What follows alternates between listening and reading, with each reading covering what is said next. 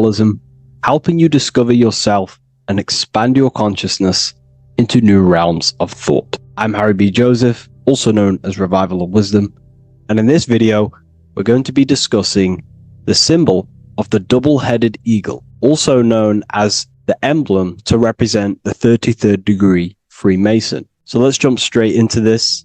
We have a piece of Masonic artwork here, which is what we call a complex symbol. A complex symbol is not just one symbol, but many different symbols in one piece of artwork coming together, forming a greater meaning. So we have many different symbols to break down here. And we're going to start off with a little bit of context so we can understand this symbol. This symbol represents the 33rd degree Freemason. Once you reach the 33rd degree of the York Scottish Rite Mason system. So once you reach this level, this symbolism corresponds to that individual. So therefore, this piece of artwork is representing the consciousness, the mindset, the ways of thinking, the ways of viewing the world of the 33rd degree Mason. It represents the consciousness of the 33rd degree Mason. And this is what esoteric symbolism is about.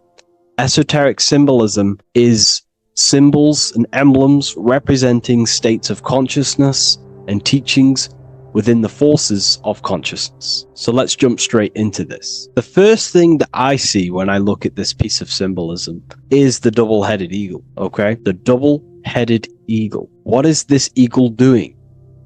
So the thing with symbolism is that symbolism trains the mind to think in a subconscious way. Now, what do I mean? To the person who thinks in linear thought, straight line thought, A to B thought, they see an eagle. They see a piece of artwork. They just see a piece of artwork with no meaning.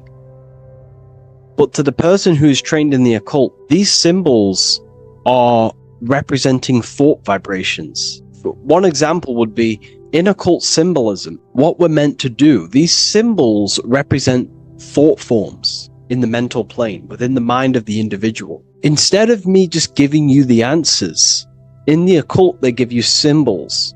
And what you're meant to do is look at these symbols, stare at these symbols, and see what kind of thought arises in your mind, and follow the chain of thought. This is how you unlock deeper levels of symbolism. This is what we call the chain of thought. Now, what do I mean by the chain of thought?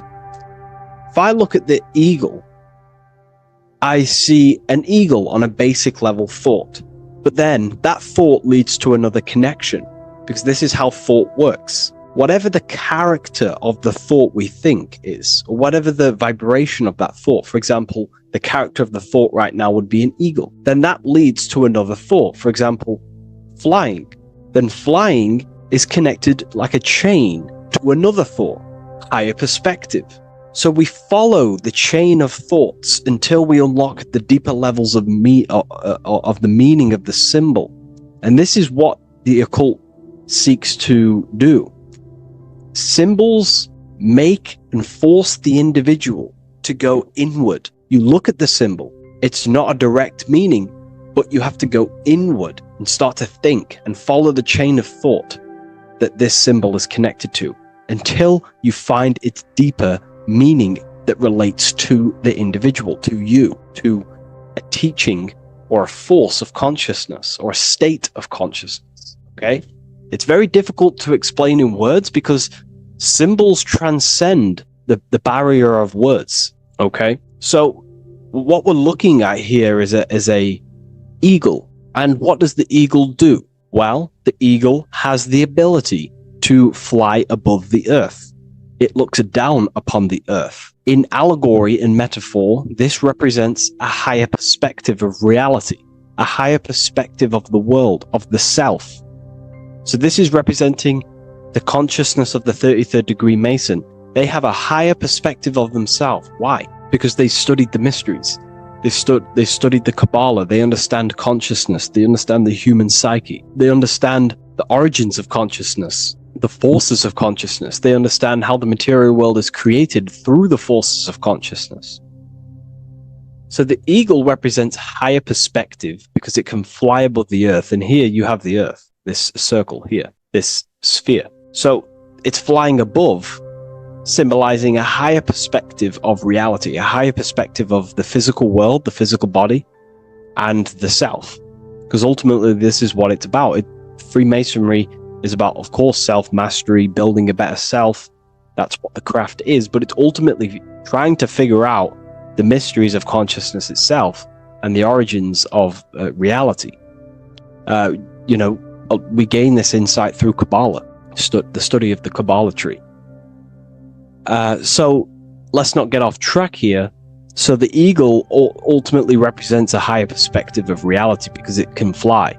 On a deeper level, it also represents the astral body, because the astral body can fly above the material plane. It has no connection, no limitation to the physical plane. It does have a connection to the physical plane because all of the dimensions, the mental, the astral, the etheric, the physical, are all interwoven to each other. However, it also represents the activation of the light body, hence why we see this light rays around it. But that's a bit too deep for now. Let's go a little bit deeper into about the basics of this symbol. If you look at this eagle here, this eagle's looking backwards, and this eagle's looking forward. So this is forward and backwards. This is symbolizing time. So we have an eagle looking into the past and an eagle looking into the future. This is called the mastery of time. This is how you master time. You have a crown in the middle of these two heads.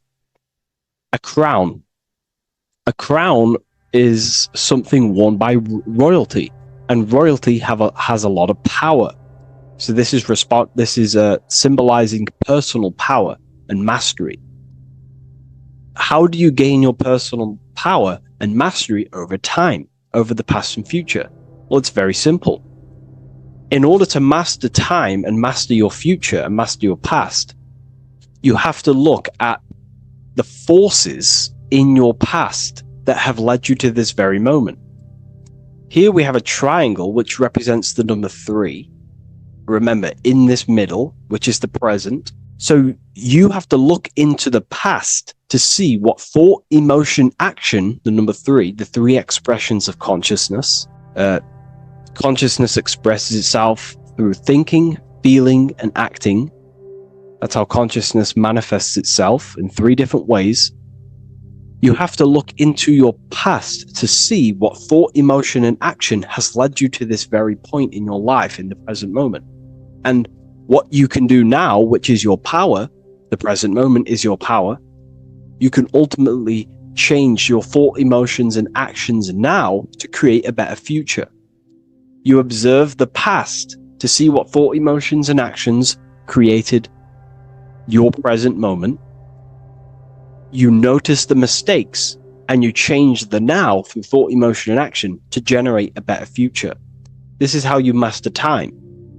Now, keep in mind, this is always in the mind of a 33rd degree Mason.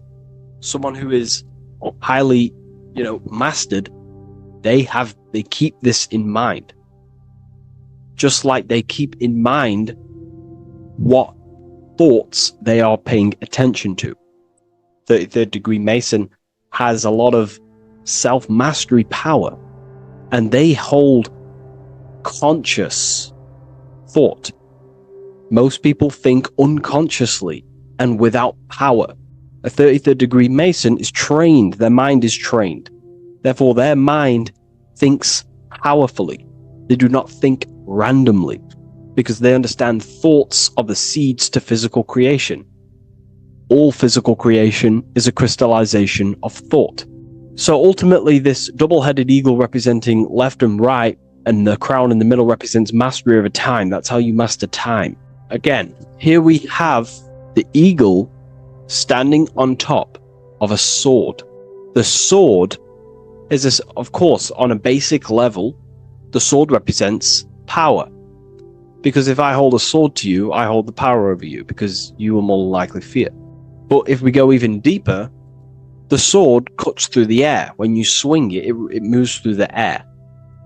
Therefore, it's a symbol of the air. Because you can't really make a symbol of the air because air is invisible. So the sword is a symbol of the air. And the air is one of the 4 physical elements in alchemy. We have water symbolizing emotion. We have fire representing the spirit. We have earth symbolizing the physical body. Then we have air symbolizing the mental body. The mental body. So the mental body is symbolized by this sword. A sword has to be continually sharpened. If you don't sharpen the sword over a long period of time after using it, it will become dull and it won't be very effective. This is an allegory symbolizing the human mind, because the human mind is like a sword. If you do not sharpen your mind, you will lose control of your mind. When you stop doing the meditations, when you stop being conscious, when you stop doing the affirmations, the mind falls back into old, unconscious thinking patterns, and we start to lose control of it. The mind is seen as a sword within the occult, because this is pretty much your tool. Your mind is your tool. This, just like the sword is a tool. Your mind is a tool to create reality. So we need to make sure this tool is always sharpened, that we stay on top of the mind, hence why the eagle is on top of the sword, symbolizing control over the sword, mastery over thought. This also goes into thought forms. In the occult, there's something called thought forms. Thought forms are basically taught to the individual and understood by the individual, who understands that the mind is not just in the brain. The mind is a part of a mental field. All around you, there is not just a field of energy. There's also a field of mind surrounding you. It's a mental universe. And this field of mind is what we call the mental plane. The field of mind is where all of the possible thoughts in the universe infinitely express itself. So each area has different thought forms. Each postcode, each place you go has different thought forms. This is why if you walk into a cathedral, for example, an ancient, amazing structure, your mind instantly becomes, you're amazed. You feel different when you walk into these areas, because all around you is a mental field. And there's something called thought forms. Thought forms are basically what religion call spirit guides or angels, helpers. This is what thought forms are. Thought forms are basically, if you dwell on the thought that you are going to lose your girlfriend, for example, let's use a negative example here, because a lot of people can relate to this, or your boyfriend. Let's keep it simple. Everyone can relate to this at some point in their life, hopefully, or if not, it's okay, no worries. It's just an example that most people can relate to. If you constantly dwell on the thought that you are going to lose your partner, what we have to understand is that the mental plane, what we have to understand is that the forces within consciousness, within what we call the universe, is always trying to give you what you want to create. That's your right. The universe, or mind, or consciousness, whatever you want to call it, is always trying to unfold what you want to create. It doesn't know the difference between something you don't want to create or do want to create. Whatever you think about is ultimately what this power of consciousness or the universe will try and manifest. This is why we have to gain mastery over our thought, because thought are basically the seeds that we impress into the dimensions. So we have a mental dimension, we have a higher, middle, lower subplanes of the mental dimension or the mental plane. Then That's just thought. The mental plane is just thought. Below the mental plane, thought takes the body of imagination, which is what we call the astral plane. And the astral plane also has higher, middle, and lower subplanes. Then we have the etheric plane. The etheric plane is basically an energetic copy of the physical plane. So you have an etheric brain, you have an etheric body. It's just basically an energetic, exact copy of everything that is physical. So if we think something within our mental body and we dwell on that thought, the more attention you give, the more you feel that anxiety about losing your partner, you're literally forcing energy and direction and attention into this thought idea, which manifests itself within your own aura. Your aura is basically, it's not just your electromagnetic field. Your aura has many different levels. It has a physical level, it has an etheric level, an astral level, and a mental level, layer. So it has a layer for each one of these bodies. If you dwell on this thought and you keep giving attention, power, you start to imagine this because you're worrying about it. You literally create a elemental or energetic substance that clouds your aura. And this is what people have been called demons, people call spirit guides, whatever you want to call it. This is what it is. It's a thought form. But this is not something that's come after you. This is something that the individual has created. And wherever they go, this cloud of thought forms that they've manifested literally clouds their aura. You can see it within the astral plane and the mental plane. You can see how it's affecting them. Wherever you go, you start to randomly think about it. You keep thinking about it. You know, it's infecting you. It's like a demon. It's tormenting you. But it's simply just a force, an astral force, and a mental cloud that they've manifested within their aura. Thought forms. The 33rd degree Mason has very powerful thought forms. And this is, you know, if you're a Mason yourself, and you're not aware of this, this is why it's great to be around a 33rd degree Mason within your lodge, because they have very powerful thought forms, and you being in the present of them, you're also taking on his thought forms, and they can assist you. We're all affecting each other through thought transference through the mental field or the mental plane. Okay. Now I'm not going to go too deep into that because, you know, people can use that knowledge for really bad. But ultimately it represents thought forms also, symbolized by these clouds. Clouds are a symbol of thought forms, because they manifest themselves as basically like a cloud form energy within the aura of an individual. So this represents the mastery over the intellectual side of consciousness, of thought, sharpening the mind, gaining mastery. Then we have 33 in a triangle. A triangle in alchemy symbolizes, well, the upwards triangle, the upright facing triangle symbolizes the element of fire. The downright facing triangle represents the element of water.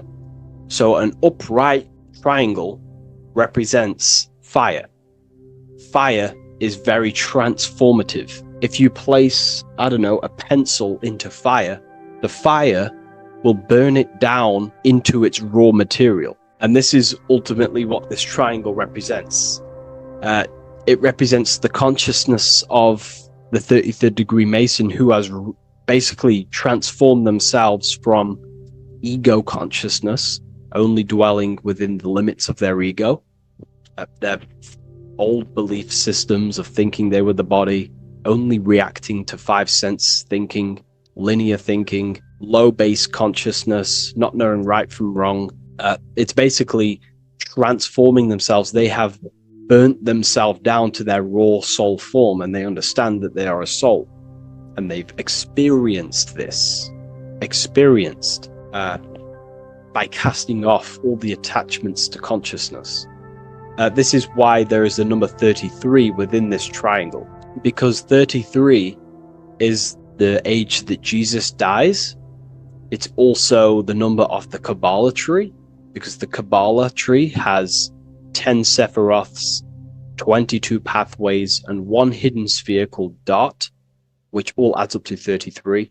And the Kabbalistic Tree of Life, just to give you a bit of context, basically is a blueprint of how God manifested the world, and you are an expression of God. So it's also representing how your soul fell into matter, how consciousness creates matter. And it's also a diagram of how reality is not fixed, but it's ever unfolding creation through these forces of consciousness.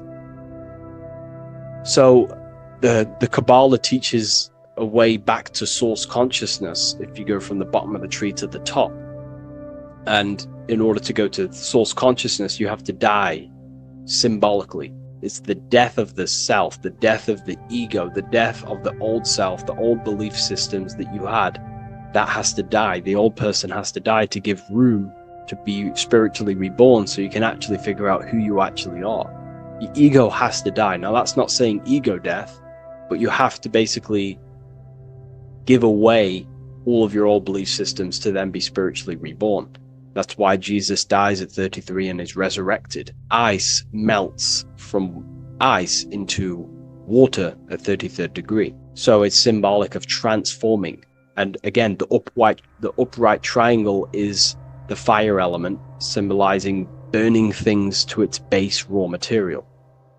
33, which is again death and resurrection. So it's all about burning the old self and being spiritually reborn again. This is the teachings of Hermeticism, Christianity. It's in everything. You'll see this symbolism or this story of death and resurrection absolutely everywhere in the ancient myths, because it's all talking about the same thing. You have to symbolically die. You have to kill off the old self to be spiritually reborn, to be initiated into a mystery school. So the 33rd degree Masons basically saying, well, they have resurrected. They have resurrected the connection to their soul, because as we grow older in this life, we lose connection with our true authentic self as the ego develops as we get older.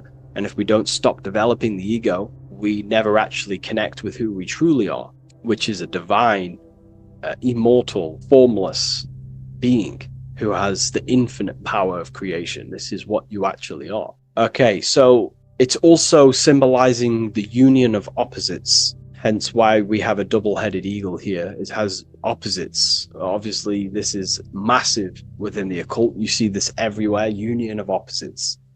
Okay, so union of opposites goes from, basic teachings to the most advanced teachings that most minds are not ready for. Union of opposites is on a basic level is union of the mind and the heart, going from mind consciousness, which is basically ego, the lower self. That's not to say the mind isn't powerful, but that is the house of the lower self. The ego. It's the house of the ego. So we have to learn how to use the mind for what its proper use. The mind's proper use is for the soul to create. However, we're not taught this in school, so we've basically developed a false personality within our minds, and our minds have become a vessel for a false identity. So what we need to do is integrate the heart, which is the soul self, the true self, with the true powers of the mind. And the mind is basically a powerhouse of creation, infinite possibility. And that's the mind's true usage is for creation, not a false identity. So it's about integrating the mind and heart. It's also symbolizing a balanced mind, and we do this by aligning the left and right hemispheres of the brain, which help you perceive reality for what it truly is. Because the two double-headed eagles, they're joined together, so it's union of opposites. So it's about reintegrating the female and male aspects of self, such as the left and right hemispheres of the brain, the mind and the heart, all working as one system. When we align the left and right brain, we see reality for what it truly is. Now, what do I mean? Most 90% of people, I'm not putting anyone down, if you relate with this, it's fine. We're all here to work on ourselves. So I'm not putting anyone down. People with a left hemisphere dominated view on reality see things as a very logical They see reality logically, basically. Now, what do I mean? They see things as this is science, that's mathematics, that's religion, that's metaphysics. They're all separate and divided because that's what the left hemisphere does. The left hemisphere basically dissects everything down. The way the brain works is truly magical. The right hemisphere of the brain allows us to basically see a bigger perception on reality. It sees the bigger picture. The bigger picture, for example, the woods. It sees the woods as a whole unified woods. But then the left hemisphere of the brain takes that view and perception of the woods, dissects it down and analyzes it into individual branches, trees, leaves, animals, insects. But in reality, it's all one, because all is manifested from the one God, the one source, the unmanifested consciousness, the unmanifested force. So it's union of this. We have to view the world as in, yes, everything is one, but I'm also living in my personal consciousness. Yes, there is a collective consciousness. We're all one consciousness, but I also have my personal consciousness. I need to think about both, making sure that my thought, emotion, and action is contributing towards the evolution of myself and the evolution of humanity. A person who is only left hemisphered only thinks about themselves mainly, 90% of the time. They only, they're trapped in ego, and the individual can't see pattern recognition, really. Pattern recognition is more the right hemisphere because it sees the whole. So it's about aligning the brain hemisphere so we can actually see reality for what it is, so we can, without distortion or illusion, and be neutral. Okay, we have light rays. Light rays are very symbolic within the occult, especially Freemasonry. Light rays are symbolic of force and form. These are the two dualities within the occult: force and form. The internal world is force, external world is form. Everything outside of you is a formation of force. No force ever takes place on the physical plane. All force takes place within mental, astral, or etheric. The physical world is formation. Therefore, what is the force that drives you? What is the desire that's a force? Emotion, force, thought, force. What are the forces driving you to take action in the physical world? And we need to gain mastery over these forces. Light is also a symbolic of knowledge, because knowledge is considered light. This is why Freemasons say going from darkness to light. Darkness is ignorance. People who are only aware of their five senses, they don't want to know anything else. Their minds are completely shut off. I have my belief system. That's it. I'm happy. I don't care. That's their ego limiting themselves and building their own prison. Light, on the other hand, is about going from a state of unconsciousness, not being aware, into a state of light. Light makes things reveal itself. If I shine light on you when it's dark, I reveal truth. You're there, you're manifested. If you're in a dark room and I shine a torch on you, you're revealed. The veil is lifted. The darkness is gone. So this is symbolic of light revealing higher truths to yourself as you walk the path of self-realization and gnosis. So light is symbolic of this also. They have high amounts of intelligence, a 33rd degree Mason. They have a lot of light. They have a lot of knowledge. They've researched a lot of things. They're intelligent in many different areas of life, within speech, within grammar, the way they portray thought, their mastery, their level of mastery, their understanding of themselves is very advanced. They also know a lot about physiology, about the brain, about the body, life, consciousness, astrology. They know a lot. They have a lot of light. 33rd degree Mason. Me, myself, I'm not a part of Freemasonry, and if I ever do become a part of Freemasonry or any order, I will openly share it to all of you. This information has come from following the chains of thought through self-study and self-realization, and studying Freemasonry from an external view. You can gain a lot of insight just by studying symbolism itself. Masonry is about being a builder. That's what the word Mason is. Mason is about building. The word Mason means builder, and it's about building the self. We're all building either our prison of our soul, or we're building our freedom of our soul. Every single one of you. Every time you reject something that if you reject if you did something wrong and you reject you being wrong, someone tells you were wrong, but you reject that, or they try to give you a piece of information and you reject it, you're building your mind's prison, stone by stone. But the person who has an open mind to all things is freeing their mind, freeing their soul. So we're all builders of our soul, and we're all builders of reality also. And we're all building Earth. This is the building project is Earth. We're all contributing towards it through our thoughts, emotions, and actions. These are our God-gifted powers: thought, emotion, action. These are our rights to operate in the world. These are your buttons to control the character in the game.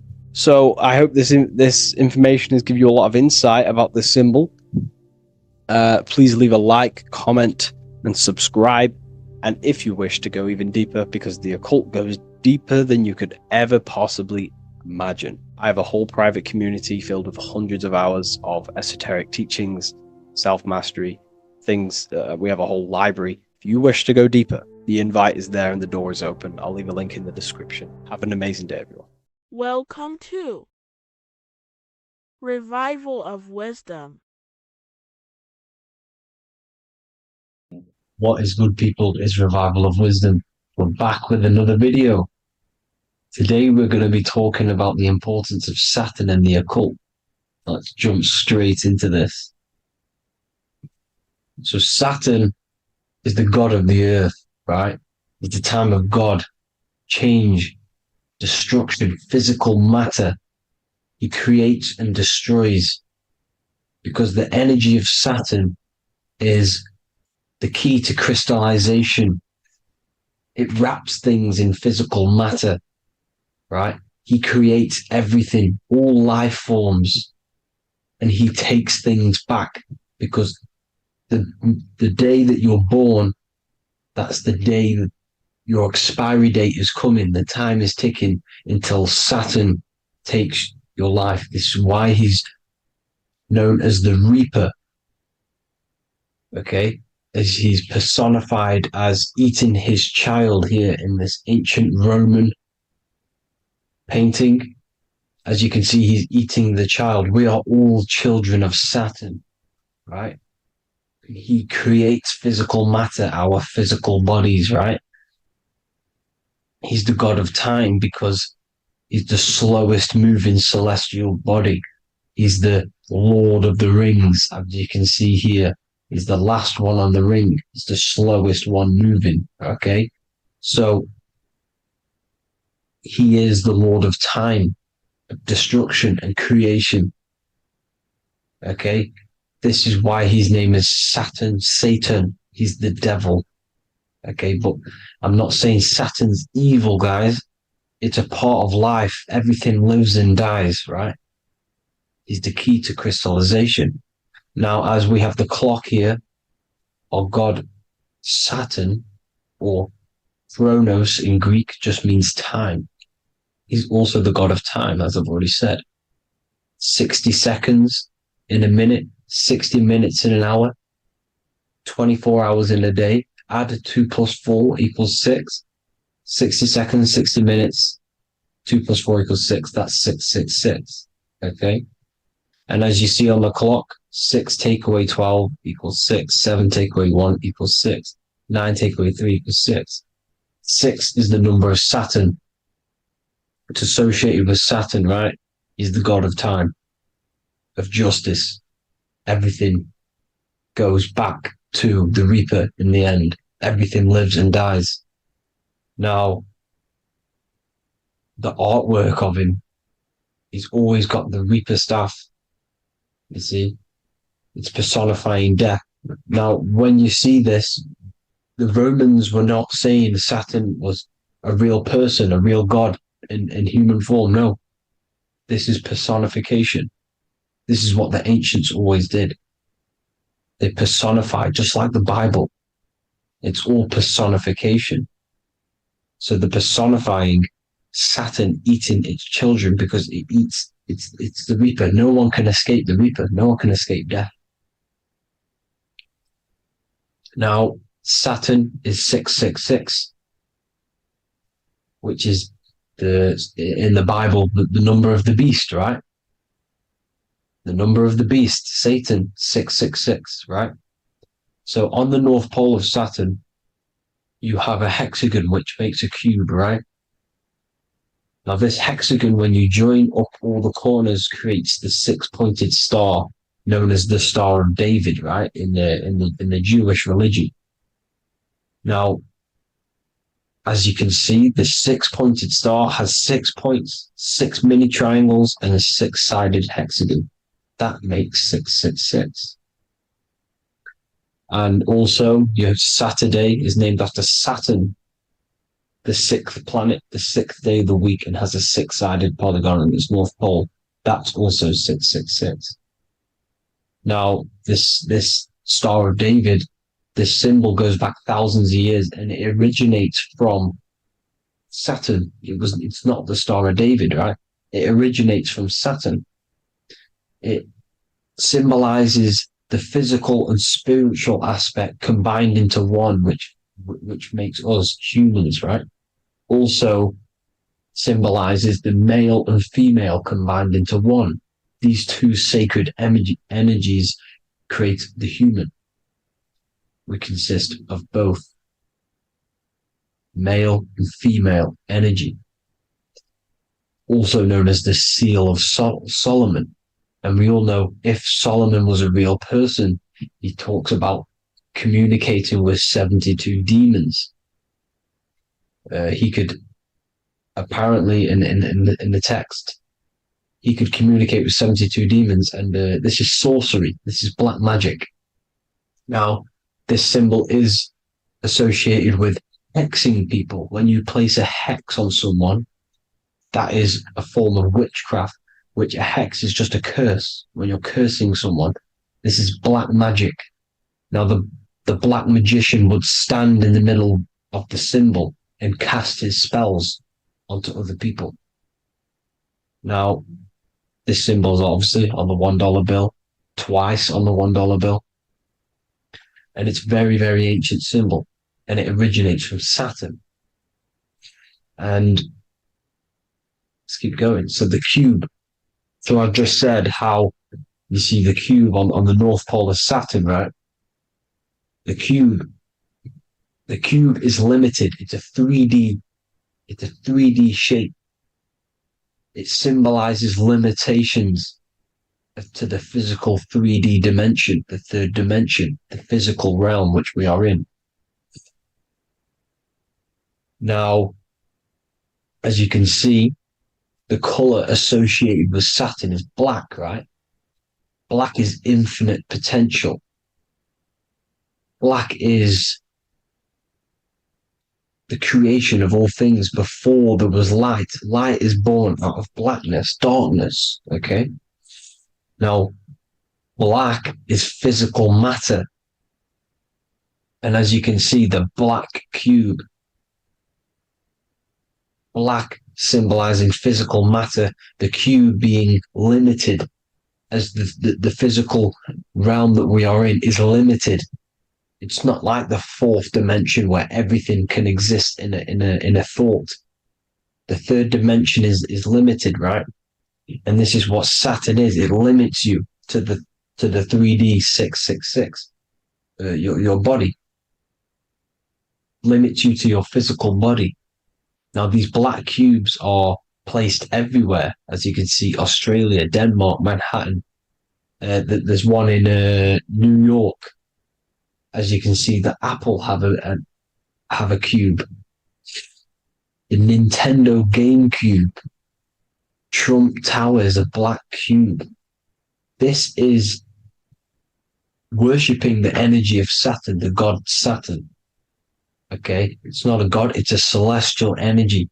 However, it rules over Earth because it pretty much created the physical realm.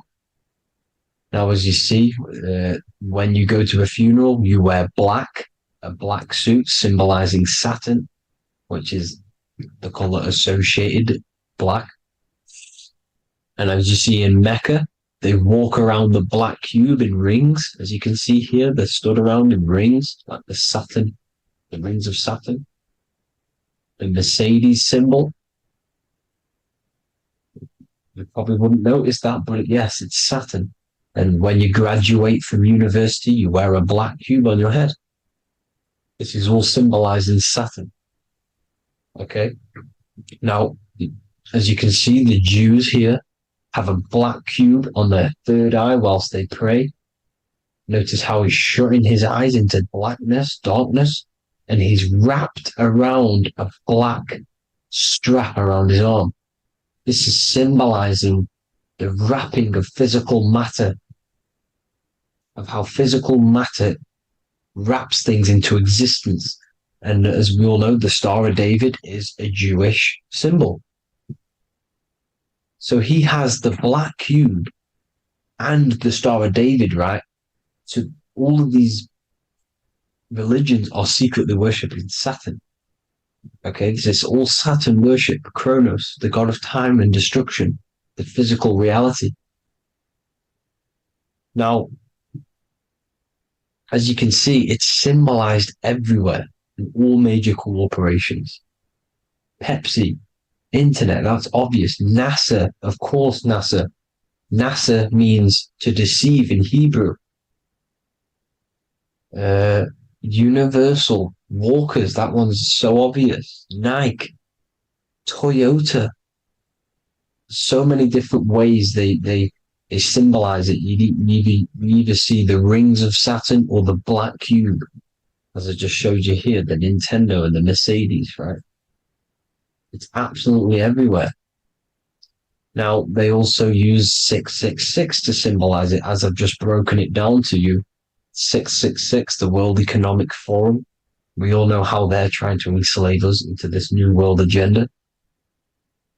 Google Chrome, CERN, Disney, Coca-Cola, Cadbury's, all of these have 666.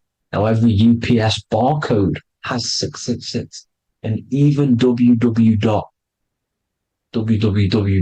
Is Hebrew for 666, as you can see here. Monster. It's the same Hebrew letter that means 666. Drake, 6 God. That's his God, Saturn. Why? Because they love physical realm. They love the physical dimension, the third dimension.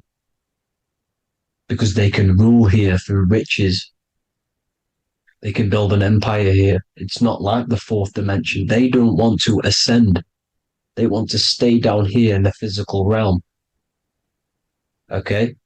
Now, this is why they're cloning. They can move their consciousness into other clones to live forever.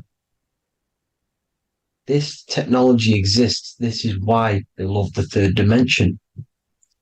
As you can see, all of these sellouts here, Drake, Leonardo DiCaprio, you know, all of these people doing 666 because this is their God. This is their God. They love the physical realm. They sold their souls for wealth and fame in this physical realm. So why would they leave?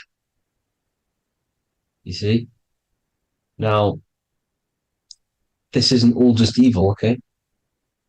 So you have 7 chakras, right?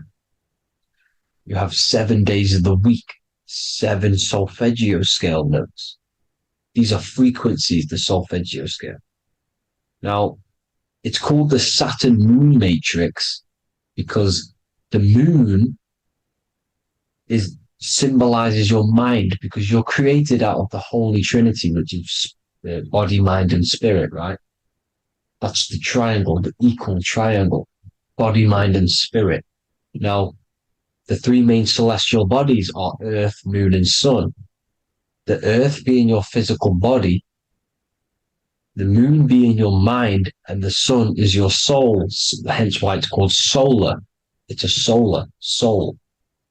Now, these symbols are alchemical symbols. So when you're doing alchemy, you use these symbols to obviously symbolize what we're talking about. Now, as you can see, these are all the symbols of the planets. Of Saturn is created out of the moon on top, the moon on the bottom and the earth on top, as you can see here. You see? And this creates the number 5. Now, with the moon being your mind and the earth being your physical body, this is mind over matter, because the earth is your body's matter. This is matter over mind. You don't want to be matter over mind. This is low states of consciousness. You won't be mind over matter. You see, to manipulate matter, to create your own reality. Now, obviously, we all know Saturn is associated with the lowest chakra, which is the root chakra. This is to deal with your animal instincts. When you're down here, you identify as the physical body. You don't know anything spiritual. You're you have a pure physical mind. You don't believe in anything spiritual. This is survival mode, consumption. They want you trapped down here, which is matter over mind. They don't want you to create your own reality, which is mind over matter. You see? Now, that's what Jupiter is. Saturn is the moon on the bottom and the earth on top. But Jupiter is the moon on top with the earth on the bottom. That's mind over matter, you see? So, these chakras are an ascension process from matter, physical matter to spiritual. This is the ascension. This is the stairway to heaven. This is Jacob's ladder. You see? Now, the number 5, which is obviously associated with Saturn as well, which create the symbol for Saturn, created the number 5. You have 5 senses, 5 elements, 5 physical elements. As we all know, Saturn crystallizes everything into physical matter out of the 4 elements. 5 fingers and toes, 5 points of man. Okay, the number 5 is the number of justice. Saturn holds things back. He restrains things from you, makes you learn the lesson. Now, 666 is not all evil. 666 is the atomic structure of the carbon atom. 6 protons, 6 electrons, 6 neutrons, right? We are carbon-based life forms. All life forms are based on the bonding properties of the element carbon. Because Saturn crystallizes everything into physical matter.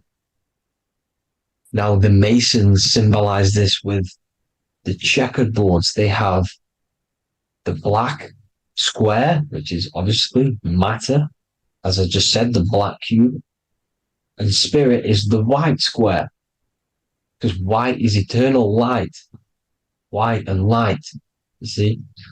Black is physical matter. Now, this is what we are. The point of our soul is to transmute from matter to spirit. But these are interchangeable. This is the constant cycle between spirit and matter, spirit and matter. High vibrational matter turns into spirit. Low vibrational spirit turns into physical matter. You see? Now, we are carbon-based life forms. This is what 666 is, the number of the beast. When I say we, the physical body is the beast. It's the animal. It's the carbon suit to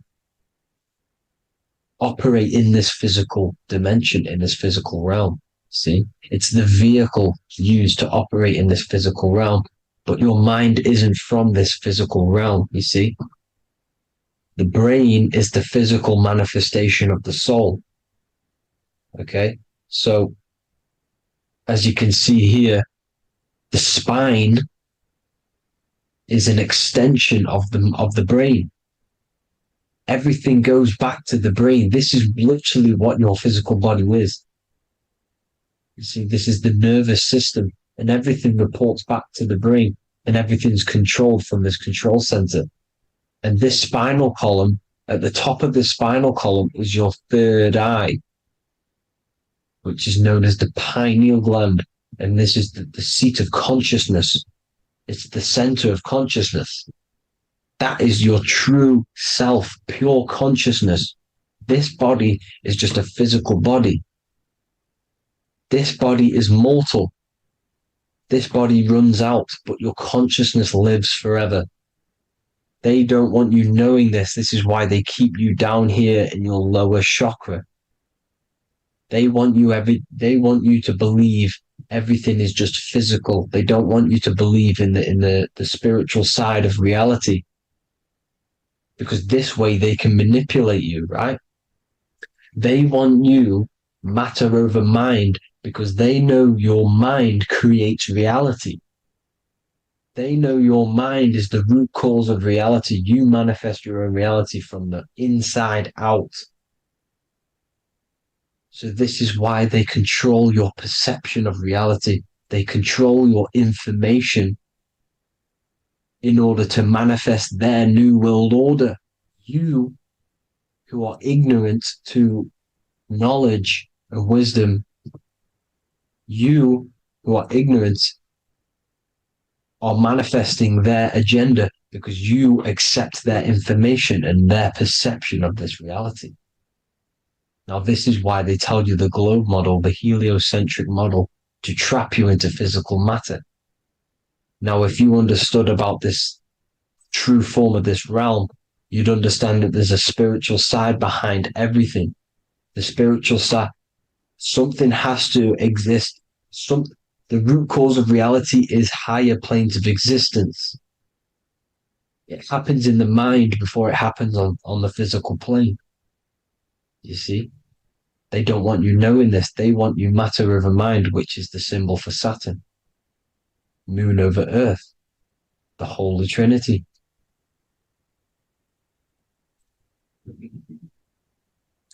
Now, as you can see, the cube also makes IXXI. This is Roman numerals.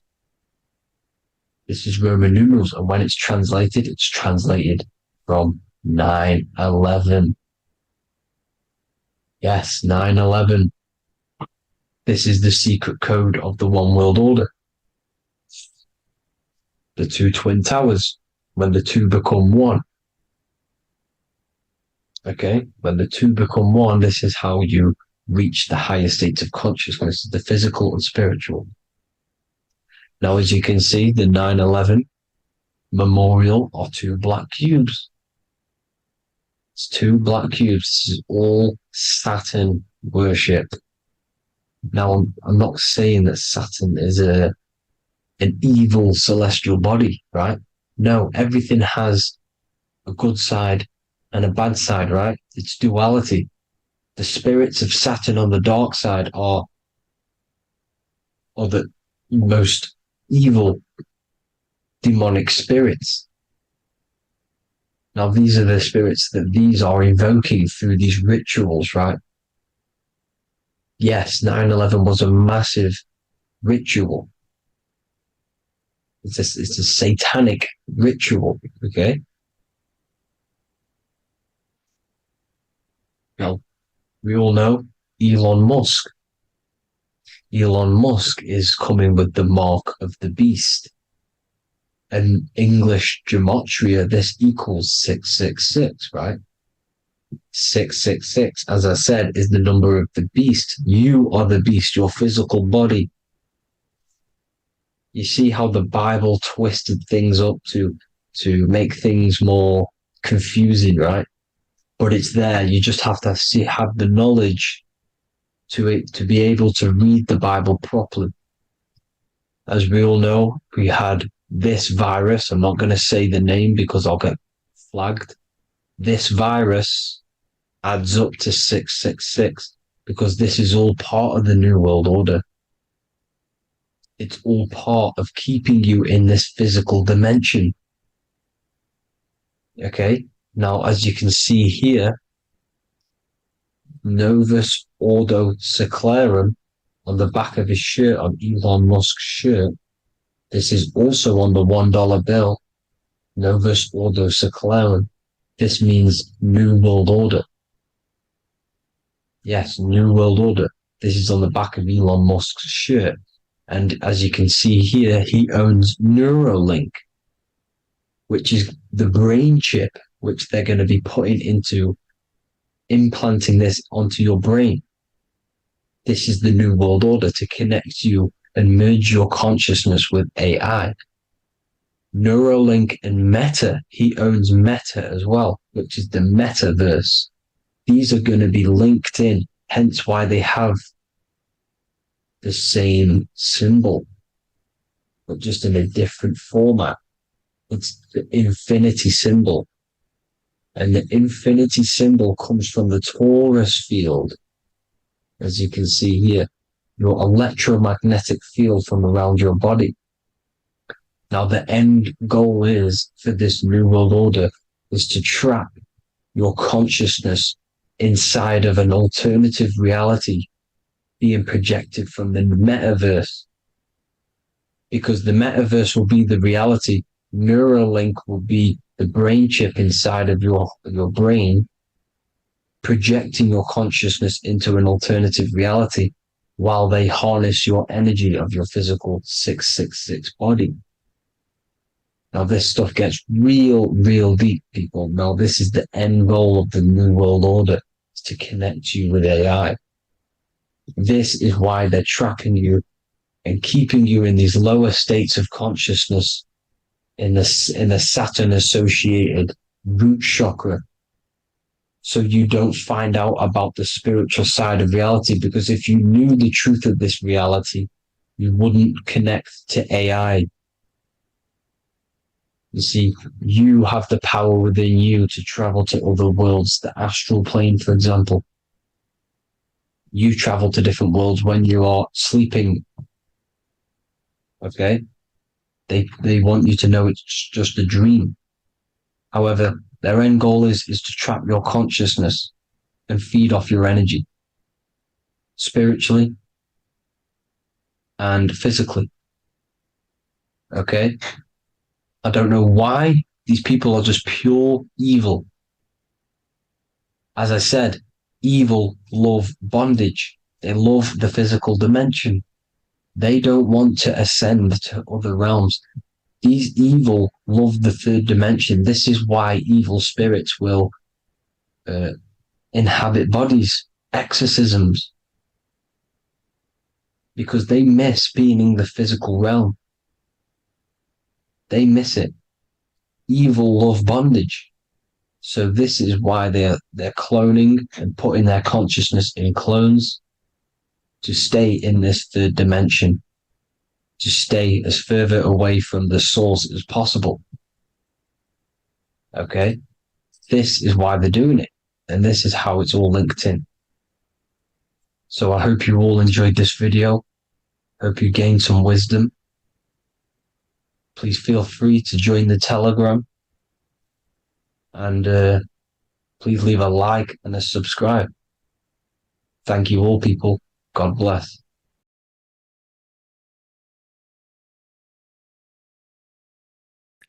What if I told you that reincarnation is real and that there is a metaphysical, spiritual science behind this? Most people leave this world just as lost when they entered it. That they carry their fears, attachments, and addictions with them, only to be born again, trapped in the same cycle, repeating the patterns of lifetime after lifetime. This lecture is not just about preparing for death.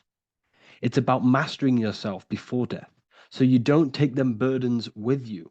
Because the truth is, whatever addictions, fears, and unresolved emotions you cling to in this life, you carry with you into the next. Unless you break free now. You must master yourself before death. Death is not the end. It is the great passage. But how we transition depends on our mastery of the self. This was symbolized by the Ouroboros, the snake biting its tail. Every ending is a new beginning. It's an infinite cycle of consciousness. Now, your human body is basically an antenna tapped in to a stream of consciousness. Just like a radio is tapped into a specific frequency to play that radio.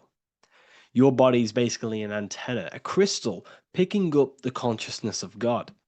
You are on an ever-ending journey, a journey of learning and expansion of the mind into new fields of thought. This was symbolized as the Ouroboros. When you die, it is a new beginning. It's a transitioning, not an ending. Everything is eternal in this universe as consciousness is formless and constantly transforms into new forms of life. Let's break down the word death. Death contains the word ether. Now, the ether can be found in the word heart or earth. Ether. Everything in this plane comes from the etheric plane. The etheric plane is the barrier between the physical plane and the spiritual plane, the astral plane. The astral plane is the screen that you have in your mind that allows you to imagine a red apple, for example. This is the imaginative plane where thought forms start to take form. Everything begins as a thought, then the thought form becomes an imagination, then energy, then physical. Everything in the physical plane is a shadow of thought. All objects manifested as thought.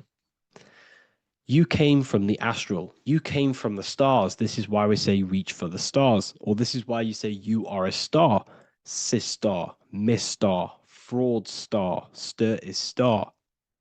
And when you become famous, you become a superstar and you gain a star on the Hollywood floor. You are a star. The ether. The ether is the infinite energy source which all things come out of and return back to. This is the cycle of life and death, summer and winter, day and night, sleep and awake. The ether is the infinite energy source which all things come from and will return back to. Okay, sorry about that little error. The ether is the boundless source of energy from which all things emerge, to which all things return to. We can see this in the cycle of the sun. The sun does this wave of creation. It rises and it falls. We have the day and the night. The daytime represents our conscious mind when we are alert. The nighttime represents our subconscious mind when we are inside the spiritual realms. The nighttime is spirit, the daytime is matter, spirit and matter. Awake and asleep, conscious and subconscious. We see this in the yearly cycle. Summer is life, winter is death. Spring is the morning, summer is midday, autumn is evening, winter is the night. Everything is a macro and a micro cycle of being born out of the ether and returning back from life and death. Life and death is manifested within the cycles of the sun and everything outside of you, as within, so without. This is why we say sleep is the cousin of death. The macrocosm is death, the microcosm is sleep. Every time you go to sleep, you are essentially it's a miniature death. You're entering into spirit and then returning back into matter in the morning when the sun rises. Everything is a reflection of the macrocosm cycles. Preparation for death.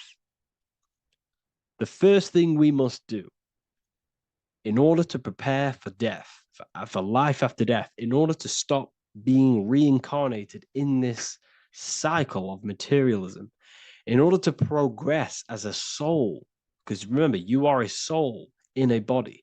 Just like the sun gives power and life to the earth, your soul gives power and life to your body. When you say I, you're referring to the soul. And your soul can be stuck underneath layers of false identifications. Who you believe yourself to be is merely a collection of subconscious programs running within your mind. Now that's very deep. That is very, very deep. Who you think you are is a part of your thinking mind. Your name, your job, your reputation, your family, your friends. These things are not you. They're all aspects of the thinking mind. What happens if you meditate and you turn off the mind? Then all these things do not exist. You're left with the pure soul, the pure awareness, the pure observation. If you turn off the thinking mind, you're no longer your body, you're no longer your reputation, you're no longer your friends, you're no longer your job and your labels. You are the soul. That's the true you, the observation of the mind, not the thinking mind. The ego is the echo. It's an echo of your true self. The ego is your mind's perception of itself, shaped by experiences, trauma, emotions, and beliefs. It is merely an echo of your true soul self. The ego is not you. Your mind is not you. You are the soul. And this is the true self that we must express within our life and we must connect with before we die.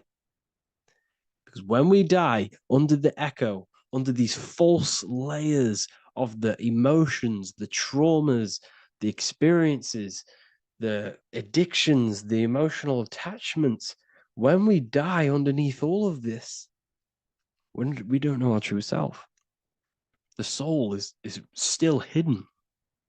The true you is hidden underneath these layers of false identification. We must remove these layers of false identifications. We must remove them. We must destroy the echo. Remember, the ego, you never had an ego when you were a child. When you were a child, you were pure. You didn't, you didn't show off things. When you were a child, you were pure. You expressed yourself freely with you didn't hide anything. You didn't hide any aspect of yourself. You didn't suppress any aspect of yourself to fit in as a child, as a baby. Because the ego was not here when you came here. The ego grows with experience. The ego is a false perception of yourself while being incarnated in this material world. It's your mind's perception of itself and it's created through your experience. Remember, you are unconditioned consciousness, and your experiences, thoughts, traumas, emotions, and beliefs have conditioned your consciousness into believing you're only a physical body, but you are the soul. We have to remove these layers. How do we remove these layers? Like I said, the best thing, meditation. Meditation. There is a great meditation that you can do every single morning and every single night time.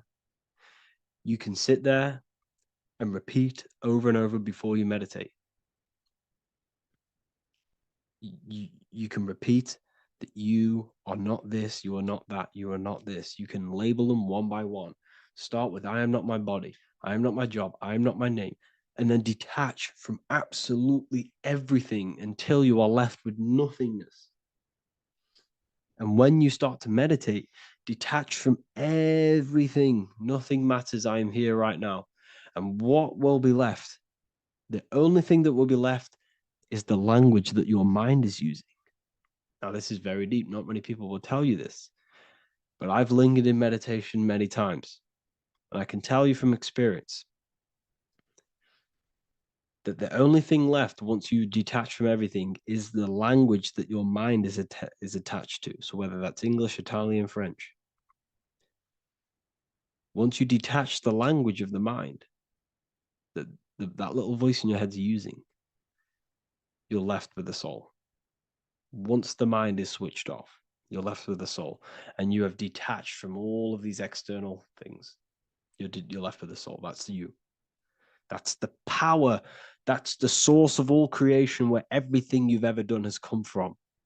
Every thought, every idea has come from your soul. Number two, that's meant to say number two. Sorry about that. Mental addictions and emotional addictions. Okay. These two are very important. Mental addictions, this could be thought patterns. This could be the labels that we've just been talking about. Then you have emotional attachments, which is maybe you're too attached to an external thing. Maybe you're too attached to your phone. Maybe you're too attached to family. Maybe you're too attached to loved ones. Yes, I'm not saying don't love them, But what I'm saying is, do not rely on anything in this world to make you happy, to fulfill your emotional needs. Everything is found within you. You must look within. And if you're looking without, if you're trying to find yourself in the outer world, you'll never find yourself. You'll constantly be looking around in loops. Because nothing, you cannot find yourself in the outer world. Nothing will give you long-term validation. Seeking validation in the outer world will leave you soulless, leave you feeling empty inside and sad and depressed. You have to find yourself within. You have to detach from everything you are relying on to give you emotional stableness. You have to detach from all. Yes, love your children. Yes, love these people, but do not rely on them.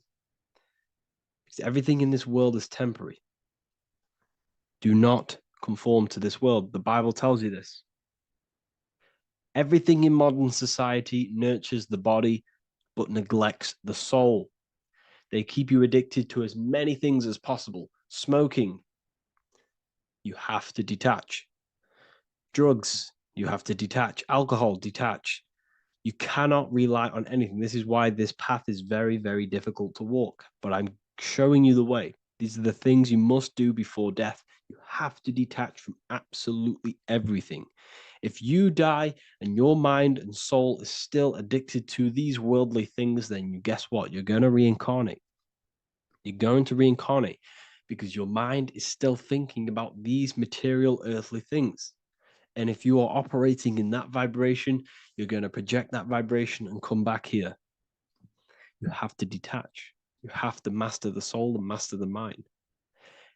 Like I said, the matrix is designed to keep you addicted to as many things as possible. Your phone, food, smoking, drugs, alcohol, clubbing, all of these things. Everything in society is made to trap your soul and reincarnate in this world. That's why it's very, very, very difficult to walk this path. Very difficult. Matrix, matter tricks. John 2:15 to 17. Do not love this world, nor the things it offers you. For when you love the world, you will lose God. Do not love this world, nor the things it offers you. Do not conform to the pattern of this world, but be transformed by the renewing of your mind. Great quote. Do not conform to the pattern of this world, but be transformed. Let this world transform you. Learn from this, expand from this, but do not be mentally and emotionally attached. Okay? What good will it be for someone to gain the whole world yet forfeit their soul? Like I said, everything in the Bible is telling you the truth. You just got to read it correctly. This is spirituality. This is spirituality. The Bible is spiritual. It's a spiritual text. We must disconnect from everything outside of us and connect with the true soul. Here we have the Egyptians showing you the soul leaving the body. Here we have the soul here. Here we have the Masons showing you the soul coming out. The soul is real. You are the soul. And when you leave this physical plane, you will go into the astral plane. That's where you came from. You came from the astral. You came from the stars. You incarnated into this physical body. Your consciousness fell into this material form to experience limitation, to experience a 3D world. So in order to ascend properly before we die, we have to let go of all the attachments. Every addiction you have, write them down. And one by one, tackle them. Before you die, you have to, or else you will reincarnate. This is the teachings of Egyptians. This is the teachings of Masonry. All of these addictions contribute towards life after death. Everything must be controlled. And we must be attached to the soul. I'm not saying I'm perfect. I'm not saying I'm perfect, people. We're all not perfect. We're all under psychological operation by the government. We're all in a very difficult situation with this awakening. I'm simply pointing out what I know from my journey and what I've been learning through occultism and research and reading lots of books and many different things. I'm on this journey just as you are. Maybe I'm further. Maybe you're ahead of me. We don't know. But this is what I'm sharing with the world. This is what I'm sharing with my research. And this is what makes sense. It's common sense. Look at everything around you. Everything's made to feed the body, not the soul. So, my beautiful watchers and fans and supporters, I appreciate every single one of you, and I hope this video has supported your journey. If you're feeling lost in life, if you're searching for deeper answers, whether you're seeking clarity, looking to expand your studies, or ready for personalized mentoring, this is your chance to connect with me live and receive insights tailored just for you. Start your path to self-mastery and enlightenment inside the world's best esoteric school. Your journey starts now. Tap the link in the description if you want to join Ethereal University, or feel free to check out my books. I thank you all, and I really appreciate for 100,000 subscribers on YouTube. I love every single one of you. Make sure to drop a like, a comment, and subscribe to the channel if you're new. Let me know some ideas for, lectures, anything that you want to know. I can make lectures on them. Just drop it in the comments. I appreciate every single one of you. Take care.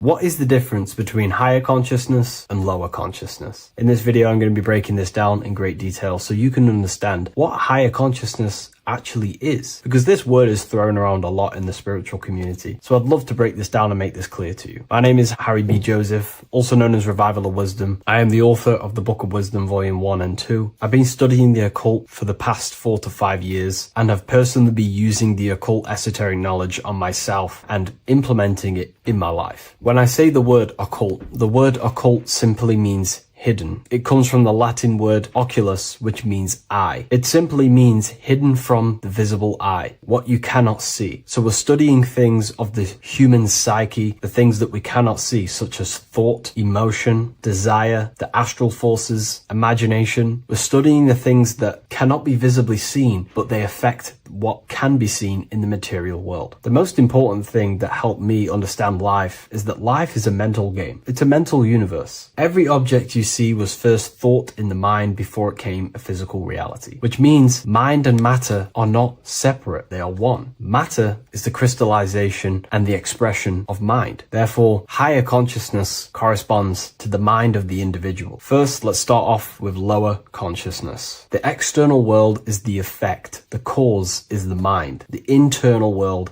expresses the external world. Reality is created from the inside out. Lower consciousness simply means they're not aware of their internal world. They have no connection with their internal world. They act unconsciously. They are unconscious to their thoughts, what's going on inside their mind. They are unconscious of their hidden desires that drive their physical actions. They are unconscious. This is what in the occult they say spiritually dead, symbolized as a grave or a casket. Someone who is not aware of their internal world and they exist within the darkness. They think, feel, and act unconsciously. They have no awareness of their internal self. They think imagination is just a fantasy, which I don't blame them, because imagination in the modern world is painted to be some fantasy thing. Oh, you're just imagining things. But in the occult, this is a very powerful faculty of the mind. The imagination is the dimension that sits just above the physical plane, that pretty much all thoughts manifest there before it materializes in the material reality. Low consciousness simply means they are in reactive consciousness. The individual reacts to the effects that they have created through the cause of their mind, thoughts, emotions, and actions. If something bad happens in their external reality, their mind starts to think about reacting, complaining,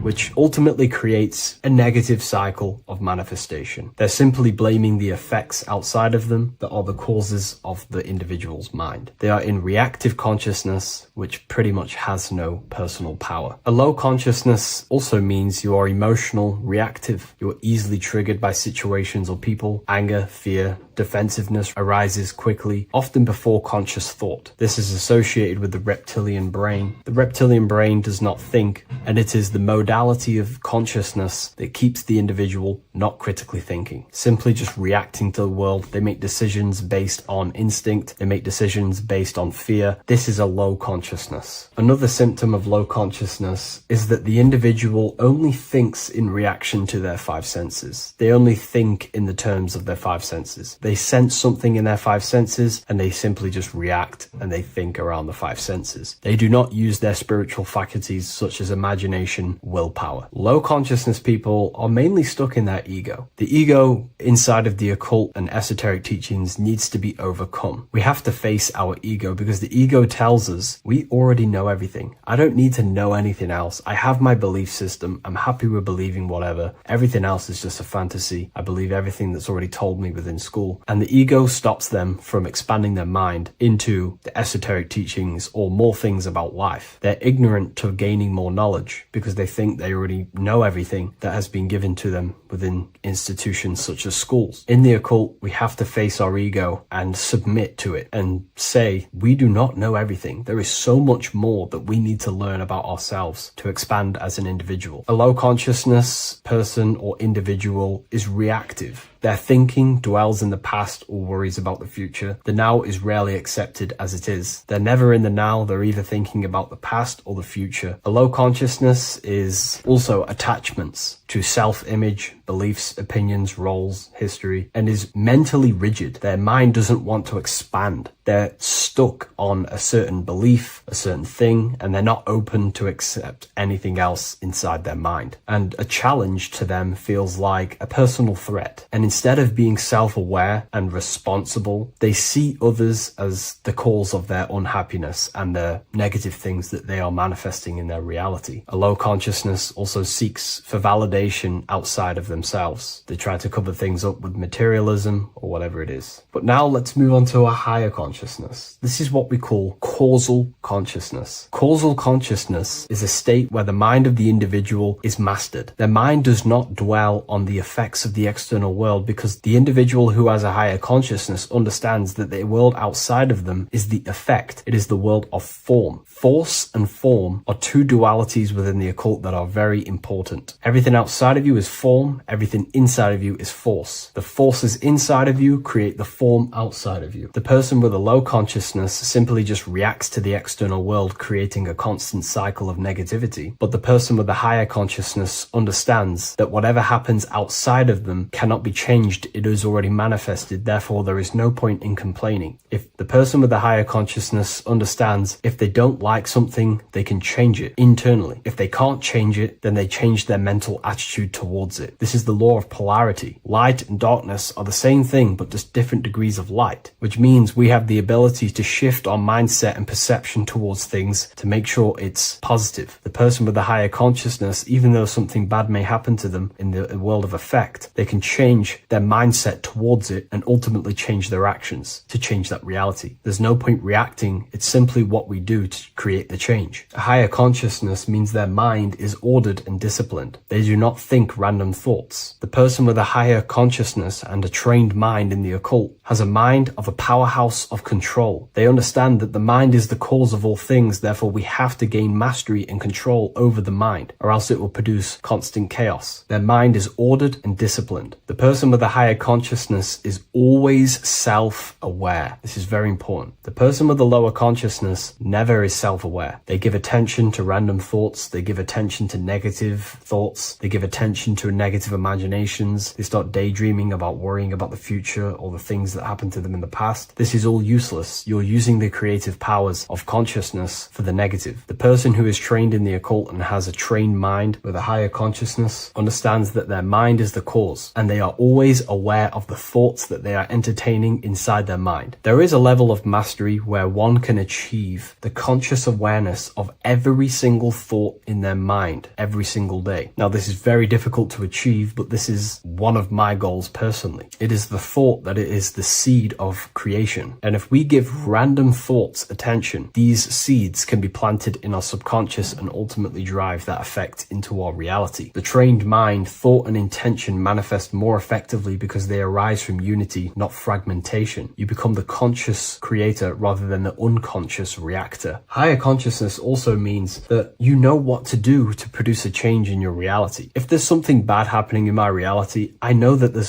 some sort of change that needs to happen within me. For example, if I start a cycle of negative thoughts, I know that there needs to be some mental work constructed on my mind. This will happen. On your path of self-mastery, you will fall back into old thinking patterns or something that happened to you in the past. These little patterns will show up again. But when you have a higher consciousness, you know exactly what to do to execute on changing that part of yourself. For example, if I catch myself thinking negatively for the past 2 days, I know I need to do affirmations and to reprogram my mind to counteract them negative thoughts. Or if I start overthinking and I start to lose control over my mind, then I know I need to do a meditation of stillness where I think about nothingness and develop my willpower. Higher consciousness knows where these things are coming from because they understand themselves. Higher consciousness also means they have unity consciousness. This is what the triangle is. Unity consciousness. The I within the triangle. The I in the triangle is the number 1. The triangle is the number 3. These are the 3 expressions of consciousness: thinking, feeling, and acting. And they are one force. If they have a goal in mind that they want to create, a desire in their heart to manifest, they unify all 3 forces of consciousness towards that goal. They think, feel, and act. A person with low consciousness is divided within their own consciousness. They think about creating a business, they feel like they're hungry, and they act scrolling on TikTok. This is what you call divided consciousness. And this is what creates chaos in reality. Their 3 forces and 3 expressions of consciousness are not working together. When we align thinking, feeling, and acting all towards one thing, you can quickly start to generate realities and create worlds. So a person with a higher consciousness will be working. They may get the thought of playing video games, but then they remind themselves of think, feeling, and acting and get back focused on whatever they're trying to create. A person with a higher consciousness will pause before reacting. There is a stillness between stimulus and action where awareness chooses rather than reflex responds. A person with a higher consciousness has no fear inside their consciousness, inside their mind, because they understand that fear is the mind killer. It kills the creative powers and forces of the mind. Fear is an illusion. And again, going back to the law of polarity, the person with a higher consciousness understands the laws. That if there is fear, then there is ultimately an opposite of that, which they can transmute their mind from fear into the opposite, which would be strength. They start to fear something, they instantly shift their consciousness into the polar opposite of that, instead of dwelling on fear, which destroys the creative power of the mind. A person with higher consciousness understands they will never die because they have truly access to mystical experiences, which proves to them that they will not die. The person with the higher consciousness does not identify with the ego, the name, the job, the reputation, because they understand these are constructs of the mind. When you turn off the mind, you are left with the observer. You are no longer the mind, you are the observer of the mind. The person with the higher consciousness seeks to be the observer of their life, looking over their thoughts, emotions, and never dwelling in them too much, because when you get caught up in your emotions, you will be moved by the wind of the emotions. They are the observer of them, and they are connected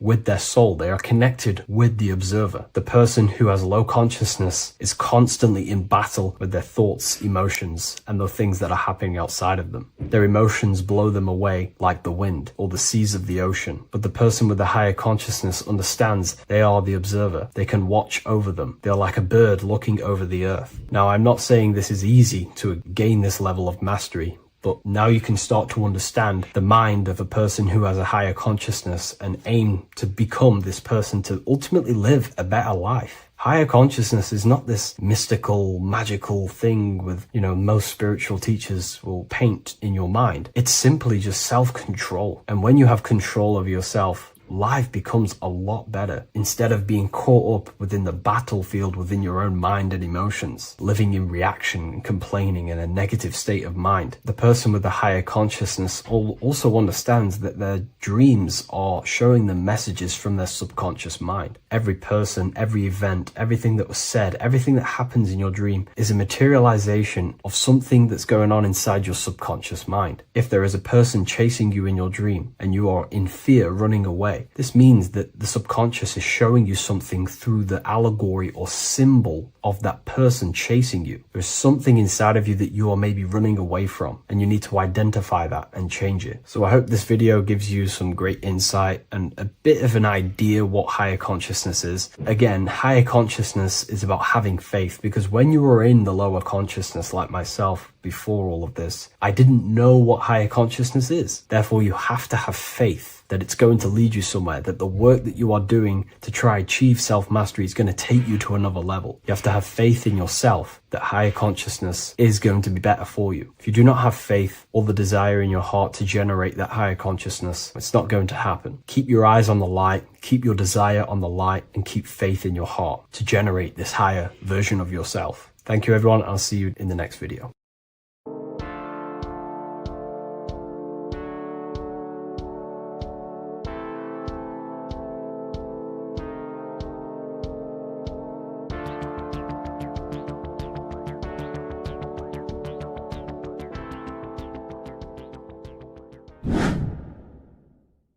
What is good, YouTube? Today we're going to be talking about the astral plane and how the cosmology fits into the astral plane. Okay, so first let's go over the astral plane and go over the different layers of reality so that you can understand reality more.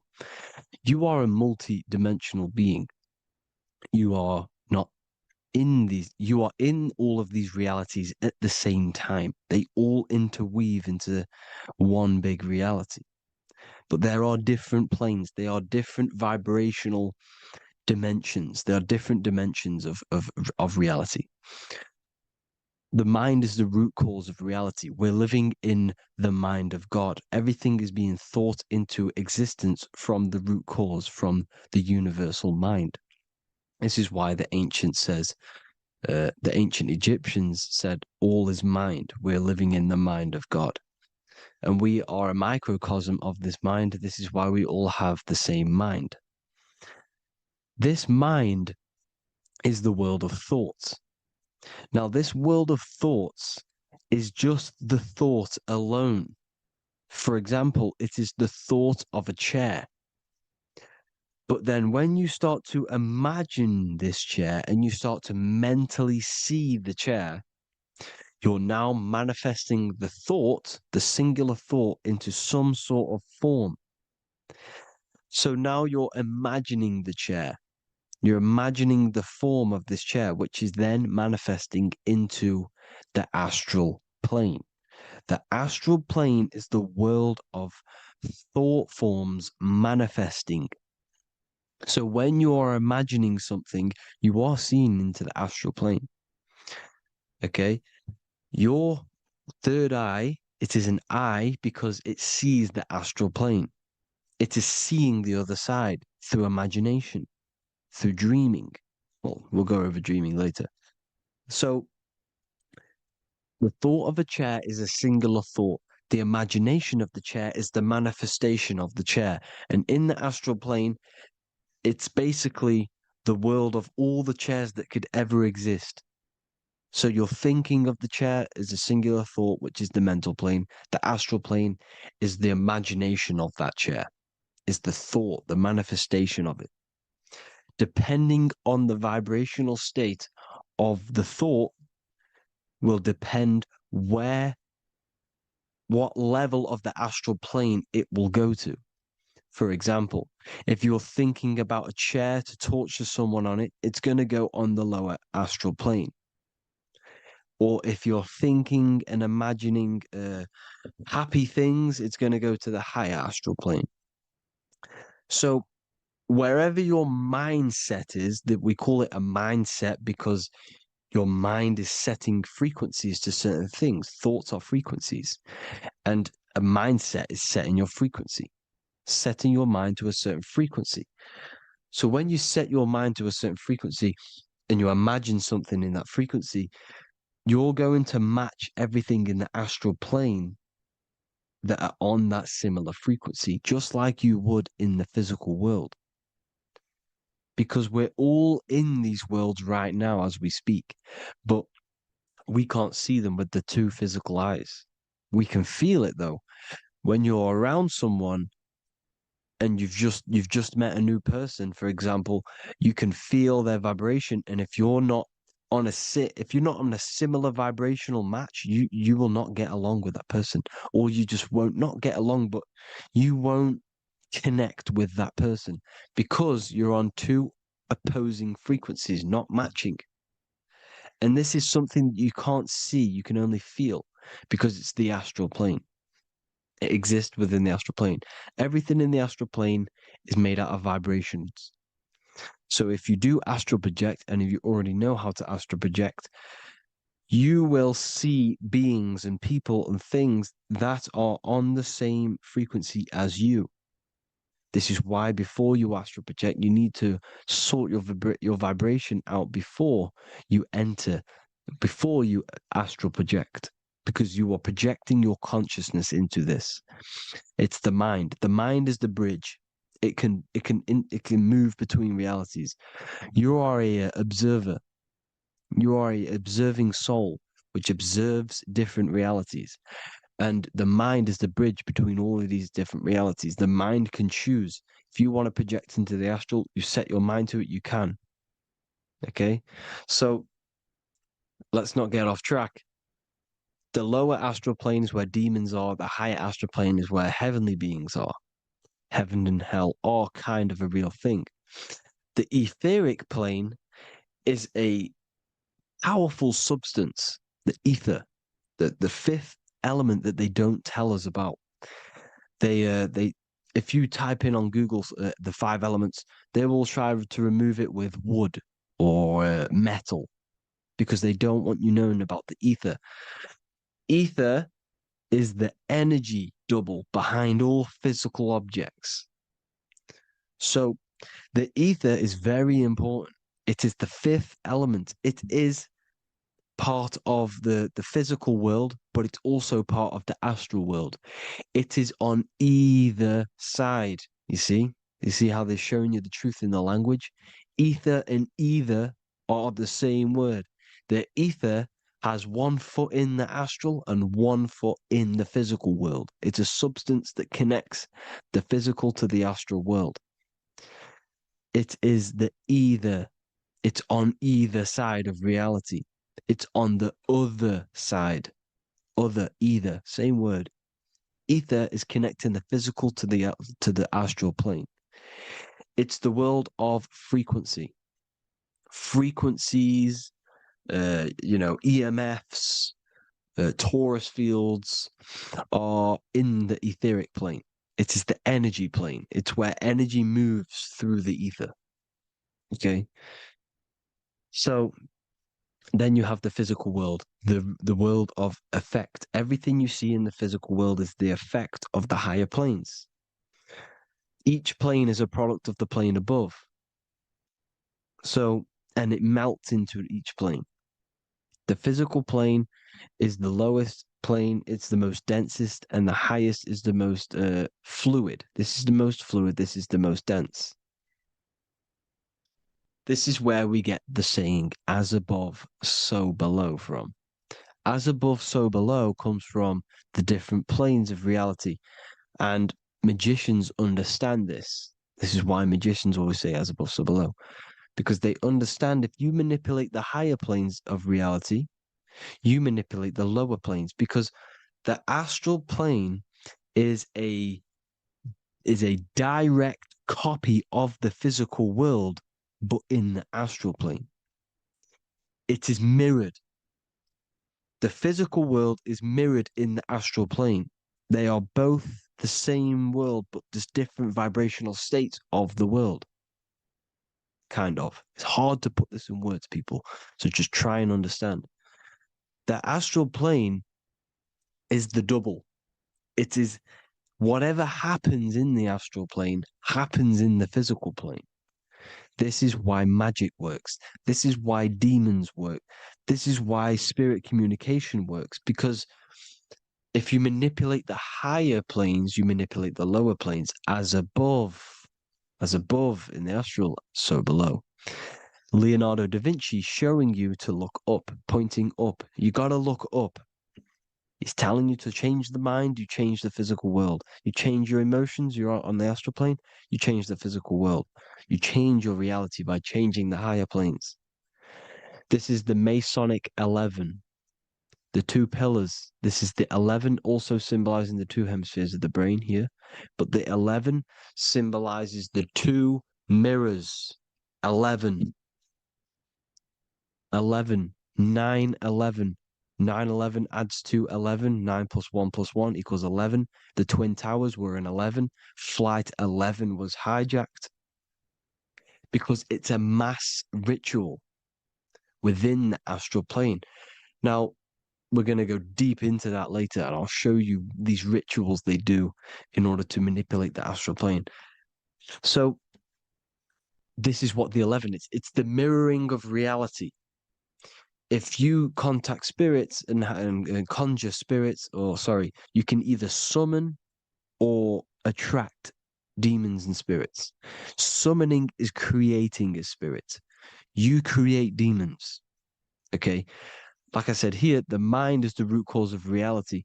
If you think of if you think of a traumatic event that happened in your life over and over and over and over again for years and years and years, where attention goes, energy flows.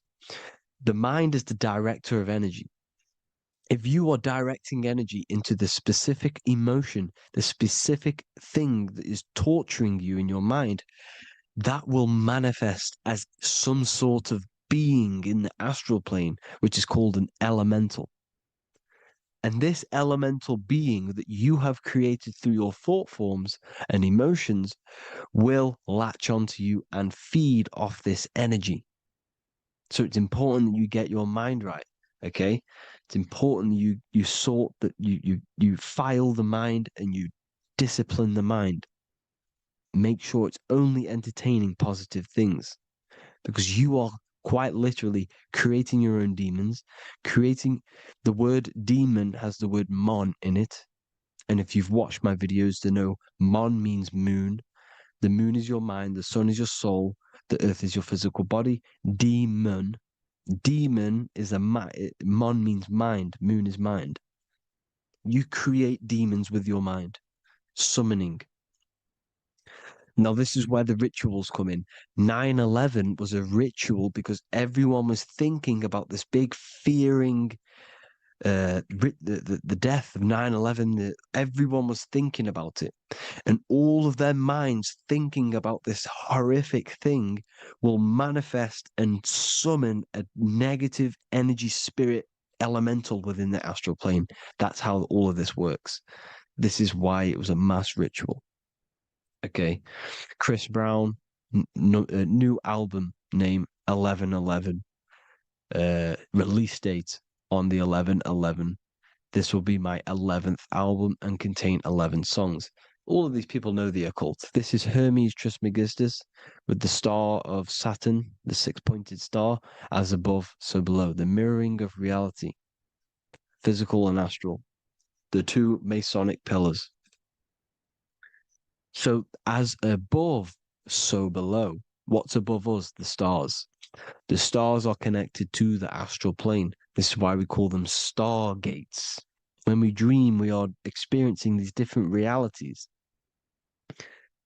And what are stars? They tell in the Bible, it says Genesis 1:14. And God said, "Let there be lights in the firmament of the heaven to divide the day from the night, and let them be for signs." Signs translates to things to come. Why things to come? The stars tell the future. Why? And why do we say as above, so below? As above us is the astral plane and the etheric plane. As above, so below. Whatever happens in the stars happens on earth. The stars are connected to the astral plane. Above us is the astral plane. We are a star in a physical body. This is why we say Mr., sister, stir equals star. The E and the A are interchangeable. We are stars, and the stars are the start of our incarnation. We start in the stars, same root word, and we descend through the 7 energies, which are our 7 chakras. Then we enter the heart of the soul system. The heart rearranged spells earth. And this is the true cosmology. Here's the Masonic cosmology. This is Masonic now. Here's the firmament. Let there be a firmament in the midst of the waters to divide the waters from above, from the waters that below. Genesis 1:6. The firmament, firmament comes from the word firma, Latin, I'm pretty sure, which means firm. When something is firm, meaning it's stable, it does not move, it is firm. The firmament is firm. So, is the firmament Genesis 1:6. What does he say? Genesis 1:3, sorry. Let there be light. This is before the sun and the moon was created. Let there be light. Before the sun and the moon was created, light was appeared. So what's that tell you? This is a holographic projection from some sort of light being, some sort of projector. And that projector is the all-seeing eye you see in the Masonic cosmology. This is the all-seeing eye projecting the light beams. Let there be light. Everything is made out of light. The universe is created out of light waves. The torus field is one unit of light. The light projecting this reality is Polaris. Okay, the famous all-seeing eye. Now, what else? Then we have after let there be light in Genesis 1:16, and God made the 2 great lights. This is the sun and the moon, electric, magnetic, male and female. Then we have the Masonic checkerboard, the black and white symbolizing dualities within the dualistic reality we're in, spirit and matter, light and matter, rest and motion, positive and negative, good and evil. Everything's dualistic here. Okay? And it's a dance. The universe is a dance between flickering of white and black light, which is the torus field. We're not going to go over that, but this is all connected to the astral plane. This is the true cosmology. The astral plane cannot work on a spinning monkey ball in the middle of space. Does not work. Cannot work. It's impossible. Okay? Impossible. So, even in the Quran, it says, Allah has made the earth for you as a carpet, flat. Quran 15:19. And the earth we have spread out like a carpet, set there on mountains, firm and immovable. It is immovable.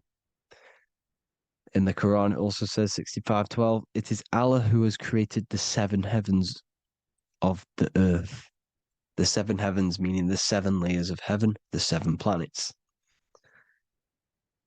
And Psalms 104:5, he set the earth on its foundations and it can never be moved.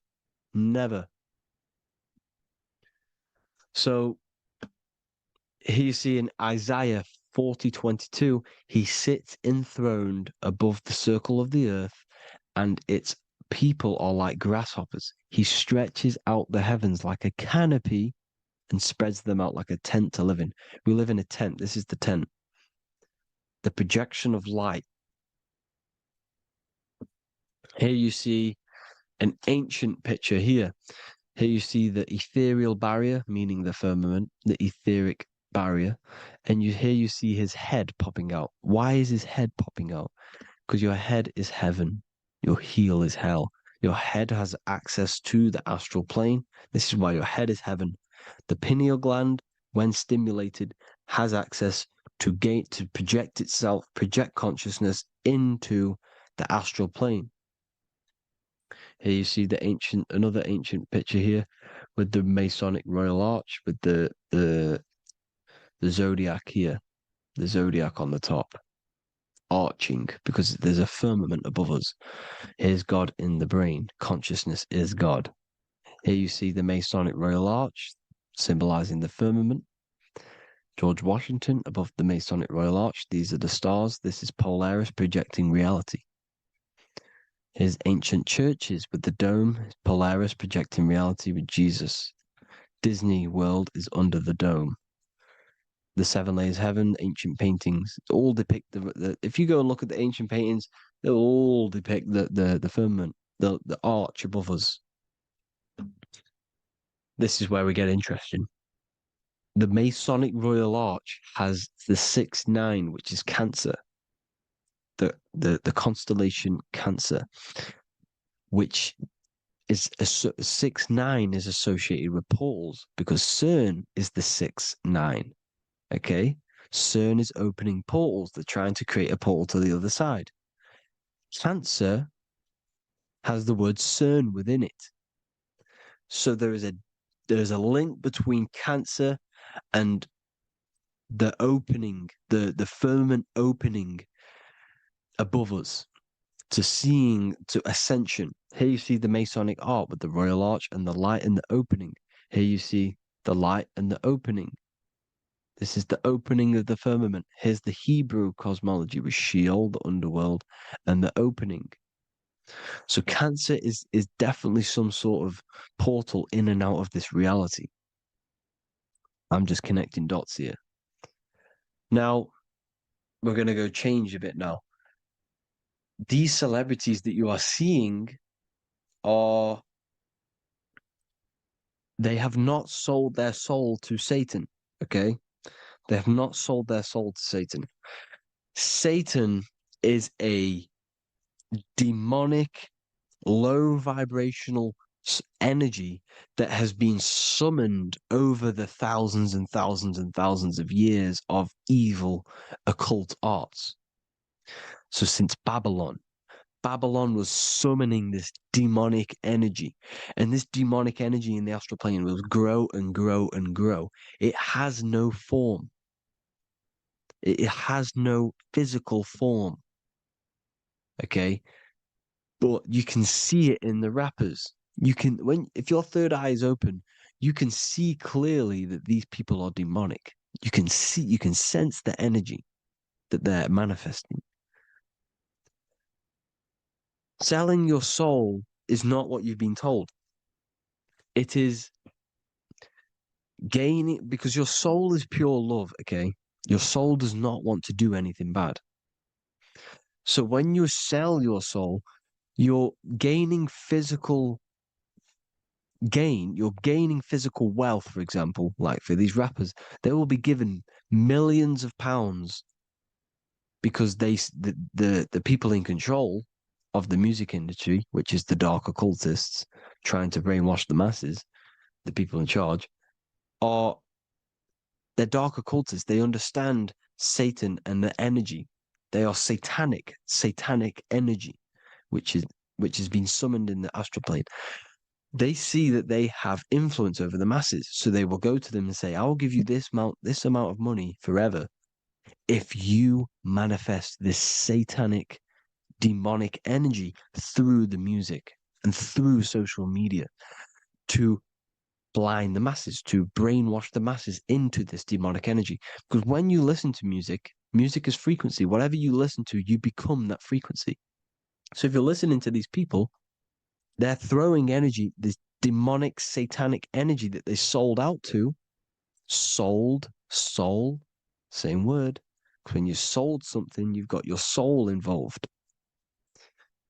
They have exchanged money, physical gain, so that they manifest this satanic energy within the astral plane and through the music, through the videos, through social media to keep us in this vibrational frequency, in this low state of consciousness. This is what it actually is. It's not, you're not selling your soul to some sort of devil. This satanic energy has no physical form it is formless in the astral plane. It's a summoned energy. Now, The root chakra is red. This is why the devil is red, because it symbolizes the animal nature of man.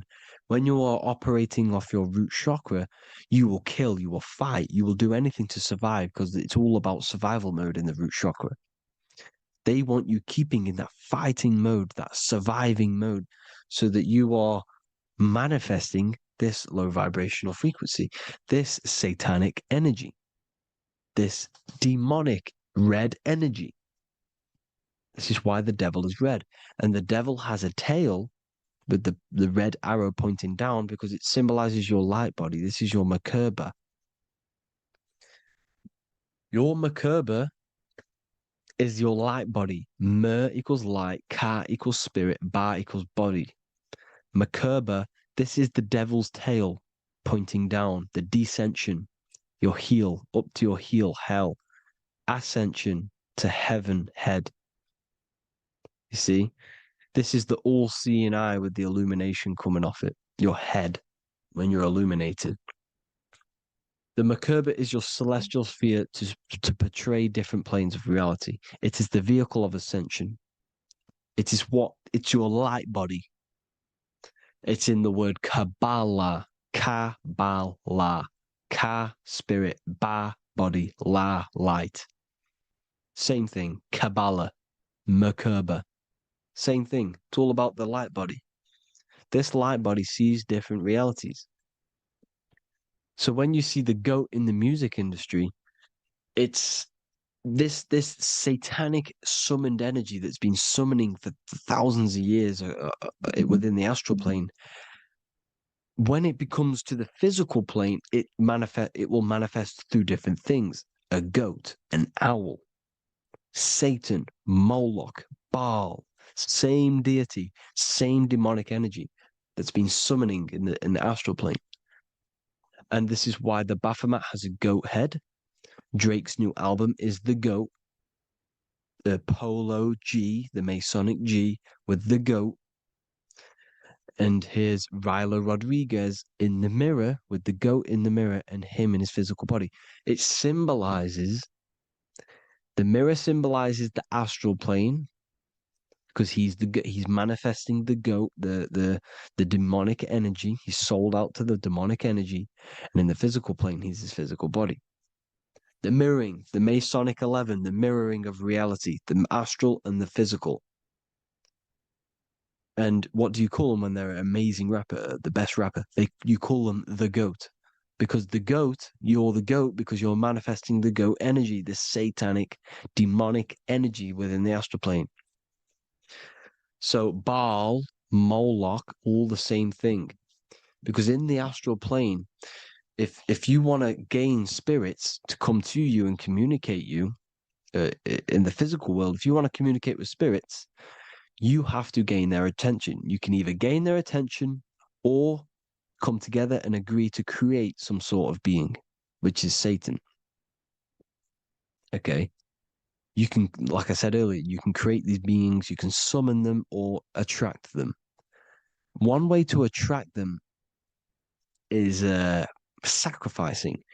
In order for you to become God, man, to turn to God, you have to sacrifice your life.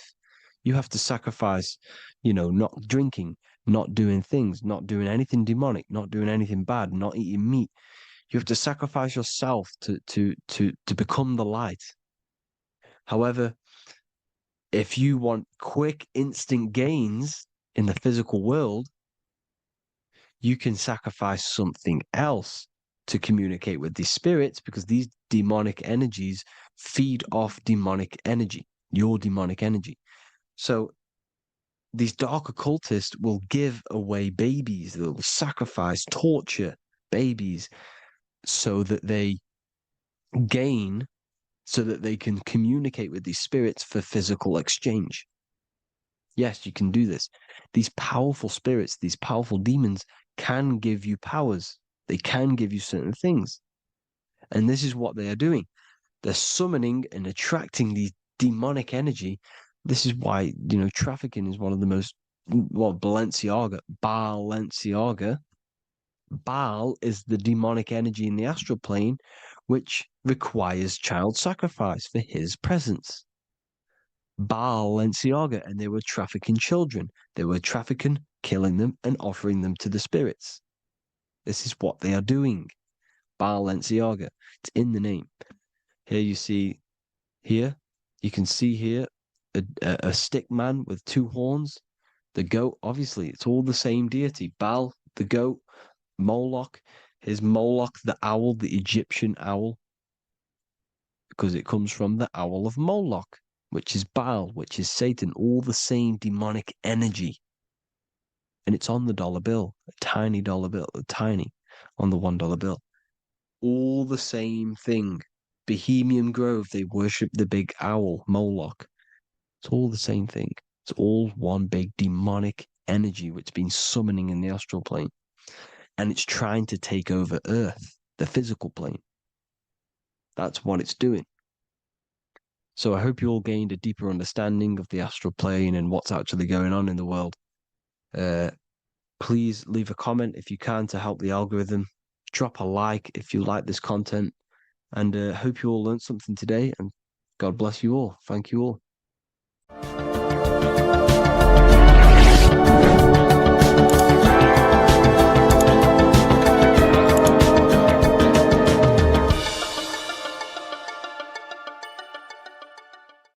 So depression doesn't actually exist, and in this video I'm going to show you how depression is actually a choice. And I'm going to give you some solutions on how to deal with it.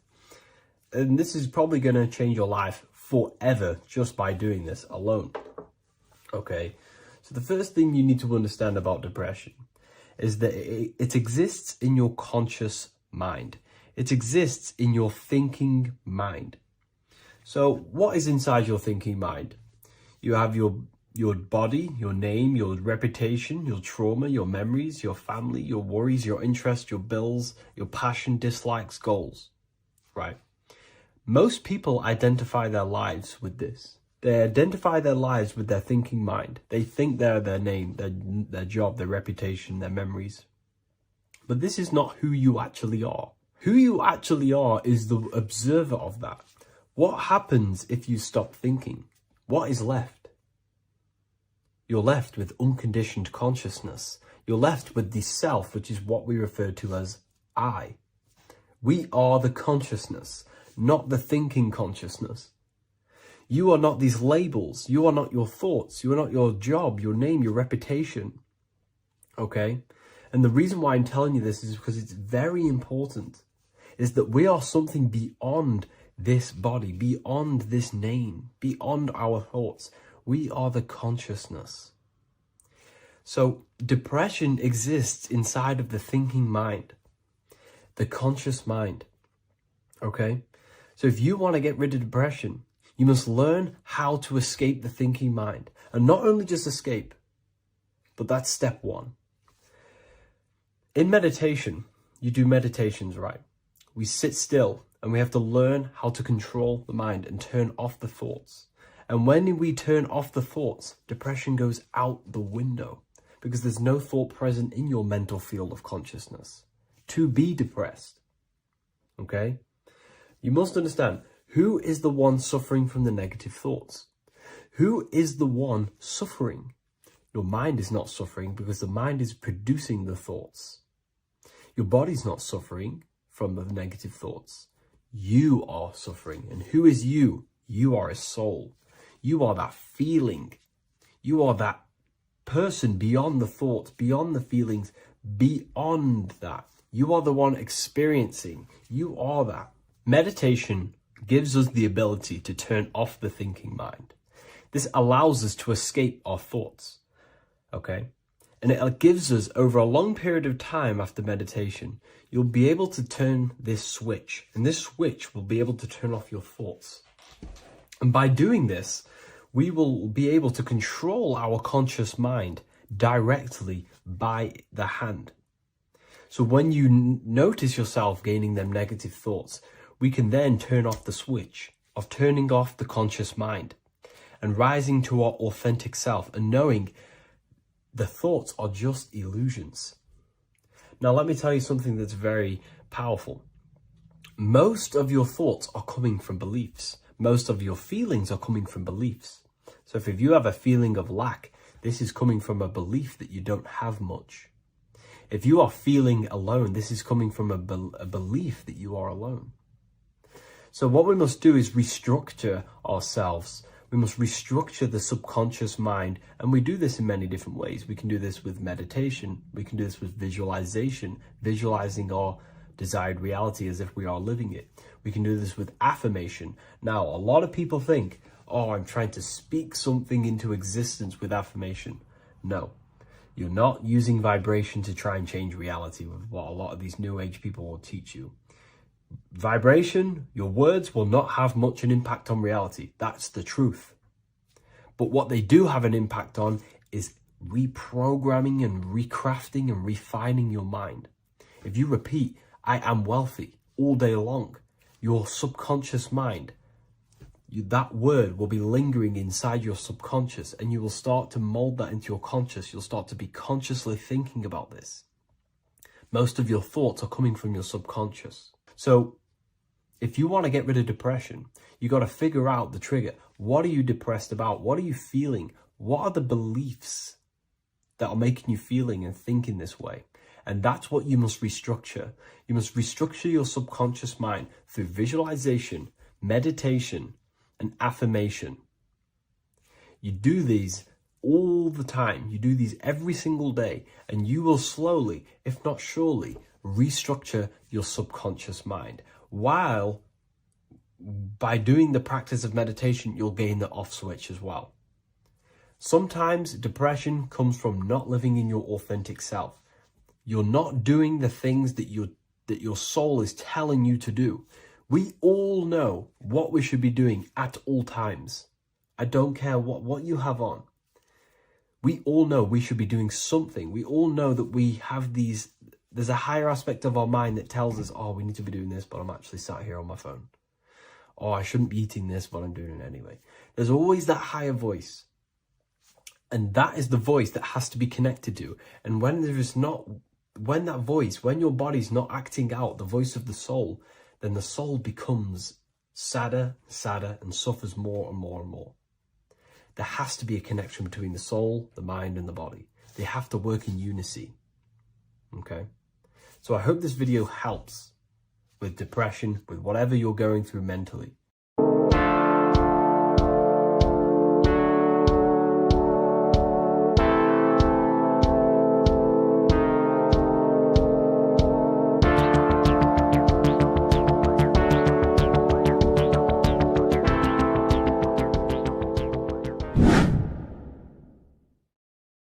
What's good, people? We're back with another video. This is going to just be a quick video. Manifestation, magic, bending reality. So let's jump straight into this. So you have a conscious and a subconscious part of your mind. The conscious is what you're conscious of, what you're actually doing, where you can choose or not. However, the subconscious is the part of your brain which is automatic. So all of the systems in your body, like the digestive system, your heartbeat, these are automatically being ran. And you do not have to tell these systems to do anything. You do not have to consciously tell your heart to beat. It's automatically doing it. And this is what the subconscious mind is controlling. It's like the dark aspect of your brain or your mind. It is the way bigger aspect of your mind. Okay, it controls all the systems in your body. Okay, and this is where all of your programs are. So when you're in it from your childhood, what you've learned in school, all of these things are being kept in your subconscious, maybe traumas and stuff like that. So the subconscious is the female aspect, and the conscious is the male aspect, because the male is all about action and doing, and the female is more about creation, creativity, intuition. So you have a right and a left hemisphere of your brain, and these are obviously male and female. The right side of your brain is your female. It's to do with creativity, imagination, intuition, insight. Okay. And this is one of the most important sides of the brain. this side of the brain is the most attacked by the elites, whatever you want to call them. This side is one of the most important because obviously your intuition is a massive part of reality. And if you don't have intuition, then you lose track of the things around you. You can't consciously feel if things are wrong or right. They don't want you to have intuition or creativity or imagination. They want you in the left side of your brain, which is just reasoning, logic, and basic things. So they just want you to tell you what you want, tell you what to learn, and then that's it. They don't want you thinking for yourself, which is the right side of the brain. So whatever the conscious side of your mind impresses the subconscious side of your mind. So if you do affirmations, for example, if you consciously do affirmations every day, you're reprogramming your subconscious mind. You're impressing a vibration and a word into your subconscious mind, and therefore it will reprogram it. So the male and female aspect are symbolized by the Star of David as well. The male being the upside triangle, the female being the downside, connected all in one because we both have male and female energy. So every thoughts are electric, which is the male aspect. Emotions are magnetic, which is the female. Each thought creates a wave of vibration in all directions. So think of it like a water drop in a pool, but it going out in every single direction. It's not just flat. And these thoughts have a certain frequency, well, has a certain vibration. That vibration has a certain frequency. And this affects your aura. Every thought, every emotion directly impacts your aura and the strength of your aura. So if you're angry all the time, your aura in the astral plane will look red. However, if you're happy, it'll be more like blue and green. So it's very important. Your electromagnetic field is created out of your emotions and thoughts, and that affects reality because you're 60% water, and frequency and vibration create certain patterns and has a certain effect on water. We'll get into that after this slide.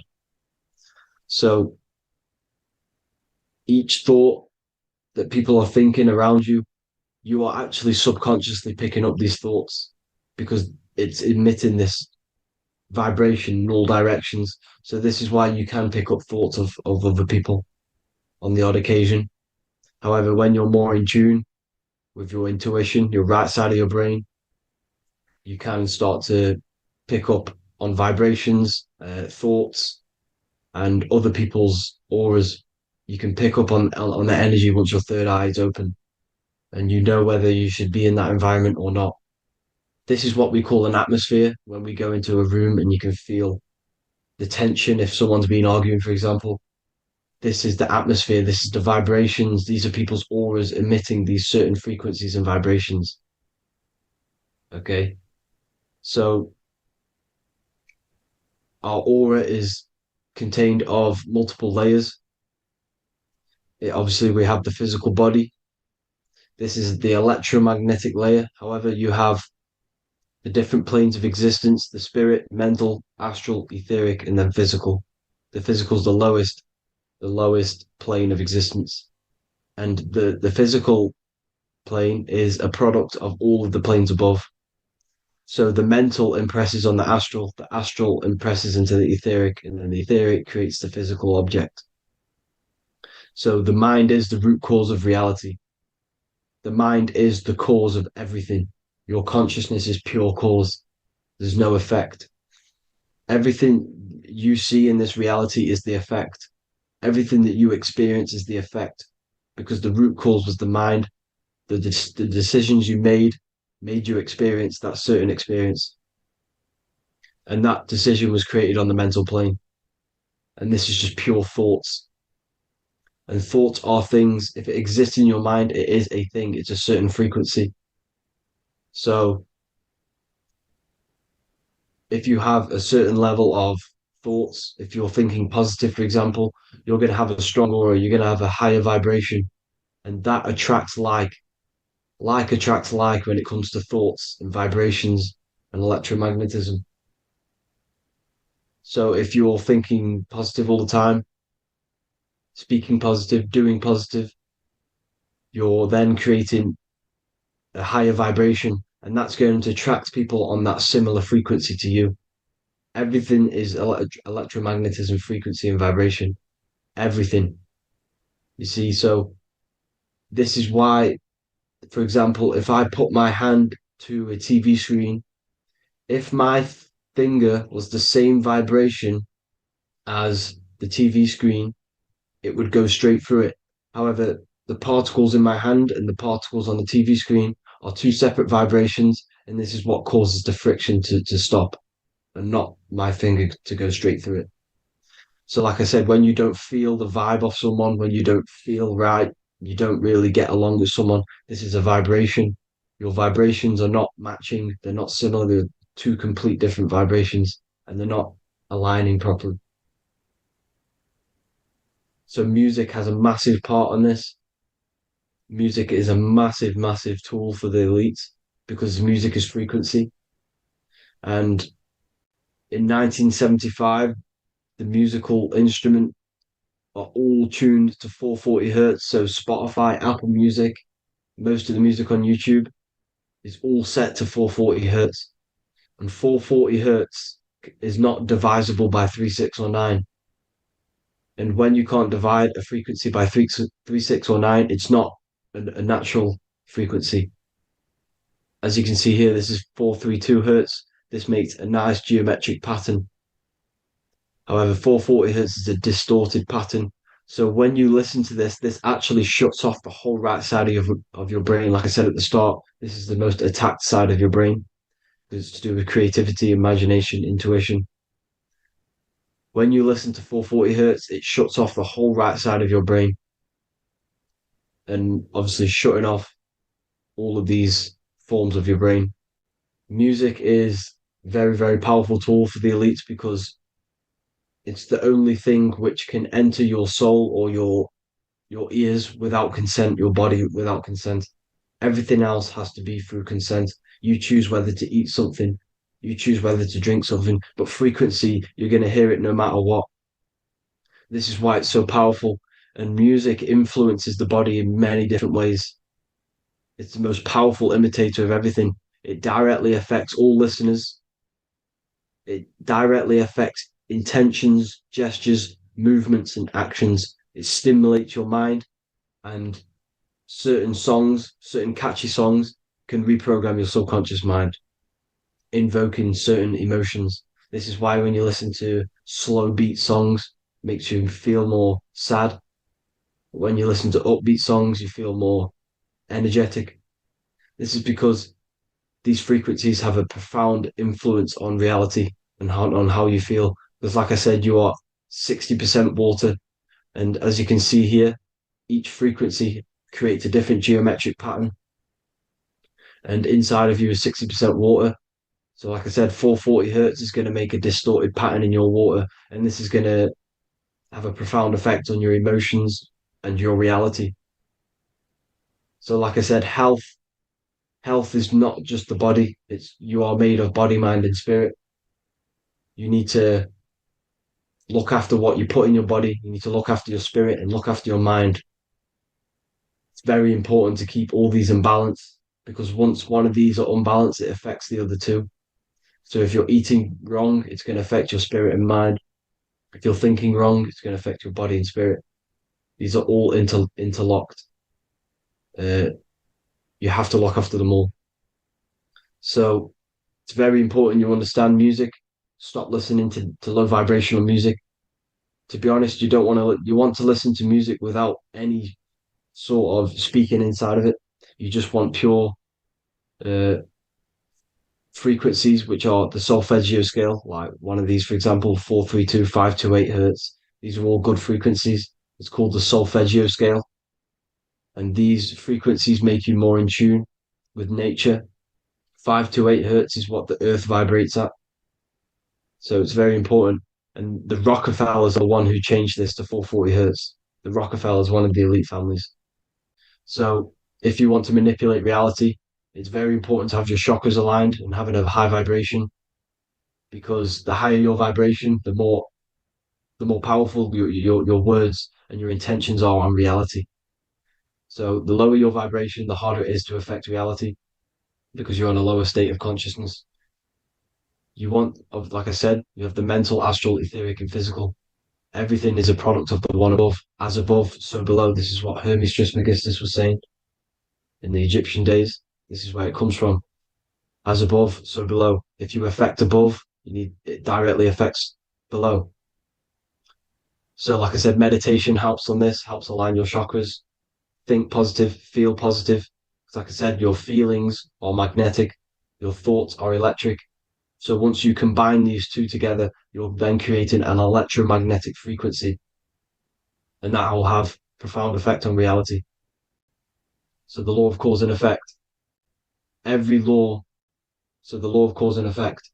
Every effect has the root cause. Like I said, your mind is the root cause of everything. Every decision you make is having a different effect on reality. Everything happens for a reason due to the root cause, which is your mind. You choose everything that happens in your life. Okay. So it's very important you understand this and you constantly make the right decisions, the good decisions to have good effects on your reality. You have to be very conscious of this law because nothing escapes this law. This is the law of all consciousness. So think about it. Imagine a massive ball of consciousness. However, off this ball are different sparks, and each one of these sparks are in each and everyone's body. This spark is governed by these laws, the law of cause and effect, the law of correspondence, the seven hermetic principles. It's very important you understand this because this mass ball of consciousness is what is obeying these laws. And everyone has this spark of consciousness inside their third eye. And like I said, everyone is the same consciousness. This is why if you do bad onto someone else, that will directly affect your reality. So if you hurt someone, it's going to come back to you in one way or another because you are that same consciousness. This is like a mirror reality. As within, so without. Whatever you feel on the inside, you're gonna see that on the outside. You're gonna experience that reality, whatever you've impressed. So there's different ways to bend reality to your will. This is kind of a sort of magic. So obviously you have black magic, which is manipulating reality to harm and influence others, or to be very selfish. And yeah, then you have white magic, which is manipulating reality for the good of humanity. So you do have to be very careful with your intentions, people, when you're trying to manipulate reality, because this is nothing to be played with. If you are manipulating reality for the wrong reason, it's going to come and bite you in the ass in some way or another. Because everything is balanced. Everything balances out in this reality. Nothing escapes the laws. Not one thing escapes the laws. So if you're stealing from yourself because it's just going to come back in one way or another. Inside of everyone's heart, you know whether you're doing good or wrong. You can feel it when you do something wrong. You can feel it when you do something good. The heart is the center of the torus field. It's balance. And this is why you say follow your heart, because it's the center of the torus field. It's very important to listen to this inner voice inside of you, because that is telling you the right things to do, the good decisions to make. And when you keep following that voice, that good voice inside of you, it takes you to your life path. Very important to follow that voice. However, don't let the ego get in the way of it. Don't care what your friends are going to say. It's very important to understand this. So you have different ways of manipulating reality. You have sigil magic. This is where you create your own sigil or symbol. You create your own sigil and symbol, and then you charge it. You behind that symbol, you have an intention. So, for example, if you want to manifest wealth, you create a sigil which represents what you want. You create that sigil, you draw it out, you charge it, because wherever your attention goes, energy flows. So whatever your attention is, you're sending energy that way. So what you do with your eyes and your hands, you place attention on the sigil, Imagine that it's glowing. Imagine that you're sending energy to the sigil. And then you burn the piece of paper once you've done this. And then after this, you meditate on that symbol. You constantly think about that symbol, because that symbol is the frequency, is the thing that you want to manifest. So that's one way. Or you can just meditate on your reality. So imagine yourself having already what you have. This is what they call a mindset. You must set your mind to the frequency what you want to manifest. Okay.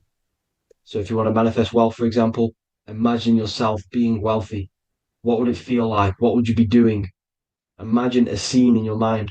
Constantly do this, and you're putting out that frequency. Like I said, you must think, because the thoughts are electric, and then you must feel, which is magnetic. Together, this creates an electromagnetic frequency.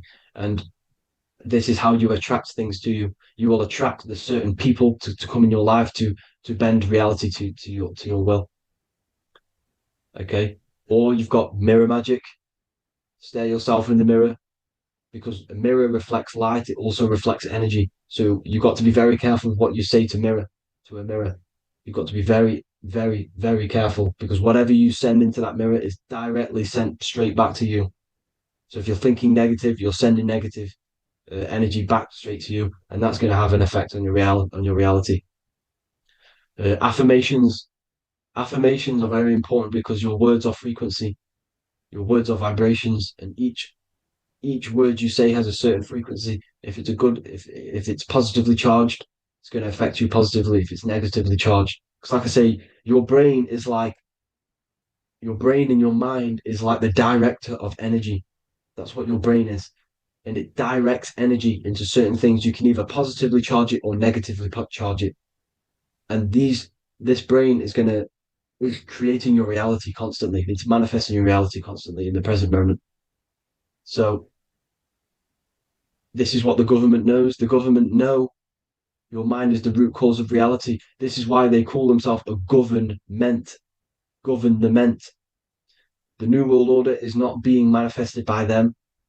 They are controlling the information.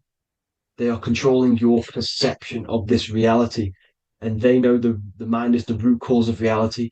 Therefore, if they control your perception of reality and your information, what you believe, you're going to manifest that information, that perception.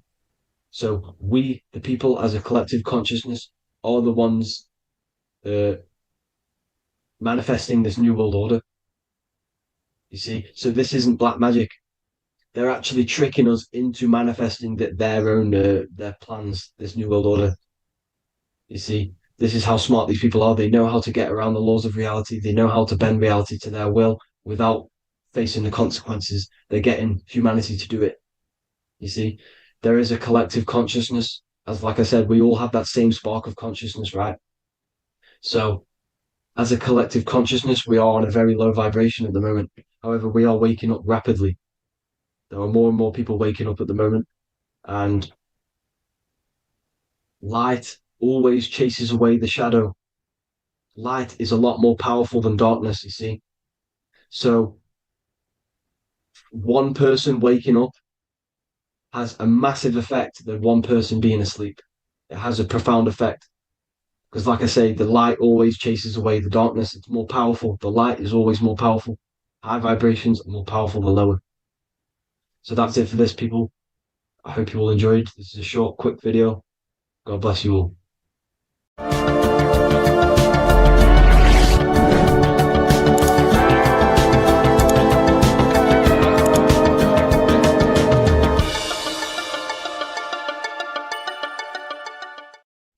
Today's topic is the binary code behind the universe. You will learn the fundamentals of the binary code, deeper understanding of reality, which will give you more of a connection to the universe, evidence supporting the existence of this code, and how to use the binary code to shape your reality.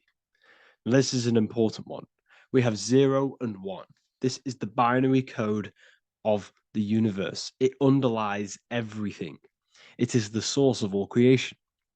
The universe is binary in nature, meaning it exists as both something and nothing, on and off, male and female, light and dark. Everything has its polar opposite. At its core, all that exists is 0, representing nothingness, infinite potential, and 1, representing something, order. 0 represents the feminine, vast, formless, and infinite potential. It is the space from which all things emerge, the womb of creation, the receptive and expansive force. 1 represents the masculine, structure, form, and order. It is the active principle, the initiator, the force that defines and shapes reality.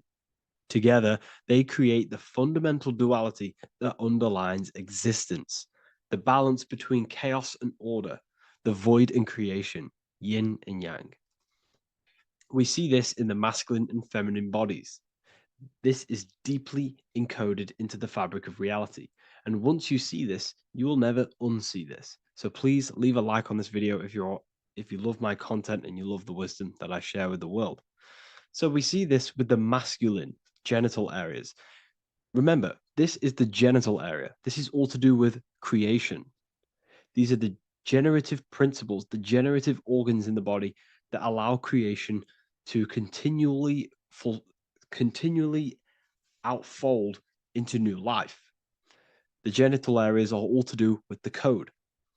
The male is the one, the action. He's the initiator.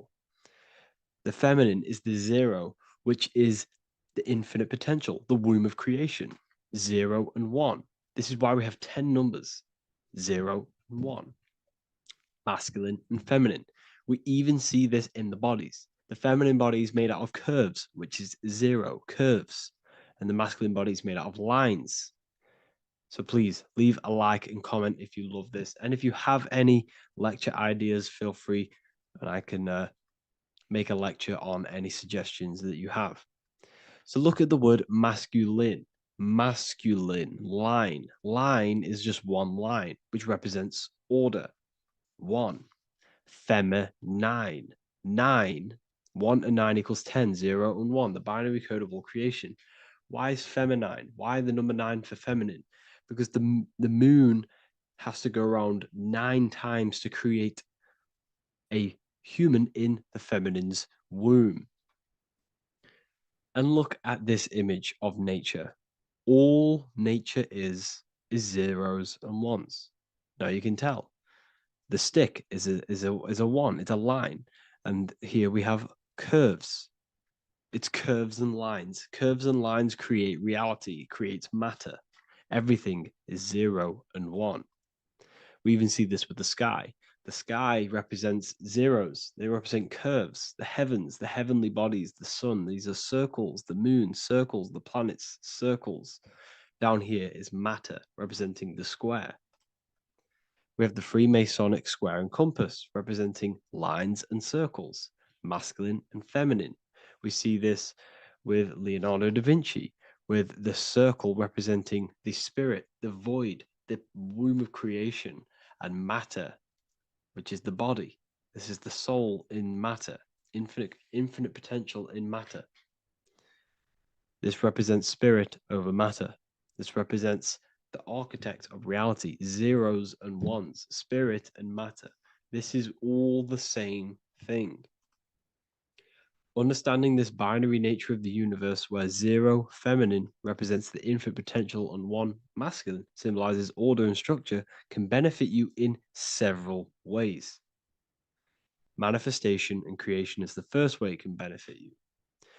Now that you understand this, you understand that everything comes out of infinite potential. 0, infinite potential. 1, action equals manifestation equals creation. So you must pull things out of infinite potential. If you have ideas but don't take action, too much 0, nothing materializes. You'll never materialize if you sit there imagining all day, visualizing all day. You have to take action. They both come hand in hand. If you only take action without tapping into intuition and creativity, too much 1, your actions may feel hollow and misdirected. Using both effectively leads to greater success in life, work, and relationships. This is the 33rd degree motto, or this is on the 33rd degree of Freemasonry Scottish Rite logo, and it's called Order ab chaos, order out of chaos. Chaos is the zero, infinite potential. Chaos is the dimension of the imagination. This is where this all ties in now. Imagination is the dimension of infinite potential, pure potential, formless creativity, and the realm of infinite possibilities. It is the void, the unmanifested energy that contains all that could ever be. That is the imagination. The imagination is the dimension that you are connected to, and you can pull any idea out of and materialize it into a reality. Matter, on the other hand, is order brought out of the imagination, chaos. It is when raw potential is structured, defined, and crystallized into form. This is the fundamental principle of order out of chaos, the process of turning the unseen into the seen, the abstract into the concrete, the dream into reality. That's why we say dreams into reality. Dreams are in the imagination, infinite potential, and the human mind is connected to high dimensions of consciousness, which we can pull ideas, things out of, and materialize it into our lives. Whether that's good or bad, that's completely up to you. But we have access to higher dimensions beyond the physical plane. And this is the secret that the human mind is connected to, and that you are not just a physical body. Okay? The universe itself was born from chaos. Before form, there was only energy and potential. Our minds function the same way. The mind is a microcosm of the universe. Our thoughts exist in an infinite field of possibility, but they only become real when we take action and give them form. If your inner world is filled with chaotic thoughts and impulsive emotions and negativity, then creating order within is essential for balance, clarity, and growth. What do I mean? Order out of chaos, 0 and 1. All creation comes out of infinite potential. The mind, the imagination, is the infinite potential. The material world is the order. It's the effect. Therefore, if your material world has chaos, if your room is messy, if your body is out of shape, if you do not look after yourself, everything in the physical world is just a reflection of what's going on inside of you, what's going on inside of you.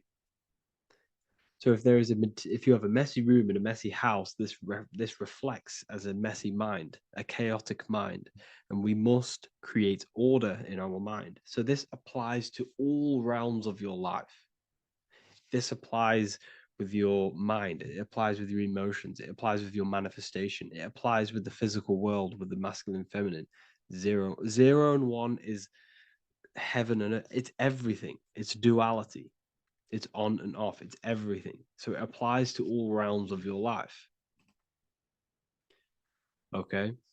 So in order for this to benefit our lives, we must, one, have awareness and observe the chaos.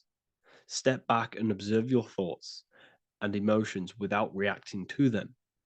Recognize that you are not your thoughts. You are the observer of them. You are the soul. You are in between them. You are the midpoint between the left and the right, the 0 and the 1. You are the soul. Journaling or meditation can help you identify patterns and negativity and impulsivity. So it's important that we recognize these patterns, we recognize the chaos within us, and we transmute it. 2, implement structure, mental discipline, mindful practices, meditation, breath work, and slowing down your reactions.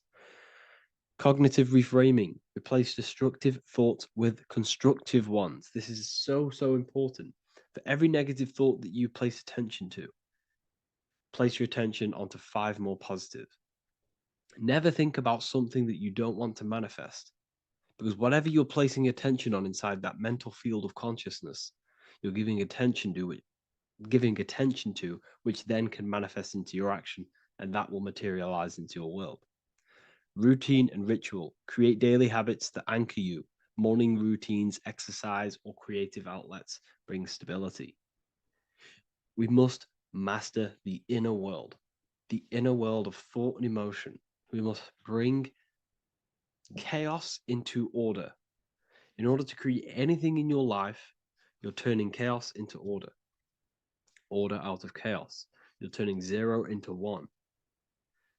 This is the binary code. All things underlie it, 0 and 1. So it's so important that we master our minds, we master our emotions, we master our inner world so we can produce effect in the outer world. We cannot create consciously and effectively if we have chaotic thoughts and impulsive emotions. So I hope this has made more clarity to you so you can implement this into your life. I know I haven't given you much strategic things to implement into your life, but now that you have a better understanding of how this world is pulled out of infinite potential, you can use that. Everything in your life is pulled out of your imagination. Every text you send, everything you think of, oh, I'm going to do this later, that is your imagination thinking about the future. So you just have to do this on a mass scale to create something big in your reality. So I hope this gives you a better understanding of how the universe works and has benefited your life. If you have any comments or any suggestions or how this video made you feel, let me know in the comment section. I would really appreciate it. And I'll see you all inside of the Symbolism Masterclass on March the 8th. The Freemasonic square and compass is not just a symbol that represents Freemasonry, a lodge, or a secret society. It is a symbol of gaining your own personal power. Now in this video, I'm going to be breaking down this symbol in the most detail I can possibly go into. Most people live in a state of illusion. They live their life impulsively, acting based on their five senses, tasting. They want to feel a certain thing like an orgasm, or they're basically just slaves to external things and their five senses, which leads to a very dark path where you'll never actually become a conscious creator and you'll never actually be internally happy. The Freemasonic square and compass reveals some deep wisdom about this. Now let me break this down. If you want to gain your personal power, listen up. The Freemasonic square and compass is a compass which is used to create circles. Now, if you notice something about the circle, they have no beginning, no end. You can't tell where it begins and ends. It's eternal, which means this represents consciousness. Now, if you don't know what consciousness is, if you close your eyes, you have an internal world. You have thoughts, emotion, visualization. This is all consciousness, spiritual. Then we have the square. The square creates squares or lines, which represents matter. It has a beginning and an end. You can quite see where the beginning of the end is, right? So we can even link this to Leonardo da Vinci, the Vitruvian Man. We see the man in the square with the circle. The circle is the eternal consciousness, and the man is the square, limited to the physical world. But consciousness is not limited. That's why it's outside the square.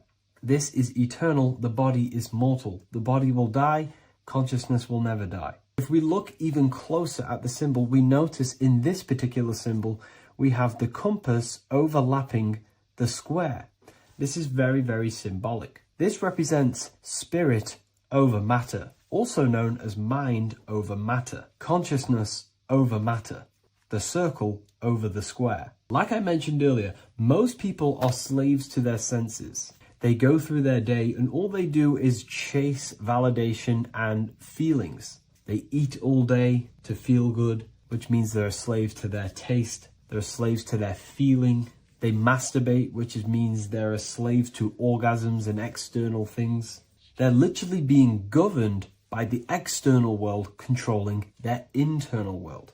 They're literally living life on autopilot. And don't get me wrong, I was guilty of this too. We're all guilty of this when we join this world because we're not taught this sacred knowledge. Until you actually stop and recognize this, you'll be living life on autopilot, literally not even living. You'll be running off subconscious programs, seeking external validation and being ruled by these five senses. The square underneath the compass represents consciousness on top of matter, which means the internal world is controlling the external world. It is the mind controlling matter and not matter manipulating the mind. In the occult and esoteric world, it's very important that you are conscious. conscious of every action that you are taking in your day-to-day life. Never act subconsciously. Always be conscious. What are you thinking? What are you acting? What are you giving your attention? All of this is contributing towards creating, because you are a creator. Consciousness is a creative force. You need to make sure that the compass is on top of the square, that your inner world is controlling the outer world and not the outer world controlling the inner. As I've mentioned in many videos before, the internal world of consciousness is what's producing the external world. Your life is just a result of every thought and emotion that you felt in the past. Everything you own, everything you possess, your friends, are all reflections of your consciousness. They're all reflections of what you are thinking about. When you change your thinking, your external world starts to rearrange itself. On a basic level, this symbol represents the combination of spirit and matter. You are a spiritual being and a material being. You are heaven, the sky, and earth, the ground. You are heaven and earth, spirit and matter infused into one. You are a bridge between the divine and the earthly worlds. And you can bring down these higher realms of consciousness, thought, imagination, and emotions into a physical, tangible reality. To do this consciously, we need to make sure the external world is not manipulating the inner world.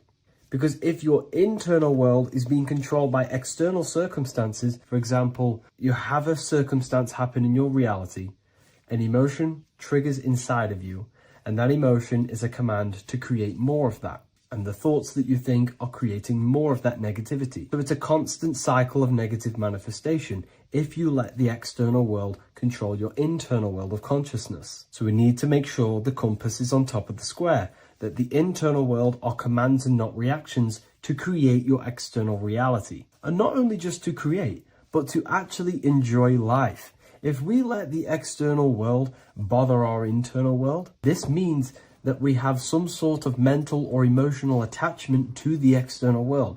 We need to detach from the external world. Why do I say that?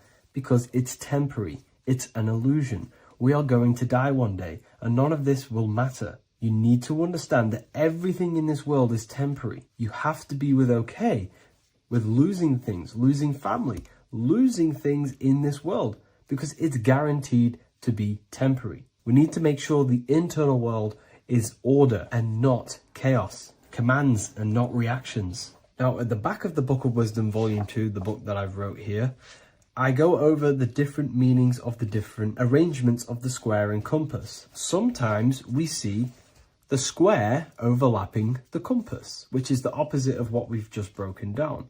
Or sometimes we see one leg of the compass on top of the square and one leg of the square on top of the compass. These are all highly symbolic. When we see the square overlapping the compass, this pretty much represents the beginning of the Freemasons' journey, when their internal world is being controlled by the external. They have a lot of spiritual growth and a lot of learning and inner work to do. Now, when we see half and half, one leg of the square on top and one leg of the compass on top, this represents the Masons' gradual emergence from the material realm into the spiritual. This interplay of symbols reflects the process of gaining greater light and knowledge as the Masons ascend from material concerns towards spiritual enlightenment. And of course, we've just broken down what this means. This represents spirit over matter.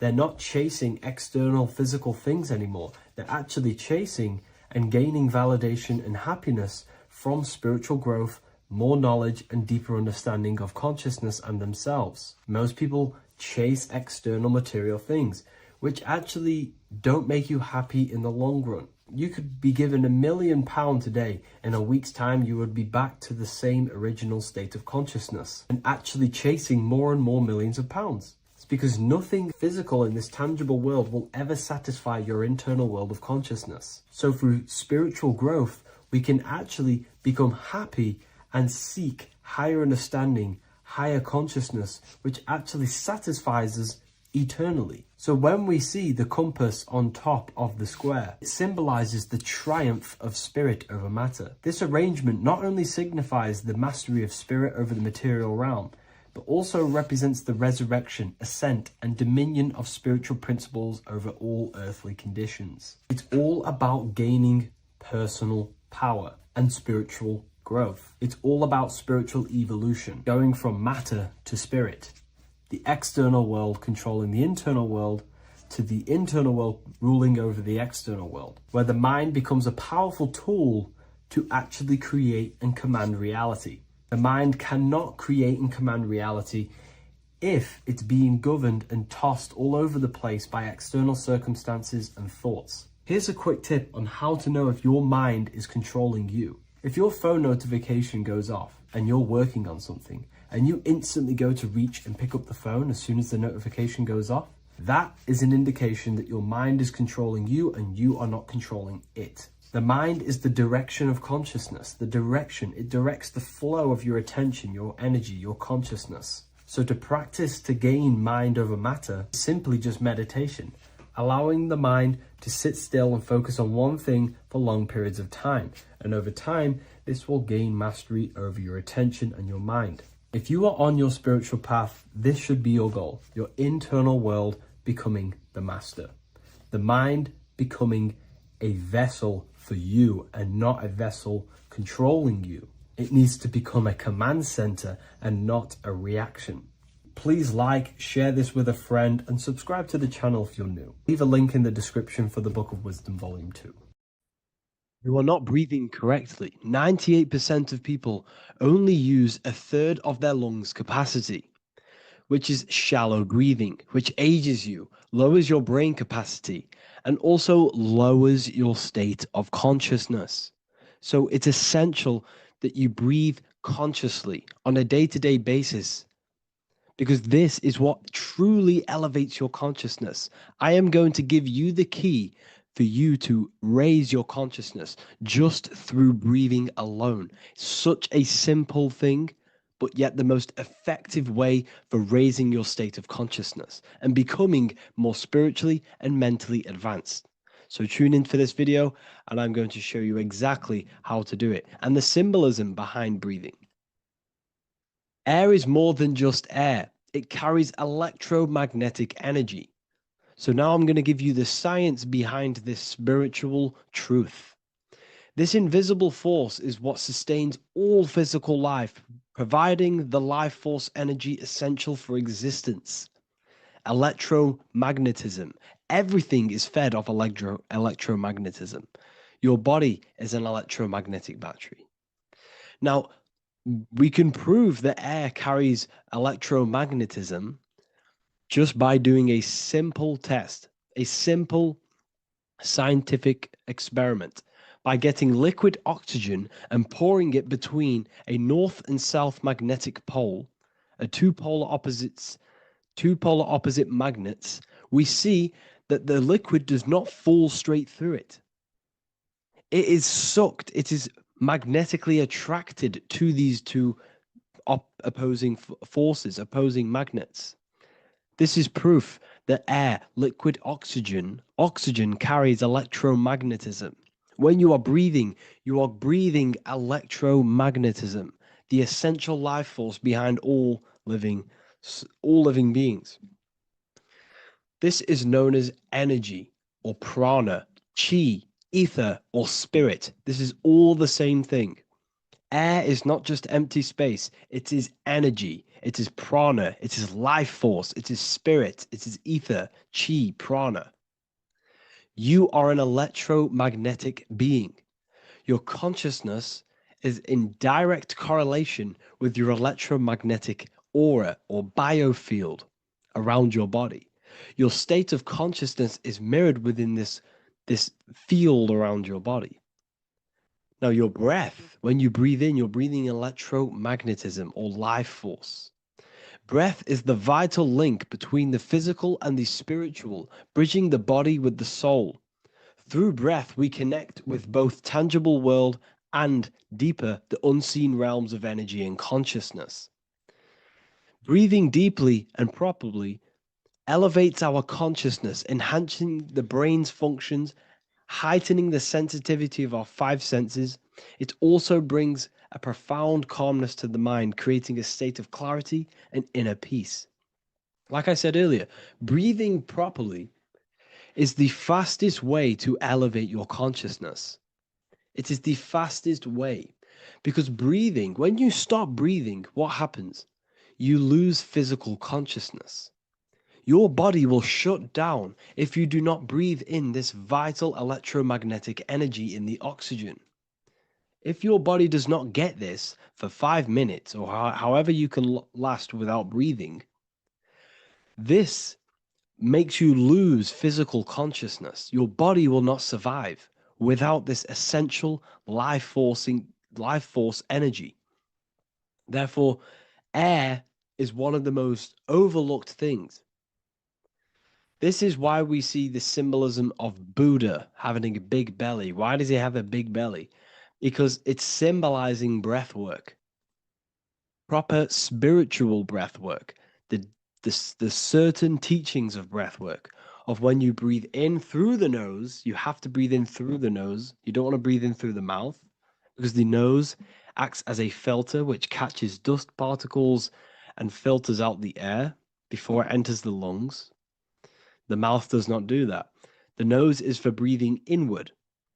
We breathe in through the nose, and when we breathe in, we breathe into our belly, not our lungs. When we breathe into our belly and our belly expands outwards, we are then moving this energy down from the nose down the spinal column. And when we breathe back out, the belly goes in, which is raising the energy up the spinal column, back out through the mouth. This is the true way of breathing, because when we breathe, we are moving energy. We are moving electromagnetic energy. When we breathe in through the nose, the energy travels down the spinal column. And when we breathe out, we are raising this energy back up the spine, some of it going out the mouth, and some of it reaching the brain, activating dormant brain cells in the brain. But when we breathe, we need to make sure we are using 100% of our lungs' capacity, because the lungs is what transforms this special energy into consciousness, physical consciousness. So this is why Buddha has a big belly. It's not because he was fat. It's not because he was overweight. It's symbolism. It's symbolism of breath work. So try this. Do this for 2 minutes while you watch this video. Breathe in through the mouth as hard as you can until you no longer can fill any more air into your lungs and belly. Breathe it into your belly, not your lungs. And breathe out through the mouth. Do this for 5 minutes or 2 minutes, however long. I promise you, breath affects your consciousness. You will notice the difference. If you do it quicker, the quicker it'll affect your consciousness, and you might go lightheaded. But that lightheaded is you activating your spirit, your energy body. So try this just when watching this video. When you breathe consciously, you are renewing both your energy body and astral body, aligning your consciousness with a higher state. This practice feeds new life force energy into the body, revitalizing and enhancing your overall well-being. Like I said, your brain requires the most amount of oxygen. When we have shallow breathing, this is reducing the brain's capacity. Because when we are not breathing properly, which 98% of people are only using a third of their lungs' capacity, we are essentially only using a third of our consciousness, because your breath is directly correlated to your consciousness, your state of consciousness. When you breathe in through the mouth, out through the mouth, out in through the nose, out through the mouth, consciously and deeply for 5 minutes, you will notice that your senses are more powerful and sensitive. Your brain is quicker.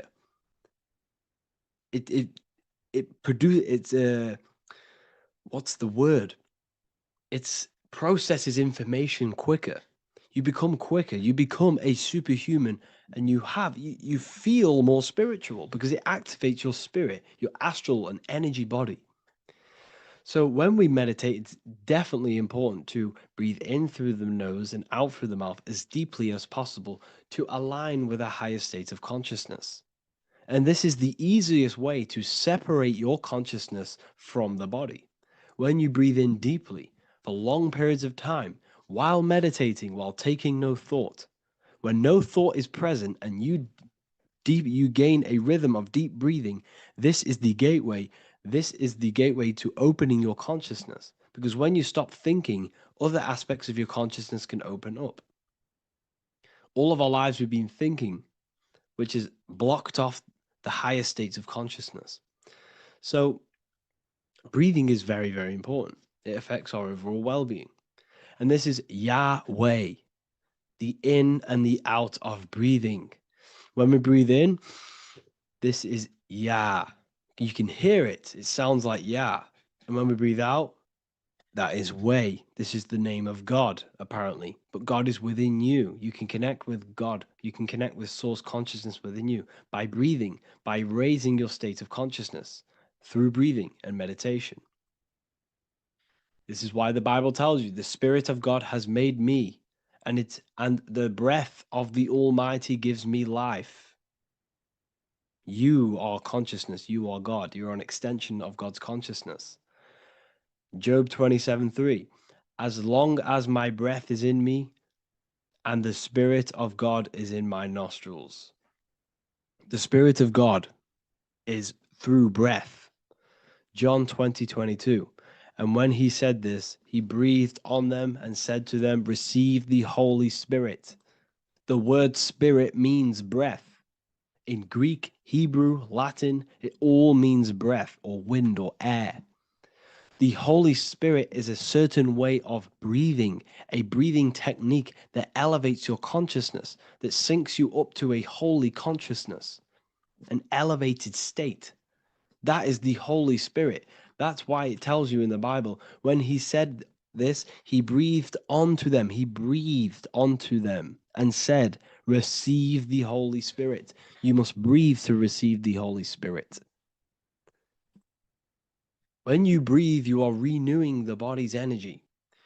You're taking in new life force, which is regenerating your cells, regenerating your brain, nervous system, and also connecting with consciousness, pure consciousness.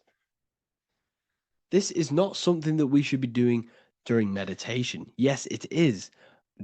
We should be doing it during meditation, but this is something that we need to apply all of the time.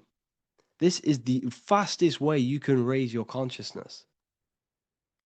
I just want to say, all of this knowledge is inside of the Book of Wisdom, Volume 2. Make sure to give a like and a comment on this video to help the algorithm. And let me know what you think about the last book or this book if you have read them, to let the new people know what they're looking at with this book. This is truly life-changing, the Volume 2 and Volume 1 is truly life-changing. You can get them in a bundle also. Learn hidden knowledge inside of the Ethereal University. This is where truth seekers belong. I'm not here to try sell you this, but this is the place for truth seekers. And if you are serious about your spiritual journey and serious about gaining knowledge, which gives you the advantage over life, join Ethereal University. This will definitely help you. Thank you for watching this video. Please leave a like and comment. Make sure to give me any suggestions on videos you want me to make in the future. Thank you all. Hello and welcome to another lecture from Harry B. Joseph, also known as Revival of Wisdom, the author of the Book of Wisdom series from revivalofwisdom.com. In this lecture, you will learn how to decode Freemasonic symbolism, gain a deeper understanding of yourself, expand your awareness of consciousness and reality, and receive guidance to navigate life with greater clarity. So today we're going to be breaking down this particular piece of artwork, this Freemasonic artwork, and how this relates to you and reaching a higher consciousness. Because ultimately, this is what it's about, okay? Freemasonry is considered a craft, and this craft is crafting a better brain and heart, crafting a higher consciousness, crafting a better self. Why? So we can operate in the world at a higher degree, operate in the world more efficiently, live a better experience in the world, and getting to know thyself. Okay? So we're going to start from bottom to top. because this is important. Every placement of this symbolism is on purpose, has meaning, especially the placements of the symbols. Okay? So we're going to start from the very bottom of the artwork, which represents lower down. When we're looking at symbolism, especially occult symbolism, that's what the word occult means. The word occult means hidden, hidden from the eyes. It has its roots in the word oculus. I'm pretty sure that's Latin, which means eye. So the word occult comes from oculus, which means eye. And the word occult means hidden, from the eye, the unseen, studying the unseen aspects of self. We're studying the brain, we're studying consciousness, we're studying the body, the heart, we're studying the self, the hidden aspects of the human psyche and the hidden aspects of self. Okay?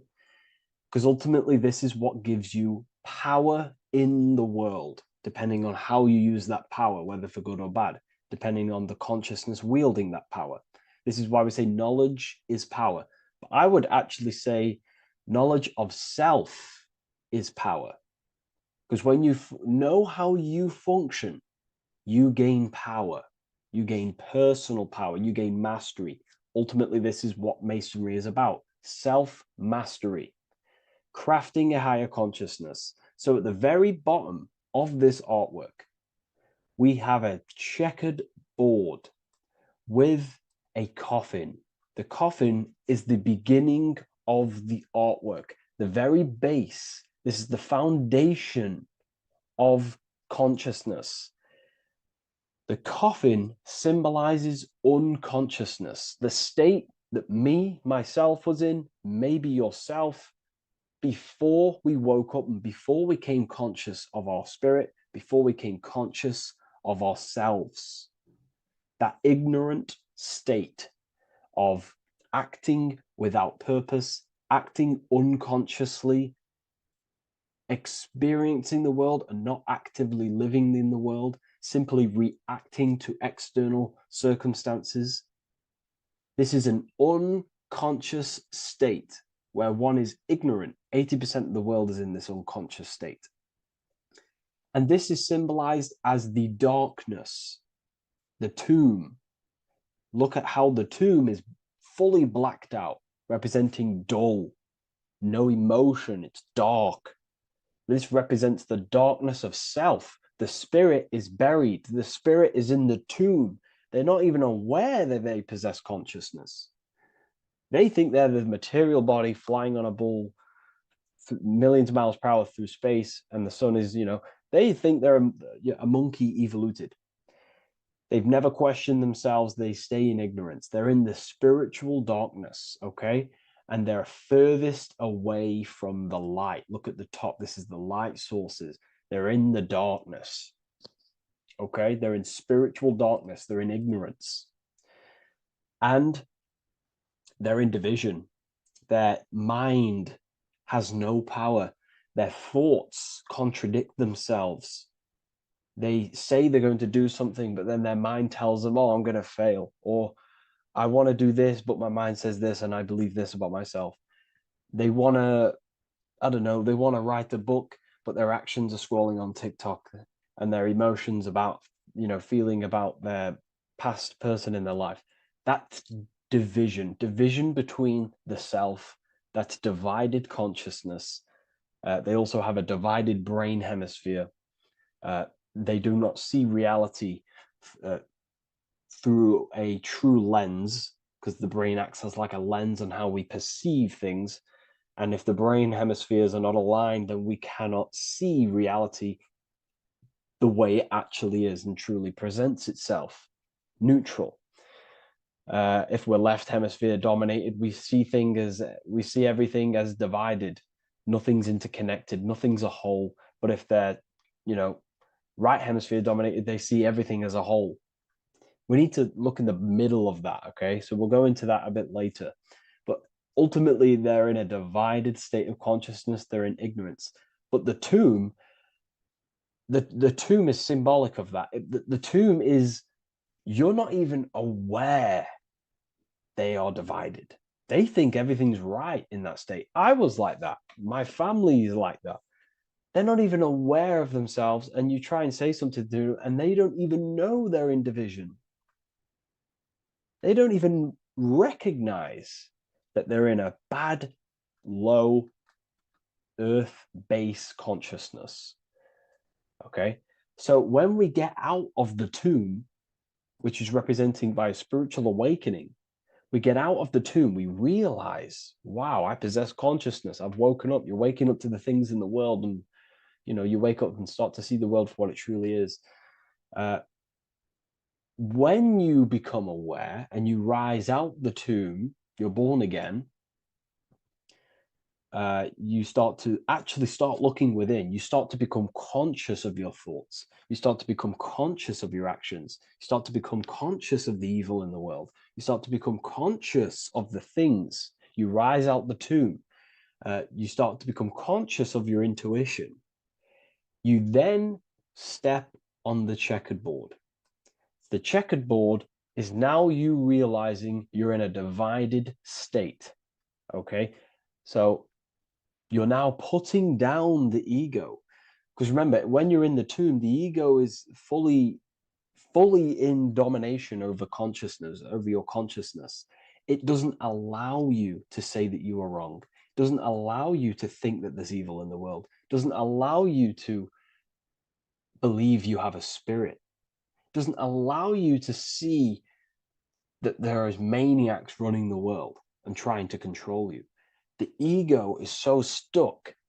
But when we start to realize this is part of our awakening, we start to realize that the ego is trying to keep us safe at all times and keep us locked in that state of thinking and believing that we were in before. It's always seeking safety. Okay? So when we come out the tomb, we start to put down the ego and start to, how do I say this? We start to acknowledge that we were wrong about the world. And that is a lot about awakening. You have to acknowledge that you do not know everything. There are people with such higher knowledge. Okay? So when we come out the tomb, we put down the ego. We start to actually say, I was wrong about the world. I was a victim of mind control. I was in ignorance. I was in darkness. Spiritual, I'm divided. My thoughts, emotions, and actions are not aligned. My intuition and my action are not aligned. I'm not taking action on what I know is good. I'm taking actions against what I know is good. That's a sin. That's a sin against the spirit. Okay? So when you acknowledge this, you acknowledge you're in division, you then take the first 3 steps, which is the Freemasonic Blue Lodge degrees. These 3 steps. Okay? Ultimately, this checkerboard represents illusions as well. You're in an illusion. Okay, this is why we see it heavily used in the music industry.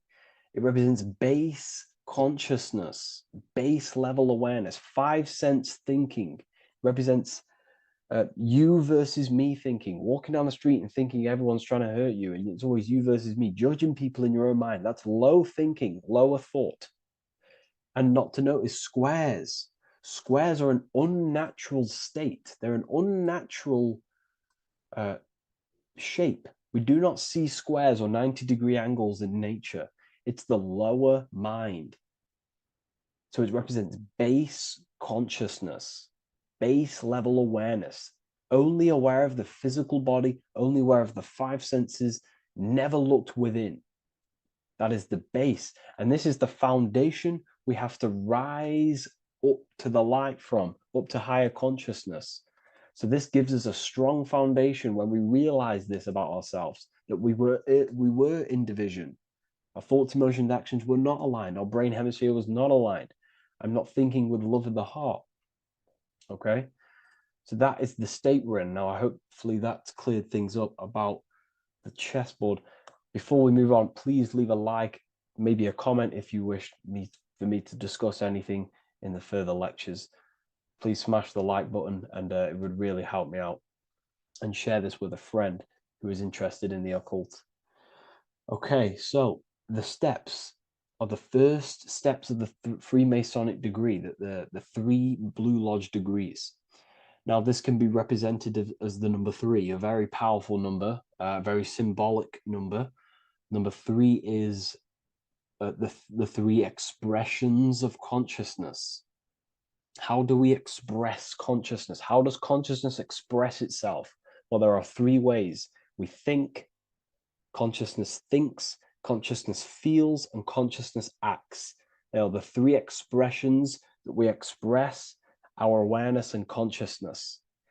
So we're looking at thought, emotion, action. We're also looking at the 3 brains: the reptilian brainstem, the mammal limbic brain, and the neocortex. The reptilian brain governs basic functions of the human body: breathing, surviving, scanning the environment for threats, automatic responses, eating, scanning for food, base consciousness. That's the reptilian brain. That's what most people operate their lives in, including myself before I woke up. I'm not trying to sound big-headed, but this is the truth. Ignore my tone of voice, ignore my voice, focus on the words I'm saying. If you're judging, that means you have divided thinking. It's always you versus me. So we need to get out of that thinking of you versus me all the time. That's lower consciousness. That's animal thinking. That's earth thinking. We're unified. We need to reach a higher consciousness and do not waste our mind's potential on low-level earth divided thinking. Okay? So we're looking at the reptilian brain, the mammal brain, and the neocortex. Now, the neocortex is ultimately what makes us human. It allows consciousness to operate on a higher degree, okay? This is what makes you human, the neocortex. The neocortex. The reptilian brain, like I just said, governs natural survival instincts and the respiratory system, things along them lines of basic awareness, basic functions to operate and survive in the world, in the physical plane. And the neocortex is what allows us to critically think. Okay, it's what allows us to be human, be aware of ourselves. Okay, not. I don't think animals have neocortexes. Don't quote on me on that, but this is the part of the brain that makes us human. And it allows us to think deeply, to create masterpieces like we can. Humans have massive potential in creation. Look at the world we live in. This is because of the neocortex. It allows us to critically think and self-reflect. Now, when we start to operate from higher thought, we start to think with higher thoughts, the higher parts of the mental dimension, we ultimately start using this brain more. We start functioning from the higher brain. Now, this is why Neo from the Matrix is called Neo, because he uses he was in the reptilian brain. If you watch the film The Matrix, if you notice, he gets plugged out of the Matrix and he's plugged in on the back of his neck into the brainstem. And when he's plugged out, his name's Neo, which is neocortex, using the higher brain. It's what awakens the self. It allows consciousness to function on a higher degree compared to animals. Okay? So we're looking at thought, emotion, action. We're becoming conscious of thought, emotion, action. Becoming conscious, what am I thinking, what am I feeling, and what am I acting in the world? And what can I do to master these, to operate more efficiently in the world? How can I use these towards higher consciousness and use these actions, these thoughts, emotions, actions to reach a higher state of awareness of self? So when you go through the first 3 degrees, you enter the doorway. Now, this is symbolic of a doorway. Now, looking at this with a right hemisphere dominated view, you would see a doorway, right? The right hemisphere sees this as a holistic doorway, right? You see a door, you're gonna, you enter the stairs, you go through the door, right? But the left hemisphere is now going to dissect and analyze each individual little part of this, right? So the right hemisphere sees the trees, the left hemisphere sees the woods. So to dissect this down on a right hemisphere, sorry, going back to the right hemisphere, we're entering the door. The door is symbolic of entering the unknown. You're entering a higher consciousness. You're entering the door. You're going beyond. See, this is the earth here in the background. This is the darkness. The darkness represents the abyss, the unknown. You're entering in the self. Okay? This door represents entering in the self, questioning internally. Most of us think externally. We have to, obviously, to operate in the world, but we never give time to think and question and reflect internally. What do I mean? Closing the eyes and questioning the self. Who am I? Where am I from? What's the voice in my head? If the voice in my head stopped using the language that I speak, what is it then? It's about going within, into the darkness, what you cannot see, and finding the light. Okay? It's about entering within the self. This is a doorway to higher knowledge, higher consciousness, higher self, and really digging deep for what you truly are beyond your human form. Okay? So we have, most importantly, I'm not going to go over every single one of these symbols here. I'm going to go over this on a basic, well, not a basic level, a very detailed level, but it's not going to go over every single symbol. We have a left pillar and a right pillar. The left pillar has the sun next to it. The sun is more electrical energy. It's very dominant. It's a very powerful masculine force. This represents the masculine quality of consciousness. The masculine qualities. We have many masculine qualities, such as actions, physical actions with the body. We have thinking. Thinking is a very masculine force. We have the left brain, analyzing brain, the brain that's very logical, that's trying to figure things out. That's the masculine pillar. Okay. So this is the masculine qualities of consciousness. It also represents what we can see, the sun. The sun allows us to see, to visually see in the world. So the sun represents the external world, the world outside the self. When we close our eyes, we have a self, an internal dialogue, an inner voice. We have an inner world, outer world. This represents the world we take physical action in, the material external world outside you. Okay? The world we can see. And then on the right pillar, we have the moon, which is associated with feminine qualities of consciousness. Now, the moon is in the night, what we cannot see. The moon is the nighttime.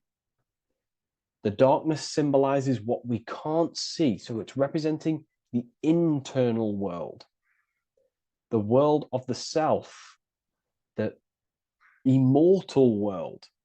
Okay? The self in the mind is immortal. When you close your mind, you go in the mind, that self inside you is immortal. In the mind, you are immortal. Outside the mind, you are mortal. You will die. This body will die. Okay? So this is representing the internal world on a holistic understanding. It's also representing the right brain, the feminine brain. It's also representing intuition, emotion. They're linked. Intuition and emotion. They're a feminine force. Also, we're looking at the heart, the right pillar. So everything that is feminine falls under this right pillar. Now, don't get confused. I know a lot of people can get confused about what I've just said. So this represents the inner world, the outer world. It also represents everything masculine and feminine. So thought is, although it's an internal quality, it would fall under the left pillar, because thought is a masculine force. It's a penetrating force. So try not to get misunderstood with that. On a holistic scale, it's also represented inner world, outer world, and how they are reflections of each other. Now, these pillars, they're the same height, they're the same structure, but just different in sun and moon, which represents their reflections of each other. Their reflections, the inner world reflects in my outer world. My external world, what I see outside of me, is a reflection of my thoughts and my internal world. So the inner reflects the outer. The inner reflects the outer. As within, so without. So we're also looking at the right and left brain. I've already gone over that. So what we need to do is build the bridge between the two to reach higher awareness of self. Because ultimately, remember, we're still divided. We came from the checkerboard, we entered up here, we've just entered within the self, started questioning the self. We're still divided. We need to build the bridge. And this is what they're crafting in Freemasonry. The bridge, the arc, the agreement, the great work. This is the crafting of aligning the left and right brain. We're also aligning intuition, feminine, with the actions. Because ultimately, the higher self is always guiding us. That's our true spirit guide. Our true spirit guide is our higher self. And the higher self ultimately exists in a higher dimension. This is going to sound crazy to some people, okay? But who you are is not your human body. And your higher self does not communicate through the language of the human material world. It doesn't communicate through English, doesn't communicate through thoughts. It communicates through intuition and communicates through dreams and symbolism. So it's all associated with the right pillar. This is the things we can't see. The higher self is always guiding us to awakening and to our purpose on the earth. Okay, so this left pillar also can symbolize what we're born into the world with, our circumstances, our external world. What are we born into? You know, our family, our current financial situation, where you're located in the world. So it's also symbolizing this. It's also symbolizing the qualities you bring here, the natural abilities you have when you're born, and what we need to do with our environment to ultimately reach a higher consciousness and reach our and transmute our environment we're born into to realize who we were and why we came here. Okay, so we need to build the bridge between intuition and action, and always take action on what we know and feeling is right at all times. That's unity consciousness. And when we do this, we gain the light. We gain more light, symbolic of more information of the self. Because the higher self is always guiding. It's always watching over. And it's always trying to give us knowledge of awakening, of why we came here. And when we take action on what we know and feel is right at all times, it's like a domino effect and a stepping stone that pushes you closer and closer towards your life purpose. Okay. We're also aligning the right and left brain to perceive the world in truth, to see the world in its true form, to see the world in what it actually is, instead of any distorted left or right hemisphere dominated beliefs or thoughts. We ultimately do that by acknowledging that, yes, you have a self, you have, the left brain is more ego, this like divided thinking, everything's separate, and the right hemisphere is more holistic. So we need to see the world in the middle of this, in the middle, acknowledging the self and acknowledging the collective consciousness, and how my thoughts, emotions, actions contributing towards myself and the collective. We always need to keep the collective in mind. Why? Because we are experiencing this world together. It's not just you. And your actions also have a ripple effect on the collective. We're experiencing the world as a whole as well. Yes, there's yourself and there's the collective. We need to think, feel, and act towards the collective and the self. So aligning our brain hemispheres allows us to do this. It allows us to think holistically and individually and see reality in this. And when we do align the left and right brain, what do? We gain higher insight, the eye. We build the bridge between the left and right pillars. We gain the eye. The eye is what? Insight. The eye requires light to perceive and see the material world. So this is symbolic. This is the inner eye, the inner self, consciousness. And when consciousness has light, which is symbolic of truth, knowledge, light is a massive symbol in Freemasonry. And light represents knowledge of self, information. And when we gain information and knowledge of self, when we align our left and right hemispheres, our actions take action on our intuition, we gain higher light, higher knowledge of self, ultimately. And this is why we also have the square and the compass. Okay? We have a square and compass here. The square and the bottom, base consciousness, also representing masculine qualities. This is the masculine qualities because squares are masculine. And the compass creates circles.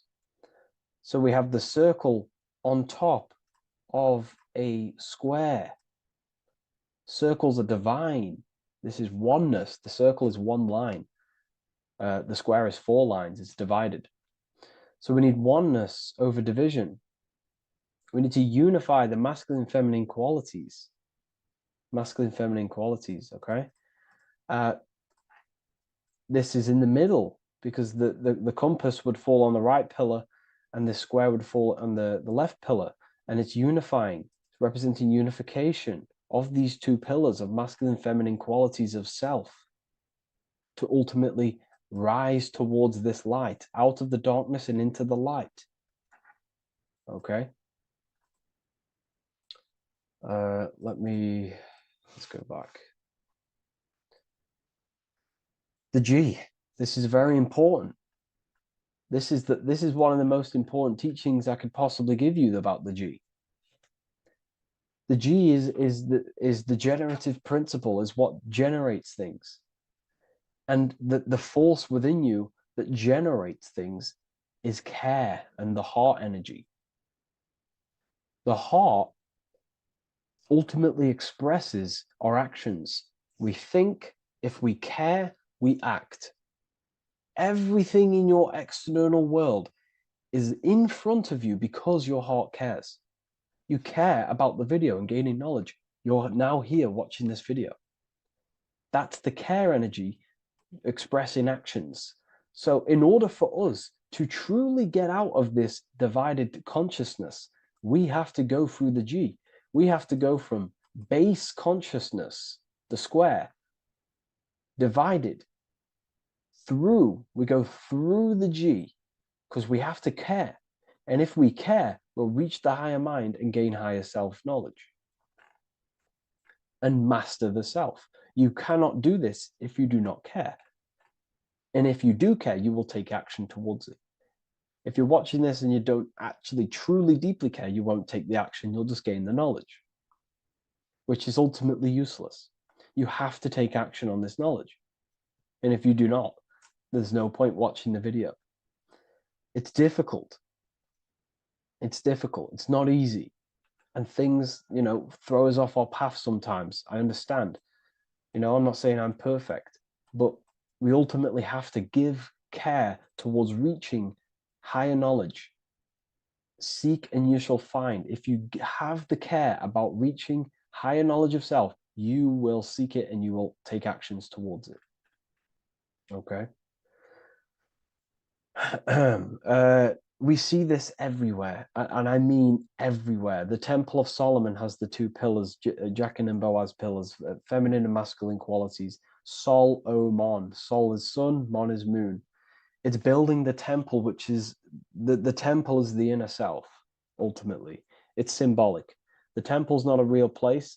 The temple of self, building the Temple of Solomon and reconstructing the Temple of Solomon, is about reconstructing the self through masculine and feminine qualities. We see it everywhere. And this is very symbolic, you know, like very symbolic. We have the two pillars, we have building the bridge, and we have a stairway that goes to what you can't see, because it's going to the unknown. You have to have faith. Okay? What I'm about to say is very important. You don't know what higher consciousness is, okay, until you get a little bit higher. This is hard to explain, but I didn't know what everyone talks about, what higher consciousness is. I can't give you my higher consciousness. It doesn't work like that. You have to enter in and go within and have faith, going into the unknown, because you're ultimately going into something you do not understand. Higher consciousness, I cannot give it you. You have to enter the door and take action and think, feel, and act towards it, and you will go to the place, and then you will understand what higher consciousness is. Ultimately, what higher consciousness is higher knowledge and understanding of self, what you actually are. Okay, that is what's being symbolized here. It's again in the Masonic art. We have the darkness. We have to have faith to leap into the darkness, into the unknown. We see this everywhere. Like, you know, you'll see, when I say this everywhere, and I mean everywhere, you'll see this. Every doorway has this symbolism in the ancient world, because ultimately this is what it's about, people. The door represents going within, into a new light, a new room, a new level of understanding of self. Okay. Here we have Astro World. Now this is obviously a darker aspect of this, but again, we have the two pillars. See you on the other side. That's the doorway. The other side. And I'm not going to break down, you know, this ritual, but you can guess what I'm on about here. That's for the university, of course. I can't break that down on YouTube. It's way too deep. But there's knowledge out there that is so deep you couldn't even comprehend it with the current mind, even for myself. And this is the power of symbolism. The more you learn about yourself, the more these symbols reveal to you. It is a journey of self. And I can't give you these understandings. You have to go within and question and meditate on these symbols yourself, and have thinking exercises of meditating on a symbol and seeing what that what your mind does with the symbol, what it lets you think about that symbol, and you'll unlock deeper meanings. I'm going to go over one more symbol before we end this. This is the hourglass, which represents time, a very overlooked thing in today's world. We do not have unlimited time in this body. You have limited time. You will die. You will die. You have limited time in the external world. This is why it's on the left pillar, located on the left side, the external world. You are limited. The scythe represents you will be harvested. Your body will die. It'll be harvested. You will die, and you need to fulfill your mission here. You came with a purpose. You have to find that purpose by going within the self and questioning and taking action on what you know and feel is right. Unity consciousness, aligning thought, emotion, action. So if you wish to learn deeper insights, gain exclusive lectures, astral projection, self-mastery, I've just started a new section on mind control methods and how people are using this in society and becoming conscious of it. I've now opened 5 spots at a limited special price for Ethereal University. Use the code MIND, all capital letters, MIND, all capital letters at the checkout. And there's only 5 of these codes.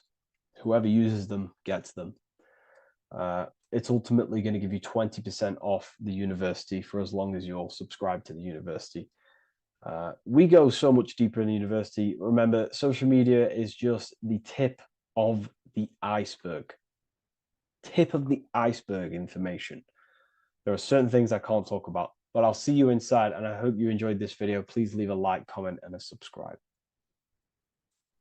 Creation demands destruction. Every time you release your sexual fluids, you're destroying a part of yourself to create an extension of yourself. For example, if you want to create a business, you have to destroy your time, attention, and energy in order to create the effect of the business. All creation demands some sort of sacrifice or destruction. This falls under the law of polarity in the universe. It's the same with your sexual fluids. Your sexual fluids, especially as a man, contains minerals, all the minerals in your body. It contains your vitality. It contains your DNA. It contains the blueprint of you, and it can create a whole new human being. You are literally playing with the power of creation if you are releasing your sexual fluids too much. Sexual fluids also extend beyond the physical plane. They contain astral forces because all physical creation is a mental creation. We live in a mental universe. Everything begins as a thought in the mind, then the thought takes the form and the body of imagination, which is an astral force. Imagination turns into etheric emotional energy. Then the etheric emotional energy turns into the physical action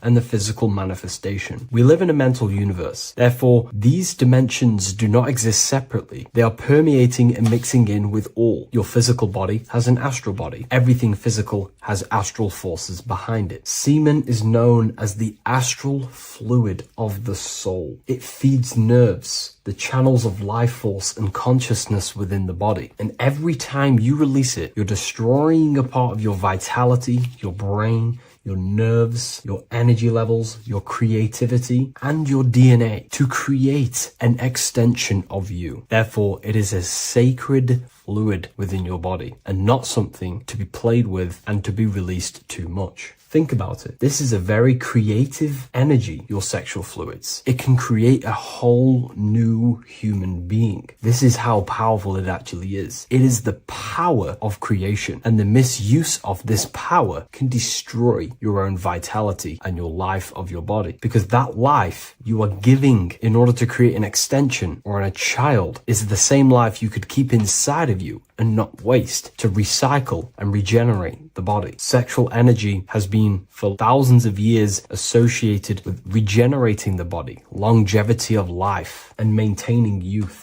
Not only that, every time you release your sexual energy, it floods the brain with dopamine. Dopamine is the brain's reward system, created within the middle of the brain. It releases every time you've achieved something. However, sex or an orgasm is the most powerful feeling you can feel. It's the most amazing, intense feeling and release of dopamine you can possibly feel as a human. Therefore, if you flood your brain with this high amount of dopamine every single day, you are getting the epitome of human feelings every single day. Therefore, you will become numb to everything else in reality. You won't be able to enjoy the small things in life. And I know this firsthand because I experienced this myself. As soon as I stopped, this is when I started to enjoy the little things in life, seeing family, and I actually gained more energy, more ideas. We'll get into this a bit later. It is a creative energy. It creates a whole new human being. Therefore, if we maintain this energy, we can maintain our creative power within us, because that's what we are. We are all creative beings, moving energy from higher dimensions of consciousness, the mind, into lower dimensions of consciousness, the physical world. You hold the power to create. You are not in a world. The world is working through you. You do not possess a life. Life is working through you. You are not in a universe. You are the universe. It's moving through you. There is no past, present, and future. The present moment is you. When we release every single day or frequently throughout the week, like I said, we're triggering the brain's reward system, dopamine, which makes you feel as if you have already achieved something. And if your brain is telling you you have already achieved something by overusing your sexual fluids, then you will not have the motivation to achieve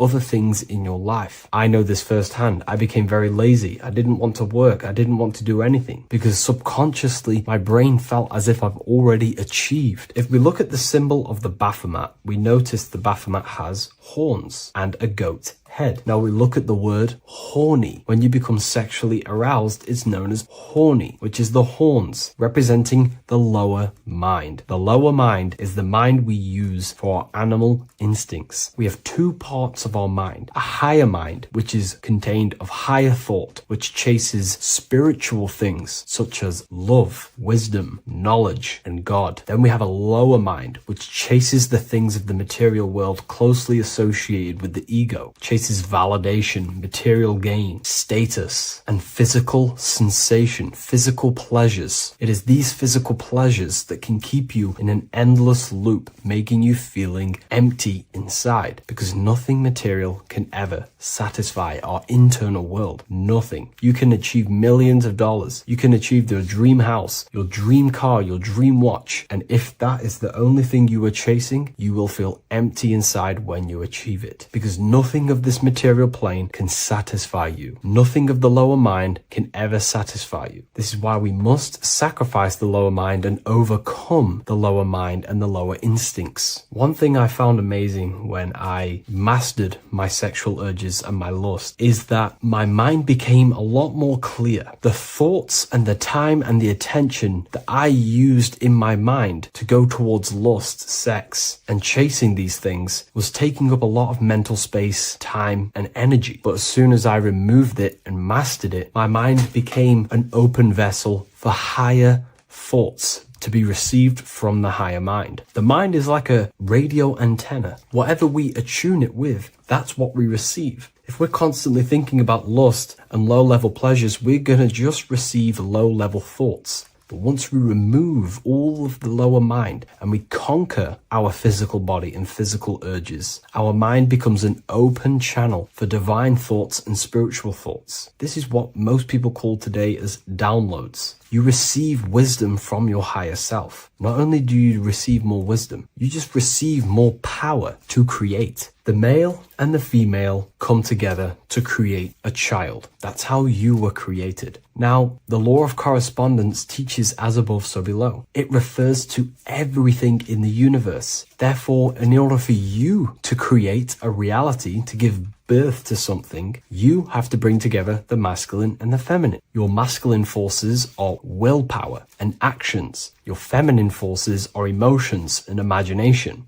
When you combine the willpower, action, emotions, and imagination and combine them together, you can give birth to reality. But it's important to only give birth to things that are spiritual, that are good, that are for the benefit of yourself and humanity, and not for the ego and the lower mind. Killing our lower mind is essential for spiritual ascension when we die. The thoughts that we give the most attention and energy to when we die are pretty much the same thoughts that we're going to think when we die. When you die, your physical body and external world is stripped and you're left with your internal world of consciousness, more than likely be resonating within the lower astral plane before you move on to any higher dimensions of the astral. It's important that we kill any addictions such as sex, food, attachments, emotional attachments to people, any desire for material things before we physically die. The Hindus taught this, Buddhism taught this, the ancient Egyptians taught this. We have to remove the desires in our heart for material and things before we physically die, because when we die, we cannot fulfill physical pleasure. Therefore, we will create our own suffering within the astral dimension. So sex is the biggest part of this. We have to remove the desire for sex or releasing any of our sexual fluids before we physically die to master ourselves. And not only that, it's going to benefit the way you feel, the way you think, the way you act towards people once you have mastered this. Porn psychologically damages you. You are quite literally the person in the corner of a room watching two other people give pleasure to each other. Psychologically, that is not good. And what happens in darkness is always revealed in light. What you do in your alone times will show in your confidence, in your eye contact, in your presence, in your aura, your energy. You cannot hide things that you do in the dark, because they always reveal themselves in a subconscious way, whether physically or through an energetic spiritual way. Sex can be known as sacred energy exchange. You are exchanging energy, bioelectrical energy. It's a scientific fact that when you hold hands with another person, your brain waves of each individual become synced. Your emotions sync. And you exchange electromagnetic energy because you are an electromagnetic being. When you have sex with someone, you are literally exchanging emotional energy. Your aura is not just an electromagnetic field. It is literally a manifestation of your internal consciousness. Your consciousness contains your thoughts, your beliefs, your traumas, your emotional state.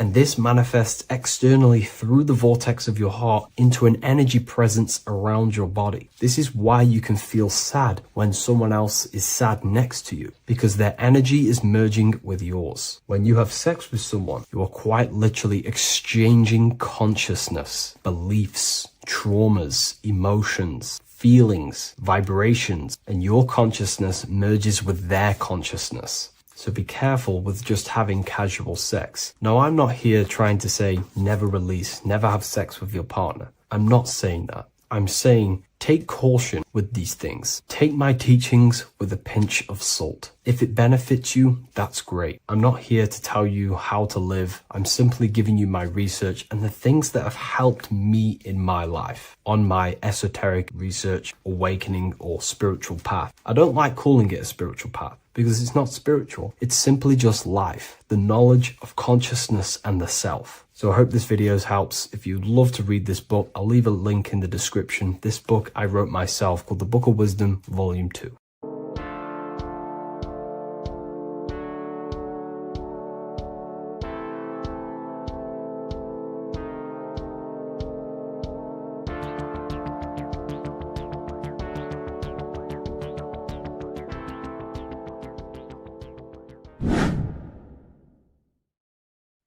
What is up, people? How are we all doing? Today, we're talking about the flat earth cosmology. So let's jump straight into this. Please drop a follow and leave a like to help the algorithm. So we live in a torus field. Everything's made out of torus fields. And every torus field has motion. It's what it is. It's the motion of energy. And every torus field has a center, which is the black hole. It's a womb of creation. It counters space. Now, this is why the North Pole is magnetic, because the center of this torus field is the most magnetic part, the strongest part of the field. So this is why all compasses will point you to the center. And the Earth's magnetic field is spread across the whole of the Earth. And it's spinning, as you can see here, it's like a tornado at the center. And this tornado is the force which is spinning the sun and the moon around us. You got the sun, the moon, Polaris, just like in the Masonic cosmos here. The sun, the moon, Polaris, the all-seeing eye.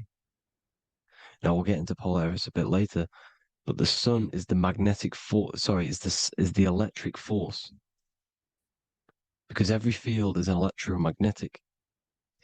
Now, the sun is electric. It's positively charged. It's gonna give you energy. It's feeding energy. The moon is more magnetic energy, which is taking your energy away from you. And this is why you become sleepy when the moon comes out, because it's taking away your energy. So these two forces is the balance. It's the yin and yang. It's the balance. Everything in this creation is balanced, because the torus field is the Earth is the plane of inertia, the 0 point within the field, because physical matter is a result of two opposing forces equalized on the plane of inertia. And that is where matter crystallizes into physical results. And this physical plane is the plane of inertia, planet Earth. And at the center of this plane is the black hole, the womb of creation. And outside of this black hole gives birth to light. So the torus field is constantly rotating, going into counter space, the black hole, and then out of counter space gives birth to the white hole, white light. You see? So it's going around, black hole, birth again, black hole, birth again. And it just keeps going around. It's an infinite cycle of energy. And this is where the infinity sign comes from. This is the motion, this is the force which is creating everything to spin inside of this circle. Okay? And it's making the stars spin. It's making the sun and moon spin around us, around this center point. Now here you see Horus and Set. Horus and Set putting their feet inside of this dome. This is the royal arch, the arch of the dome above us, which is like you see in the Masonic cosmos, the royal arch of Freemasonry. This is the dome above us, the firmament that the Bible talks about. You see, they're putting their feet in because Set symbolizes the moon and Horus is the sun. Horizon, Horus. Horus is rising, the sun. So they're both putting their feet around this center magnetic pole, which is the pole, North Pole. And above the North Pole, you have Polaris, the pole of electromagnetic energy. You see? And this is how we get the sun and the seasons. Because the sun, for us, when it becomes summer, it's on the Tropic of Cancer. Then it spirals outwards, going out and out and out, then goes to the Tropic of Capricorn. That's winter for us. Then it comes back in and creates summer again. So it's constantly spiraling around this center magnetic North Pole. You see? So this roof above our heads is the firmament. And this is what they've taken off of us. They haven't physically taken it, but mentally they have taken this away from you. It's a female energy. And this is what the Egyptians called Nut, the sky god Nut. And this is the womb. We are inside God's creation, God's womb. And the woman's womb, when she has a baby, is a microcosm of this, because everything inside of this creation is macro. It's a reflection of the bigger things, as above, so below. So the dome above our heads is the dome we are in when we are a baby. And you can see the sacred geometry of it is the exact same. It's the dome. And when we are inside of the womb, the woman, the sacred maker, which is the M, the Masonic M, this is the Gmail symbol. The Masonic M is maker, mason, matter, male. She delivers the male, you see. She delivers the male because it's the maker, the female, the magnetic. The woman is magnetic in nature. The male is electric in nature. So when we are in this womb, the female, we are being fed by the center umbilical cord, by the center of the mother's stomach. We're connected to the center of the woman's stomach, just like we are when we are in the earth. The center is where the aurora borealis is being emitted from, the electromagnetic aurora borealis, the northern lights. This is our spiritual umbilical cord, connecting us to counter space, connecting us to the realms beyond this world. Because at the center of every torus field is counter space. And at the center of the earth is our spiritual umbilical cord, and this is the earth's belly button, as you see. As above, so below. We had a physical umbilical cord. We have a spiritual umbilical cord, and this gets cut when we die, when we're cut away from the physical reality. You see, here's the ancient Egyptian tablet showing this female. You can see the hair, it's a female above us, because the female energy is nurturing, helping, looking after. And that's exactly what the dome is. It's protecting us. It's the Ark of the Covenant, the Ark covering us, you see? And this is what they've taken away from us. By you believing in space, it completely destroys the idea of this being a sacred creation. They've taken the roof off your head, if you believe in space, you believe that there's chaos, there's planets, there's asteroids that could kill us at any moment. But this isn't true. They've made you fear your own creation that you're inside of. They've made you fear what's above you. You see, and it's to hide the power of astrology, the power of the lights in the firmament, which are constantly flowing through the ether.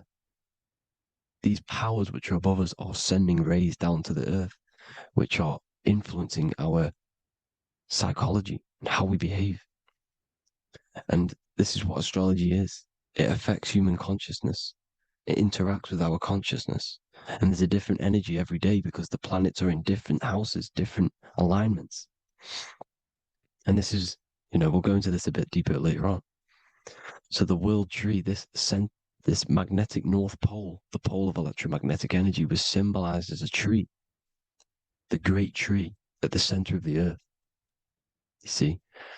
And this tree is symbolized everywhere. You can see here how the center person, this Egyptian person, is holding up the sky. This is the North Pole, the hyperboloid, at the center of every torus field. And this tree was in the Mayan cosmology. This is an ancient depiction. This is the torus field. There's the plane of inertia. Here's the center tree. Here's the tree in the center, the magnetic North Pole, the woman holding the stars. Here's the Hindu with the two birds symbolizing the sun and the moon revolving around this center tree.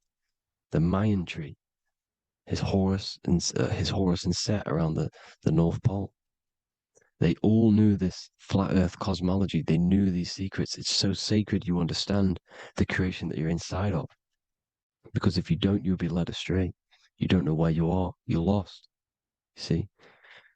And here's the Masonic art with the rays of the stars coming down with the tree in the center. So it was personified as a tree. And we are in Asgard, Midgard, the middle garden, where there's good and evil. So the 7 layers of heaven, which is talked about in the Quran. Each planet has a different layer of the firmament, and this is the 7 layers of heaven, and these are our 7 layers of the energy centers in our body. So we start in the stars, so we are stars in a physical body. And this is why we say Mr., Sister, Fraudster, Sinister. Stir is star, and we are in the stars, and our star descends into the soul system, not solar system. And as we descend into the soul system, we enter Satan's kingdom, Satan's world. As it says in the Bible, Satan is the god of this world. Well, if you've been into my research for a while, you know Satan is Saturn. Saturn's world, because Saturn's the outermost ring. He's the Lord of the Rings. And you enter his kingdom, the kingdom of time. And this is why Saturn's the time god. As soon as you go past the rings of Saturn, you're now in the soul system. You're now in time. You're now bound by space and time. and you're bound to the earth plane, the heart. Earth is heart. It's a rearrangement, it's an anagram for heart. And the heart of the electromagnetic color spectrum is green, and that's why the earth is green. And above green is blue, and this is why the sky is blue. In order to go to heaven on the macro scale, you have to go through the blue sky, through the 7 layers of heaven. In order to reach heaven in your body, whilst you're here, you have to go through the blue chakra to your head, which is heaven. It's micro, macro. Everything is micro, macro inside of this creation. It's an ancient, I think this is a French image, piece of art from the ancient French, with obviously the 7 layers of heaven, which they all depict. And notice how it's like a dome. We'll go into this dome symbolization, the Royal Arch of Masonry, which is next. But these 7 layers of heaven give us the 7 metals, the 7 days of the week, the 7 diatonic tones, the 7 chakras, the 7 everything. It's God's favorite number. And this is why the Masons use the G inside of the compass, because the G is the 7th letter, and God starts with G. You see? So it's 7. God is 7. Here's another depiction of the heart, the soul system, the 7 layers of heaven. La fermenta. You see, la firmament, with the stars on the outermost layer. Here are the 7 planets: Jupiter, Mars, la soleil, the sun, la luna, the moon. So Saturn. So we are in the heart of this soul system. In order to ascend, we need to ascend up our chakra system, reach 144,000 hertz, God consciousness, the God man. You have to unfold God man, master of the mind, mastery of the mind. So what are the stars? The stars make everything unique. The stars are constantly rotating around the center, magnetic North Pole, the tornado at the center, which is stirring everything. It's stirring the ether. The center is the ether, and the 4 elements are born out of this ether. There's 5 elements: ether, spirit, water, air, and earth. The ether gives birth to the 4 other physical elements, which the whole of creation are made out of. About them 4 elements. 4 is the number of stability. You know, a chair, a table has 4 legs. It's stable thing. It's a foundation, and these 4 elements are the foundation of this creation. You see, and this magnetic North Pole is stirring this, and the 4 vibrational states of the ether are the 4 elements. Now let me get back to the stars. I just wanted to give you that. The stars are being stirred around this center point. Center. It's stirring everything, and they're always in different alignments. Every millisecond, they're moving in different placements of the stars. And the planets are called the 7 wanderers because they're not fixed. The stars are fixed, but the planets are called the 7 wanderers, the 7 layers of heaven, because they move faster and slower than each other. Each planet is slower and faster, has a different rate of speed it's moving. So these alignments are mixing in with the energies of the different 12 constellations. And this is why you have a unique characteristic. You have a unique look, a unique energy, a unique personality. This is because when you were born and you took your first breath, that energy which was in the ether, because the ether is all around you, and energy travels through the ether. The energy that the stars were casting down and the energy that the planets was mixing in with the 12 constellations was in the ether. So when you came out of the womb and your first breath, because breath is spirit, okay? So that first breath you took, that is the energy that is imprinted within your DNA, your soul. And you reflect that energy, you emit that energy. That's the energy that is with you forever until you die, till this physical body dies off. And that's what the stars are. The stars are giving a unique energy, characteristic, personality to every living thing.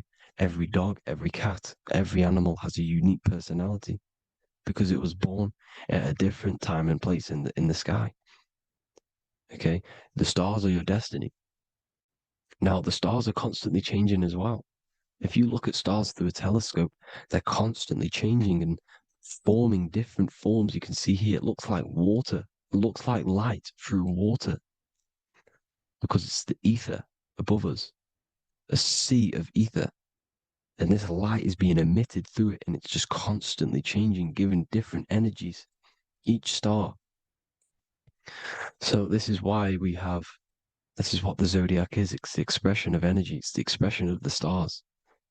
And each constellation has many different personality, different energies, different traits. Each planet has different traits, depending where your planets are, depending what energies you hold. No two person have the same energy. There's no one. It could be similar, but no one's the exact same. It's because of the stars. The stars are never in the exact same split place. The planets are always in different houses. So here's some Royal Arch symbolism. Here's the Royal Arch of Masonry, as it says here. The sun and the moon, the constellations. Here's Cancer, the 7 planets, the 7 stars. Here's the Royal Arch. This is the firmament. Here's the duality. Black and white, duality, good and evil, rest and motion, dielectricity, magnetism. See? So this is what the Royal Arch is. It's symbolizing the cosmic dome above us. The womb we're in. We're inside God's womb. And here's George Washington, the Freemason, inside of the Royal Arch. You see? With the G, the Masonic G, God, 7. Here you see another depiction of George Washington with the stars in the dome above his head, his Polaris, the sky vault, Polaris. We'll get into that later. Go inside of all of your ancient churches, you will see the dome. Go to the Vatican, you'll see the dome. All of your ancient churches have this dome because it's the dome above your head.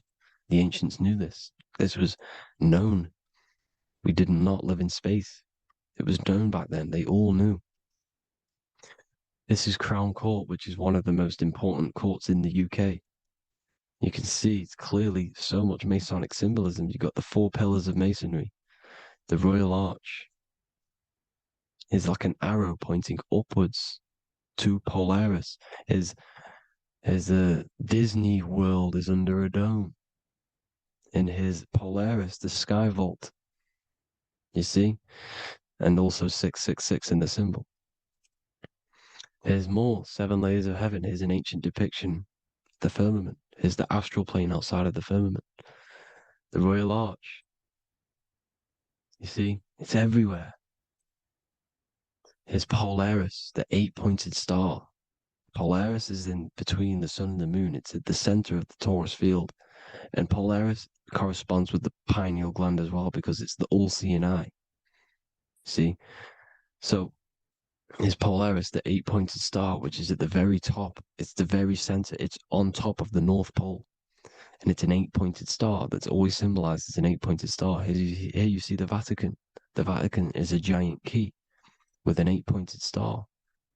See, it's a key. Here's the dome. Here's the Space Delta, the USA Space Delta logos. Here you see the Egyptian god looking from the center of the North Pole, looking upward to an 8-pointed star, Polaris. An arrow pointing up to Polaris. Here's another, the bear holding a key with an arrow up to Polaris, 7. Holds the key to Polaris. Here's an eagle holding a key above the North Pole to Polaris. Polaris, and here's another one. There's another bird, like a dragon, holding a key to Polaris. Because Polaris is definitely something to do with leaving this creation. Okay, maybe, I can't say for sure, but maybe it's to do with ascension, and this is why the Vatican hold the key to the 8-pointed star. And this is why the space, well, we all know space is a lie, but they're showing Polaris and its sacred symbology. Maybe it's to do with something leaving this creation, going to another. Here's some North Pole symbolism. As above, so below.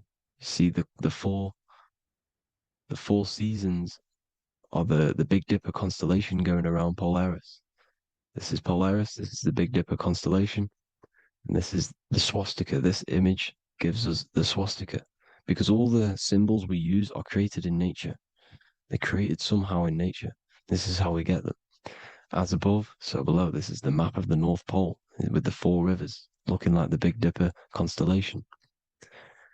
It's the Masonic, here's the ancient cosmology with the 4, you see the 4 islands, Mayan cosmology, 4 islands. This is the alchemical symbol for Earth, 4 sections. The windows, because the center at the North Pole is a window to another dimension. The 4 lucky 4-leaf clover, which is supposed to be lucky. It's just it's truth in plain sight. And here's Hitler looking at 2 flat Earth maps. So this swastika has been used for thousands of years, thousands and thousands of years, and it's symbolic for the most sacred land on this plane, the North Pole. Shambhala. Do some research on Shambhala, people. It's a it's a Hindu mythology about the sacred lands at the center of the earth, and it's known to be full of enlightened beings, and it's all symbolized at the center. You can see their paintings of Shambhala. It's all at the center, the North Pole, and it's known to be the most godly place ever, because it takes you to a portal to the higher places. And maybe this is something to do with Polaris, connecting you to this sacred land at the very center. But anyways, people, thank you all for tapping in. Hope you all learned something. Have an amazing day. Please follow, subscribe, like, all the links in the description for the courses, the PDF. Please have an amazing day. God bless.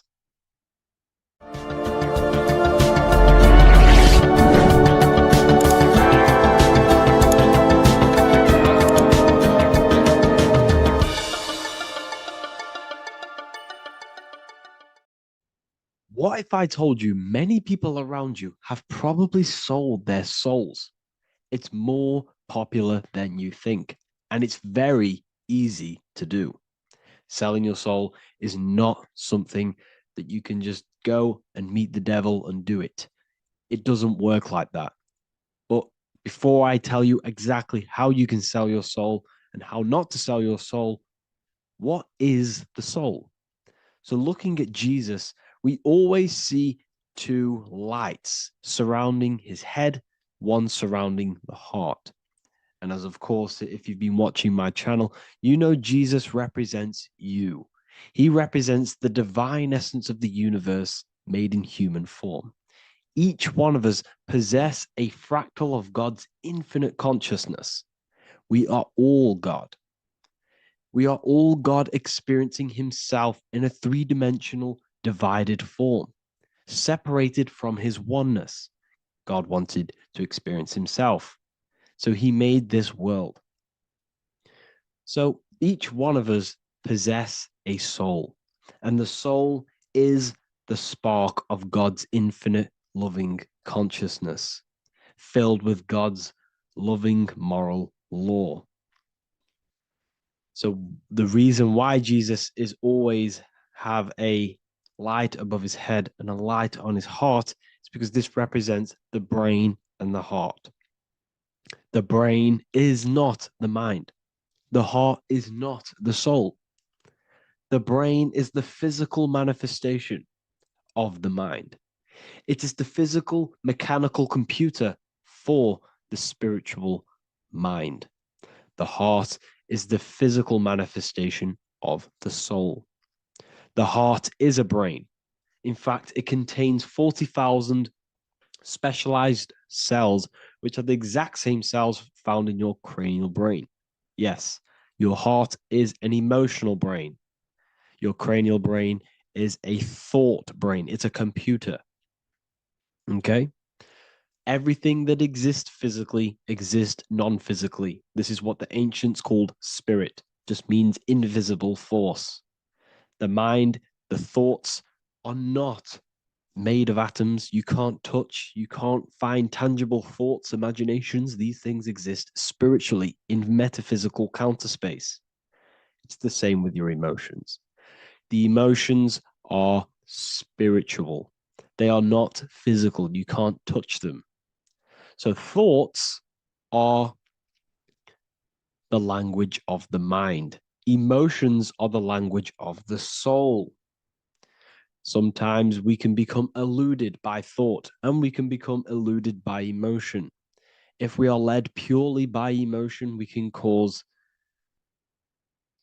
create illusions in our perception. The same if we rely only on thought. We must balance these two.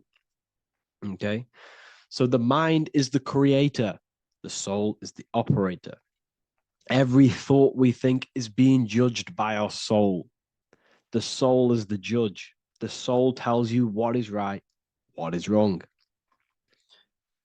And even the Freemasons depict this spirit and matter in their black and white checkered boards. White is spirit, black is matter. Matter is dead, spirit is life. This is what this represents. Physical reality is not just physical. For every physical object, for every physical manifestation, there is a spiritual force bringing it into existence. Consciousness brings everything into existence.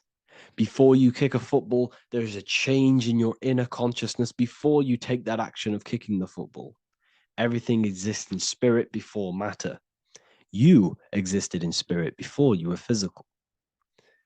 We also see this in alchemical Freemasonic artwork. This represents the clouds. This is the mind. This is the heavens. And then coming down into the heart, which represents the earth.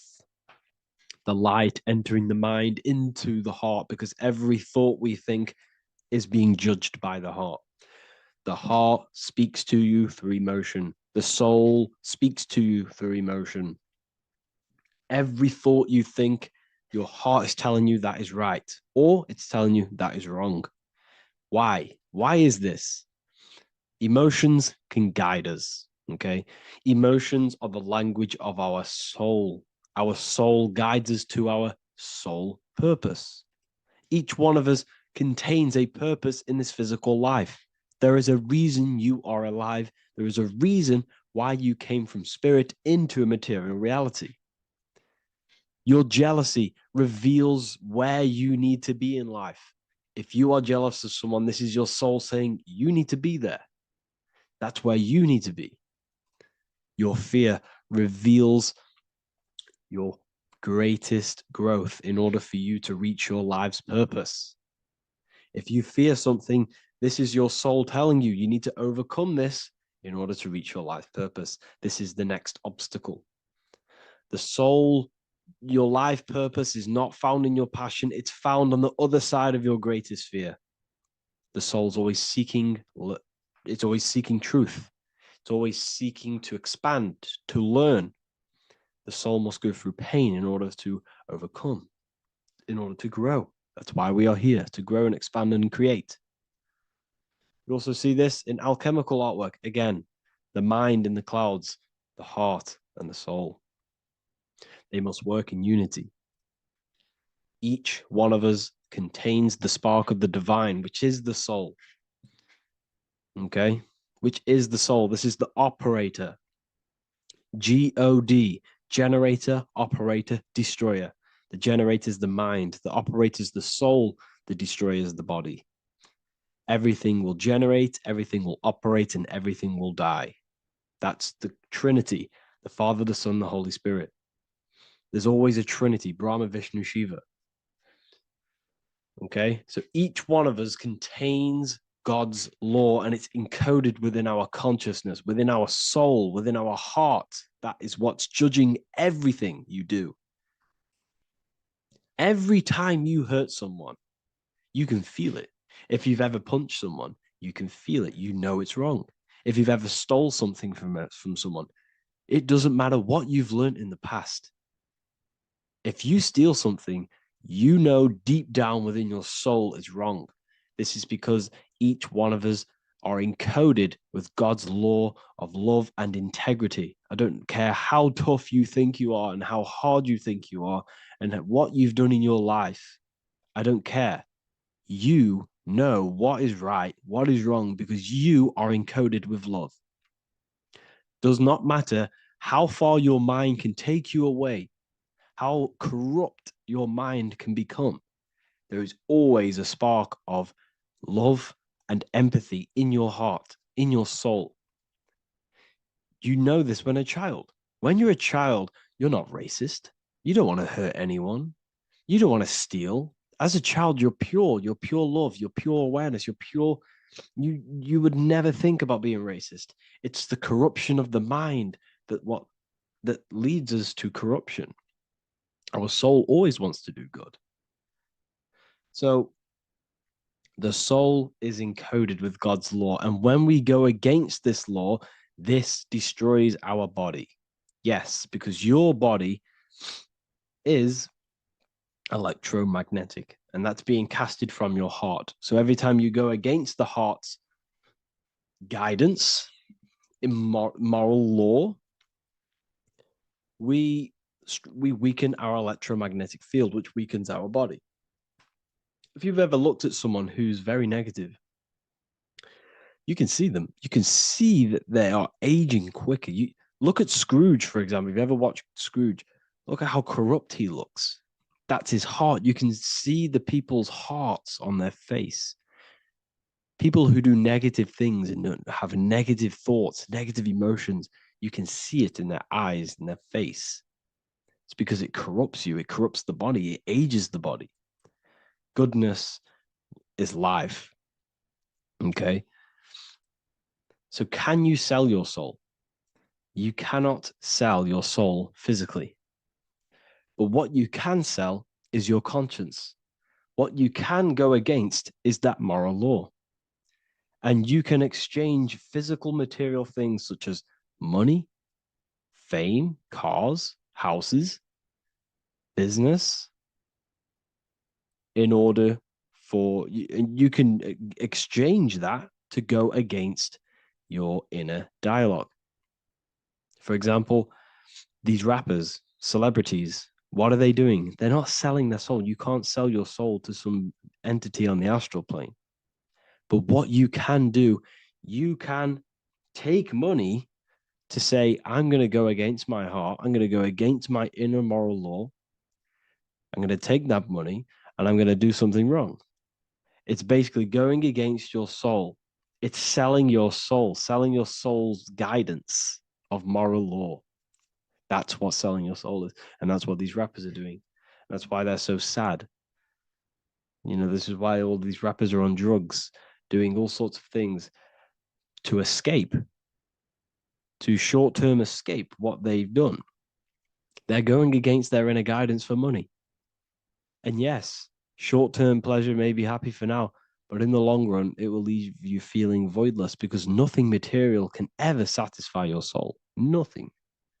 You could gain £1 million tomorrow, guaranteed within 2 weeks, you'll be back to the exact same position mentally, emotionally as before, because nothing physical can ever satisfy you. Guaranteed, if you received $1 million if you received $1 million now, in a week's time, you'd be hunting for the next million because it does not satisfy you. There's a reason why these billionaires don't stop working, because they're so addicted to earning and earning and earning. It doesn't satisfy you. The only way you can satisfy yourself is through Christ consciousness, is through self-love, is through loving thyself, knowing thyself, and becoming balanced internally in consciousness instead of seeking external validation through material things, which end up leaving you feeling voidless, empty inside, and sad and depressed and anxiety. Everyone's looking outside of themselves for validation, when true validation comes from within. True satisfaction, true happiness comes from within, reaching Christ. Christ is a state of being, a state of consciousness that we must cultivate within ourselves so we can live a happy, balanced life. You can have all these material things when you're satisfied inside, but don't rely on them. Me, I enjoy material things, but I don't desire them. I don't chase them. I don't rely on them for happiness, for validation. You can have big cars. You could have your favorite watches. You could have Lamborghinis, yes, it's fun, but don't let it give you your happiness.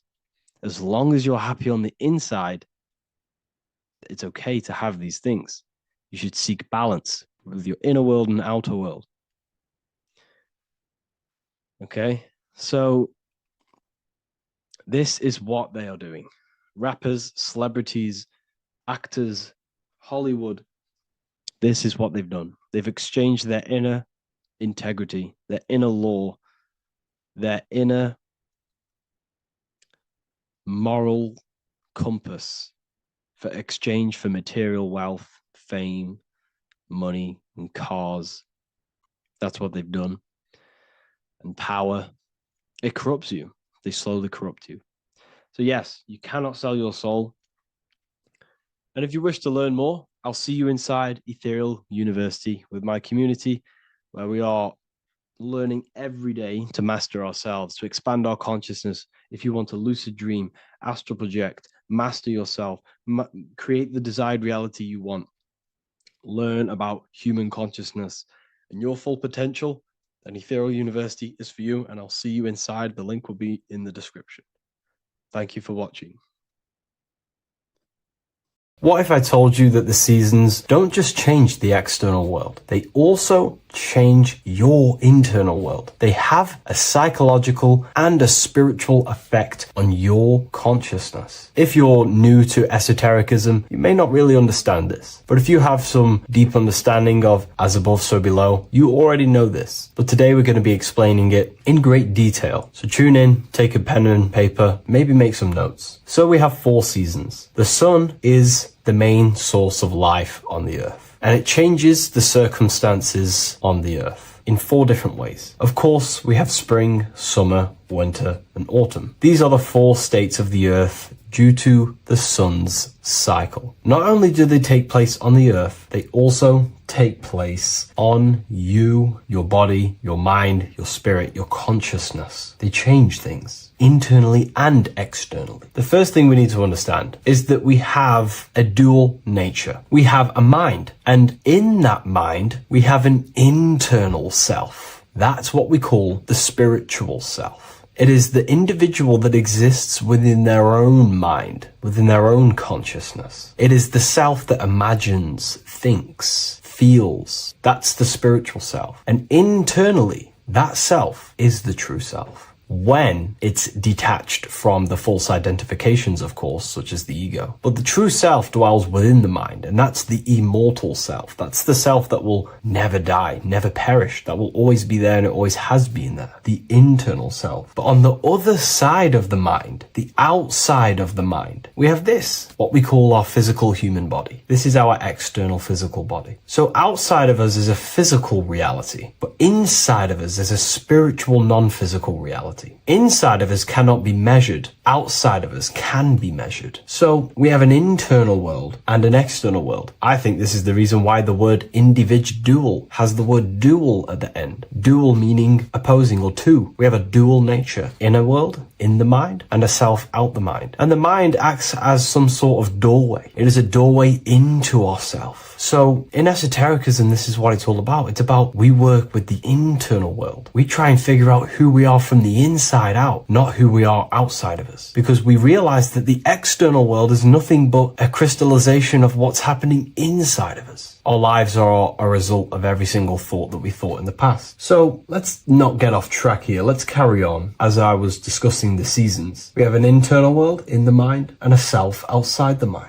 And this is reflected even in the cycles of the heavens. This is how you know the universe is intelligently designed, and the law of correspondence corresponds with everything. The law of correspondence is as above, so below. It's not a Hermetic principle. It's not a Freemasonic principle. The law of correspondence, as above, so below, is just the law of life of the universe. It is in everything. So the daytime, the sun, this is external impressions or expressions, should I say. We express ourselves outside the mind, in the outside world, in the material body, taking actions outside of us during this daytime. The sun represents outward expression, the daytime. This is when we wake up, we're conscious, we do things outside of our mind. But then the nighttime comes around and it becomes dark and the moon rules over the nighttime. And we return back to our internal world. We return back to the darkness. We return back to the internal self, the self in the mind. Really is fascinating. And this is as above, so below. This follows the correspondence. This follows the law. Although that the outside world has a cycle of day and night, so does our own mind have this cycle. As above, so below. As within, so without.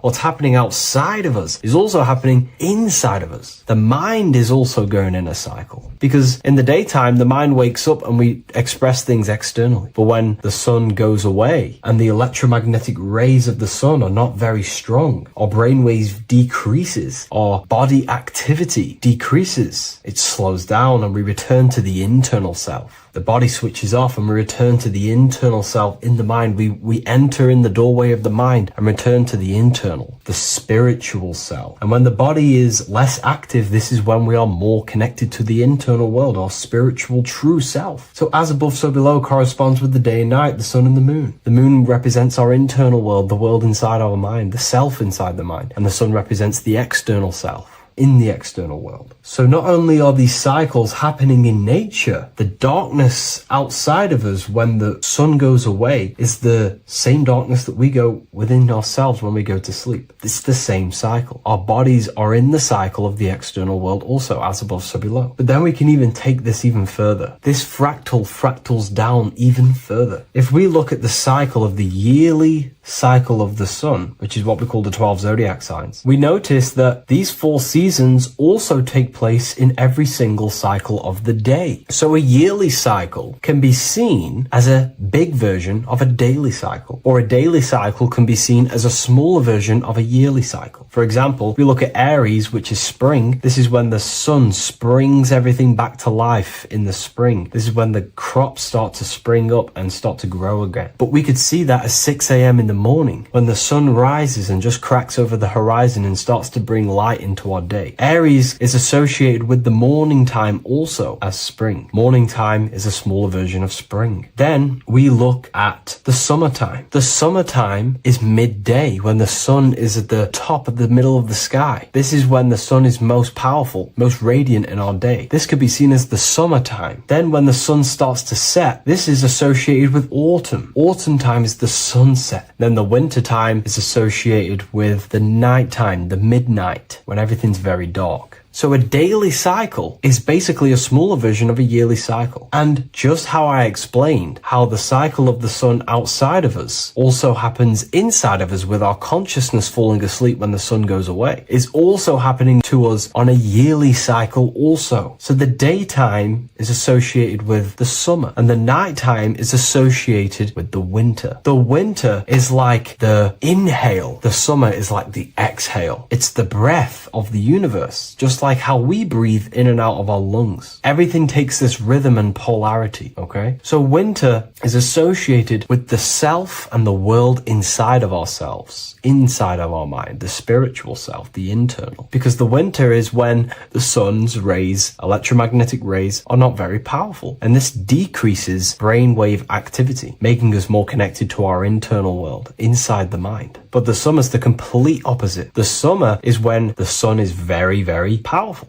And the sun's powerful electromagnetic rays increase brain activity, making us more actionable in the physical world outside of our mind, in the external world. So summer is the daytime and winter is a big version of the nighttime. Vice versa. Just like how in the winter, we're more in the house. We're inside buildings because it's very cold outside. Animals hibernate. They go inside. They go into little places. They collect all their food and prepare for the winter. They go inside. They go in darkness to hibernate. So does our consciousness, our spirit, the self inside of our mind. We can use these cycles to our advantage, to evolve spiritually, to connect and be more balanced. You know, I've mentioned a lot of this inside the university to my members, to the family inside of there. We discussed this. We had a great discussion about this. And, you know, the live calls we have are priceless. The conversations you can have with someone when they're awake, you never forget them. You always have deep, meaningful conversations. And we discussed this deeply, and we were going into some interesting things about how we can use these types of changes in the seasons for our spiritual growth. We even discussed about spring and autumn and how they're associated with the different spiritual bodies that we have. But anyways, let's not get off track. Lucid dreaming,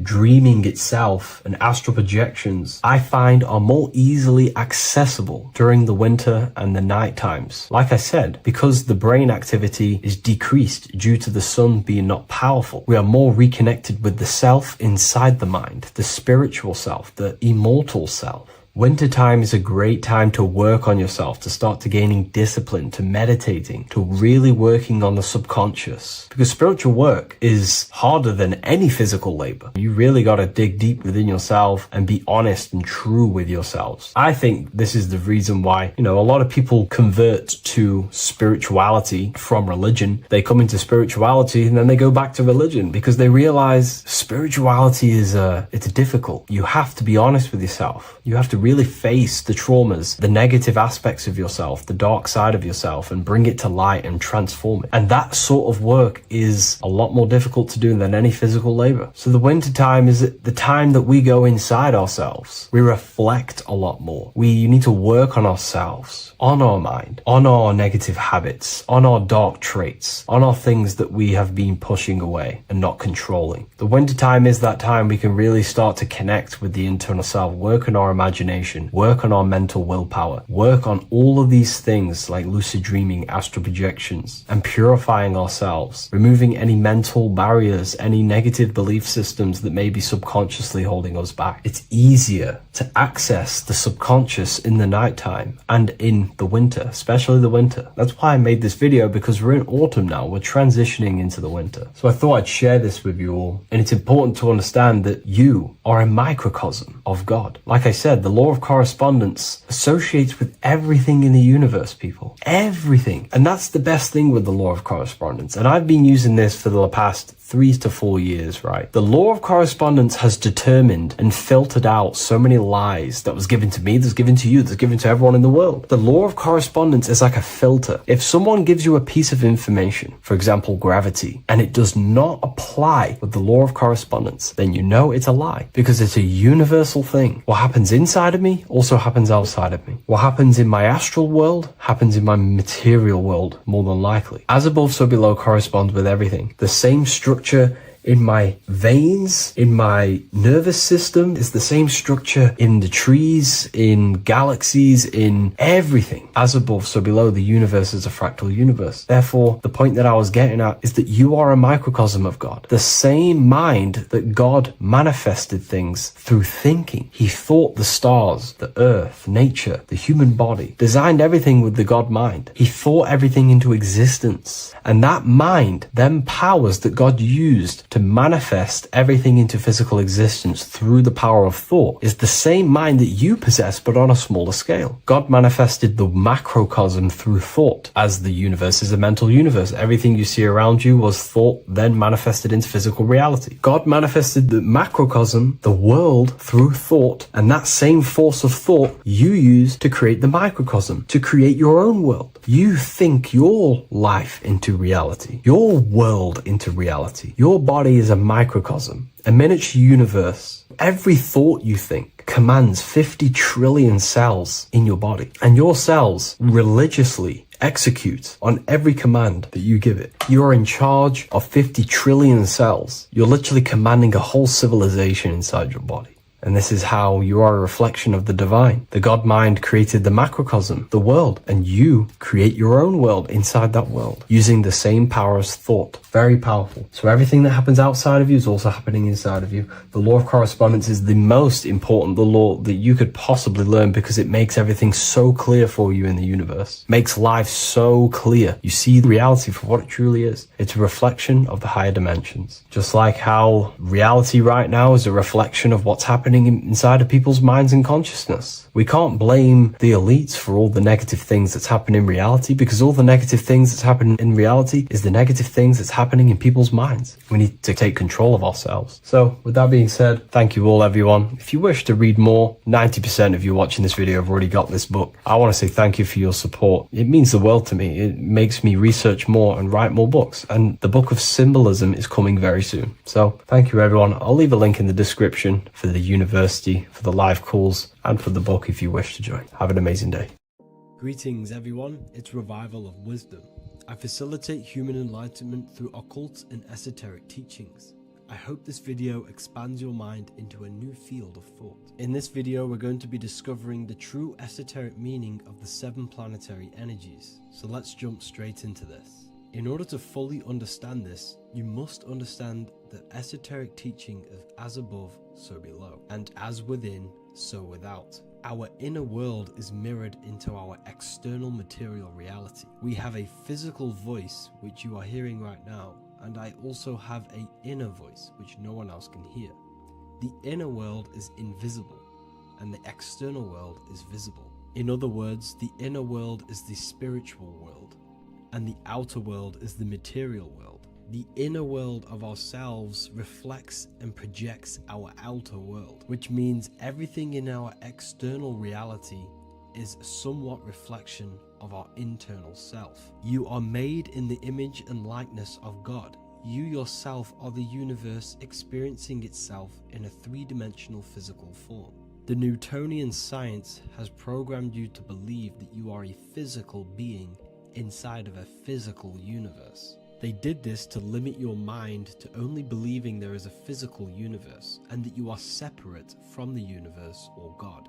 But you yourself are the divine essence of the universe, experiencing itself in a physical plane, which means everything you see is inside of you, including the stars, the planets, and the elements. As above, so below. As within, so without. An example of this is the 4 physical elements: fire, earth, water, and air. In the external world, these are physical elements. In our internal world, they represent the 4 bodies of consciousness. We have 4 different bodies. We have a material body, we have a spiritual body, an emotional body, and a mental body. The mind is not made out of the same substance as the body. The emotions is not made out of the same substance of the mind and the body. These bodies exist in 4 different dimensions, 4 layers of consciousness. With that being said, the 4 physical elements are inside of us. The earth is our material physical body. Fire represents our spiritual astral light body. Water represents our transformative and emotional body. Air represents the mental body, the communicative and thinking body. This is the teaching as above, so below. If that resonates with you and you can comprehend it, please leave a like and a subscribe to this channel to see more content. And feel free to leave a comment on any video suggestions. Okay, so now we've gone over the 4 physical elements and how they correspond with your inner world of consciousness. This is going to make it easier for you to understand what the planets actually are. The planets are a bit more in-depth and more detailed aspects of our consciousness. The 4 physical elements are generic, but the 7 planets go deeper. They are deeper aspects of ourselves. On a macrocosmic scale, the 7 planets rule the material realm. Every object, every animal, every plant, every stone, everything we see in this plane is governed and created under one of the 7 planets. I don't really like calling them planets. They are energies. They are spiritual forces that drive things into existence. An example of this is if we look at a tree. The roots of the tree are governed by Saturn. The stem of the tree is governed by the sun. The leaves of the tree are governed by the moon. Any offspring or fruit of the tree is governed by Jupiter. Any defense mechanisms of the tree is governed by Mars. The communication and networking of the tree is governed by Mercury. The smell and the look of the tree is governed by Venus. Everything we see in this material plane is governed by one of these specific energies. Everything material has a spiritual force that brings it into physical existence. This is the reason why we have 7 days of creation in the Bible. The 7 days of the week, all governed by the planetary energies. Monday is Moon Day for the moon. Mars governs Tuesday. Mercury is Wednesday. Jupiter is Thursday. Venus is Friday. Saturn is Saturn Day. And Sunday is for the sun. This is the reason why there are so many sevens in this physical plane. 7 days of the week, the 7 colors, the 7 chakras, the 7 diatonic musical notes, the 7 lamps on the Jewish candlestick. The G inside of the Masonic square and compass, G is the 7th letter. Now let's go a little bit deeper into every planetary energy. Saturn in the external material plane governs the foundational and enduring aspects of existence, such as roots of plants, the bones of our body, and even the insects that dwell beneath the ground. Saturn represents the dull, hard, and unyielding forces of life, symbolizing structure, limitation, and conditioning. Under Saturn's influence, things become rigid, bound by restrictions and boundaries. This is the reason why Saturn is known as Father Time, because Saturn rules anything that is a restriction and a limitation, which is time. The whole of this material plane is governed by time. You will be born and you will die. This explains why there is so much Saturn symbology in this material plane. Saturn is one of the most important planetary energies. You are a spiritual being in a physical body. Your light, your consciousness is bound to the physical body until you learn how to escape the physical body. The body is a limitation for our infinite minds and spiritual bodies. Our infinite mind is stuck in this material body, governed by Saturn's limitation of time, matter, and space. Now let's dive into what Saturn means to our consciousness within our internal world. We've gone over what Saturn means in the external world. What does it mean to our consciousness? Internally, Saturn embodies the conditioning within our consciousness. When the Saturnian aspect of our consciousness dominates, we become overly rigid, fixated, and restricted in our thinking and actions. For example, Saturn's influence is strongly felt in today's world, where many people's minds are confined to societal norms and conditioned responses. Saturn is the aspect of our consciousness, our minds, such as limiting belief systems and limiting thoughts and emotions. This is the negative thought that you can't get rid of that's holding you back.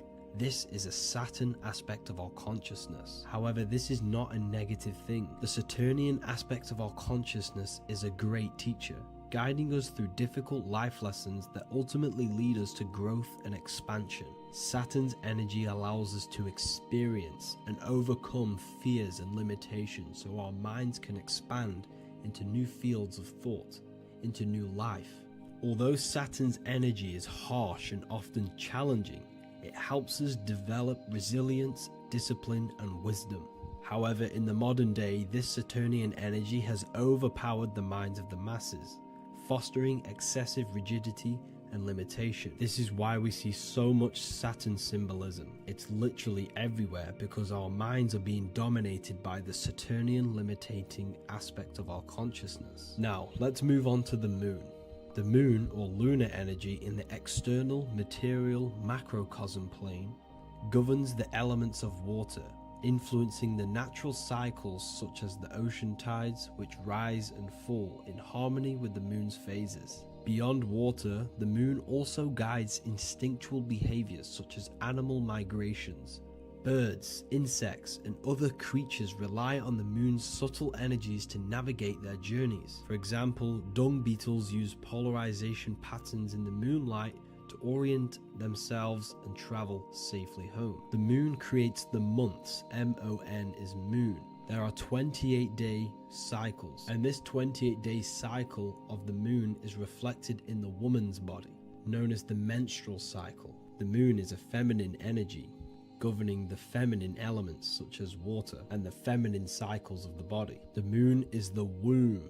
This is why eggs have the same color as the moon, because eggs are ruled by the moon's energy. Now that's the external world. The internal world, the moon symbolizes the emotion aspect of our consciousness. It represents the subconscious mind, the seat of intuition and psychic abilities. Just like in the external world, things are born out of the moon, such as eggs and the womb. The subconscious mind acts as a womb for our conscious mind. Our deep subconscious emotions and programs are born into light into the conscious mind and controls the conscious mind. The moon represents our hidden psyche, our shadow self.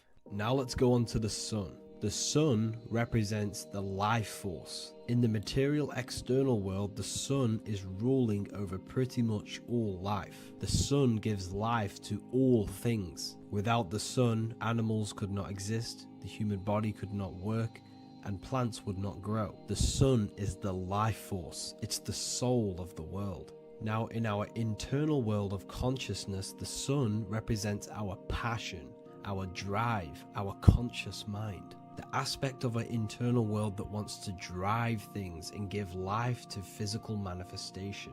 Now we go on to Mars energy. Mars is well known for being the god of war. Mars energy manifests into the material plane through anything that seeks to protect or defend itself. For example, the holly tree. The holly tree leaves are very sharp and they defend itself.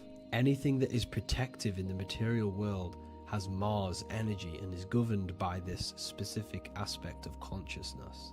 For example, any predators or animals such as hedgehogs with spines on their backs for protection. Mars represents all things that is driven by conflict, aggression and defense. Now internally, inside of our inner world, Mars symbolizes the aspect of our consciousness that is focused on self-preservation and protection. Mars governs our ego, the instinctual urges of anger or maintaining reputation. Mars is not evil, it's necessary. Sometimes it's necessary for us to protect ourselves. Mars is the aspect of our consciousness that is anger, rage, the desire to fight or conquer. When this energy is activated within our consciousness, we become defensive, assertive, and even combative, ready to dominate others and destroy obstacles in our way. Now let's move on to Venus energy. Venus in the external material world manifests its energy through the aesthetics of creation. This planet governs the beauty and harmony found in nature, including the nurturing environment of a mother's womb where life begins. Venus embodies the essential love, not only in romantic relationships, but also in the bonds between family members and all living beings. Venus represents relationships. We have relationships between plants, animals. They all depend on each other to give life. Plants provide food and medicine, while living creatures contribute to their own growth and pollination.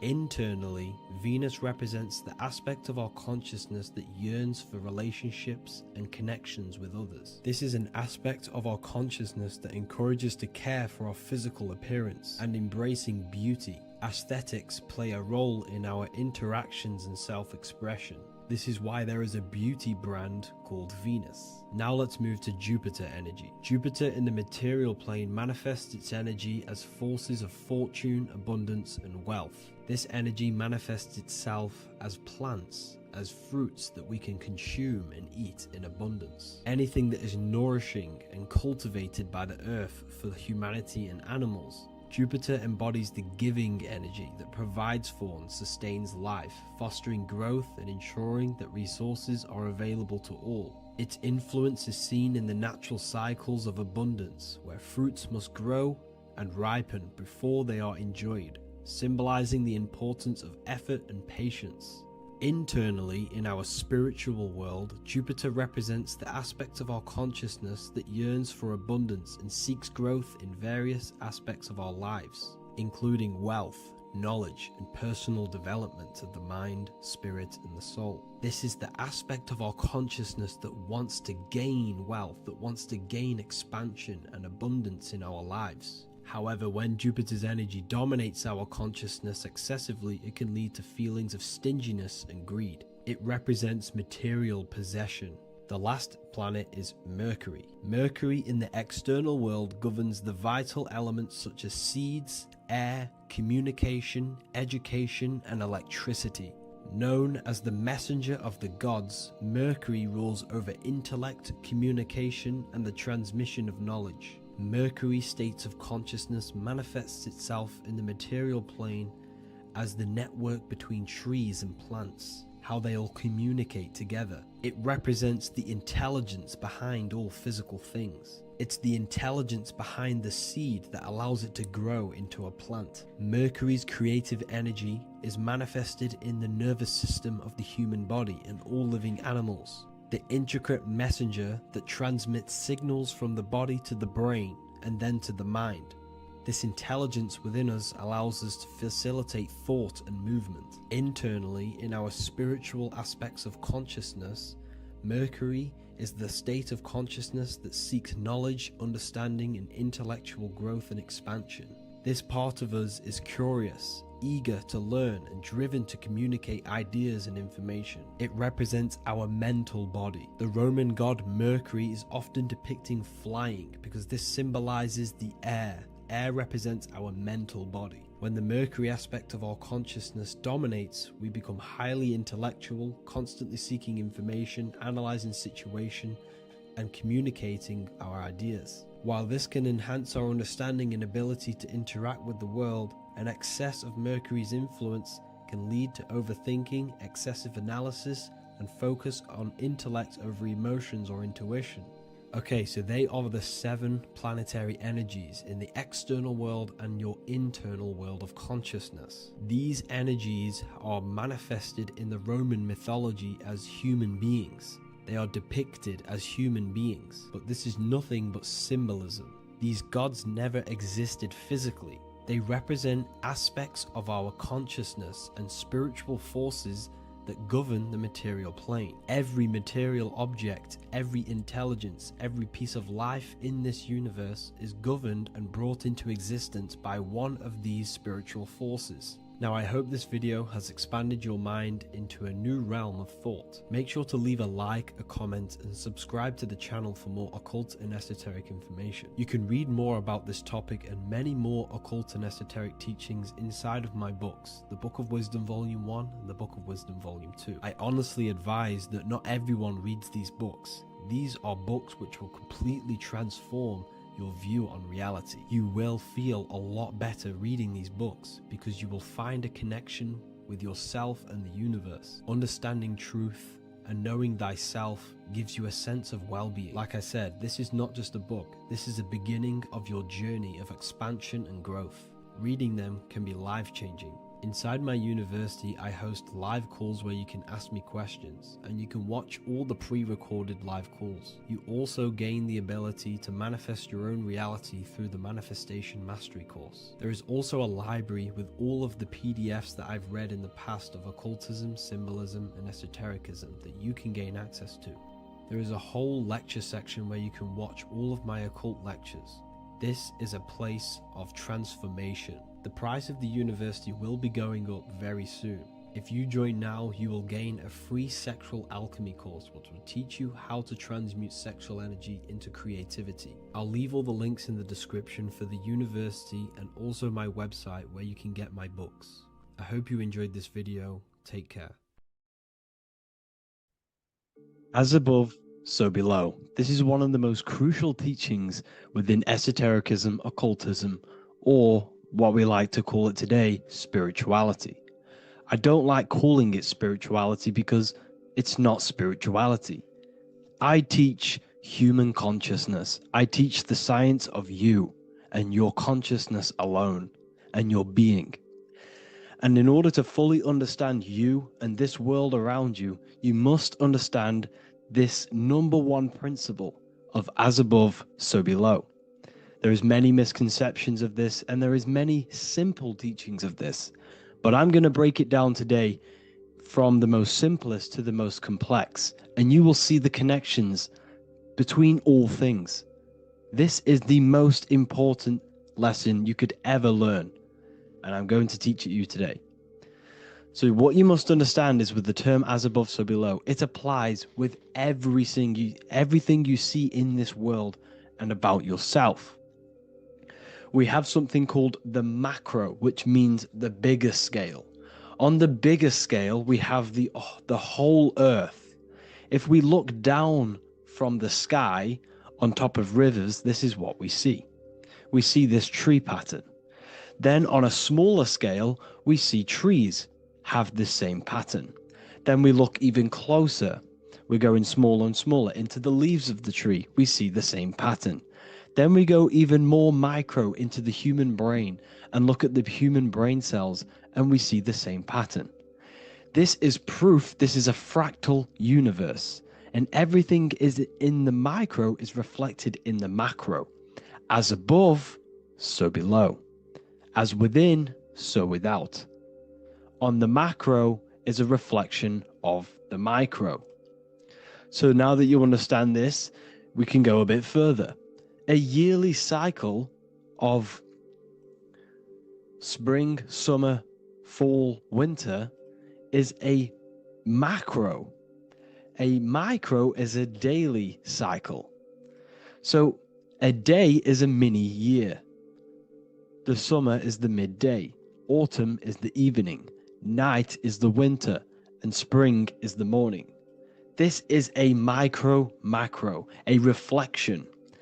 We have a miniature cycle of the zodiac every single day. And this cycle is also reflecting the cycle of life and death.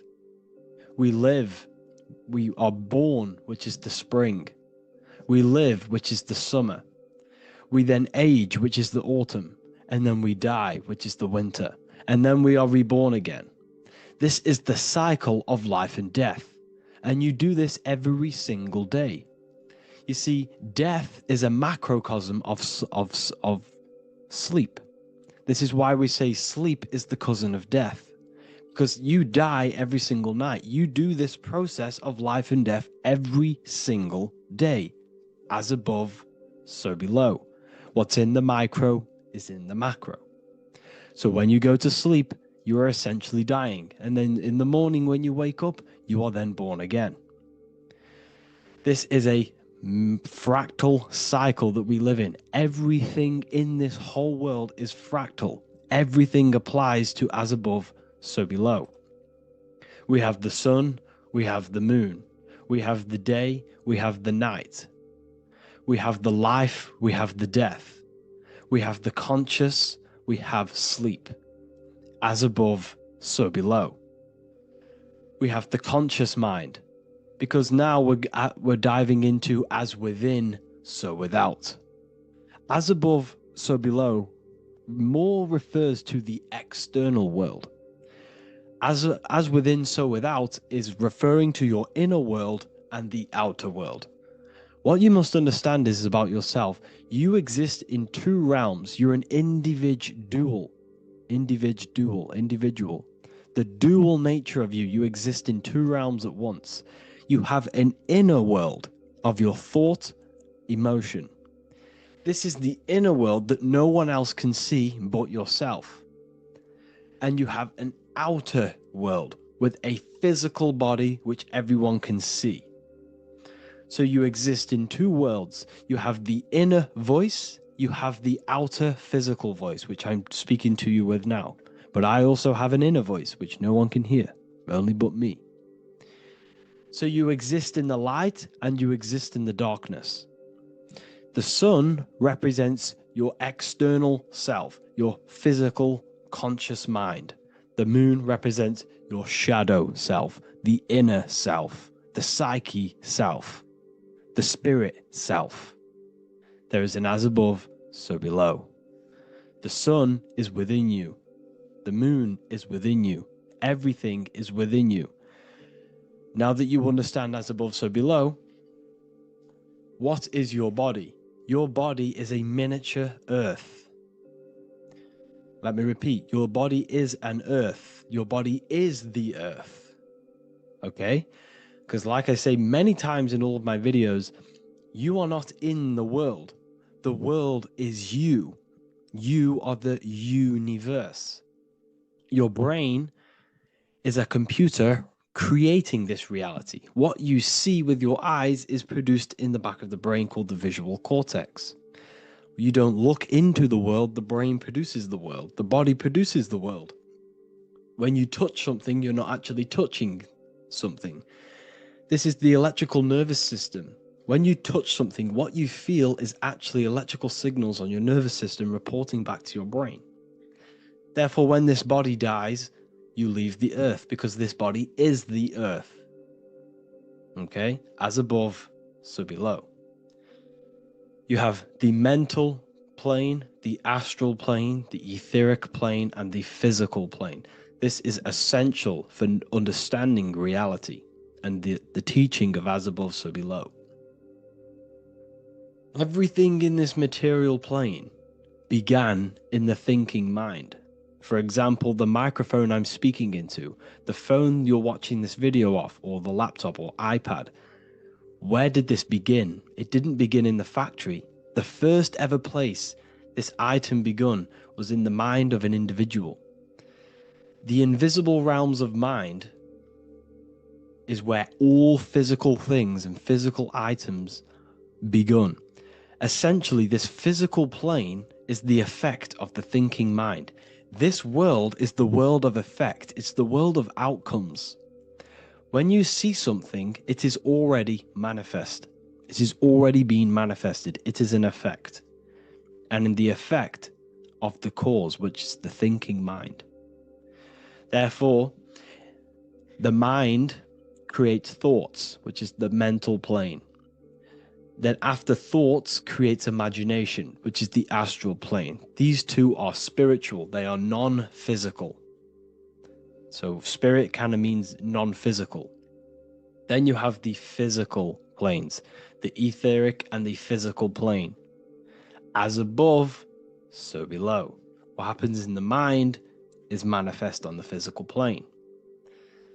Like I said, the phone that you are holding, it was a thought, and then it brought down into a physical reality. As above, so below. You change the mind, you change your reality. Your environment, the word environment has ment in it because your environment is mental. So now that you understand this, so what is the world around you? The world around you was created by the mind of God. It was manifested through God's thought. So you are living in the mind of God. You are a thought in the mind of God. God thought you into existence. But like I said, we are all fractals. Everything is fractal. If God exists, this means that you are God, as above, so below. God created you through the thinking mind, and he gave you a thinking mind. So God created the macrocosm. God created the macro, the whole world. He designed the whole world, the sun, the stars, the moving. He designed this. But then he gave you the thinking mind to design your own life and create your own life in his world. You are a microcosm of God's macrocosm. Just like God thought you into existence and the whole world into existence, you are a microcosm thinking your world, your reality into existence. You see this now? Everything is a reflection. Everything is a mirror. Everything is fractal. So in order for you to change your reality, you must change these higher planes. Your thought and imagination are the two key aspects of creating physical reality. Every object you see around you was begun in these higher planes of the non-physical, and they were brought out of spirit into physical matter through the thinking mind and physical action. So now we're going to get a bit deeper. The brain is not the mind. Now that you understand, we have spirit and matter. As above, so below. You have a non-physical side of reality and a physical side of reality. The mind is the spiritual brain. The brain is a physical manifestation, a physical effect of the mind. The mind uses the brain to operate in the physical world, and it's the same with the heart. The soul manifests itself physically through the heart. The heart is a physical manifestation of the soul, of the emotion, thought and emotion, the mind and the soul, the brain and the heart, heaven and earth. So you have the inner world and the outer world, the spiritual, non-physical, and the physical. So we are all on this process of awakening, an expansion of our minds into new fields of thought, into new fields of awakening ourselves. Because essentially we are born into this world, but you are born many, many times. You can be born physically and you can be born spiritually. Like I said, everything is fractal. So just like when the baby finds out that there is a world outside of its mother, what does the baby do? The baby seeks a way out of its mother, and then the baby is now born into a new world, a world outside of its mother's womb. It's the same with you and your spiritual process. As your mind becomes aware that there are other realities beyond your physical body, it then seeks a way out. And this is why you are probably watching my YouTube, because you are now on the path. Something within you has guided you to this path of knowledge, truth, enlightenment, and expanding your consciousness. And it is your soul who brought you here. Your soul speaks through emotion, like guidance. Emotion is the language of the soul. When you feel very bad, this is your soul telling you you're not in the right place. You're doing the wrong things. Because the soul is always unfolding its purpose, which is expansion and learning. That is it. The mastery of the self and the learning of the mind is the only thing that counts in the end after this life. So you are on a journey of expansion, of learning, creating, and spiritual rebirth. As above, so below. What does this body tell you? When I see someone overweight, I don't see the overweight. I don't see the body. I see the mind. I see an undisciplined mind. I see a mind that lacks self-control. I see a mind that seeks external validation. That's what I see when I see an overweight person. I don't see his body. I see the result of his mind. Because what does the Bible tell you? You shall know them by their fruits. It's the same saying as above, so below. You shall know them by their fruit. The fruit is their manifestation. Your body is a direct correlation and manifestation of your mind. Your inner world projects your outer world. As within, so without. As above, so below. Now, what do you see when you see this man's body? I see discipline. I see strength, mental strength, not physical strength. I see mental resilience of pain. Because all of this man's mental energy has been manifested physically within his muscle. This body is a direct manifestation of this man's mind's pain and suffering. And it shows discipline. This is why people instantly respect you if you are in shape. You walk into a room and you are in shape, people will instantly give you respect because they know that you are mentally disciplined. The body is a reflection of your inner world, and it's the same with your friends, your family, your connections with people. If you think about yourself very negatively all the time, and you don't have a good connection with yourself, you don't have a connection with your true self, this will manifest into every single relationship you have in your life. If you don't have a good relationship with your inner self, you don't have a good relationship with the people and the friends around you. Because as within, so without. If you think negative about yourself, you will you will only pick up the negative in other people. If I think very highly of myself and I think very happy and good things about myself, I will then see the good things in other people, because it's as above, so below. As the inner world is, so is the outer world. It's the same with your life circumstances. Your life is a direct correlation of every thought you thought in the past. If you possess millions of pounds, millions of dollars, this is because you have thought this into physical reality. You live the life you are deserved. You live the life that you manifest through your thought. If you live a very poor life, this is a reflection of your mind. This is a reflection of what you have thought into physical existence. Because like I said, everything begins in the mind, as above, so below. And this is even present within the body. So where is the head? The head is at the very top of the body. And where does all manifestation begin? In the mind. That's where the mind is, in the head. And then the thoughts we think travel down the body into the heart, which is the emotion. Every thought we think is in the emotion. Every thought we think creates an emotion.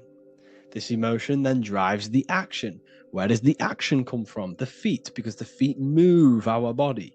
We move with our feet to take action. Our hands. You see, so the body is even a micro reflection. I can't even say it.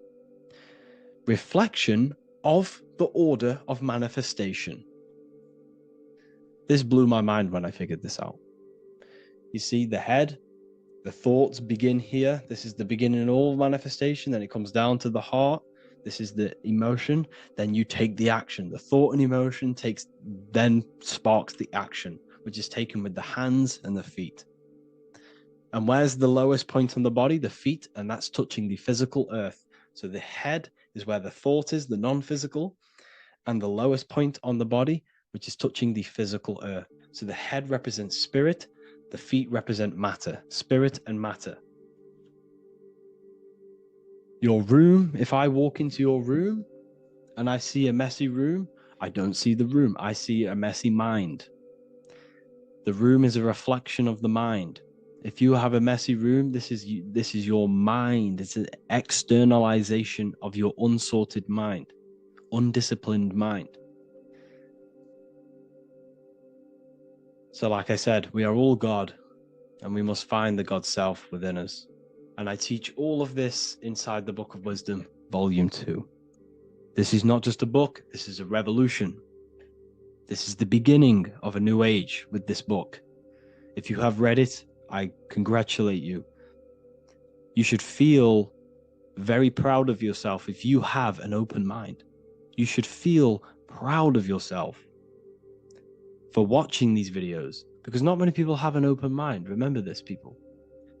You are special if you're watching these videos. You have the mind. You have the ability to see through the illusion. And I take my hat off to you. You want to take this to the next step? Read the book.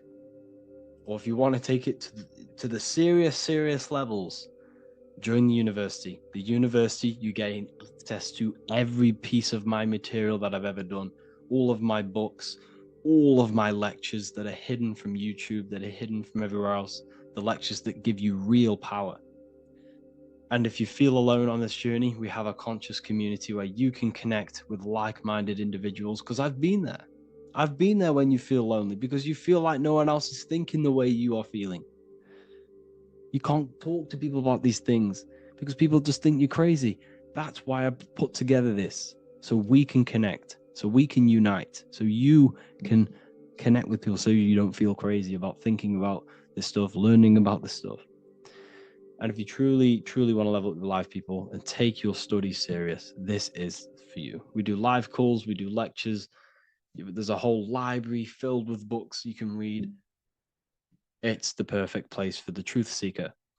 I thank you all for joining.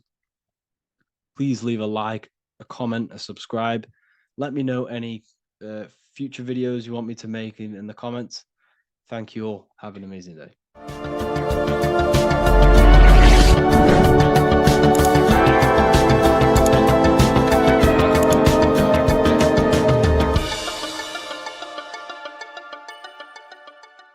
Neo is plugged into the matrix on the back of his neck. And if we look at the human brain, the back of the neck is the reptilian brainstem. And when one operates their life out of the reptilian brainstem, they are unaware, unconscious. They are consciously dead because the reptilian brain does not really critically think. It acts on instinct, fight or flight mode. This is considered in the occult spiritually dead. When one is taking actions without intention, simply very reactive to life. They're not living, they're simply experiencing. When you're walking down the street and you see someone, and in your mind you think me versus them versus me, that is an animalistic way of thinking. I used to be trapped in this way of thinking, always thinking of fight or flight, always judging people, always reacting to the world, never consciously creating and commanding with intention in the world. This could be considered the matrix when one lives unconsciously, simply surviving in the world. Another symptom of living in the reptilian brain could be obsession, a constant need to assert your power over others to feel safe or superior. Views relationships as power hierarchies, not as mutual connections. It could be a conquest for sex, lust, seeking validation through sexual activity. Sex becomes a tool for dominance, escape, and self-worth. Intimacy is avoided. Pleasure is pursued without emotional depth. Seeking pleasure all the time. This is all to do with the reptilian brain. Seeking safety. It could be compulsive eating or food hoarding, driven by craving and not actual hunger. Eats to soothe fear or emotional discomfort, often unconsciously. This is the unconscious. Fear-based decision-making. Every choice is shaped by perceived threat or insecurity or fear within the subconscious mind. Long-term vision is sacrificed for immediate safety and gratification. All the reptilian brain. Territorial behavior overacts when personal space, possessions, or status is threatened. Acts as though survival depends on ownership or status. Addiction repeats patterns to feel safe, even if they are harmful. Avoids anything unfamiliar or unpredictable. Low empathy. No empathy or emotional care for one another and for fellow beings in the world. Sees people as threats, tools, or competitors. This is all to do with the reptilian brain. Intense jealousy or possessiveness. Sees others as rivals or objects to control. Cannot tolerate perceived threats to loyalty or status. Quick to be angry. Slow to reflect. Reacts with rage, withdrawal when challenged. Lacks emotional regulation or deep self-awareness. So this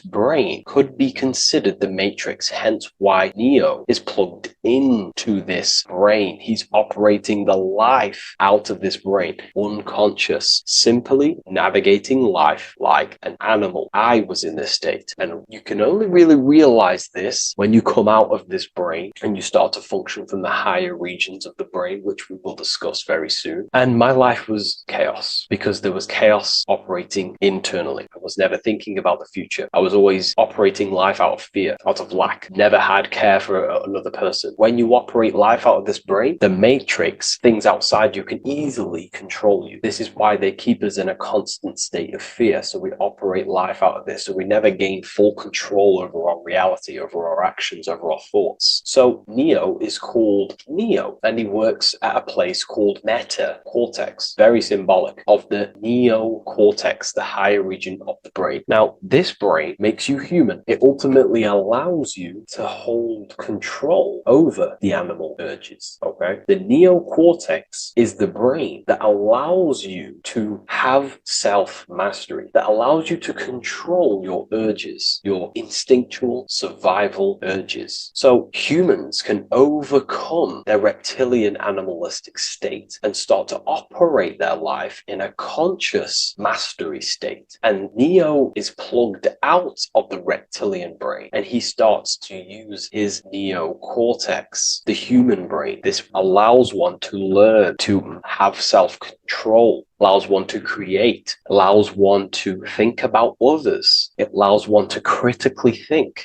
deeply. It allows one to be self aware. Who am I? Where did I come from? And where am I going? This is ultimately the brain that has shaped the world. We look at humans. We built technology. We built all of these amazing things. They all come from the neocortex. This is the higher region of the brain that allows consciousness to function on a higher degree. It allows you to truly become a creator and have self-control instead of living in a reactive animal state. You see, animals are only aware of their five senses. They're only aware of surviving. If you notice, look at animals, they're always looking around. Even in their home, they're always looking around, sniffing around. That's because they operate in an animalistic brain. Humans have the neocortex. This is a higher region of the brain, which if you wish to master yourself, this is the brain that you will be using. This allows you to operate life on a higher degree. We see this reptilian brain symbolized everywhere. See it as reptiles. Reptiles are symbols of this brain. We see the Egyptian god Osiris with the green skin representing a reptile, a crocodile. Sometimes we see Osiris depicted in Egyptian artwork with crocodiles or reptiles, if you do a little bit of research on that. And also, if we look at the overall symbolism of Osiris and his story, we notice that he is the god of the dead or the underworld. This is not literal, but the dead or the god of the death,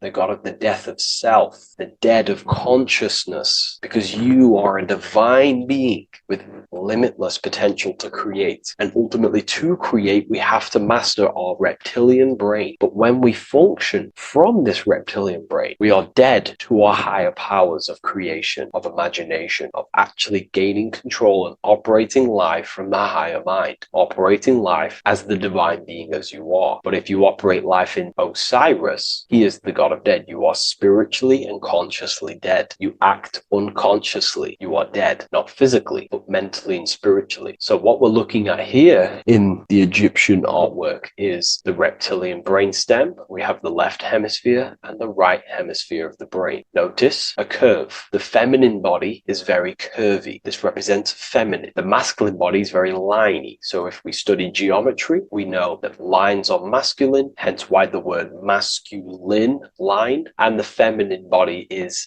in geometry, feminine is represented as curves. So this is the left masculine brain on the left side, and this is the right feminine brain on the right side, with Osiris, the reptilian brainstem, in the middle. So we're going to go deeper into some Mesopotamian artwork now. Now let's have a look at this. We're looking at the reptile on the very bottom. We see the left brain and the right brain, the Eye of Ra and the Eye of Horus on the left and right. In Freemasonry, we still see the symbolism of the two pillars, Yakin and Boaz in Freemasonry, with the two pillars symbolizing masculine, feminine forces of consciousness, also representing the masculine left brain and the feminine right brain, with the reptile down here. But if we have a little look here, right, we have a little look at these reptiles. This person is standing on top of the reptiles. When you are on top of something, you have power over the below. You are standing atop of something. You have mastery over it. You have control over it, symbolizing gaining control over the reptilian brain, the reactive actions, the sexual urges, the addictions, the territorial behavior, the fear-based decisions, constant internal tension, never being able to focus. It's symbolizing gaining control over these internal qualities that happen within us, in our mind, because the universe is mental. And if we do not gain control over this brain, it will dominate our mind, which will ultimately dominate our actions and destroy our life and live in an unconscious state. So this is basically instructions in this ancient Mesopotamian artwork of becoming self-mastery, to operate on a God consciousness level. So we have a person symbolizing your awareness, the internal you, having mastery over the reptilian urges, the reptilian brain, the reptile thinking. We have a person, a face in between, and it's standing in between these pillars, symbolizing balance of the brain hemispheres. Because the face, we see the eyes in the middle, we see the person is you, your consciousness, standing in the middle pillar, so representing seeing reality as neutral. Everything in the world is neutral. It's the mind's perception that gives it a positive or negative choice. charge. When we adapt this mindset, this view of reality, this knowingness of reality, we see the world for what it truly is. And if you see things as neutral, it allows one to transform the situations in your life accordingly instead of simply choosing a side. This is a major problem in society, and this was a problem within myself also. We like to choose sides, and choosing sides can keep your consciousness locked in a certain mindset, in a certain belief. And belief is what is ultimately destroying humanity. It's about knowingness, and knowingness is in the middle. We want to seek to know things. Knowing things allows you to go out there, directly experience it, and know it for yourself. For example, I know I'm not on a spinning global ball flying through space. Why? Because my senses tell me I'm not doing that. My senses tell me I'm not going 1,000 miles per hour and 360,000 miles per hour through space while spinning around the sun. I know that because I know myself. I know I'm not my body because I've had direct mystical experiences beyond the physical body. So we should seek to know things, and that's what we call gnosis, direct knowledge obtained through direct experience, knowingness. And that is a middle pillar quality. So in Freemasonry, we see the middle pillar. The matrix is designed to give you two wings all the time. Democrats, Republicans, feminism, and then there's another side. There's always two sides that they're giving you because they want you locked in either way, which is seek the middle pillar, seeing things as neutral, seeing things as the middle pillar, seeking direct experience, gnosis. And this aligns with the brain because the brain gives us these two perceptions also. The right brain sees the woods, the whole woods, but the left brain sees the individual trees and branches and leaves. If we're too left hemisphered, we're going to see everything as divided. If you're too left hemisphered, you're only going to see yourself. You're only going to think about me, myself, my ego, my consciousness, my life. And I'm only going to operate in the world, take actions only towards me without considering the collective, which is the right hemisphere quality. The right hemisphere allows you to see the bigger picture, how we're all connected, we're all one family of consciousness, we're all one being separated in different bodies, one consciousness operating in different bodies. So it's about aligning these perceptions of the brain and standing in the middle, and also conquering the reptilian brain. This allows us to operate in the world and see the world for what it truly is and operate from a place of balance. We also see some more symbolism in Egypt of the ram sphinx in Egypt. Ram sphinx. Please leave a comment, and please leave a like and a subscribe onto the YouTube if you like my content. Smash that like button and we'll get straight to this. So this is the ram sphinx in Egypt, also symbolizing the brain. This is my research. These are my conclusions. You can take this with a pinch of salt and go out and do your own research. This is what makes sense to me based off my information I've gained, my symbolism that I can read. So take what you can from it. I'm not here to obstruct anything. I'm not here to place anything in your mind. I'm simply here expressing my research. Never take anything off anyone as solid truth. I've never have said everything I say is solid truth. This is my research. If the research aligns with you, that's great. Maybe it doesn't with some people, that's fine. Simply take things with a pinch of salt, go out and collect as much research and information from many different sources and place together your own understanding of symbolism and your own perspective on reality. But like I say, seek to know and not believe. So this is the ram sphinx in Egypt. This is a more powerful symbolism of the brain. We have Osiris here, the god of the dead, which is the reptilian brain, and an Aries symbol here symbolizing the hippocampus in the brain. So this is the reptilian brain stem, heavily aligned with the reptilian brain stem here. We can see the connections if we look closely. So this represents the dead of consciousness. This is the dead of self, living in impulsive animalistic state, the symptoms that I listed earlier. I'm not going to go over the symptoms again. And Aries symbolizes the hippocampus in the middle of the brain. It's the hippocampus. And Aries is a symbol of a state of being. Why? You see, ancients and the ancient Egyptians, according to my research, Freemasons still use this symbolism today. So what they do is they use the path of the sun to symbolize a state of consciousness or a journey in consciousness. So what do I mean? So Aries here is the transition from the winter arc. So this is the winter arc from Libra, Scorpio, Sagittarius, Capricorn, Aquarius, Pisces. This is when the sun is dead. This is when the electromagnetic electromagnetic waves of the sun are not very present. This is the winter. This is when there's more darkness in the world. However, from Aries, Taurus, Gemini, Cancer, Leo, Virgo, and to Libra, this is when the sun is giving more electromagnetic rays. Everything grows. Everything is reborn again. Everything's growing. There's more light. There's more warmth. You can grow crops. So this is very symbolic as a state of consciousness. Aries is used heavily to represent the rebirth of the sun, but internally as an esoteric interpretation of Aries, it symbolizes the resurrection of awakening of the self. It is the rebirth of the sun, of the soul, the rebirth of becoming aware out of the darkness into the light, living in the reptilian unconscious state, the unconscious, not being aware that I possess consciousness, not being aware of my thought, emotion, actions. And Aries is that symbol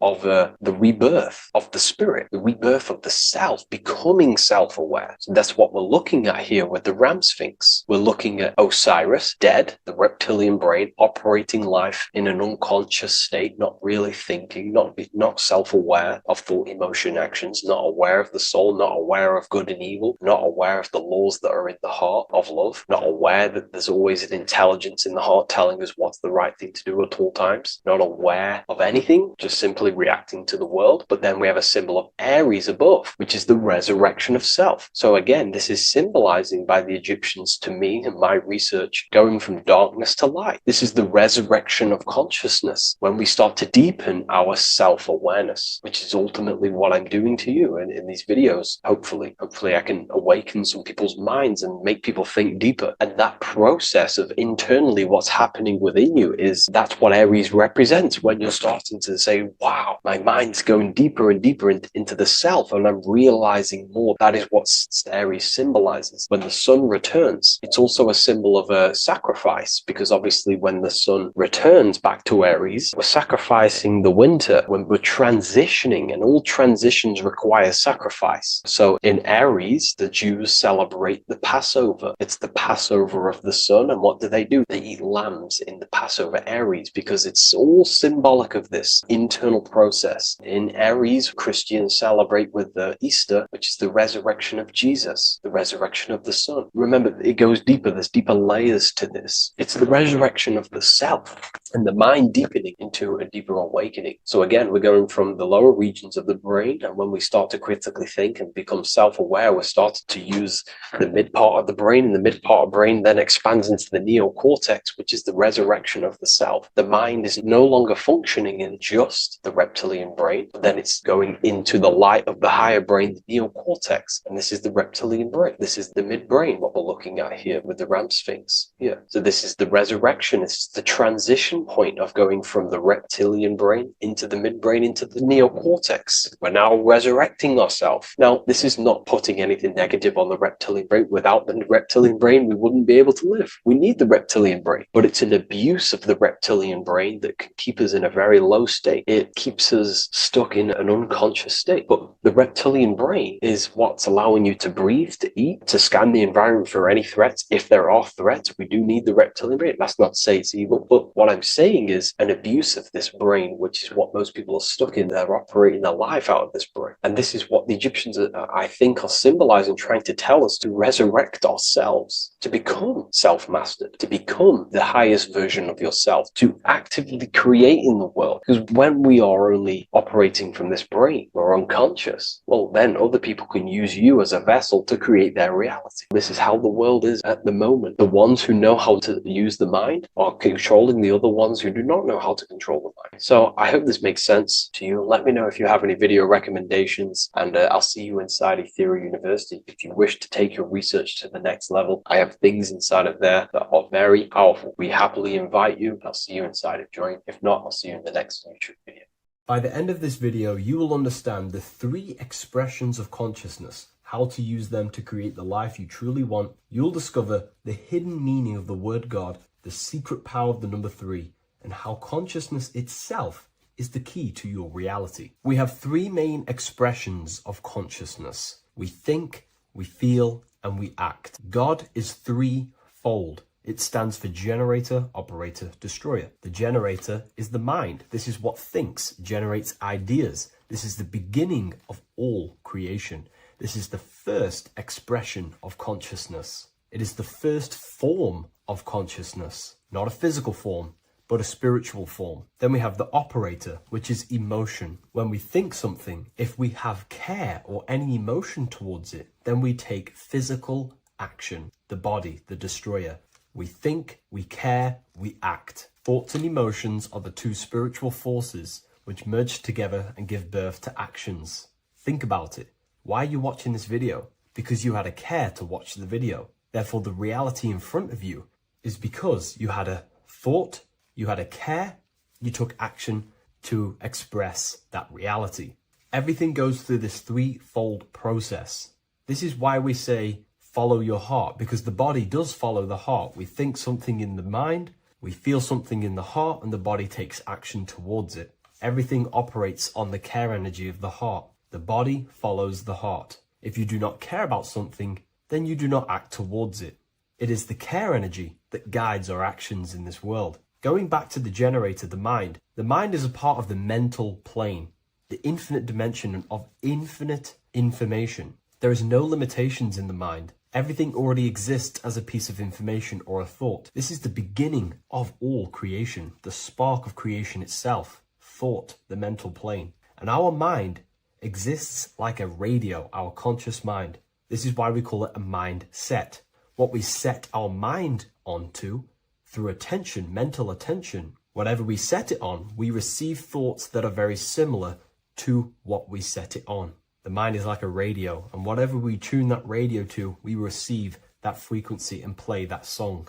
So if we purify our minds through ritual work, meditation, and affirmations, the mind can become a temple to receive higher thoughts, higher ideas, and better genius ideas. Going back to operator, this is the Holy Spirit.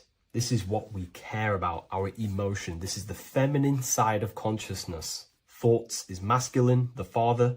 Emotion is the Holy Spirit, which is feminine. And these two create a child, which is Jesus, the Son, which is actions. When thoughts and emotions merge together, you have a physical action, which is a masculine force, which is why it's a son. The Holy Spirit represents a purified heart, love consciousness, holding love in the heart. And when we purify our minds, we have an effect and purify our hearts. And the reason why I say that is because whatever we think in the mind directly corresponds to what we feel in the heart. As above, so below. Thoughts create emotions.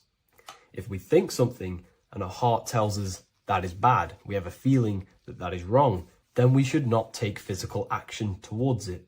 And if we do take physical action against the feeling of knowing it's bad, then you are going against the spirit. That's what the word Satan means, or Satan. The Hebrew word for Satan is Satan. It means adversary or opposer. You're opposing the Holy Spirit. You're opposing what you know is good. You're taking a sin against the Spirit, against the guidance from your soul, the knowingness of good. So when we do purify our mind, we purify our hearts. And when we cultivate love for the self and one another's in our hearts, we gain the Holy Spirit, which is love consciousness. And when we think in our mind with the love of the heart and we merge our thoughts with love, it gives birth to perfect actions. This is what the true Christ consciousness is. We think with the love of the heart and it gives birth to perfect actions. And if everyone did this in the world, we would live heaven on earth. Everyone would be balanced within themselves and the world as a whole would be balanced. So we need to gain full mastery over these three aspects of our consciousness, over our what we give mental attention to, gaining love for ourselves and the collective in our hearts, and gaining a strong disciplined willpower for our physical actions. And if you can gain full control over these three-step process, you can gain full control over your reality. The number 3 represents this 3 aspects of creation or transformation. This is a transformative process from going invisible to the visible. This is also why Jesus dies in a cave for 3 days. It's all about transforming the self. Transformation is the number 3. Me personally, I think the Holy Spirit has been replaced for the sacred feminine aspect of consciousness. They do not want us connecting to our feminine side of consciousness, because then we will cultivate love in our hearts for the self and one another. And love is the most potent force there is in the whole universe. It is what unifies everything. It nurtures everything. It allows things to grow. Think about it. When you hold love or care for someone, you grow relationships. The sun is the perfect symbol and representation of love energy. The sun gives abundantly, expecting nothing back, and allows everything on the earth to grow. It's a caring, nurturing, feminine force that allows things to grow and unify and come together. In today's world, we mainly have thinking and acting without emotion, without care, without the judge of our hearts. It's all about gaining unity consciousness. We think, we care, true care for one another and the self, and we act. And if you align these three forces towards something, your business, whatever you're trying to create, you will fully create that reality, because these are the three forces that you can use to generate a reality. You can do ritual work to create care in your heart about something, and then you will take more action towards it. The book I'm using here is the Book of Wisdom, Volume 1. You can get this paperback or PDF on my website. So I hope this video has helped you. Please leave a like, comment, and a subscribe on the channel if you like the content. Let me know what you think about the Holy Spirit and if it is covering up the feminine side of consciousness in the comments section. There is a secret meaning behind the number 666. 666 is 3 sixes. The number 3 in occult and esoteric numerology represents the 3 aspects of human consciousness. We see this symbolism in the all-seeing eye with the light and the triangle. The triangle is the number 3. The eye represents consciousness, observation, and the light represents the light of consciousness, because consciousness is pure light. The 3 aspects of our consciousness is thoughts, emotions, and actions. Every thought creates a feeling, and the feeling creates the action. All physical manifestation is driven from these 3 aspects of our consciousness. All physical manifestation comes from thought. Every object you see around you, this screen, the phone you're on, the laptop you're using, or the iPad, was a thought in the invisible realms of consciousness. Then it was brought into physicality through feeling and action. This is because man is made in the image and likeness of God. We are all mini creators. We are all extensions of God's creative consciousness.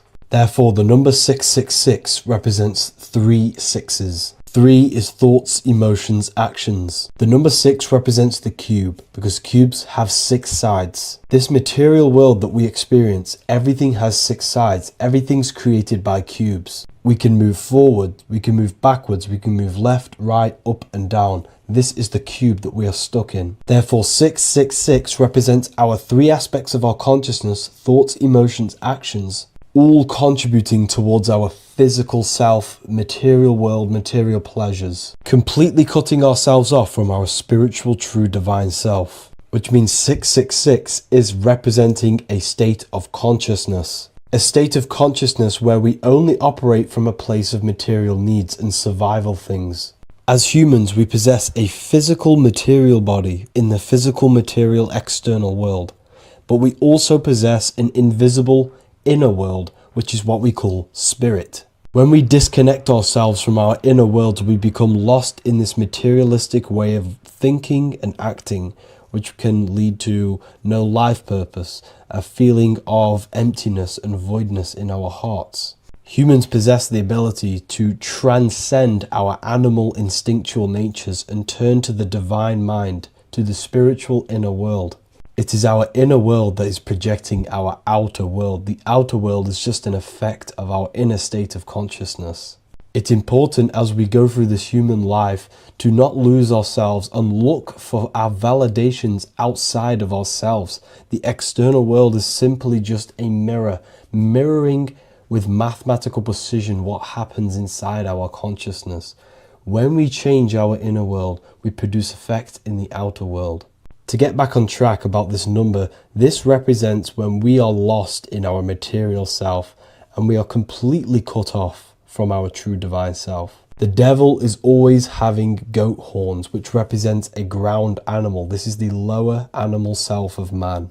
He's always red. The frequency of red is the lowest vibrational color, and it also represents the root chakra. This is all to do with survival mode and our physical needs and physical self. Red represents chaotic and intense emotions like hatred and anger. This is why the devil is always red, because it represents anger and an uncontrolled state of emotion and consciousness.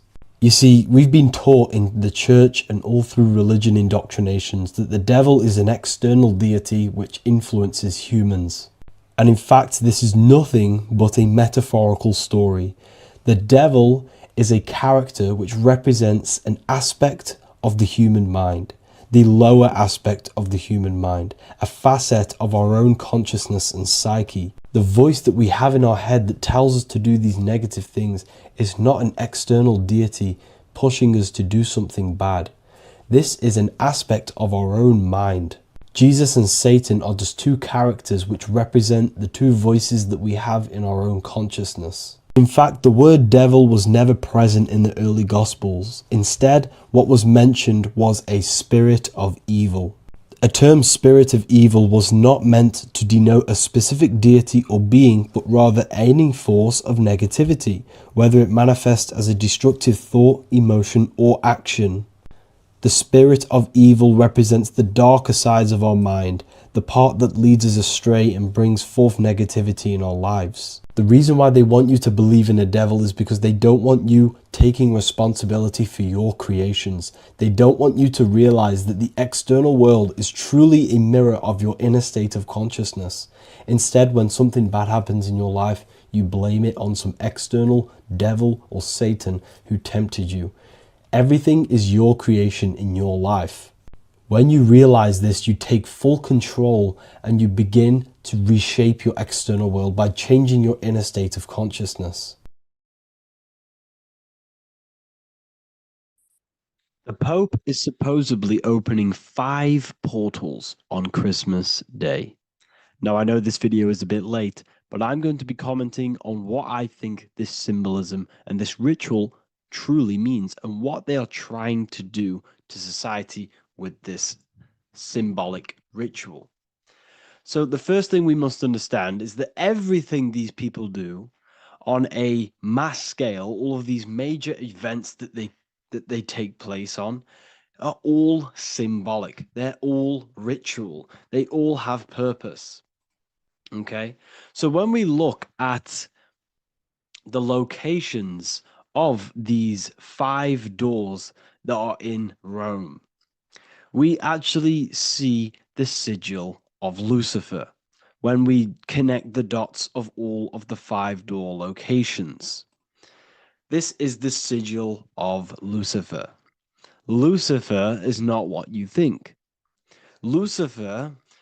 Sigil of Lucifer represents the outline of the human brain and our visual perception field. Now, the human perception field is how our brain interacts with the external reality. Our external reality is not physical. The only thing that exists outside of you is pure energy, formless, vibrational energy and light. Your brain is an energy decelerator. Your brain decelerates this light, this energy, into a material reality or perception that you can interact with. You don't look into the external world. The energy, the light, enters the eye retinas, goes through the optic nerve, and travels to the back of the brain called the visual cortex. And the visual cortex is what shapes your visual screen. Now, if you are seeing the screen, this means that you are not the body, you are not the brain, you are the perception observing the screen that you are seeing. You are the eye behind that, you are the person behind that. So, what this is actually symbolizing is perception. This is a symbol of perception, of perceiving the material plane, of how spirit interacts with matter. Now, what's Lucifer? Now, the word Lucifer means the light bearer. He's known as the light bearer. The word Lucifer originates in Latin. Luci means light, and fer means to bring. It's the light bringer, the eyes, the visual perception of the light bringer to your reality. You see, everything outside of you is light. You are made of light.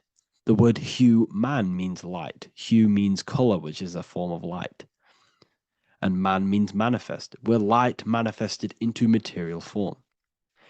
Every single one of us is Lucifer. When we fall for the material world, the external world, is an illusion. It is the false world. It can elude you. It can make you fall in love with the material things, material pleasures, lust, money, fame. These things make you fall. This is the fall of Lucifer. This is the mythological story. This is the symbolism behind Lucifer. It's you. Are you falling for material pleasure because you are a divine spiritual being from the higher planes, not from this plane? Now, if you let your divine being fall for this material plane and fall for the evil that can take place in this plane, then you are Lucifer. It represents the false light, the false reality.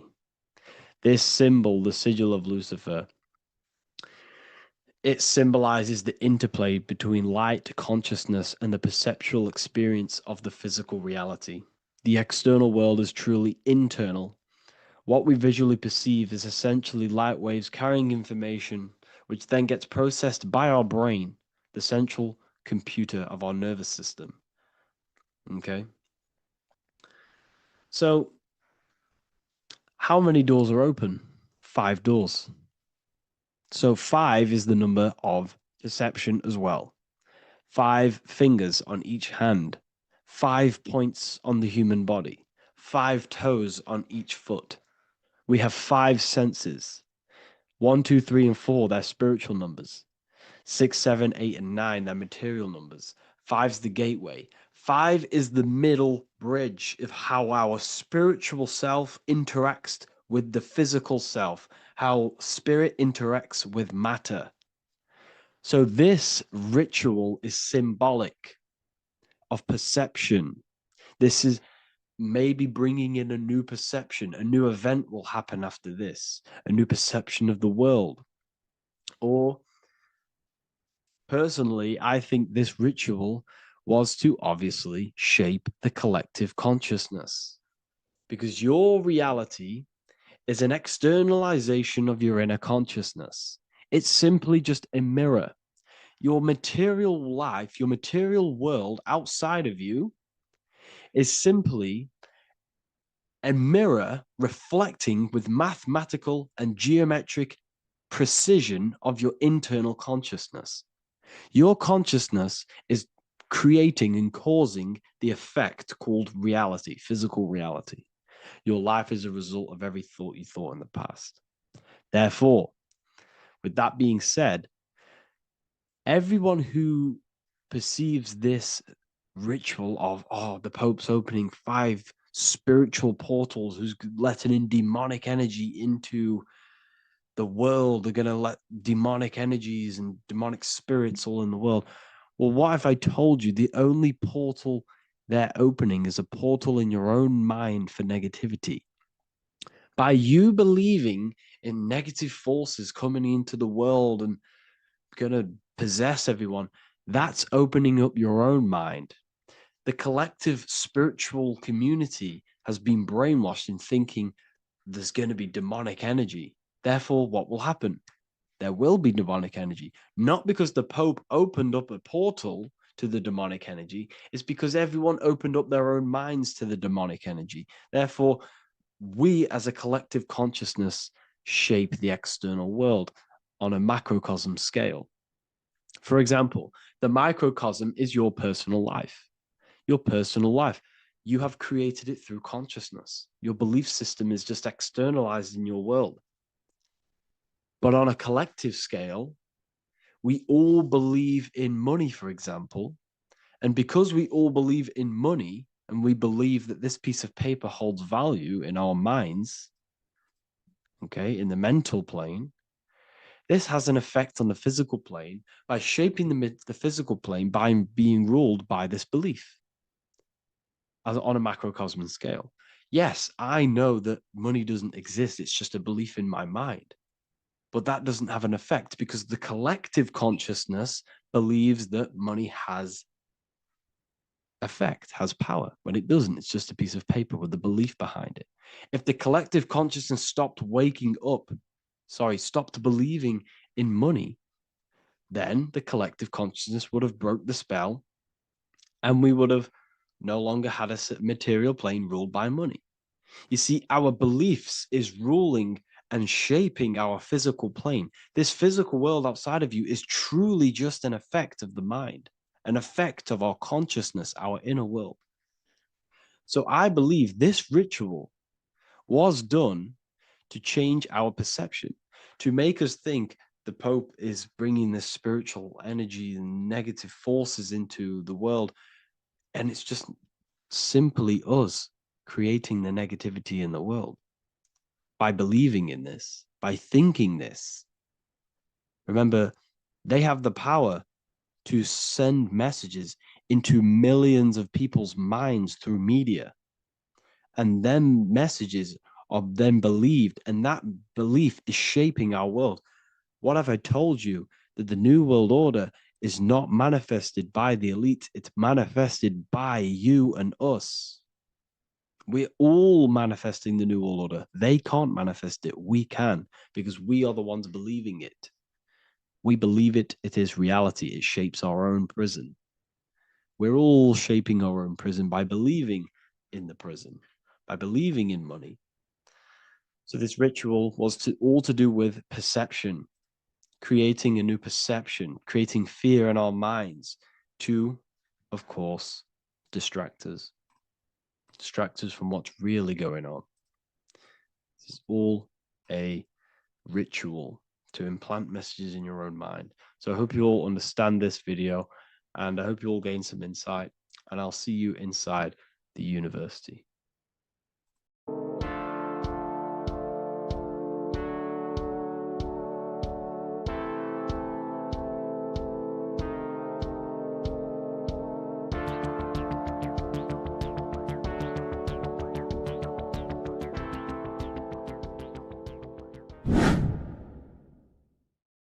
People, how are you all doing? It's Revival of Wisdom, and today we're going to be talking about your birth certificates and how we are slaves to a system and how they have trapped us into this system.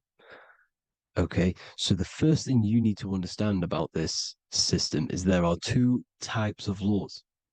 You have the law of water, which is Admiralty law, and the law of the land. So the Admiralty law is the law of water, and this is what money is. Money is water. This is why we say liquidity, currency, the current. A current is water, something moving through something. Cash flow. And this is why banks are called banks, because a river bank is on either side of the water, and it directs the currency. You see? So money is water. And as you can see here, Ripple, the cryptocurrency, Ripple, water Ripple, and they're building a bridge over water, overseas, international banking with cryptocurrency. So money is water, and this has specific laws about water, but water is the same everywhere, you see. What the difference is with the law of the land is that you can have different laws in different lands. I can't do certain things in the UK that people can do in America, for example. You see, that's the law of the land, but the law of water is the same because water is everywhere. Now, this is very important to understand when it comes to, these birth certificates. So, Pope Gregory, this is where we're going to start off. Pope Gregory in 1582 took the Orthodox Eastern sunrise calendar and changed it to his own Gregorian timeline, not a calendar, a timeline. This timeline is it was copyrighted by Pope Gregory under the name of the Vatican. So the Vatican owns the timeline that we are using today, 2023. They own it. They own the title of this Gregorian calendar. Okay. Therefore, anyone who is born under this copyrighted timeline, not calendar, they are subjected to Rome because Rome owns the timeline. They have a patent, a copyright for that timeline. What is on our birth certificates? That timeline. We are born underneath, we are subjected to the Vatican. This is why all birth certificates go to the Vatican. They own every single birth certificate. Okay? So when we use this timeline, we are subjecting ourselves to this timeline. Okay? Which the Vatican has a claim over.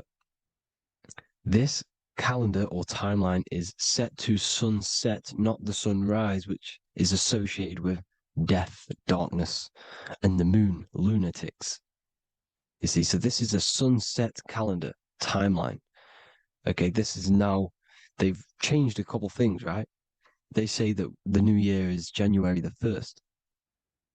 Okay, when we know this is in winter. January is winter, which is associated with darkness, death, the death of nature. So this is a death cult, people. These people are evil. They're so evil. The Vatican. And this is why we use April Fool's Day, because April is in Aries, and Aries is always the start of the zodiac. This is why Aries rules the head region.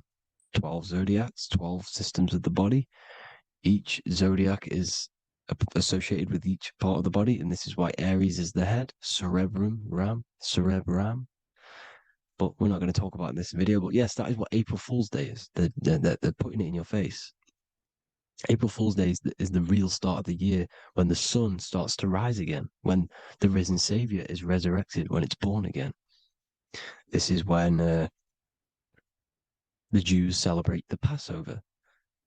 This is when the Christians celebrate the resurrection of Jesus, and they eat lamb. The Jews eat lamb because we're in Aries, the new year. The sun is now born again, our risen Savior, the light of the world. So yes, this is what April Fool's Day is. It's the first day of the year, which they changed. Pope Gregory changed. So you need to understand is that you are in the womb. You are inside of a ship, because every ship, literally a ship, every ship is female. This is why they say she delivers the product, because she does deliver the product, you, the baby. Same thing with a ship, they deliver products. They are a she. And when they pull up to the bay, like you can see on this picture, they're pulling up to the bay. This is now called the birth canal. The ship is now in birth on paper. Okay, this is law. And when they pull up, they tie up to the bay, and now they get a certificate of manifest certifying all of the products which are on the ship and what they are bringing into that nation. Okay, so you're bringing in this many of that, everything's on the certificate of manifest. And this certificate of manifest is also your birth certificate, because you are traveling through water when you are in the birth canal of your mother, because you are in water when you are in the womb. And you travel through the birth canal, and when you arrive, you get a certificate of manifest with the name, how many, the quantity, that's your birth certificate. Okay.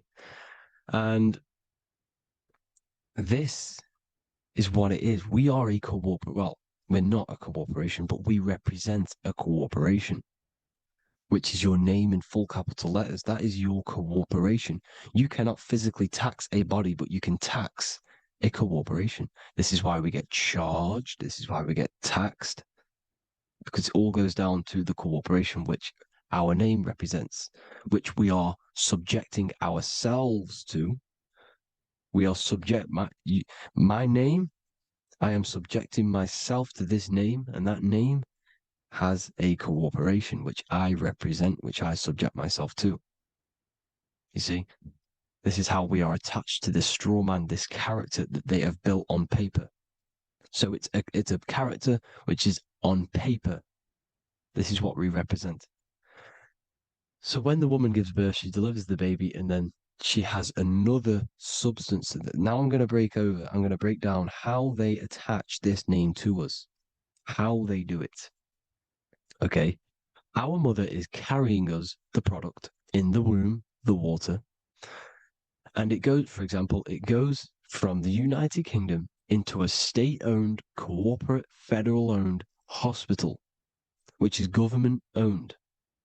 She does not declare the package when she enters the building. Aha, so keep that in mind. When she delivers the package in the federal territory, she does not declare the package either when she leaves. Therefore, there is no evidence that we exist when we arrive. On paper. On paper, there is no evidence that we came into the building or left the building. We have not been declared. So we do not exist on paper at this point. When the woman gives birth, she delivers the baby, and then she has another substance, which is called the afterbirth material. Okay? This afterbirth material has the same DNA as our physical body, with the body, mind, and spirit. Okay? This is how they get this corporation. Hold on. The afterbirth material does not get claimed by the mother nor anyone. Therefore, they salvage that substance because we are under the Vatican. Every state is all Catholic. Your birth certificate is Catholic. No matter what religion you think you are, every single birth certificate is Catholic because we are subjected to Rome. All roads lead to Rome. Rome runs all of this. Okay? We're still under the Roman Empire. Okay, so Rome are Catholic and they believe in salvation. This is how religion comes into this. This is how they use religion to get this. So they salvage the afterbirth material and they claim it and they salvage it and give it and charge it to Rome. And they give it a name. Here's the legal term, born alive. Here's what it says. Each product of such birth is considered live, born, and fully recognized as a human person. So each product of such birth, so that could be anything, the afterbirth, the person who actually comes out, the baby. So your afterbirth, which we do not take with us, we take the baby with us, they keep that in the hospital, they collect the afterbirth, and they salvage it, and they give it the name, which it is us. We are a representative to that afterbirth material, which they put the name on, they claimed, which is subject to Rome. So we are walking around our whole lives as a representative to that claimed salvaged afterbirth material, which the federal state have. Okay. We are under the Catholic Church, Vatican. Therefore, the afterbirth material is a child of God. See, on paper, therefore, they believe in salvation and salvage the afterbirth material. This material has no mother or father. The state pick it up. It becomes a war to the courts and gets charged to the state. So we are a representative to that character they salvaged because it is the exact same DNA as you. Subject is the name or the title, and the matter is the physical aspect left behind in the hospital, which represents us. You see? So now we're moving on to Unum Sanctum. Unum Sanctum was in 1302, a very, very important year. Very important year. Unum Sanctum says this is basically how they claim everyone in the world. So the Vatican had all this power, all this gold, all these people under them. They need to get a claim for them so then they can rule over them and make them slaves. So what they did, they created Unum Sanctum. Pope Boniface VIII did this. And it says, the spiritual man judges of all things, and he himself is judged by no man. The spiritual man, keep that in mind, unless he invent like Manichaeus two beginnings, which is false and judged by heretical, since according to the testimony of Moses, it is not in the beginnings, but in the beginning that God created heaven and earth. Furthermore, we declare, we proclaim, we define that it is absolutely necessary for salvation that every human creature to be subjected to the Roman pontiff. So they are claiming us in unum sanctum, and it's in the vaults in the Vatican. They will put a spell on it because they are sorcerers, they are magicians. They put a spell on it, they lock it up, and whatever goes on that piece of paper goes. And this unum sanctum is claiming all of us. So what does it say in the beginning? The spiritual man judges of all things, and he himself is judged by no man. The spiritual man, the man with the body, mind, and soul, the first baby that comes out the birth canal. That's you, your body, you, body, mind, and soul. You have the Christ, which is I am, which is grace. Grace means here, now, in the present. You have the Christ, which means I am. Therefore, you have a soul. If you can say I am, you have the Christ. You have a soul. But a creature can be anything with no soul. You see, so no man can judge the man with the soul. However, as it says in the second part, we proclaim, we define that it's absolutely necessary for salvation that every human creature to be subject to the Roman pontiff. So they are subjecting the afterbirth, not the man with the body, mind, and soul, but the afterbirth to the Roman pontiff, to the Roman Catholic Church. We are the ones who are claiming to be the afterbirth material, which is our birth certificate, which is our representative. We represent that because it is our DNA. This is how we are stuck. We are stuck because we represent this DNA, which is on paper, recorded. You see? So we, being untaught, uneducated in these subjects, we are subjecting ourselves to this system, to this slavery, because we just want to live. We just want to live happily, just peaceful. Think about it. Where's all this coming from? Where's all this war, all this killing, deaths coming from? We just want to live. It's coming from the Catholic Church, these evil death cult, which has subjected us, which has used us as slaves, and we are still slaves, and it's just going to get worse and worse and worse. So this is how we have subjected ourselves to be the slaves to this system. It's a lot to take in, and there's a lot more deeper stuff which goes into this. I'm just going over the surface. I'm going quite deep, but there is little details that I still need to learn myself. But this is the general how that we've been stuck to this slave system. So we are batteries, okay? This is why we get charged. When you go in a court, you get charged, okay? Because you're a biological battery. This is why cities look like motherboards, because we are feeding energy to this matrix. Okay, when we look outside of ourselves, when we give power to so-called Jesus Christ, worshipping idols outside of ourselves, where attention goes, energy flows. We are feeding the matrix with energy. By looking within, placing your attention within yourself, you are taking back your power. Because the I am is Christ. The you, the soul, is Christ. It's God. The awareness is God. Okay? However, we are subjecting ourselves to this system. We're subjecting ourselves to this system, and the feeding of our energy. So what we need to look for the future is that Think about it. With the end goal is to change our DNA, is to literally make us robots, transhumanism slaves.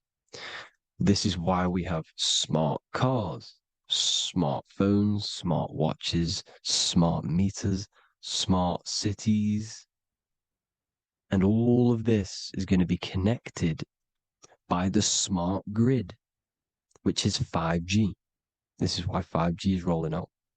5G is going to connect all of these technologies to one. It's like a big net system.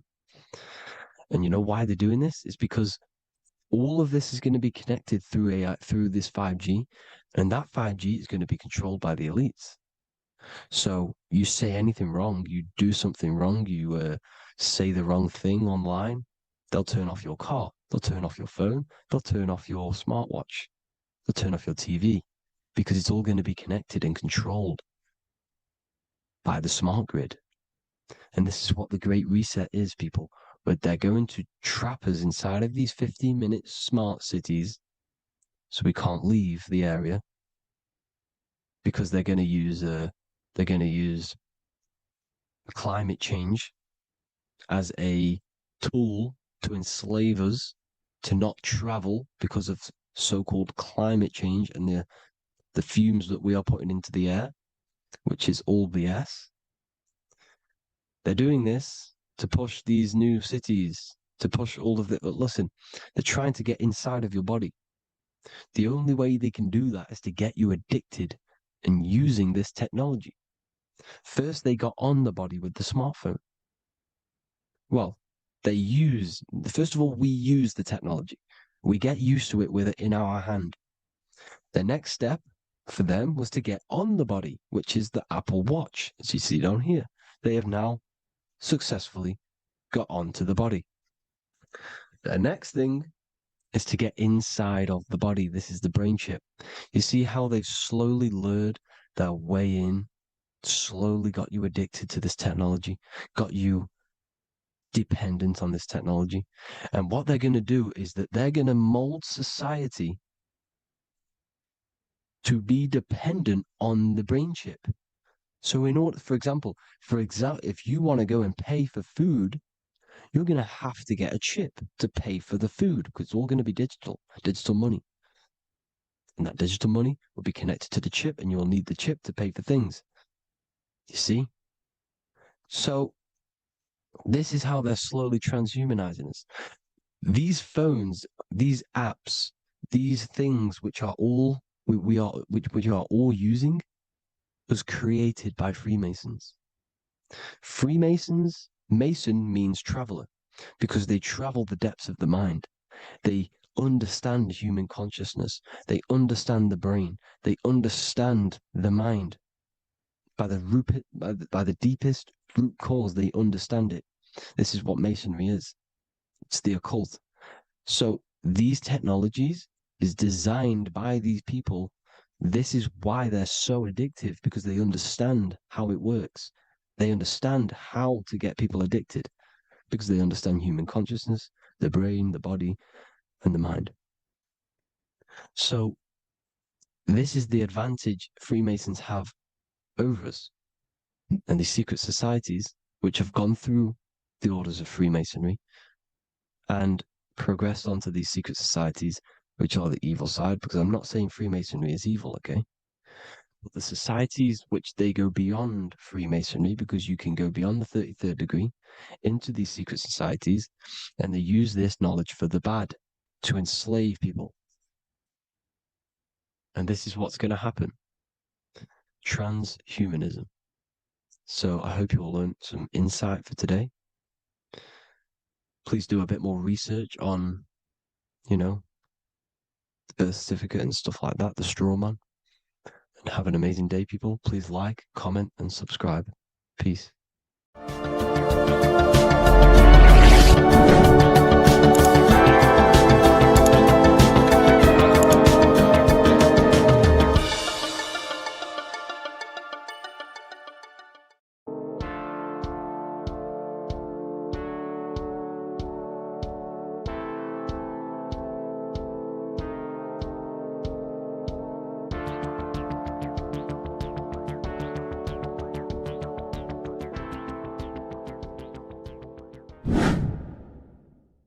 earth has become a realm in order to trap souls within so that they can harness our electricity, our energy. Even the Bible is talking about how this realm is controlled by the wicked one in John 5:19. We know that we are the children of God and that the whole world is under the control of the evil one. Ephesians 6:12. For our struggle is not against flesh and blood, but against the rulers, against the authorities, against the powers of this dark world, and against the spiritual forces of evil in the heavenly realms. So the Bible is telling us that this is not the only world. There are other worlds, there are other realms that we can go to, considered as heaven. Heaven being a higher realm where there is no evil, no darkness. This is a midpoint realm where there is good and evil. Now, we're going to explain how the soul trap is how it's working and how your soul is being harnessed for its energy and how you are tricked to come back to this realm after death. What you need to understand is first is that you are the invisible intelligence behind the physical body. You are the mind and soul. The soul is the true you, the good you. It is pure love, pure bliss, eternal, never dies. The mind can be corrupted though. The mind is the intelligence of the soul. It is invisible. It has no true form.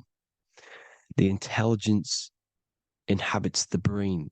The brain is the computer to control the electrical machine called the nervous system, which is choice, program, and action. You are the invisible intelligence behind the body, and this will prove it even more. You do not even see into the external world. You are seeing an image produced by the brain because the light is being sucked through the retinas of the eyes. The image is produced in the visual cortex at the back of the brain. What does this mean? This means that we are the consciousness in the center of the brain, in the pineal gland, that is experiencing the program being ran by the central nervous system in the brain. This is the sigil of Lucifer. Lucifer in Latin is Lucy. Lucy is light in Latin. Lucifer is known as the light bearer. This is how the eyes work, people. It's not a demon or a devil.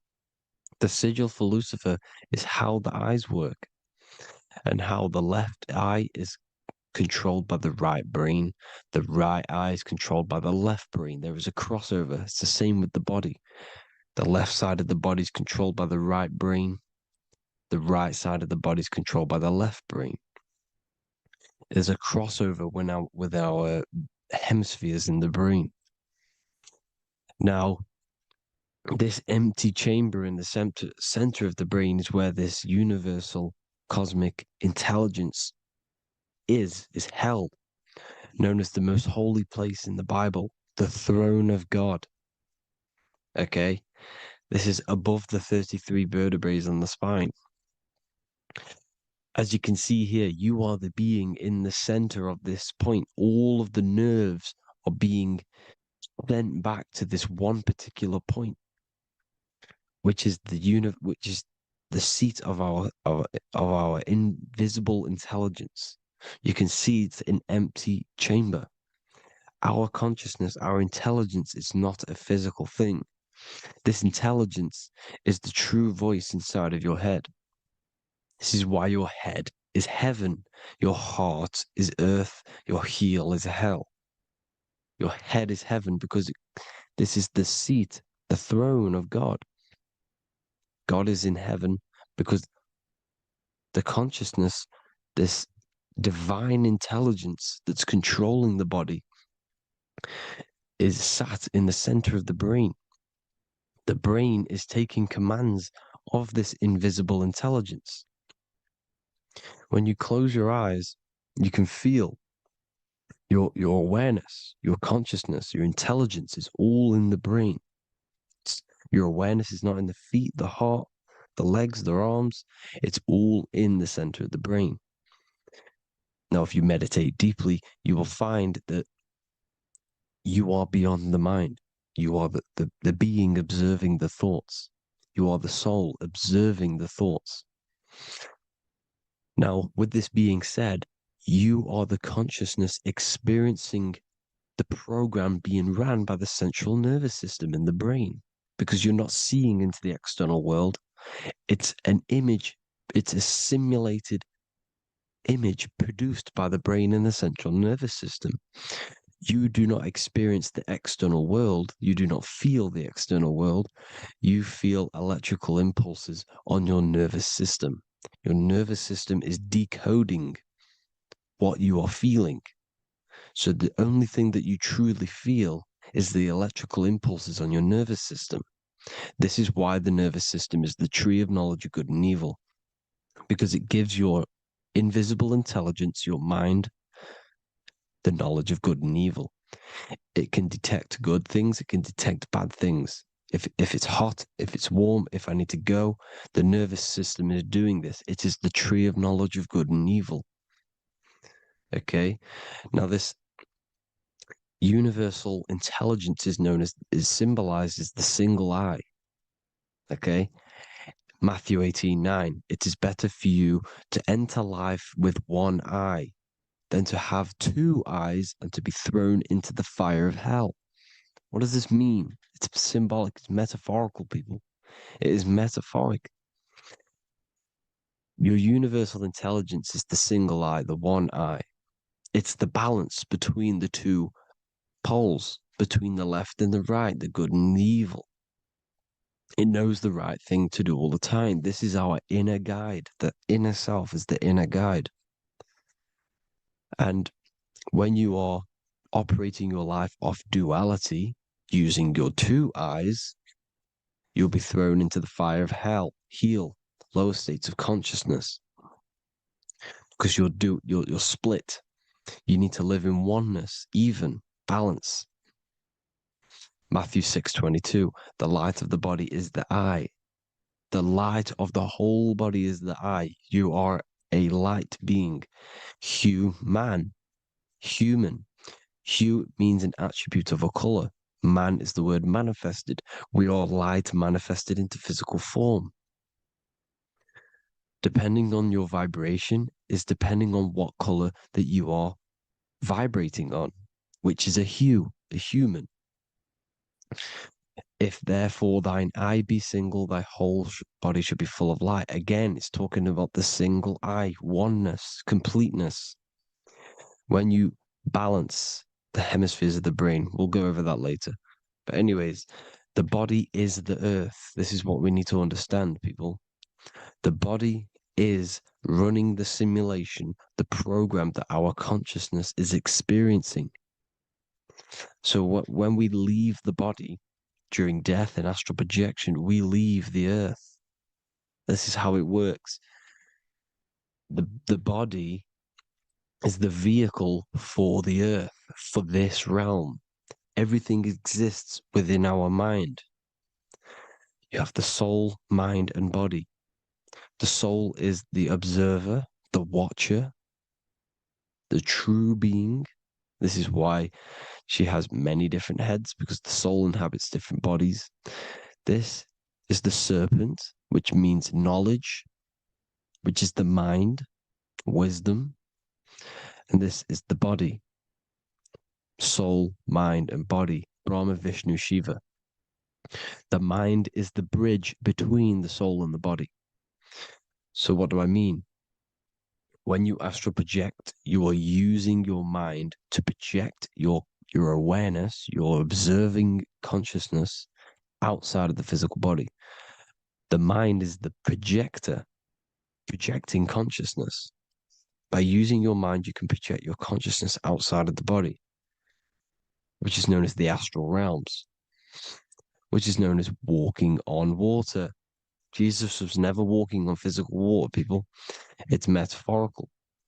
Believing the physical body. The water is the ether. which is the veil between the physical and the astral realm. It's a fluid substance. It's on either side. It's physical and astral. The ether is the fifth element that they hide from us.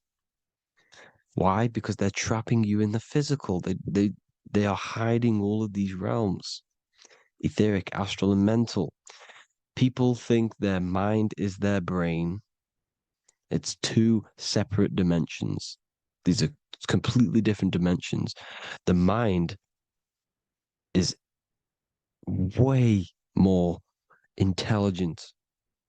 The mind is formless. There is no form to the mind. You can think anything you want. You can manifest anything you want within your mind. It is not a physical object. The physical realm is being controlled by the mind. Everything's being controlled by the mind. Everything exists within the mind. This is why the Egyptian says the universe is mental. So when we project our consciousness outside of the physical, we go to the astral. The ether is the water that Jesus is walking on. This is the veil between the physical and the astral world. The word together has ether within it because it joins the two worlds together, together, the astral and the physical. The word either is ether because the ether is on either side, physical and astral, physical and spiritual, physical and non-physical. In the astral realm, the mind can manifest anything we want. We incarnate to restrict our minds. This is why Saturn, if you go and watch my video on Saturn, how Saturn is this simulation, okay? Our minds can manifest anything we want in the astral plane in the click of a finger. However, when we incarnate in matter, we now have to labor for our manifestations. This is why Saturn's known as the great teacher in astrology, because he teaches you a lesson. When your mind incarnates into matter, it's teaching your mind a lesson, the knowledge of good and evil. This is why the Bible says you shall be gods and know the knowledge of good and evil. When you incarnate here, you have to know the knowledge. You need to know the knowledge of good and evil to become a god. Okay? Now, the square is the physical plane. The triangle's the ethereal plane. The circle's the eternal plane. The circle has no beginning, no end. It's eternal. The physical plane is the square. It's limited. The square is limited. The cube is the geometric shape which gives rise to matter. Now, the term think outside the box has truth in plain sight. You have to think outside the box to project your consciousness, use your mind to project your consciousness outside of the box, the physical plane, into the astrals. The astral realm is the realm of the stars. Above us is the stars. Through the stars is the astral plane. This is why astral has the word star within it. The devil is the de-veil. When you sell your soul to the devil, quote unquote, it's metaphorical. The devil exists in the physical plane. It's the lowest state of consciousness. The de-veil, you de-veil yourself into the physical when you are the devil. The de-veil. The ethereal plane. Now, we all know what the famous symbol of the all-seeing eye, right? The all-seeing eye with the eye in the triangle. Look at the Masonic artwork showing you the triangle above in the sky. This is symbolizing the ethereal planes. The eye in the triangle symbolizes your invisible intelligence, your mind, which has the ability to see on either side. Because the triangle's the ethereal plane. The eye is your consciousness, your intelligence. And this intelligence has the ability to see in the physical plane and to see in the ethereal planes, in the astral planes. This is why it's above the earth. It's above the ground. Because it can see here, it can see in the heavenly realms. Now, the stars are, well, this is known as heaven, the realms of the astral planes. This is some quotes from the Emerald Tablets of Thoth. Out of the darkness ye must rise upwards, one with the light and one with the stars. Man is in process of changing to forms that are not of this world. Grows he in time to the formless, a plane on the cycle above. So there's other worlds. The Bible's telling you there's other worlds, there's other realms. Know ye, ye must become formless before ye are one with the light, the astral light above, which shining through the stars. Not of the earth are ye, earthy, but a child of the infinite cosmic light. You are the invisible intelligence controlling the physical body. The body's not you. It's the vehicle that your soul lands in when your mind projects your consciousness into that realm. Free from the body, I flashed through the night. Unlocked at last for me was the star space. Wow, that's powerful. The star space, the astral planes. This is what he's talking about. We are all a star. We descended from the astrals, which is the star. We are all a star. Look at the ancient paintings of Jesus' birth. It's the star beaming his consciousness down into the physical plane. Here's another one. Here's some Freemasonic artwork showing you, again, the ether, that invisible intelligence, the I, manifesting itself inside of here, in the physical realm, where the people are. You see? It's the same here. This is Jesus. Here's the bird symbolizes the Holy Spirit, your invisible intelligence, descending into the waters, the ether, the ethereal, everything. The ether's the base of all physical matter. Here's Truth in Plain Sight. Mr. Bean, the famous TV program in England, in the UK. He begins the program like we all begin the program from falling from the stars. He falls down with a beam of light. And this is truth in plain sight. This is false. The aliens don't exist. They're a lie, alien. But this symbolizes the star beaming our consciousness. And when we die, this star will suck us back up. Just like this UFO is doing. It's truth in plain sight. So, this is some more Freemasonic artwork. Going from duality to singularity. Sun, moon, masculine, feminine. Right hemisphere, feminine, left hemisphere, masculine. The consciousness in the center, the balance point. Here's another more Freemasonic artwork. The two pillars, left and right hemispheres, and the invisible intelligence between the left and right hemispheres, the light of the body. This is why light's coming off it. Because it's light, it's pure light. The blazing star. The stairs go from the checkered board, the duality, up to oneness, in between the sun and the moon, the masculine and the feminine. This is symbolizing going into oneness. What did the Emerald Tablet say? You've got to become one with the stars, one with the one with the self. Balancing the two hemispheres so that you can gain, because when the two hemispheres are balanced, you can gain a more deeper connection with your invisible intelligence. Same with the chakras. When the chakras, the 7 seals in the Bible, these are 7 seals because when you conquer the 7 chakras, when you balance the 7 chakras, you then gain a more deeper connection with your internal self. Because your mind is not filled, it's not being ran, it's not being dominated by these 7 deadly sins, the 7 seals, the 7 chakras. These are 7 energy centers which are concealing our true form. Balance makes us have a stronger connection with our true cosmic intelligence. Heaven is even. This is why Jesus is pointing at the heart. The even point is the heart. You got to balance the chakras and live from the heart because the heart is the earth. You're in good and evil. The body manifests the lower and the higher self. The higher self is in the higher parts of the body. Wisdom, intuition, expression. The lower self is in the lower parts of the body. Sex, food, and power. This is how they are trapping your soul, people. Like I said, the mind is the bridge between the soul and the body.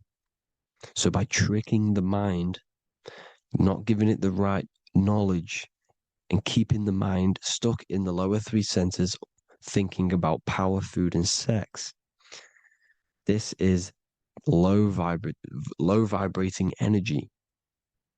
It's going to keep your mind addicted to the physical realms. Okay, this is why you need to go even, balance, heaven. Okay, I will explain the soul trap in a second, how it fully works. But I'm telling you all the science behind it so you can understand. When you are doomed, you are domed. This is the dome, the firmament, the firmament, the mind. Ment is mind, firm is firm. A firmament is doomed under the firmament. You must have a loose mind, an open mind to expand your consciousness beyond the stars, beyond the ethereal barrier. You have to vibrate higher than this world. Your consciousness must be expanded more than the physical plane. You need to learn how to astral project. You need to learn how to leave the body, how to operate outside of the body, so that you, when you do leave the body, you will have recognition. You'll have knowledge. You'll have practice. But this is as above, so below. The woman's belly is the earth. It's as above, so below. It's a microcosm of the macrocosm. We are the children in the womb. We are the people in the earth being ready to be born into the heavenly realms. As above, so below. It's a microcosm, macrocosm. Everything is in everything on a bigger and a smaller and a larger scale.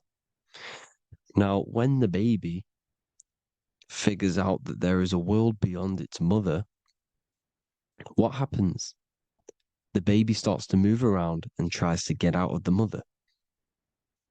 Because once it starts to hear the external world, starts to hear people, it's going to wonder, what's outside of why am I in here? What's outside? So the baby will force its way out of the mother.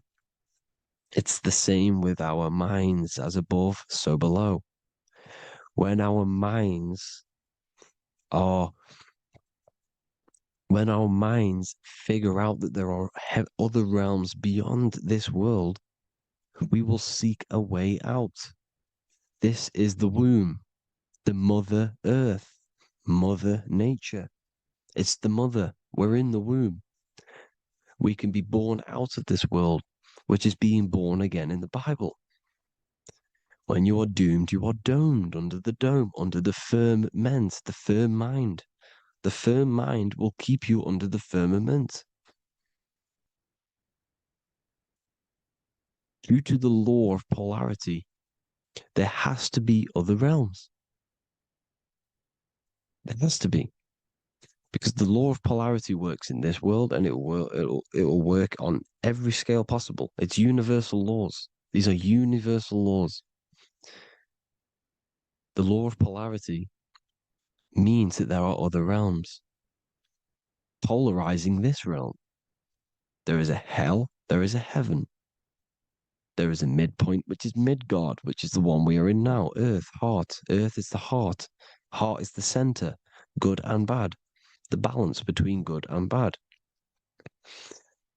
Your reality is your level of realization.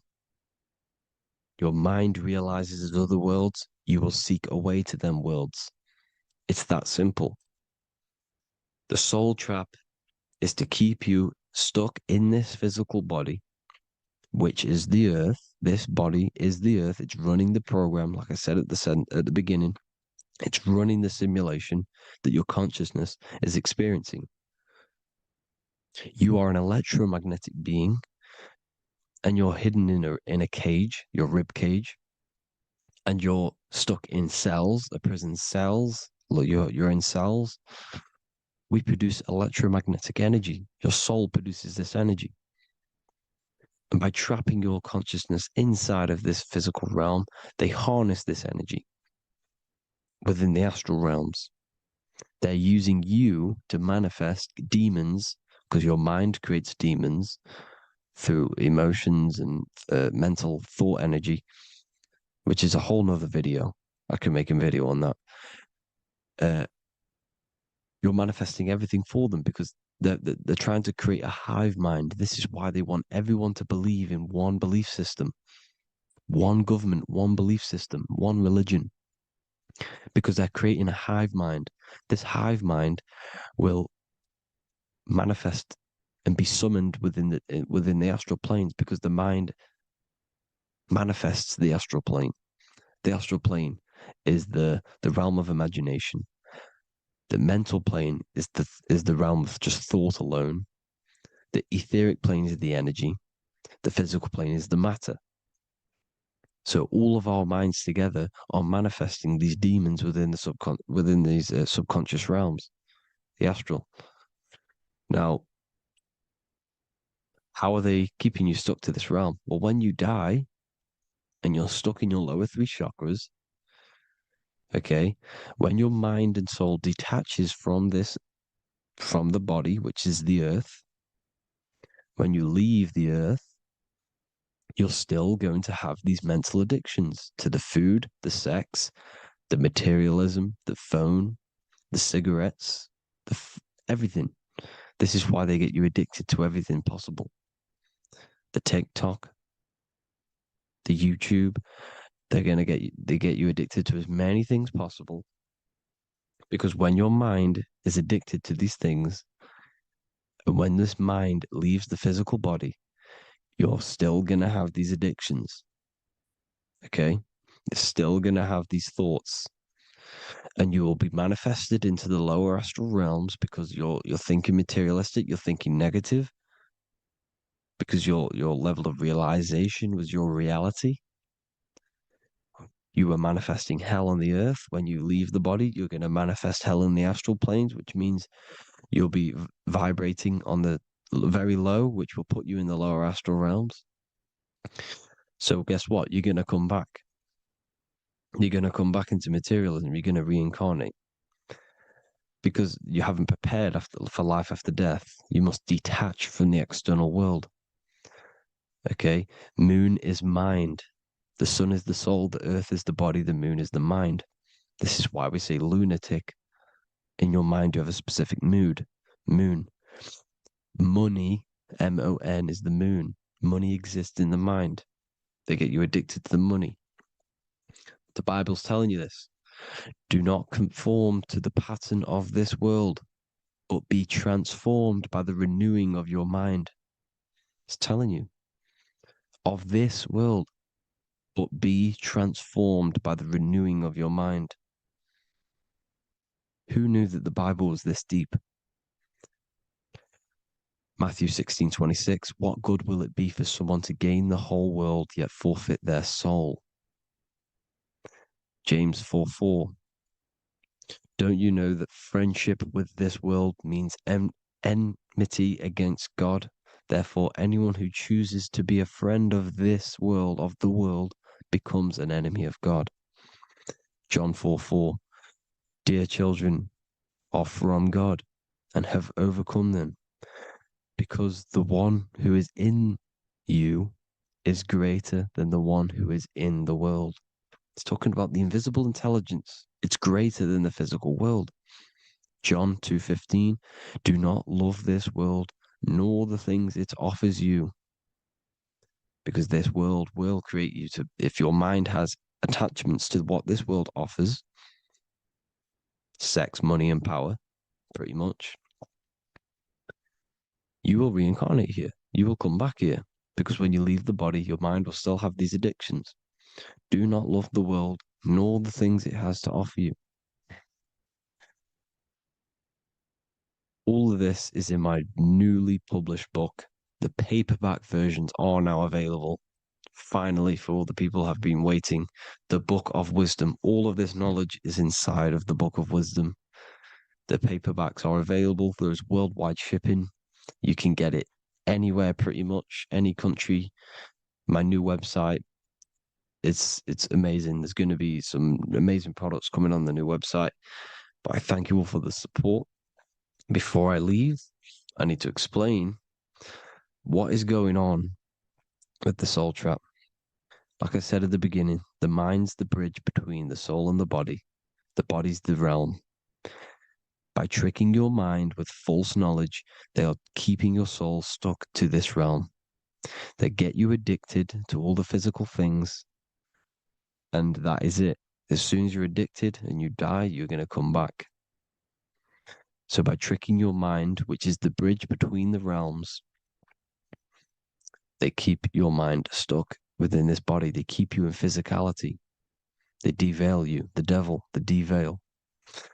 Thank you all for the support, people. If you do want to join the Academy, all the links will be posted below this video for the book, The Academy. Thank you all for the support and have an amazing day.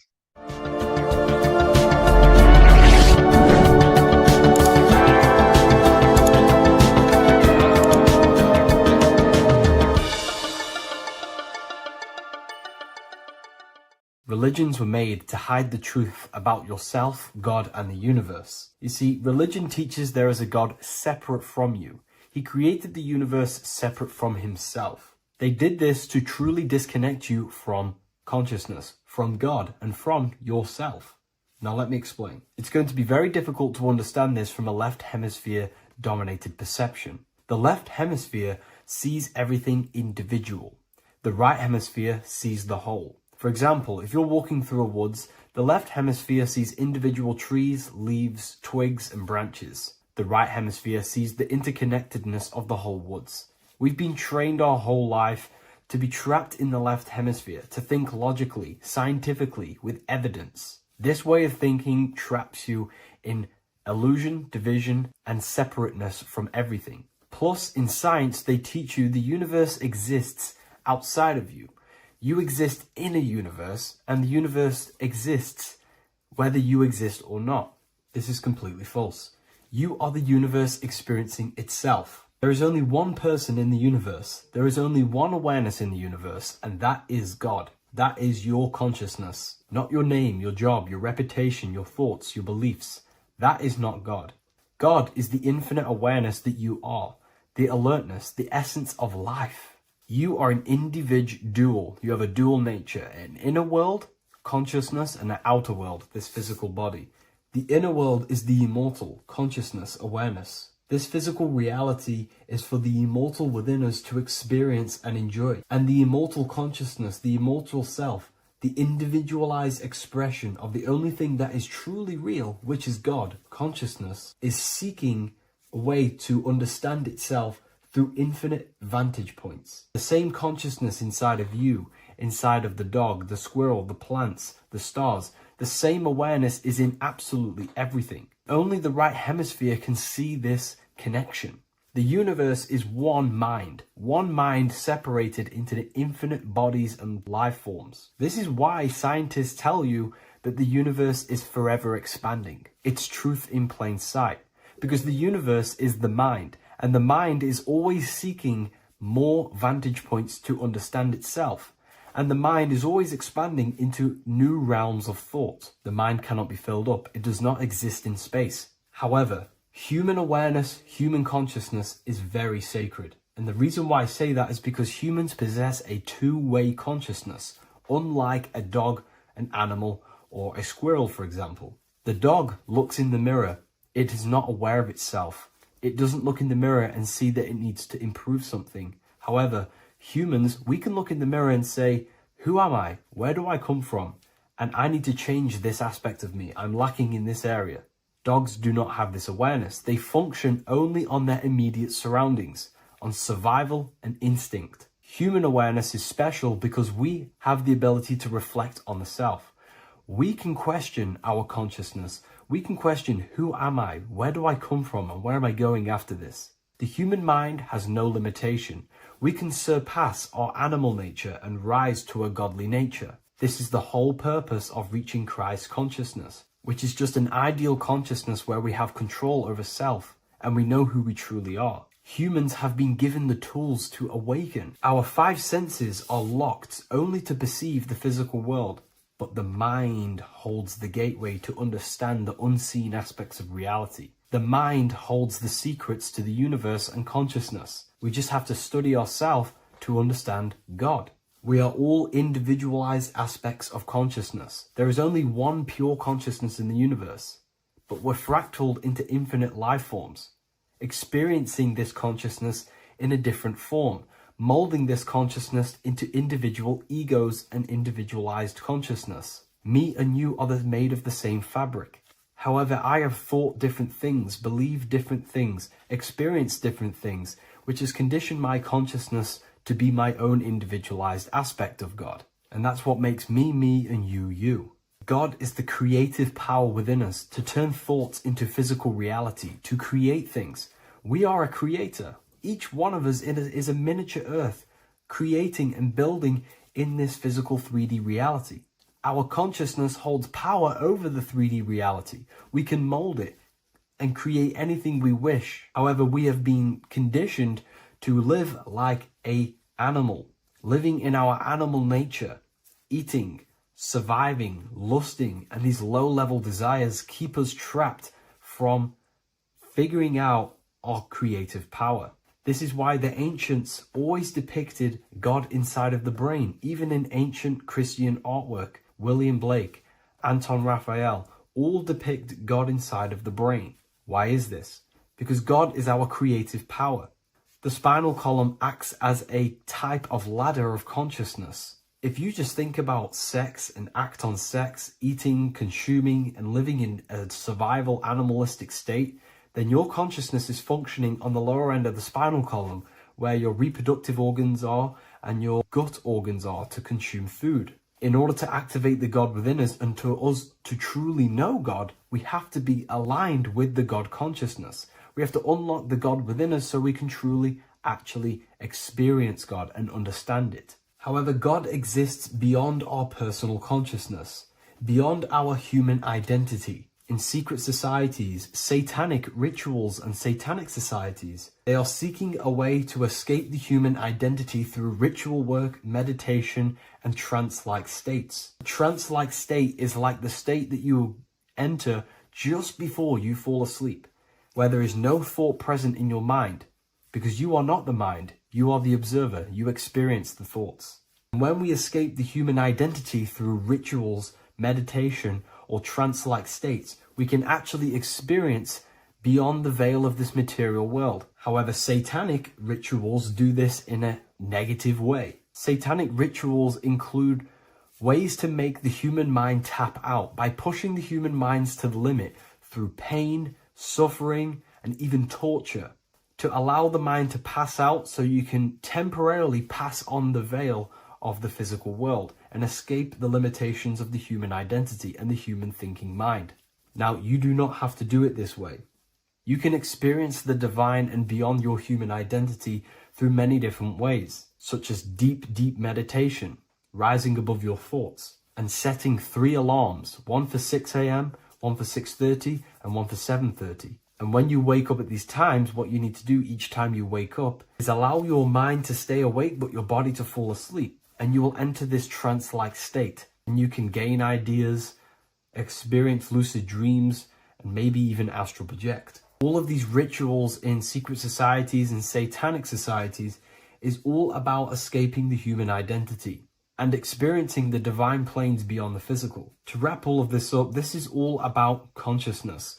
Consciousness is the infinite awareness of the universe, just fractaled into separate bodies. And this consciousness is seeking a way to understand itself in infinite angles and vantage points. And religion was made to cut off your connection to the divine planes beyond this world and beyond your self-identity. Therefore, if you want to know God, you have to study the attributes and qualities of God, such as geometry, numbers, consciousness, the mind, the subconscious, human anatomy. All of these things are aspects of God. We have to study ourselves and study nature so we can see God. God is the infinite awareness of the universe. If you love this video, please leave a like and share it with a friend. I'll leave a link in the description for the Book of Wisdom, Volume 2.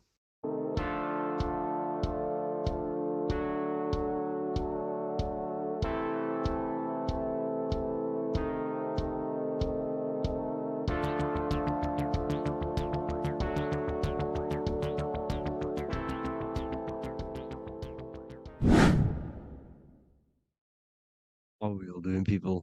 Survival wisdom. Today we're going to be breaking down the Bible and its real, true metaphysical meaning. All of these slides within this video is taken from my book, The Book of Wisdom, so you can get all of these slides.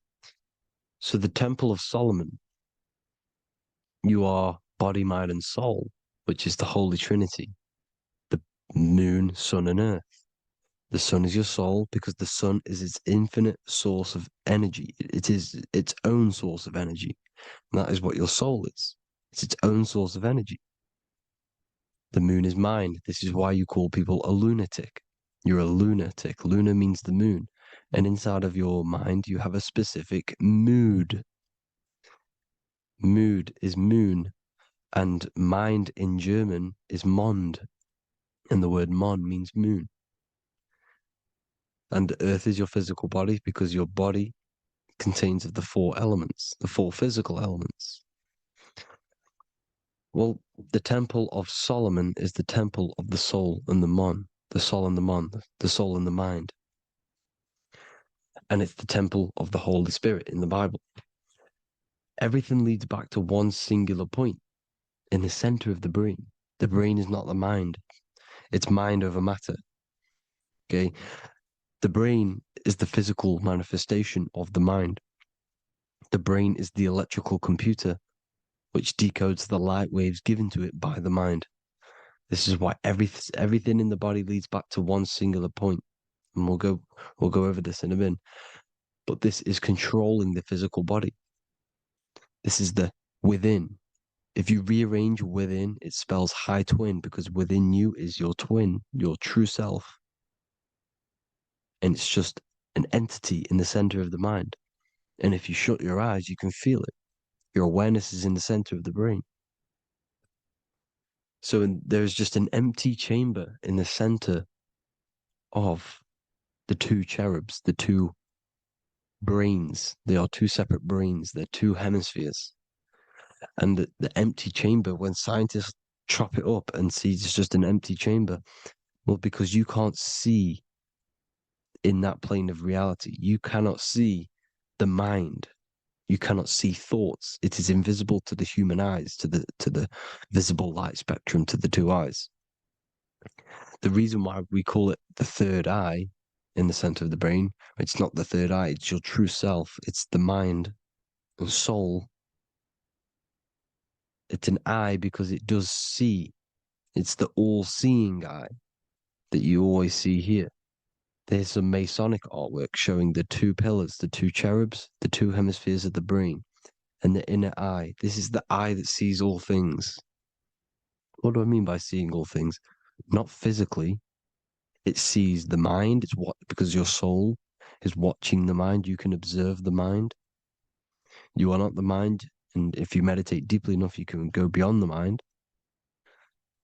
It's the all-seeing eye. It sees the mind. It sees what emotions you're feeling. It sees what you're thinking. It sees what you're seeing with the two eyes. It's the all-seeing eye. It sees all things. It's omnipresent. It's everywhere. Because the mind can be anywhere. The mind can switch itself into any place it wants. There is no limitations with the mind. So there is two hemispheres in the brain. And in the Bible, there is a quote saying, the most holy place between the two cherubs. The two cherubs is the two hemispheres of the brain, and the most holy place is between them, which is what the Masonic artwork is showing. This is the all-seeing eye, the soul and the mind in the center of the brain. And you will not see this with the two eyes. So when scientists come to seeing the empty chamber in the center of the brain, they wonder because they do not understand the occult side of the world. They do not understand the layers of reality. How the two eyes, everything physical comes from the unseen. Everything seen comes from the unseen. Now, the two hemispheres of the brain play a major role in our lives. The right hemisphere is the artist. The left hemisphere is the scientist. The right hemisphere controls the left side of the body. the left hemisphere controls the right side, so there's a crossover. Now, the right hemisphere is to do with your feminine energy, creativity, unification, metaphors, visualization, intuition. The left hemisphere is to do with sequencing, facts, materialistic details, language, and logic. So they keep us normally trapped within the male aspect of our mind, which is the left hemisphere. You know, if you listen to Spotify, Apple Music, and radio, they're all tuned to 440 hertz, which shuts down the right side of the brain, makes you left brain dominant. And we learn, well, 90% of people learn to write with their right hand. They're taught to learn with their right hand, which is to do with the left brain. You see, so we are being trapped within this left side of the brain, which is all to do with logic, thinking logical, not creative. You know, very analytic. But the right side of the brain is to do with your creativity. So the right side of the brain is perceiving reality as a holistic perception. Now, what do I mean? If you're riding through a woods, for example, if you're riding through a woods, your right hemisphere is seeing the whole woods as one unified woods. The left hemisphere's job is to break down the perception given to it by the right hemisphere and break it down into individual trees. So what am I saying? The right hemisphere is seeing humans and everything in creation as one unified consciousness. The left hemisphere is seeing individual egos. This is why the left hemisphere is the place of the ego, the right hemisphere is to do with the higher self. They're both needed, though. I'm not saying one's better than the other. It's balance. Now, they don't want you to see the unified picture, perception of creation. They want you to think everything is individual, everything doesn't come from the one, because all things come from the one. And we experience the two in this reality, dualism. In order to understand the one, we have to experience the two to advance. So, anyways, let's get away from the two hemispheres. The right hemisphere, like I said, is to do with the higher self. And this is why in John 21:6, it says, cast the net onto the right-hand side of the boat and you will find fish. Meaning, cast your energy, cast your perception into the right hemisphere of the brain, and you will find God, unification, and higher self. You will see things from a unified perspective. How we are all one, because we are all the same consciousness. The same spark that is in me is in you. This is why I am you and you are me. We are all the all-seeing eyes of God, just split up into individual bodies. We are all made up of the same essence, consciousness. And that consciousness, that mind and soul, is in the center of the brain. You are just in different avatars. And until we see this, we'll forever be divided and conquered. Until we figure this out as a collective consciousness, we will forever be divided and conquered and ruled over. This is why the Bible says, ye are gods. You are the sons of the Most High, because we are. We are the Word made flesh. We are God made flesh. Mark 16:19. So then after the Lord had spoken unto them, he was received up into heaven, head is heaven, H-E-A, and sat on the right hand of God. God is the consciousness in the center of the brain.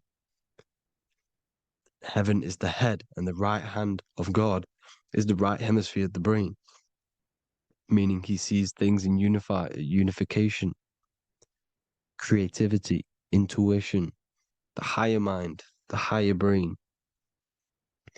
When Moses crosses the Red Sea is the corpus callosum, moving from the left to the right hemisphere of the brain to see unified perception of reality. Head, H-E-A, heaven, same root word. This is why the ancients always depict God in the center of the brain. Here you see ancient Christian artwork showing God in the center of the brain, the light. Here you see it here. Here you see Ganesh, an Indian god, which is the brain. Here you see the Father, the Son, and the Holy Spirit in the dome, the brain. This is the brain, because you are God made flesh. That's what consciousness is. The upper room where Jesus meets the 12 disciples. It's the upper brain on the upper room. The upper room is the chamber, the empty chamber in the center of the brain. That's the room. And the 12 disciples are the 12 cranial nerves in the brain, which pretty much rule the body, all the cranial nerves. The tree of life, the cardiovascular system. This is why in Genesis it says the tree of life was in the midst of the garden. Midst meaning middle, because the middle of the body is the cardiovascular system, which is controlling all of the systems in the body. The tree of knowledge of good and evil is the nervous system. It's the spine and brain. This is what's detecting good and evil. The brain is the electrical computer with the left and the right hemisphere, decoding the dualistic world, decoding the light waves given to it by the external world. It is an electromagnetic computer. It is artificial intelligence. It is very intelligent, the brain and the nervous system, the human body as a whole. But the tree of knowledge of good and evil is the nervous system, because it is the tree that detects good and evil, makes you learn good and evil in this dualistic reality. Here you see Adam and Eve around the tree of knowledge of good and evil. Adam and Eve, male and female energies, with the serpent in the tree, and the tree of knowledge of good and evil. Well, this is the spine, the brain, and the serpent is the kundalini up the spine. The serpent is the S. That's why S, serpent, S, the letter S is the serpent. Sex and serpents make an S noise. You know, the Bible cursed the serpent. So we don't figure out the true religion. The true religion is raising the kundalini and becoming God-man and reaching our higher states, our true God self. Because once the kundalini is saved and hits the pineal gland, it activates 100% of the brain, when we're only using around 20 to 10% as of right now without the kundalini awakening. So when you use it, you're activating 100% of the brain.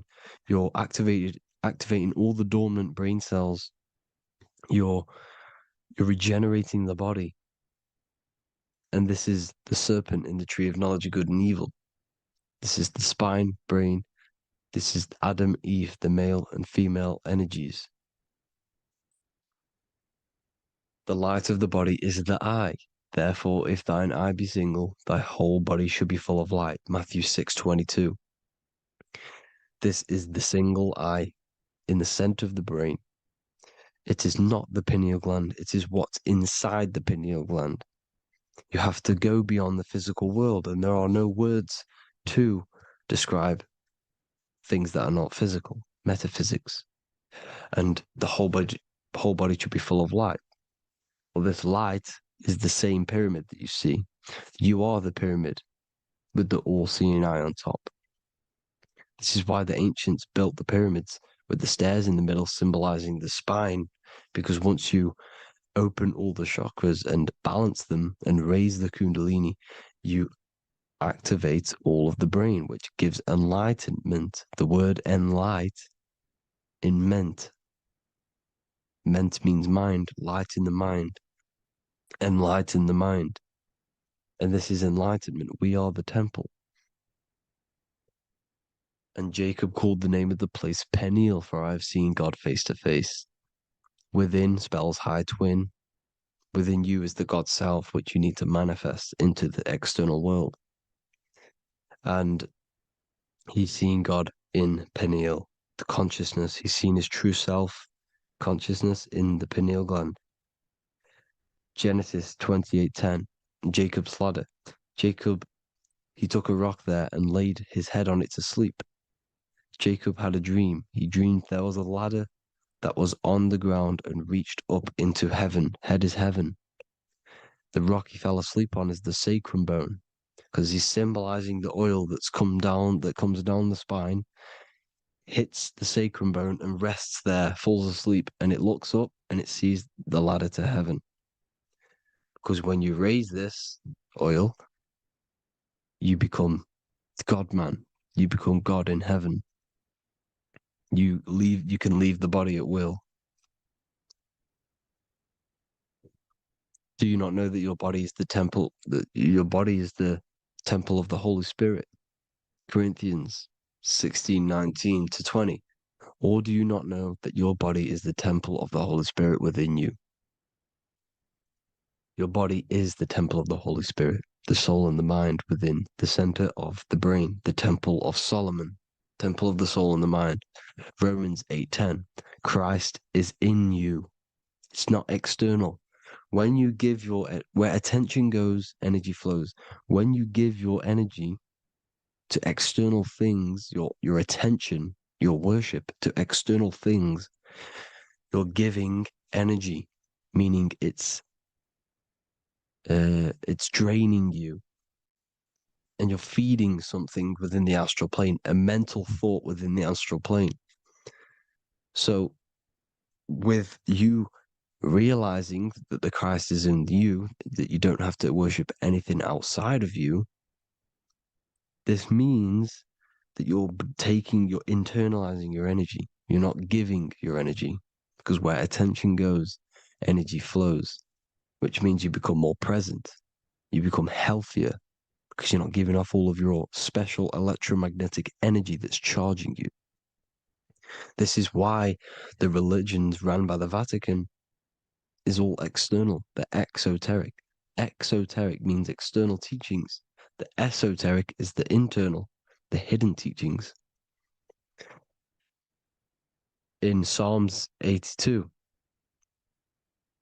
I have said, ye are gods, and all of you are children of the Most High, because we are the Most High, split up into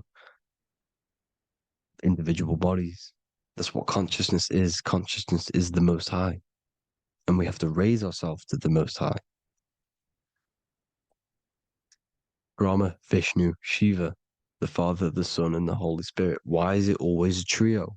It's a trio because it symbolizes us, the soul, mind, and body.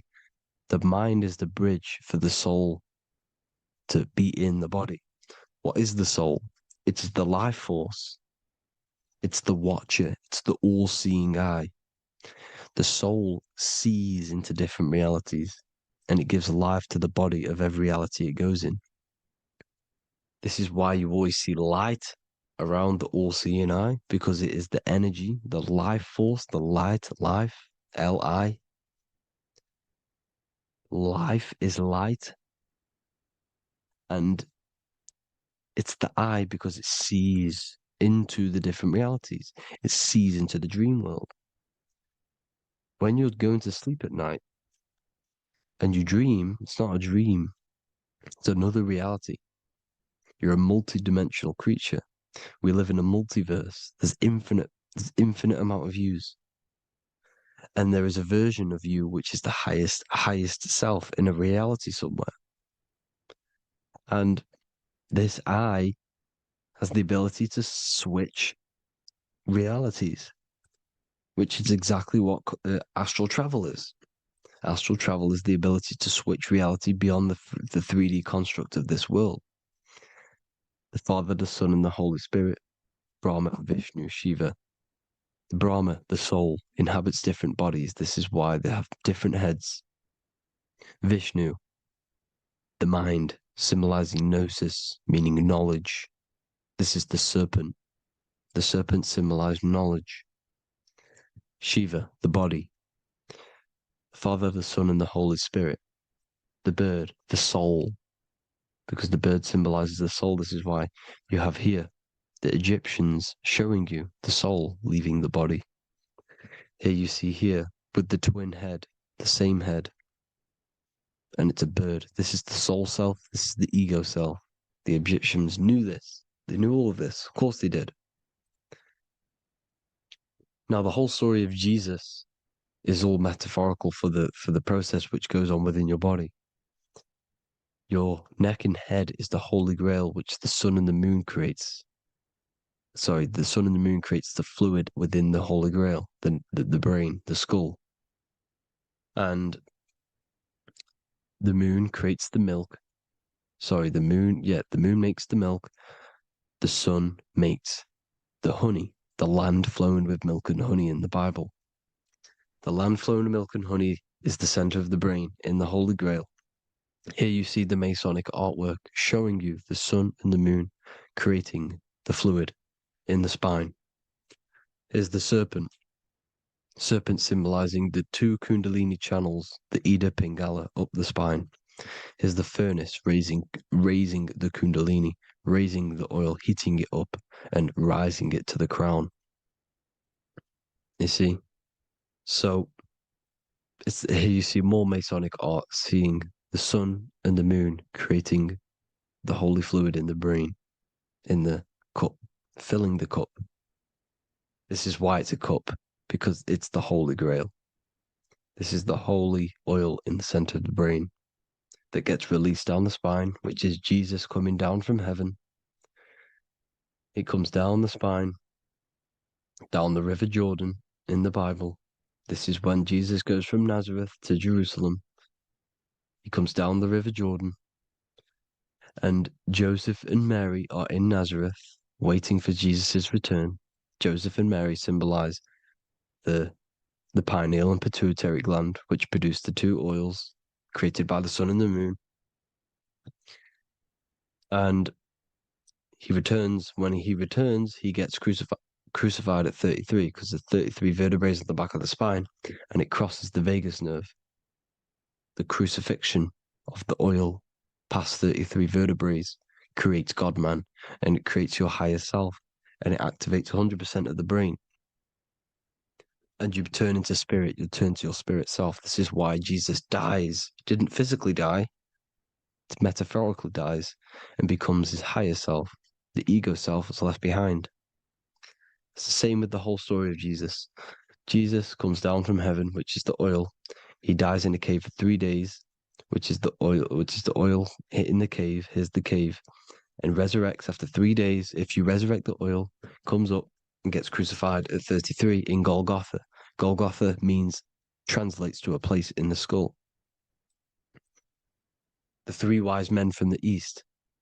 Well, if you look at the Masonic artwork, they'll always show you a ladder up to the east. Okay? Here you see north, south, west. This would be east. Here you see east here. East here. The ladder up to the east.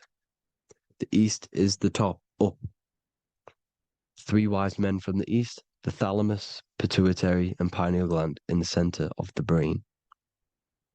The most important glands in the body. Here you see the Egyptians with the spine, the sun, and the two hemispheres of the brain. What did I say at the beginning? The sun is the soul. The sun is its own source of energy. It's the life force, which gives life to anything it inhabits. The soul is the same thing. That's why sun and soul mean the same thing. So, what I'm saying is consciousness is God. And this is why when it refers to as God in the Bible, means your higher self, pretty much. And returning back to this higher self, because God is something that you need to manifest. Consciousness is God, and your body is a reflection of the creation by God. This is why everything in the body corresponds with the stars. The stars rule the body. We are an image of the stars. This body is an image of the whole of creation. Aries rules the head. This is the cerebrum, the ram in the brain. Here's the ram, Aries. And we have something called the cerebrum, Aries, the ram. This is the Lamb of God, moving to the higher mind.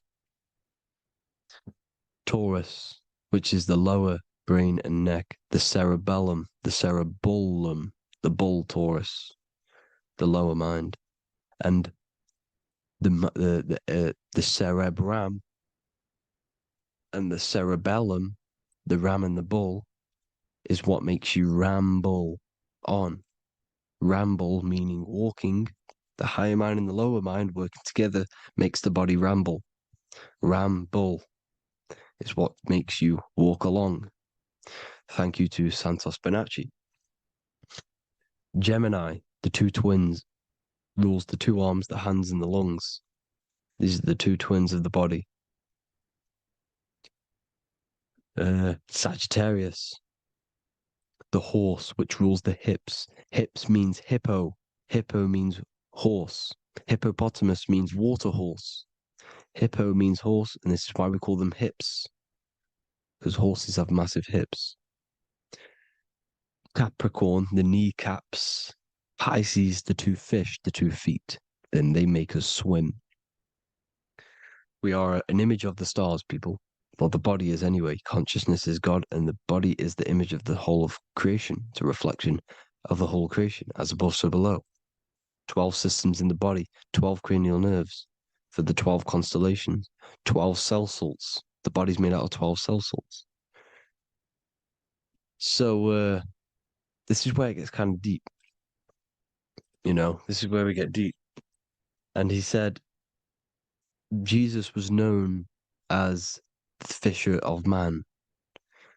And fisher of man, meaning man does not mean man as in the male. Man means mind. He's the fisher of minds. So the Bible is not patriarchal. It's not patriarchal. Man just means mind, pretty much. So the fisher of mind, man, because he was fishing minds out of this reality into the higher realities. He was teaching people how to leave the body when he walks on water. Walking on water is the physical, etheric, astral, and mental. These are the different planes of reality. The ether is the either, because the ether is the substance that's on either side, astral and physical. It's the fifth element, is ether. And the fifth element is the water. The same water at the beginning of the Bible when it says, let the firmament divide from the waters above from below. The water symbolizes the ether. It's the base of all physical matter. And the ether symbolized is known as the water. So when you're walking on water, you're walking on the ether, meaning you're leaving the physical body. So when Jesus walks on water and he's teaching Paul to walk on water, Paul becomes scared and falls back into the water. Well, when you astral travel and you become scared when you're projecting, you'll fall back into your body. So he's pretty much saying walking on water is leaving the body, and walking on the ether, because the ether is the veil between the astral, and that's what devil means. Devil has the word veil in it, because the devil is trapping you between one veil, which is this world. They're trapping you in this world, this thin layer of reality. Your dreams are different veils. The ether, the astral, the mental are different veils. Devil is deveil. Deveil. You need to escape being stuck in one reality and live in between realities. And this is when you truly become a multi-dimensional being, because your soul is just the eye. That's what you are. You're just an eye, and you see into different worlds. And it also, when Jesus means the fisher of man, the fisher of minds, he is I truly believe, because of my research, that there is other worlds. It's not just this one. There's higher worlds. There's an infinite amount of you, and you've been in them dreams you call dreams. Them dreams are other realities that you are in. That's why when you're there, you don't feel like you're in a dream. You feel like it's 100% real, because it is real. So this is why the ancients always depicted the many different heads, because there's many different versions of you. And this I, the soul, the watcher, is switching itself into different bodies at all times. Well, when you sleep, when you astral project. And this is what the ancients were doing. They understood the multiverse, and they could switch bodies at will. And this is what the 7 seals are in the Bible, also known as the 7 chakras. These are literally portals within us to these different worlds. We're in the heart at the moment. Earth, rearranged spells heart, meaning middle. This is where good and evil exist. It's the middle point, the midpoint of realities. So I hope you all enjoyed the video. All of this knowledge that I've give you in this video is inside of my book, the Book of Wisdom. The Book of Wisdom gets updated every single month with new pages. It's a one-time payment for a lifetime worth of research and knowledge by me. So if you do want to get it, the link will be in the description. But I hope you all gain some amazing insight. Please like, comment, and share to help the algorithm, and drop a subscription. And for more lectures, every 2 days, I drop lectures and knowledge within the Patreon. If you want to support the channel, join the Patreon. Everything's in the description, because we are not monetized on YouTube. Thank you all. Have an amazing day.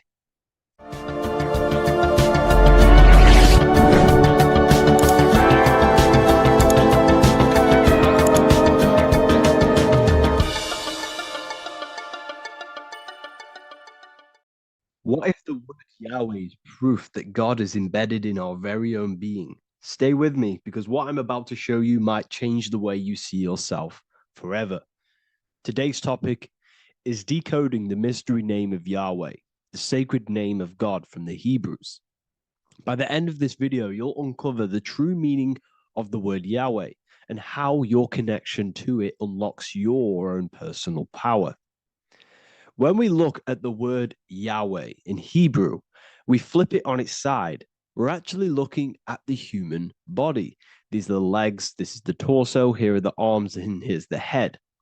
So if we actually switch this on its side, we see the human body.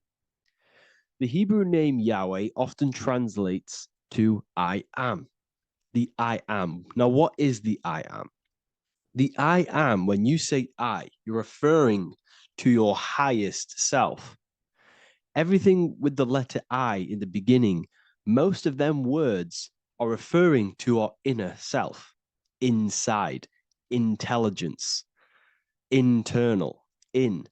The I represents the inside self, the invisible self. You cannot see the I am, because this is the spirit, this is our consciousness. It's the intelligence controlling the human body. When you say I, you're not referring to your name, your job, your reputation, your ego, or your thoughts. You're referring to the observer who is beyond the thoughts, the one who's observing the thoughts. That's the soul. Look at the word Yahweh, Yahweh, the sacred name of God. Yahweh can be observed in the natural rhythm of the human breath. When inhaling, we subtly hear Yah. When exhaling, we hear Wei. Do this yourself. Breathe in through your nose, you'll hear Yah. Breathe out, you'll hear Wei. And in fact, the letter H, H, when it's pronounced, it carries the soft sound of wind or breath, a gentle exhale that mirrors the very essence of life, giving air. Breath is the spirit of life. It's what connects us with consciousness. If we stop breathing, we lose consciousness. The body shuts down. We're breathing the spirit of breath. We're breathing in the spirit of life. It's the very essence that gives us physical existence, and we're constantly staying connected to this breath at all times. Now let's look at Yahweh. 1, 2, 3, 4. There are 4 letters. The tetragrammaton is the 4-letter Hebrew name for God. Okay. Tetra meaning 4. We have 4 gospels of Jesus. Jesus is depicted with a cross with 4 sections. Jesus has the 4 sacred animals around the side of him, always depicted with these 4. A bull or an ox, an eagle, a man, and a lion. These are the 4 fixed signs of the zodiac. Aquarius, the man, Scorpio, the eagle, Leo, the lion, Taurus, the bull or the ox, which are related to the elements.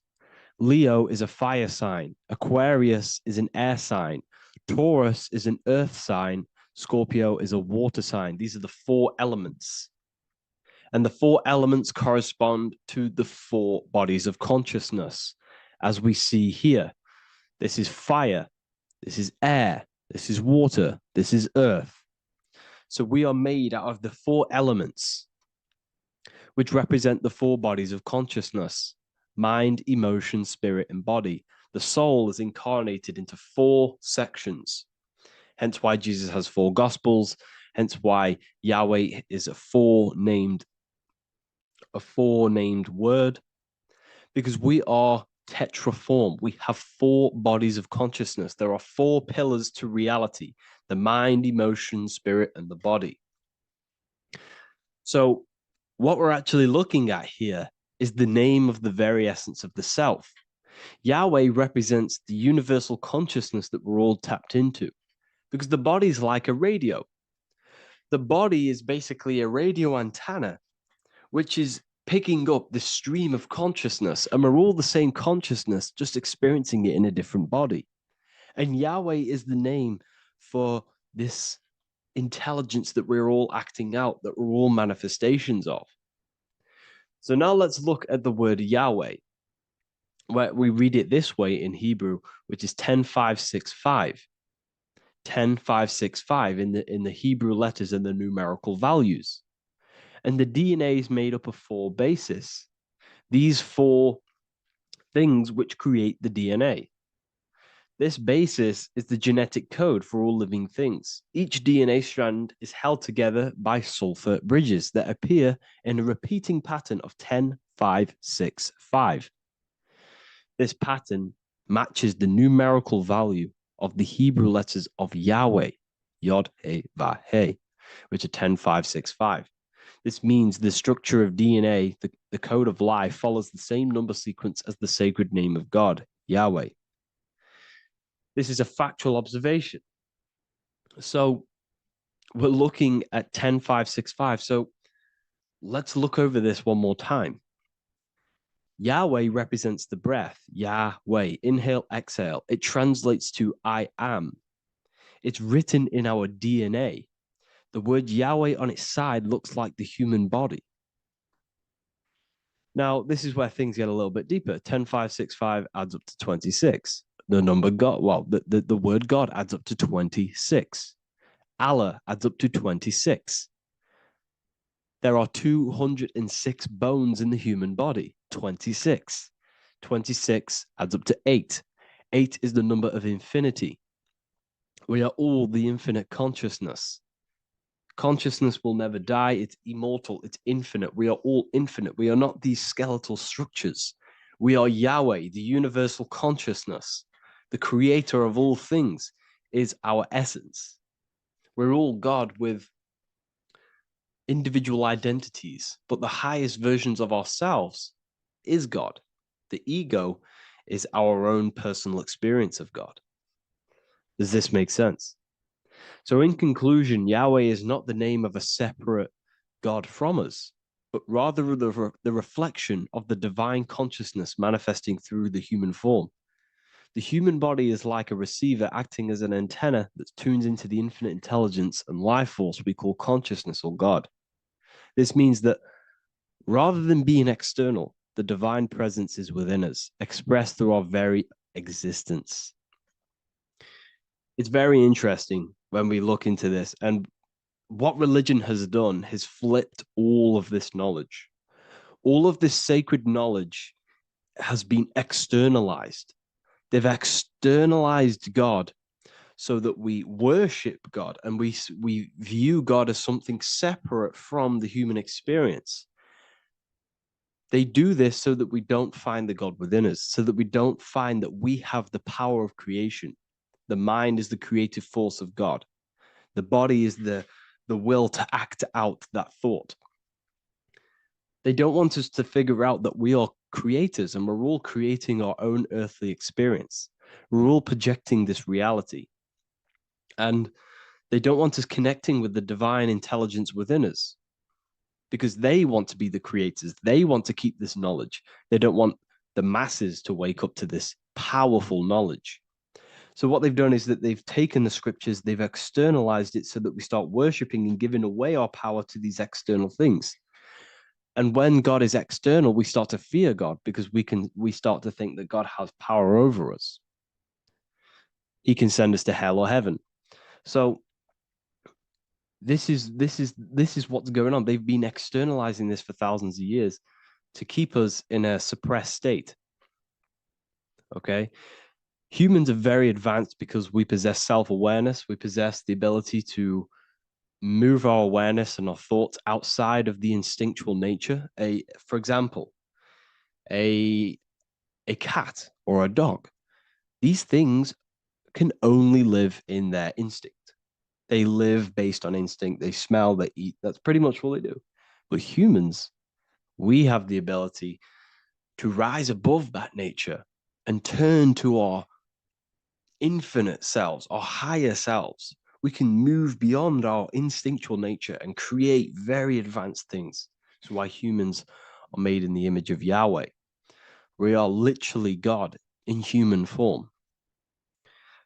So this is what we all need to realize. And I hope this video has helped. Please leave a like, a comment on inside of the description.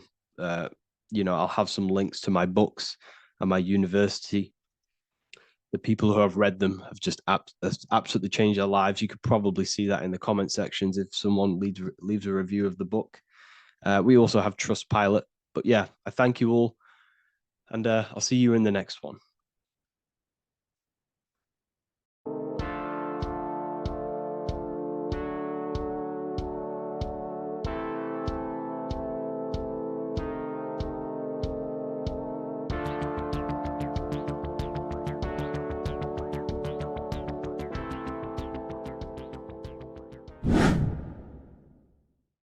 What is good, people? It's Revival of Wisdom. Today we're going to be talking about Saturn.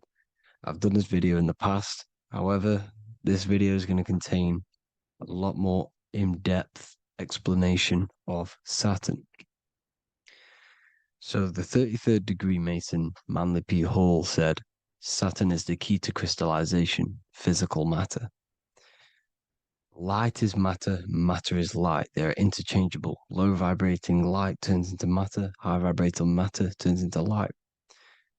And Saturn is the god of this world, this physical world. He crystallizes light into matter. This is symbolized as the Masonic checkerboard, matter and spirit, matter and light, light and matter.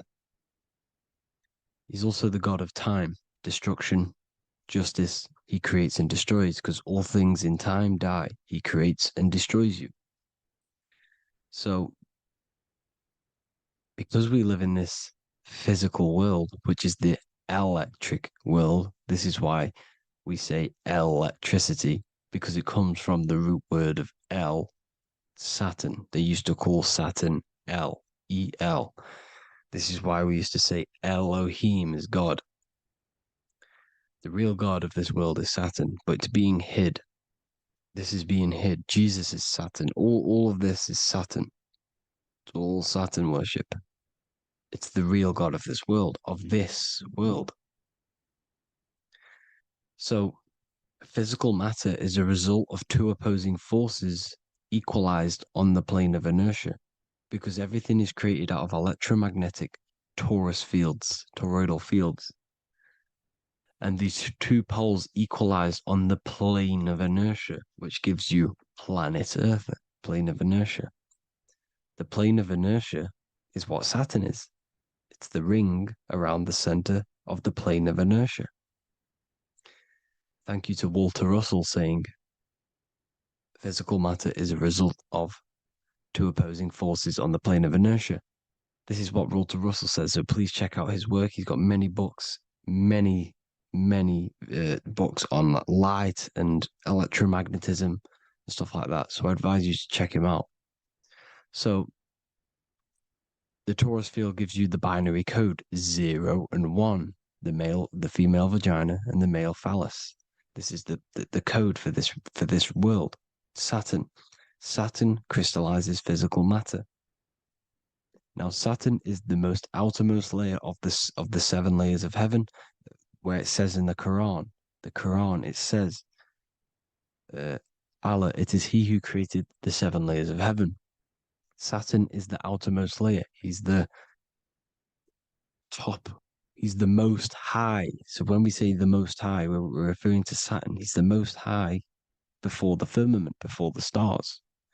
So Saturn is the god of this world. He's the Lord of the Rings. He wears the crown. The crown is the rings. Crown, Chronos. So the planets are luminaries. They are lights. They are beings. They are energy, conscious energy. And we're in the heart of the solar system. Saturn is the outermost layer. He is the one of this world. He's the god of this world. Now, on the North Pole of Saturn, you have the hexagon. Add up all the sides. It creates the 6-pointed star. Or it can be created as a cube. The cube is very important. The 6-pointed star is very important.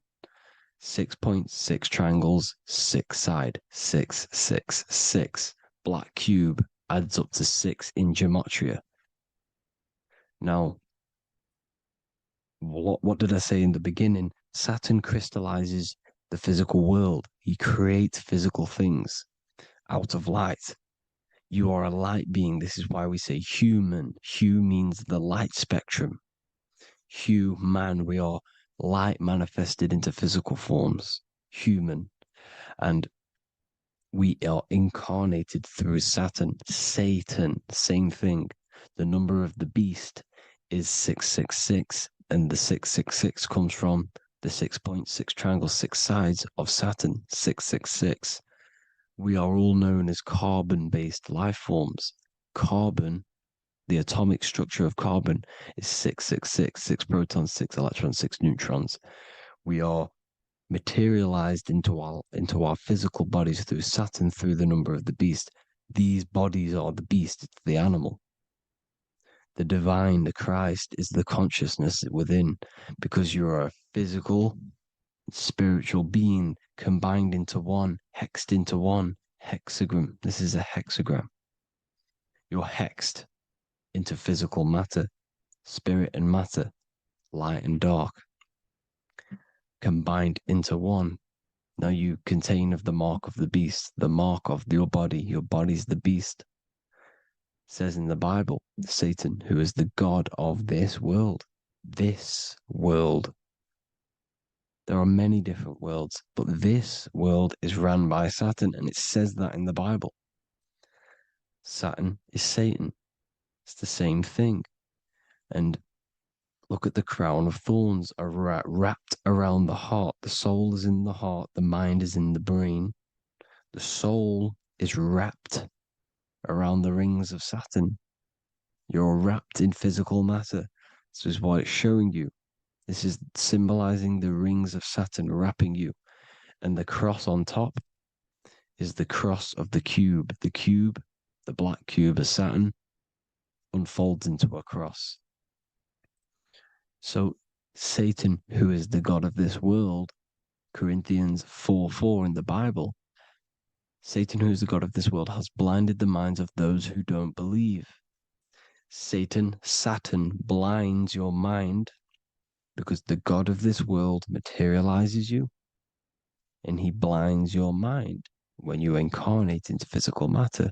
When you enter this soul system, not the solar system, you hit Saturn first. He materializes you. And look at the symbol for Saturn. This is the symbol for Saturn. All of the planet symbols are created out of the Holy Trinity.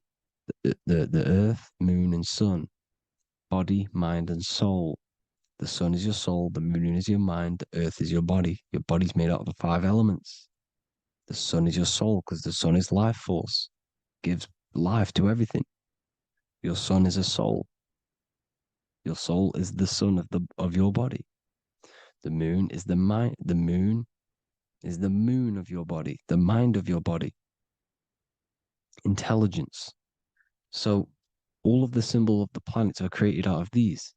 The Saturn symbol is created out of the Earth cross, matter, and the moon crescent, moon, mind, matter over mind. This is why Satan, who is the god of this world, has blinded the minds of those who don't believe. He blinds your mind. Look at the symbol, it's showing you.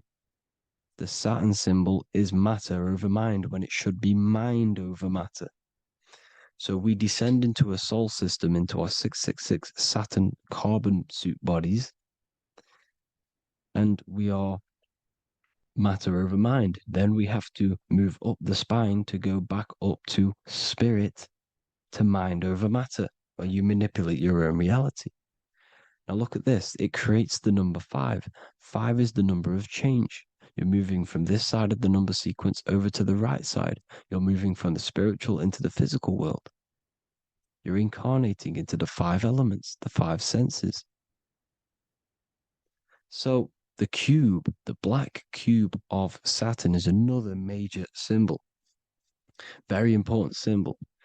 Here you see the cube, and the color black is associated with Saturn because Saturn's associated with death. He creates and destroys, light and dark. Death is associated with black, spirit, because you can't see spirit, which is blackness. So the black cube is black because Saturn rules the nighttime, which is dark, blackness, and he rules the winter, which is death, blackness. So Saturn is the black cube. Cubes have 6 sides: up, down, right, left, back, and forward. Cubes are 6-sided. Everything is 6-sided inside of this creation because you're incarnating, you're materializing, crystallizing into the cube, the world of the cube. Everything's a cube. Everything's got 6 sides. Here's Leonardo da Vinci showing you that you're in the cube.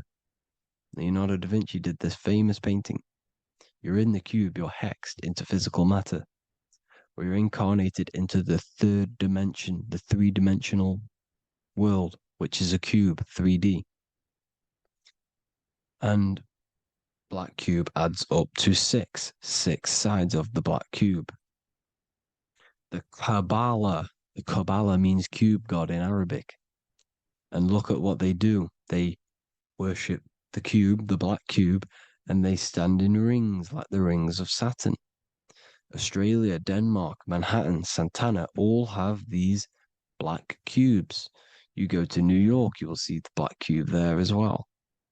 These black cubes are everywhere because it is the real God of this world, So look at the cross. The cross unfolds into the cube. Xbox, Nintendo GameCube, Sega Saturn, anything to do with a simulated gaming reality, they put Saturn in it because we're in the simulation of Saturn. This is a simulation. And this is why they reflect this through the Xbox, GameCube, Sega Saturn, anything to do with gaming, simulations, is all Saturn. Because we're in the cube of Saturn, the black cube. We're in the GameCube, the Xbox, the Sega Saturn. As above, so below. So they reflect it through the simulations that they create inside of this simulation. Cubes have 8 points for the 8 points of time and space.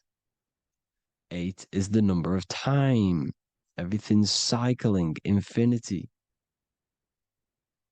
So look at the cube. The cube is symbolized as in Judaism. The Judays have the black cube.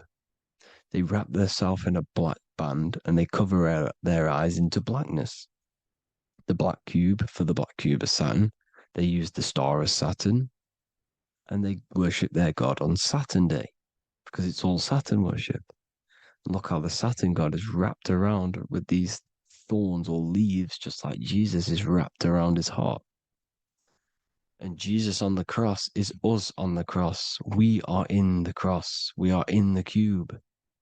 The cross is the cube. And the cross is even in the Saturn symbol. This is another symbol for Saturn. There's two symbols.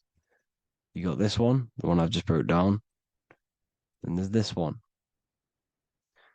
This is the cross of Saturn, the cube god, the simulation, the game cube. Now, Chronos is another word for Saturn. Chronos means time.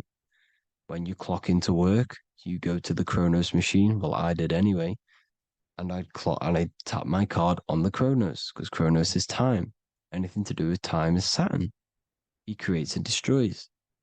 Look at the artwork of Saturn with the sand, the time. Look at this, how he's cutting off the baby's wings. He's crystallizing the spirit into matter. He's cutting off your wings. Satan, in the Bible, he falls from heaven into earth and he loses his wings. He becomes a serpent. You see that's it's all symbolic for us. We are the fallen angels, fallen angles of light. We're fallen angles of light. We are light beings. Now we're fallen into physical matter. Saturn's chopped off our wings. He's chopped off our spirit wings because when you astral project, you can fly. You will fly around. He's got the Reaper staff here, always depicted with the Reaper staff. Now look at the clock. Saturn Day is the 6th day, the number of the beast, 666. Look at the clock. 6 take away 12. 12 take away 6 equals 6. 7 take away 1 equals 6. 8 take away 2 equals 6. 60 seconds in a minute, 60 minutes in an hour, 24 hours in a day, 2 plus 4 equals 6. That's 666. Everything's 666 because it's time. Saturn. All goes to Saturn. He's the god of time. We're in time now. We're in time. We're in the time, which is God, the god of this world, the god of time. Now look at this. The Reaper is also depicted as the Reaper with the staff, the black cloak, black symbolizing death, spirit. Judges wear black because Saturn is the law. He's the god of this world. He's the law. This is why they wear black cloaks. When you graduate from university, you wear a black cloak and a black cube on your head. You've been hexed. Funerals, you wear black because it's all to do with Saturn, Father Time, Father Crystallization. Now, Saturn, here's another one of him cutting off the wings of a child because he cuts off the wings. He creates and destroys your body. We're in the electrical world. Everything that is electrical vibrates. All vibrations have to come back to a standstill point, which is death. This is why your body dies. Your atoms stop vibrating. Corona. Look at the crown. The crown is the corona. Corona means crown. And look at this is an alcohol brand for beer. You can see the staff of Saturn in the symbol with the moon crescent. Corona, which is the crown, Saturn, the crown on Saturn, the rings. And then you've got the staff. It's all Saturn worship.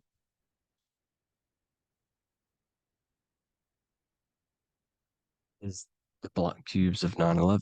2 black cubes. This was a ritual for Saturn. It's all ritualistic.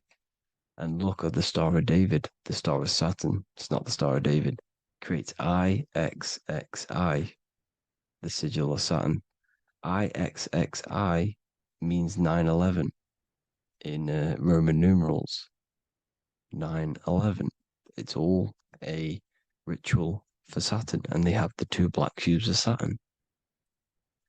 Now look, XX, there's more symbolism of Saturn now. We're going deeper.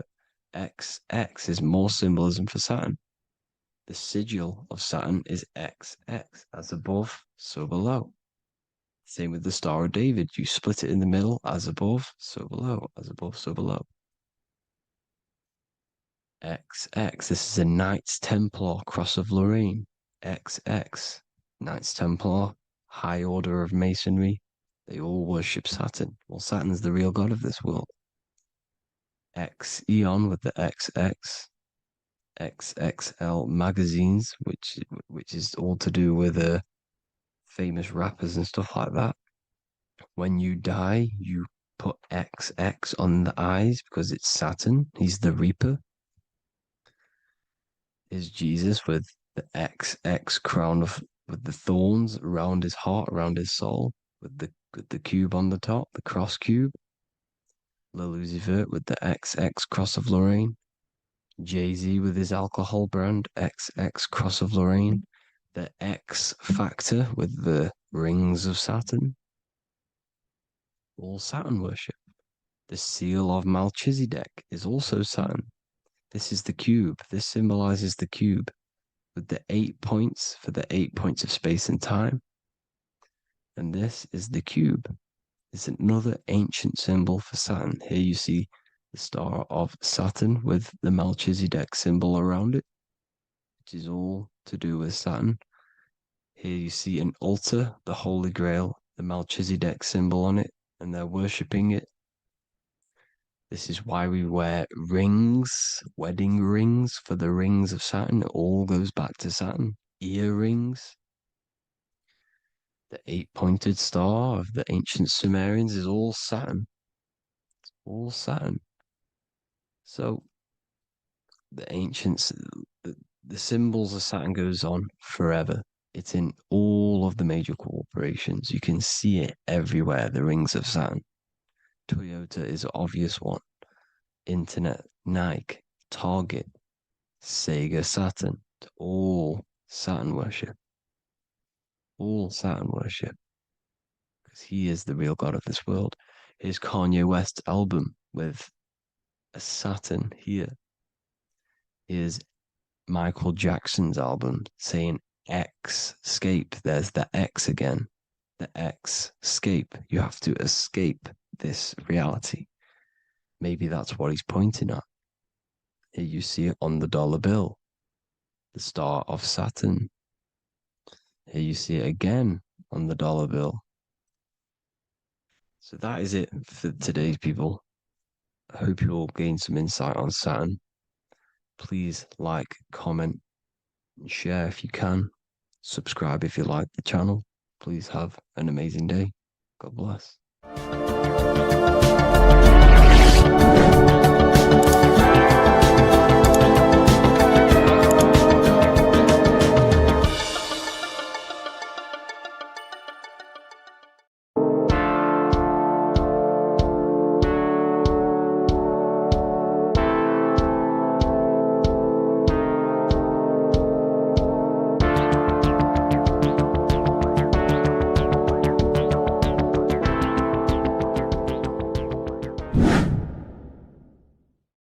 What is good, people? We're back with another video, and this is going to be talking about the connection between the micro and the macro.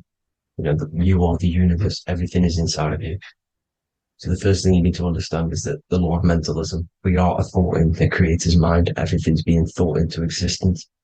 We have a spark of this mind, this same mind of the creator, and everything is a state of mind.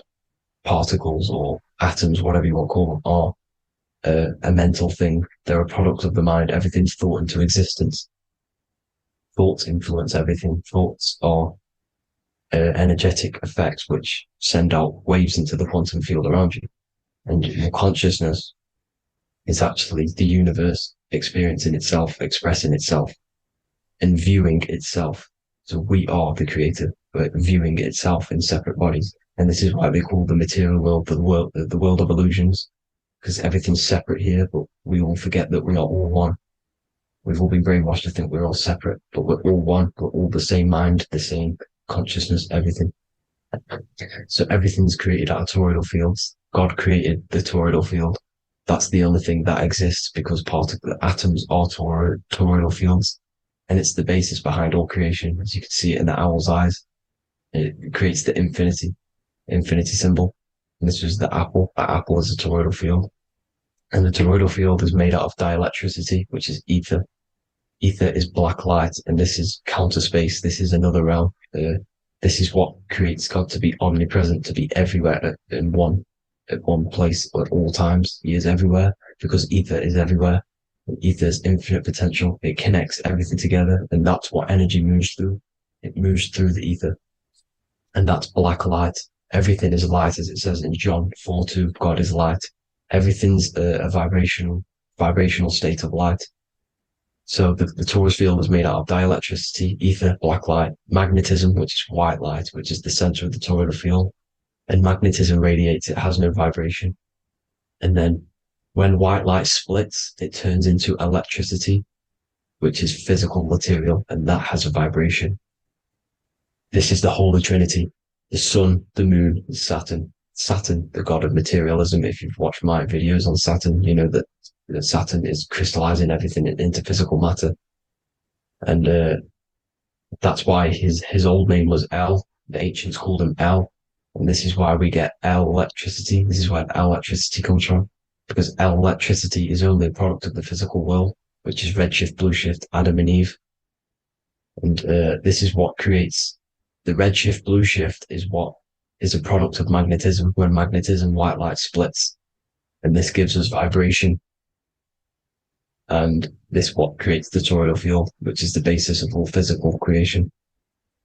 The sine wave is created out of the magnetic wave and the electric wave. The electric wave is the blue wave, and the magnetic wave is the straight wave, which is radiation. This is vibration frequency. So the magnetic wave is straight, and then you have longitude and amplitude, which is depth, which is dimension. You see how the electric wave has depth and a dimension.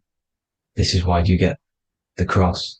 This is the cross of Earth. This is the symbol of Earth, of bondage, of physical matter, because it consists of magnetic wave and depth, which is electric wave. And this is where you get the sun cross or the Earth cross, whatever you want to call it. It's the cross of physical matter, and the ancients knew this. This is why they used that symbol. Redshift, blueshift, which is the toroidal field, is the basis of all creation, physical creation. And this is why you have the police siren is red and blue. The Matrix movie, red pill, blue pill. You have red blood and blue blood in your body. The Democrat and Republic, the two parties, red and blue. Like your taps on your taps, you have a red and blue tap. One's generative, one's destruction. Fire, destruction, water, generative.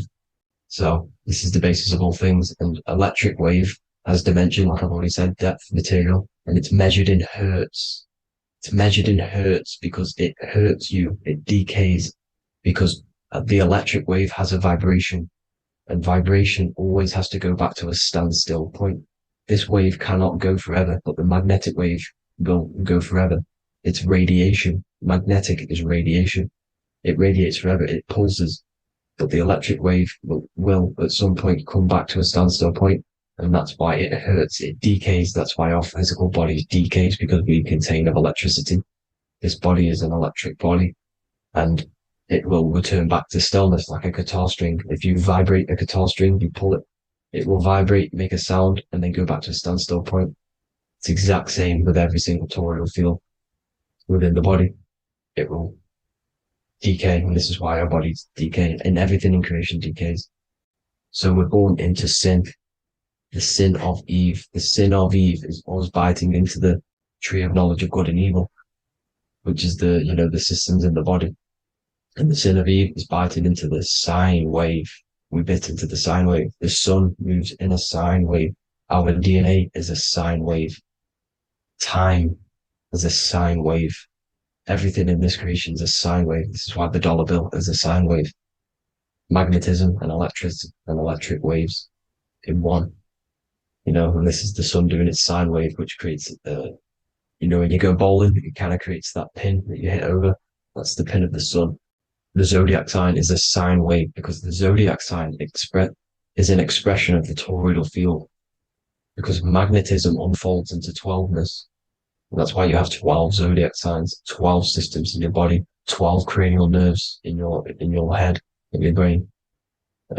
So if you can imagine this, see where my pointer is, always starts with Aries. Aries is the head. It's the first thing that's created in the womb. And this is Aries, the ram. And this is why it's called a cerebrum in your brain, which is the first thing that creates when you're in the womb. And what's the element of Aries is fire. Fire is the first element. Fire, first, because it's the first thing on the wheel, the first expression of energy. As you can see here, my pointer, this is the center of the toroidal field. It would go Aries, Virgo, Capricorn, Pisces, Scorpio, Cancer. Then we go back to Libra. Libra would be center. But you see how the toroidal field is the expression of the 12 energies. That's what the constellations are, the energy expressions of the toroidal field. So it would go outwards, starting from Aries here, all the way back to Pisces, which is beyond the bottom half. But Libra would be the center. That's why Libra is the equinox. It's the equinox. Libra is when it goes from summer over to autumn. It's the equal. It starts to transition into the winter side. Equinox, equal, which is Libra. And that's why Libra has the two scales. It's symbolized with the two scales. That's because of, the sun moving over. It's being judged. It's equal now, but then it's going to tip over into the winter. That's why Libra is here, the center of the sine waves. And like I said before, magnetic energy unfolds into 12ness. Magnesium is number 12 on the periodic table. It's the sacred number. And this is why the scientists are trying to, NASA is trying to bring in another constellation to destroy the holy science of astrology. So Aries rules the head, which is Mars. Taurus rules the neck, the lower head. Gemini, the two twins, which is your lungs, your two twins, your arms, two twins. Cancer, the breasts, the chest area. Leo, the heart, which is the sun, which is fire, the center of the toroidal field. Virgo, the belly, which is the intestines. Libra, the kidneys, the two scales, the kidneys, balancing out everything. Scorpio, the sex organs. Sagittarius, hips and thighs. Capricorn, I've missed that out, which is the kneecaps. Capricorn, kneecap. Aries, which is the ram, which is the cerebrum in your brain. And then Aquarius, the calves and the ankles. And the Pisces, the two fish, the 2 feet. So everything corresponds, as you can see here. This is an ancient way of depicting it, of the folded human. And this is everything. Each constellation rules that part of the body, gives energy to that part of the body, makes you do certain things. So magnetic energy unfolds into 12ness, electricity unfolds into 7s. That's why when you get electric, the light spectrum that we see, it consists of 7 colors. Why we have 7 planets. The 7 planets give us our 7 metals and the 7 solfeggio scale frequencies. So the rotor, this is the rotor. And rotor is an anagram for Torah, the Torah, which is I think it's the Hebrew Bible. Don't quote me on that, but it's one of the holy books, which is the Torah, the Taurus. Everything goes back to the Taurus field because it's the basis of all creation. So the chief cornerstone, it says in the Bible that the builders rejected the chief cornerstone. The chief cornerstone, you are the builder. You decided to incarnate into the physical world, into the electric world, El, the world of El, Saturn. When you are created in the womb, it takes you 9 months for you to be created. So for example, if you went into the womb here, it'd take you 9 months. So let's say you're born in Scorpio. So you'd go back 9 months, 1, 2, 3, 4, 5, 6, 7, 8, 9. You consist of all of these 9 energies because it takes 9 months or however long you took to be born. Some people are born earlier. You'd have to find out how many months you were in the womb for. But you consist of these 9 energies, and each constellation has a cell salt associated with it. And these cell salts are vital for your health. And your cells and the optimal health of your body. So the chief cornerstone that you rejected is these 3 cell salts, these 3 constellations. So you're mineral deficient in these 3 constellations. For example, fluoride, magnesium, phosphate, and potassium sulfate. So that's the chief cornerstone. And a cornerstone, people always get it rejected with the cornerstone. The cornerstone is not, it doesn't say the cornerstone in the Bible, it says the chief cornerstone. The cornerstone is a cornerstone of a building, but a chief cornerstone is the top of the pyramid. This is where we get the pyramid of the wheel. So you're mineral deficient in whatever 3 zodiac signs you're not. You were not in the womb for. This is the chief cornerstone you rejected. So the human body is the micro. It is the universe in a physical form. It consists of everything in the universe. Just like your consciousness is the universe watching itself, experiencing itself. Your body is the whole universe. 12 systems in the body, 12 zodiac signs, 7 chakras are the 7 planets. The Holy Trinity of you is your Temple of Solomon, the soul and the mind, the sun and the moon. You know, everything is in you. You consist of everything, all the energies, everything. Heaven and hell. Heaven and hell is a mind state. It's a state of the mind. Head, H-E-A, which is heaven, and the heel, the bottom of your foot, is hell. And the bottom of your foot is the soul. So they're basically saying, large wordplay, they're saying that your soul is in hell because, you know, with the elites being in control. So they call the bottom of your foot the soul, trying to say that you're in hell. The Christ is in you. And this Christ is Greek for what? Christos. And Christos is Greek for the oil. And this oil is produced in the cerebrum, the Aries, the ram, the cerebrum. It goes down the pineal. Well, the pineal and the pituitary are underneath the cerebrum. Goes down the pingala and the ida. The pingala being the positive charge connected to the pineal gland, pin, and the ida connected to the pituitary. And this is the 2 serpents going down the spinal column. And this is why Jesus goes from Nazareth to Bethlehem, and then Joseph and Mary are waiting for Jesus in Nazareth. Joseph and Mary are the pineal and the pituitary gland waiting for Jesus to come back up the River Jordan, your spinal column. So this is the oil. This is the story of Santa as well. Santa comes from the North Pole. Why?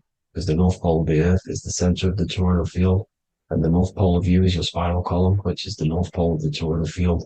The North Pole, he comes from the North Pole. This is the North Pole. This is the South Pole of the toroidal field. Comes from the North Pole, which is your mind. And he goes down the chimney and then back up the chimney. This is the chimney. And he drops off the present, which is the Christos, the oil. And this is why Jesus is crucified at 33, because he crosses over the vagus nerve at the top of your spine. When this oil comes back up the 33 vertebrae, these are your vertebrae here. When it goes up to the 33 vertebrae, it gets crucified at 33 because it crosses the vagus nerve, and he's crucified on the cross at 33. This is the story behind Jesus and Santa. The Ark of the Covenant in the Bible is the 2 hemispheres which cover the vital parts of your mind, the brain side, which is the cerebrum, the pineal, the pituitary, etc. So the 2 hemispheres are the 2 angels, the Ark of the Covenant. This is the Ark of the Covenant covering the 2 vital parts of your brain. So these are the optic thalamus is another part, and it protects the Christ oil, which is inside at the center of the brain. See, the Bible is all a massive metaphor about yourself because you are the universe. You are a microcosm of the universe. Your consciousness is experiencing itself, and the universe experiencing, and your body is the whole universe. Your head's heaven. So Moses crosses the Red Sea. These are the 2 hemispheres of your brain. This is the corpus callosum, the Red Sea. So he's pretty much saying that he's uniting the 2 hemispheres of your brain, because most people in this generation are stuck in the left brain, which is just logic, reasoning, science and maths, writing. You know, this is what school teaches you to do. It keeps you stuck in your left brain. And you want to cross over to you want to cross the Red Sea, which is the corpus callosum, to the right brain, which is awareness, art awareness, creativity, imagination, intuition, insight, you know, using the higher mind, creativity, imagination. If you don't have intuition, then you can't read energy, you can't pick up on bad things. This is what Moses is symbolizing by crossing the Red Sea. And it's also the upper room where Jesus met the 12 disciples. 12 disciples are the 12 cranial nerves in your brain. It doesn't just represent the 12 zodiac signs, the 12 disciples. It symbolizes many different things. It's like I said, energy the universe consists of 12ness. So you have 12 cranial nerves in your brain, and that's the 12 disciples as well. And they want you stuck in your left brain, which is the five senses, materialism. So they say in the Bible that Satan blinds the mind. Satan is Saturn. If you've watched my videos, Satan is Saturn. And you consist of the Holy Trinity, which is the sun, moon, and earth. The soul, moon, the soul being your sun, the solar, the moon being your mind, the earth, your physical body. And Satan blinds the mind. Why? Because we enter a soul system. This is a soul system, not a solar system. And Saturn is the Lord of the Rings, which is the outer ring. When your soul enters the soul system, your soul starts to materialize. It hits Saturn. Why? Because Saturn starts to materialize you. You take on the 7 virtues, which are the 7 planets, which are your 7 chakras. And to get out of this soul system, you must get out of your lower nature, your animal nature, which is lust, desire, greed. You know, the number of the beast, 666, which is Saturn, Satan.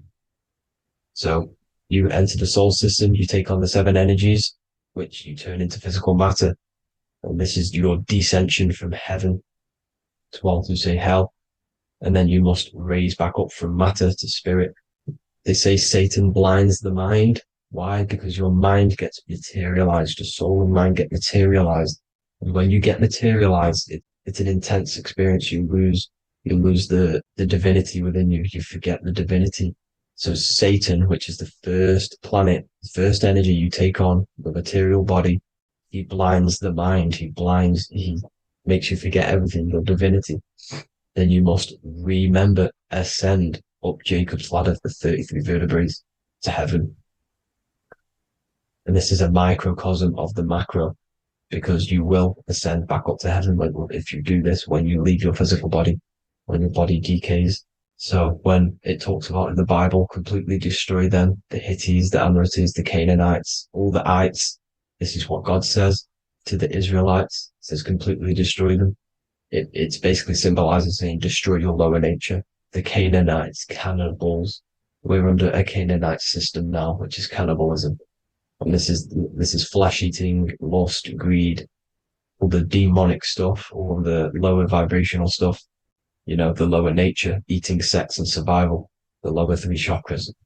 You must get out of these lower 3 chakras and return back to spirit, which is heaven, which is spirit, love, being holy, being truthful, being passionate. Going back to Satan blinding the mind, all of the planets are made out of these 3 symbols. Satan blinds the mind, and that's why Satan's symbol, this is the symbol for Saturn, Satan, the symbol for Saturn is the cross, which is physical matter, the earth, over the moon. The moon is your mind. So the Saturn symbol saying matter over mind. He blinds the mind. Satan blinds the mind once you enter the soul system. And you must remember, in the Bible, it talks about the Genesis, which is Eve, the sin of Eve, which is biting of the tree of knowledge, with the serpent, which wraps around the tree. It says the serpent placed himself on the tree. Well, the serpent is the spinal column. It's the serpent telling you eat from the tree of knowledge of good and evil, which is your nervous system. And eating from the tree of knowledge of good and evil is doing bad things. For example, over-sexualized, overeating, eating the wrong food. That's eating from your nervous system. It's decaying you, and it's preventing you from achieving the God self, the God consciousness. This is the symbolism of, the tree on the serpent, telling you to eat from the left brain, with the left brain being the sinister. Sinister is Latin for left. That's sin. Sin is left.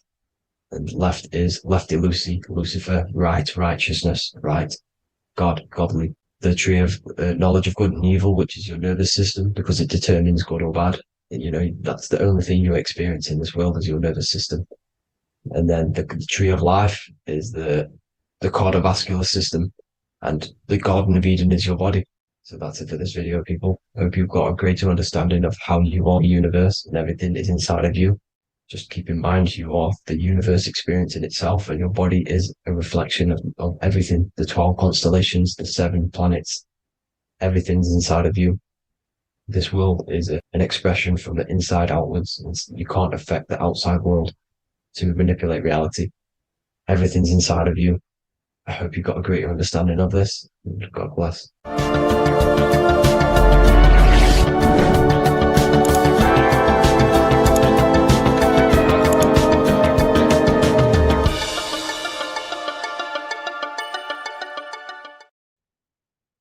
You don't just have a physical body. You have a physical, mental, spiritual, and emotional body. Each one of these aspects are a body of its own. Body does not just refer to a physical substance. You have a mental body for thinking, an emotional body for your emotions, a spiritual body for your energy in your astral form, and a physical body to encapsulate all of these. Each 4 of these aspects are essential for the human experience and essential to balance. Now, today we're going to be syncing the 4 aspects of your consciousness with the 4 seasons and the 4 elements and how this ties into the Bible. So we have 4 physical elements. We have 5 elements in total, spirit being the most important, but spirit is pure invisible. We have 4 physical elements. We have air, fire, earth, water. Earth and water are feminine. Air and fire are masculine. Air and fire are active. Water and earth are passive. The air corresponds with the mental body of consciousness. This is where your intellect, this is where your communication, this is where your thoughts, intuition all comes from. This is the mental body of consciousness that allows you to think, allows you to process, figure things out, and have intellect and gain knowledge. This is your intellectual aspect of your consciousness, located in the head region. We have a fire nature, a spiritual nature. This is our astral body. Our astral body is all to do with the subconscious realms, the higher realms of consciousness. This is the body that allows us to be free from the physical body. Our spirit is more of our energy. Water is our emotional body. This is what allows us to feel things, that allows us to gain intuitive feelings of conscience. So emotion allows us to understand what is right and what is wrong. When we feel something bad, we know that this is wrong. When we feel something good, we know that we are doing good. Emotions are a creational force that allows us to feel certain things to bring them into existence. Our emotional body is a creational force and should not be reactive, and they should be controlled. Most actions are stemmed from emotions. Actions bring thought into physical existence. Emotions are the driving power. They are what drives your actions. The thought, then the emotion, then the action. Earth is your physical body. This is your physical state that allows you to take mind and emotion into action, into fruition, into physical matter. This is what your physical body allows your consciousness, your soul, to interact with the physical world and bring things into physical existence. The physical body, the physical world, is an outcome and an effect of the thinking mind. All physical substance comes from the thinking mind. The pen, the phone you're holding, the microphone I'm speaking into, all began as a thought in the thinking mind, then it was brought into physical reality. Earth is the most dense. So it goes in this order: body, emotions, spirit, mind. The higher you go up, the more lucid and fluidic it becomes. The lower you go down, the more dense and dull it becomes. Air is the mind, Fire is the spirit, water is the emotion, earth is the physical body. So this is why you are a microcosm. You have these four things within you. You contain of these four elements, which correspond to the four bodies of your consciousness, the four bodies of the soul. You are the soul. You are the spirit. So this is why in Theologians 4:17 it says, caught up together with them in the clouds to meet the Lord in the air. You don't meet God or the Lord in the physical air, in the clouds. This is clearly a parable. A human being cannot go up to the clouds and meet a mystical man in the clouds. This is obviously a parable, a metaphor. The air is your mind. You must raise your consciousness beyond the body, beyond the emotions, beyond the spirit, and enter in the mind during meditation, turning the mind inward to connect with the Lord. The Lord is the highest aspect of your consciousness, the one that exists beyond the physical body, beyond your emotions, beyond the thought. So you meet the Lord in the air, in the mind. The mind represents the air. This is why in America there's a saying called an airhead. You're an airhead. This means that you are stupid, or you don't think, or you have nothing in your mind. You have nothing in your head. When someone's very stupid, you call them an airhead, because air represents the mind. The air is elevated. The air is invisible. The mind is totally invisible to the human eyes. It is a metaphysical substance. In fact, it's not a substance at all. It's so fluidic. It's everywhere. The mind can be everywhere at all times. It can be anything. Nothing is impossible within the mind. Now, this is synced with the four seasons. The four seasons represent the four aspects of human consciousness, the four bodies of your consciousness, the four bodies of your soul. The sun is your soul, okay? And the sun travels around four seasons. Summer, when the sun is the most hottest point. Autumn, when the sun starts to move away from the hottest point. Things start to die. Then it goes to winter. This is when everything dies. This is when things enter in within itself. This is when darkness occurs. Then spring. This is the reignition of the sun. This is when the sun starts to bring back the warmth back to the summer. You have four seasons which correspond to the four bodies of consciousness. Fire is the spirit. This is when you are passionate. This is when you are taking action. This is when you are fiery. The sun is blazing. You're taking action. You're very passionate. You're very spirit. You're in the spirit. Autumn is water, emotion. This is when you start to become very reflecting. This is when you start to feel emotional. Because in autumn, there's lots of water. This represents the emotional body of consciousness. Winter is the mind. This is air. Winter, what happens in winter? Everything enters within itself. The leaves die, the trees die, everything dies and goes within. This is the mind. The mind is the darkness, remember. You close your eyes to enter within the mind. The winter represents meditation. In the winter, what do people do? They stay inside of their house. They research more. They read more books. They become more intellectual. They think more in the winter because we are so we're stuck inside. So we're more reflective. We're thinking more. We're more communicative. We're more intellectual. In the spring, this represents the earth, the body. This is when we start to come out of the mind and we awaken to the body, and things start to grow again. The plants start to grow. The earth is growing again and reborn again. This is the body. This is when you become more active in the spring.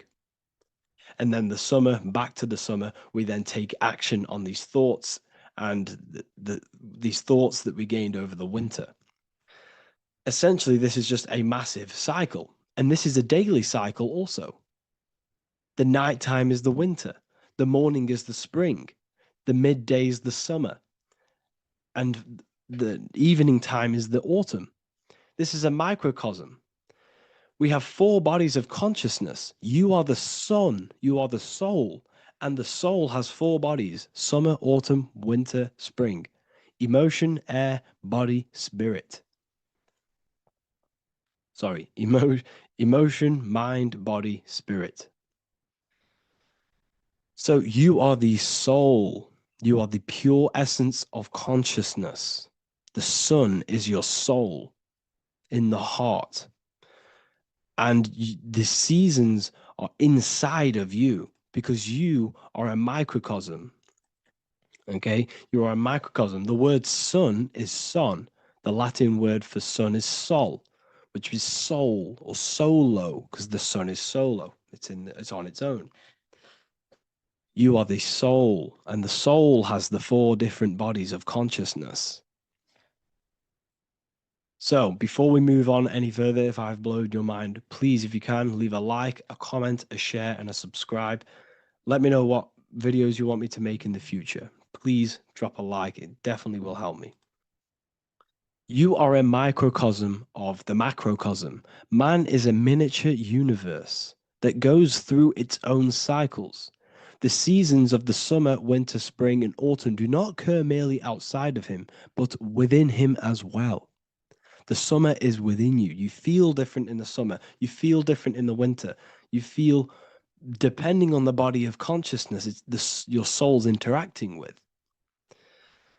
So the sun in the sky is your soul inside, and the sun goes through these cycles, which is affecting your bodies of consciousness, because the cycles represent your bodies of consciousness. Now, this ties in with the Bible. This is why we have 4 Gospels. This is why Matthew, Mark, Luke, and John are always seen with the 4 different zodiac sign animals or symbols. So you always see each one of the Gospels. If you just type in on Google Matthew, Mark, Luke, and John, type in ancient pictures, paintings or pictures of them, and you will find these 4 zodiac signs are always standing with each one. Taurus, the bull; Leo, the lion; Scorpio, the eagle. An old symbol for Scorpio was the eagle, and a man for Aquarius. Here you see very, very ancient paintings and artwork. Here we see Matthew, the man, Aquarius. Here we see John, the Scorpio. Same here. We also see it on the tarot cards, on the world card. We see the 4 fixed zodiac signs. Here we see it as well. These are called the 4 fixed zodiac signs. Now, when we look at the zodiac, we're no longer looking at the sky, because what you must understand is as above, so below. What is above you is inside of you. What is above is what is below. What is outside of you is within you. The zodiac is inside of you. The zodiac revolves around the sun. The sun is your soul. These are different energies of your soul. Like I said earlier, the 4 seasons are the 4 bodies of your consciousness. And in each body of consciousness, you have these different energetic energies that you can work with. Okay, so this is the true astrology. This is the true astrology, the internal esoteric astrology. You can't find much information on this at all. Very hard to find. So what we're looking at are the 4 bodies of consciousness. Obviously, when you look in the middle of each, when we look in the middle of each season, spring, the middle of spring is Taurus. The middle of winter is Aquarius. The middle of autumn is Scorpio. The middle of summer is Leo. These 4 signs are known as the 4 fixed signs. Okay, Scorpio is fixed. It's the middle of autumn. Scorpio is a water sign, emotion. Aquarius is the air sign, the mind. Taurus is an earth sign, the body. Leo is a fire sign, the spirit. This is why we see Matthew, Mark, Luke, and John with the 4 fixed signs of the zodiac, which represent the 4 bodies of consciousness. Leo, the spirit, fire. Luke, Taurus, earth, body. Matthew, Aquarius, air, mind. John, Scorpio, water, emotion. Each gospel is depicting Jesus and showing Jesus in each gospel. Each one of these gospels is showing and depicting Jesus according to the different body of consciousness. In John, this is when Jesus starts to turn water into wine. Water is emotion, wine is transmuted emotion. This is when he does miracles with his emotions, water into wine. Aquarius, which is Matthew, air, the mind. Inside of the Gospel of Matthew, this depicts Jesus as an intellectual person, a person who's communicating and using his mind, his mental body a lot inside of the Gospel of Matthew. Go and read it, and you will see this. Luke, Taurus, earth, the body. Luke shows and depicts Jesus according to the body of consciousness, the physical body. He shows Jesus as a human, being a human being, helping people physically and helping people's physical needs, like giving away food and doing all sorts of good things for other people. Leo, Mark, inside of the Gospel of Mark, this shows Jesus as a spiritual teacher, a passionate person who is taking action. Each gospel is showing Jesus according to the different body of consciousness. And Jesus represents you, the Son. That's why it's called the Son of God, the light of the world. Jesus represents your soul, and your soul has these four gospels, the four bodies of consciousness, the four fixed signs, the four elements, and the four seasons. These things all correspond to your consciousness. So this is Leonardo da Vinci, showing you the exact same thing. Jesus is the I am, the Son, the soul, in the middle, on his own. Luke, spring, earth, body. There are three people in each group. There are four groups, and there are three people in each group. 1, 2, 3. 1, 2, 3, 1, 2, 3, 1, 2, 3. Fall, winter, summer, spring. These are according to the four bodies of consciousness. Here we see Aries, which rules the head region. He's on the head of the table. Gemini, he's holding up the two hands because Gemini rules the two hands, the two arms. Gemini is the two twins, which is the two arms and two hands, and the two lungs. Here we see the beginning of summer, which is Cancer. You see the big knife here. Cancer, him here, this gray-haired guy, holding a knife for the crab. Cancer, they pinch. You have a knife, symbolizing the crab. Leo, the middle of summer, showing dominance. The sun is very dominant. He's got his elbow on the table, showing dominance. Virgo has no Adam's apple. Cancer here is pointing at this woman's neck, saying there's no Adam's apple. This is Virgo, the virgin, the only woman. Jesus, the sun. This is Libra, the balancing. He's holding his arms out, balanced, showing the balancing of the sun. Because when the sun enters Libra, the sun is balanced between winter and summer. So it's balanced. This is all astrology, but this is internal. Okay. This is Ezekiel's vision. Ezekiel had a vision in the Bible, and he saw the face of a man, the face of a lion, the face of an ox, and the face of an eagle. The eagle, Scorpio, the ox is Taurus, the lion is Leo, and the man is Aquarius. He saw the throne of God, and he saw the different bodies of consciousness. This is all symbolic for the different bodies of your soul. So when we look at the zodiac, we are actually looking at a map and the energies of our soul, and the energies of our bodies, and the energies of our consciousness. This is what we are looking at. Each zodiac is an aspect of our consciousness and an energy that we can work with and that we must purify. Balance and purification is essential. Imagine playing a brand new video game. Let's say a brand new video game came out and you had to play it. What happens when you play that game? You don't know the controls. You cause chaos in that game. You can't really run properly. You can't do anything properly. You're getting you're getting destroyed by other people who are playing that game. It's the same with your physical body. When you are born, you must learn how to play the game. You must learn how to balance the mind, learn how to balance the spirit, the emotions, and the physical body. We must balance and purify each body of our consciousness. We must look after our physical body with our physical health by eating physical, electrical food like fruits and veg. We must look after our minds by being conscious of what enters our eyes, enters our ears, enters everything. Whatever enters our five senses is affecting our mind, our mental health, our environment, mental. We need to look after our thoughts. Control our thoughts by purifying our thoughts, only positive thoughts. Then we must purify our emotions, feeling only gratitude and love and not feeling these negative, dull emotions. Then we must look after our spiritual body through meditation and looking after our spirit. But remember, when we look after our mind, it all begins in the mind. Each body of consciousness is interlocked with the other.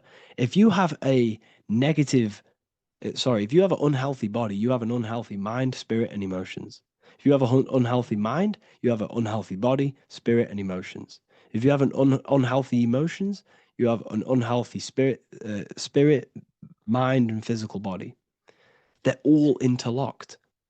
You must balance each one of them. Look after your physical body, look after your thoughts, look after your emotions, look after your spirit. But remember, the mind is the most powerful one. It's mind over matter. Once we look after the mind, because once we start to control our minds and control every thought we think, this will then turn into discipline in our physical body. Because once we learn how to discipline the mind, we learn how to discipline what we eat, we learn how to discipline what we feel, we learn how to discipline our spirit. This is all interlocked, but work on the mind first. Work on the mind first. All of this knowledge is inside of the brand new Book of Wisdom, Volume 2. This is a revolution of human consciousness. If you've read it, please leave a review down below. If you've read Volume 1, leave a review down below. This is the next revolution. I don't see this information anywhere. This is the next revolution of human consciousness. And of course, if you are serious about this and you truly want to gain enlightenment and join an amazing community where you can connect with me on live calls, lectures, the Manifestation Mastery course, you can gain access to my library with over 45 PDFs plus my books. And if you do join the university, you can order a Volume 2 free of charge. All you have to do is to pay for shipping. If you truly take your knowledge serious and you want to take advantage of life, join the university. This is where truth seekers belong. Just want to say thank you all. Please leave a comment. Please leave a like. It's going to help me a lot spread this knowledge to the world. And yeah, share this with a friend and subscribe. Thank you all.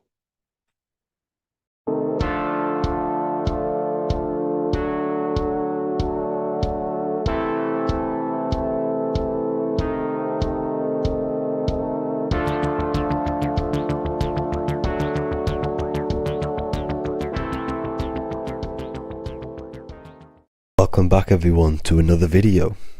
Today we're going to cover everything that you need to know about the mind, starting with the two aspects of the mind, the conscious and the subconscious.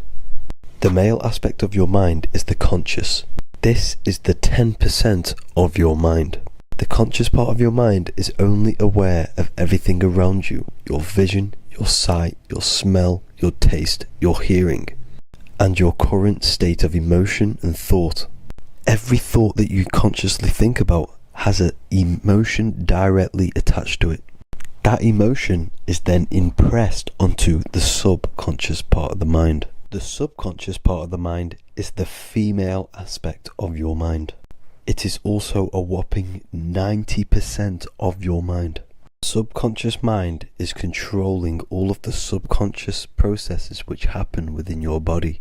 For example, your subconscious mind is controlling your heartbeat, your digestion of food, and all of the things that you do not have to tell the body to do.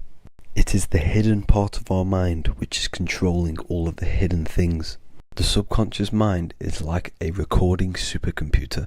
Everything that you have experienced in your life is all recorded and stored within the subconscious mind. One of the most important things about your subconscious mind is that it stores your mental programs.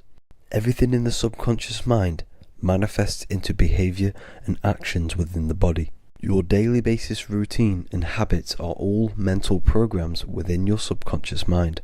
These mental programs are created by mainly two ways. 1. Repetition, and 2. Emotional impact. The repetition is fairly simple to understand. The more you do something, the more it impresses onto your subconscious mind and becomes a program. That program will then manifest into your behavior.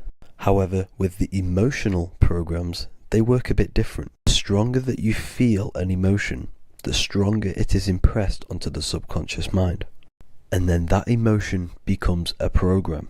For example, you had a very traumatic moment happen when you were a young child. The emotion that you felt was so strong in that moment that it impressed into your subconscious mind so hard that you can recall that moment like it was yesterday. That traumatic event that happened to you when you were young will still manifest into your daily basis behavior even to this day. However, it manifests subconsciously. For example, if you were in a car crash, you will be wary to enter cars with certain people. All because of that traumatic emotion that you felt and impressed onto your subconscious mind. Another example of the subconscious manifesting into our behavior is posting on Instagram. Most of the time, the reason why you post is because your subconscious mind is seeking gratification.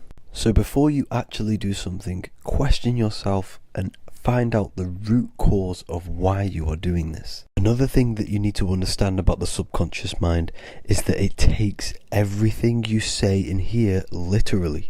So for example, if you go and say, "You are an idiot" to someone, your subconscious mind will only pick up the word idiot. It only knows yourself. It doesn't know anyone else. You are casting a spell on yourself just by saying that to someone else. This is why the golden rule is to treat others like you'd like to be treated. Now, you can rewrite these programs which are already in your subconscious mind. However, it does take consistency. You have to change these programs which have been running for years. And by changing these programs, you change your behavior, because these programs manifest into your behavior. The best way to do this, personally, is to listen to affirmations first thing when you wake up in the morning, and do this for 10 minutes every single morning. Then at night time, you want to think and feel that you are becoming the reality that you desire. The more that you feel this reality, the more it will become a program and impress your subconscious mind. For example, you're trying to gain financial freedom. If you trick your subconscious mind into creating a program saying that you are financially free, this will manifest into your behavior. You will start doing more work. You will start looking for ways to make money. Your mind will be set on the frequency of money and financial freedom. Therefore, you will receive thoughts based around this program. If you take enough action, your life will dramatically change because of this program that you created in the mind. This is why we call it a mindset, because your mind is a frequency tuner which sets its frequency onto different thoughts, because thoughts are frequency. If you fill your mind with a specific frequency, you will gain thoughts and ideas based around that frequency. To create a stable mind, you need to master your emotions. You need to change your mindset. Everything that you experience is neutral. Based upon the mindset that you see it, you either give it a positive or negative charge. By understanding this deeply, you will then control your emotions. I hope you gained some wisdom and enjoyed this video. Please, if you can, leave a comment and a like, and subscribe to the channel if you like this content. Love and light to you all.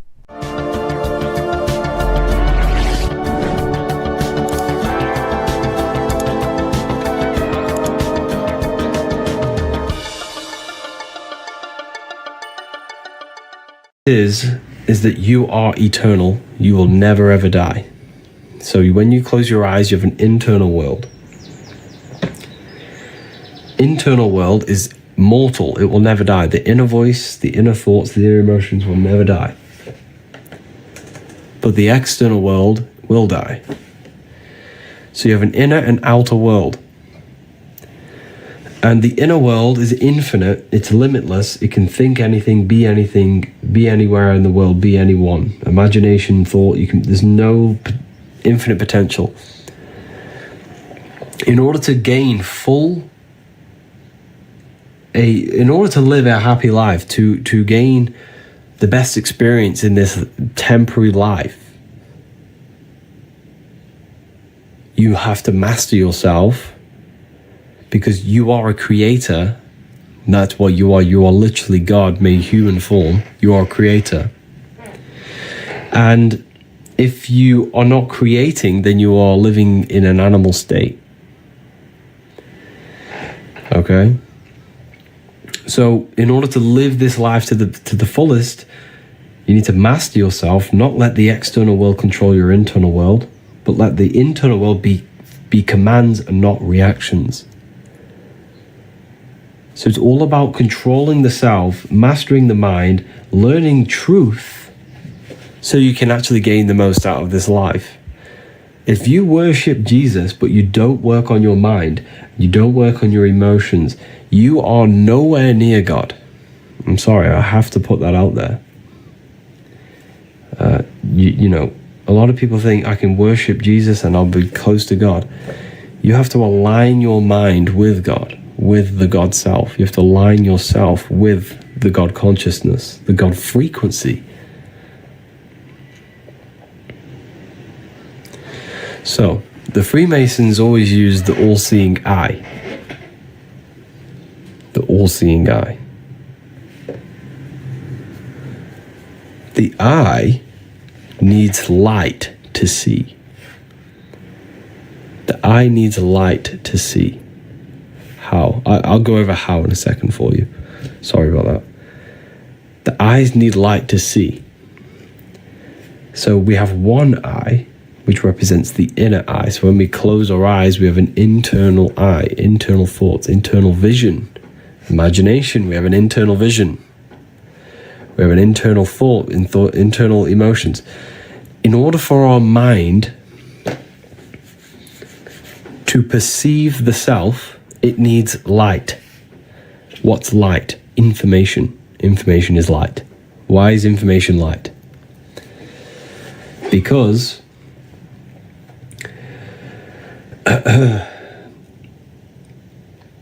when someone is very intelligent, you call them a bright person. You call them they're very bright. Because information is light, and it allows the mind to see clearly. Without light, your eyes cannot see reality. You can't see anything. Without information, the mind cannot perceive the self properly. Without information, truth, you will think you are this mortal body. That's the darkness. But when you gain light, truth, information, the mind sees clearly. So this is what this represents. It represents enlightenment, represents truth in the mind. The word enlightenment means light in the ment. Ment means mind. So the all-seeing eye represents light, information, truth in the mind to see clearly, to perceive reality and the self clearly. Because without this information, you will know you're in the darkness. The mind is in the ignorance. The mind is in the darkness. Does that make sense? Keep tapping the live, everyone. Let's get this to 50k likes. That'd be amazing. Let's get this to 50k likes. And thank you to anyone who purchased the book. I have seen your orders. Okay, but how? How? Everyone's asking, how do I... First of all, you have to address every single addiction you have. So the best thing to do, to just start doing, is just do a spirit. No, I don't like saying spiritual. I don't like the word. It's more mental than anything, because the universe is mental. Do a meditation every day. Just literally sit there and dwell inside yourself. Turn off the mind and rise above thoughts. That's the Holy Land of Israel. The Holy Land of Israel is inside yourself. The Bible talks about the Holy Land of Israel, right? Well, it's a place inside your own consciousness.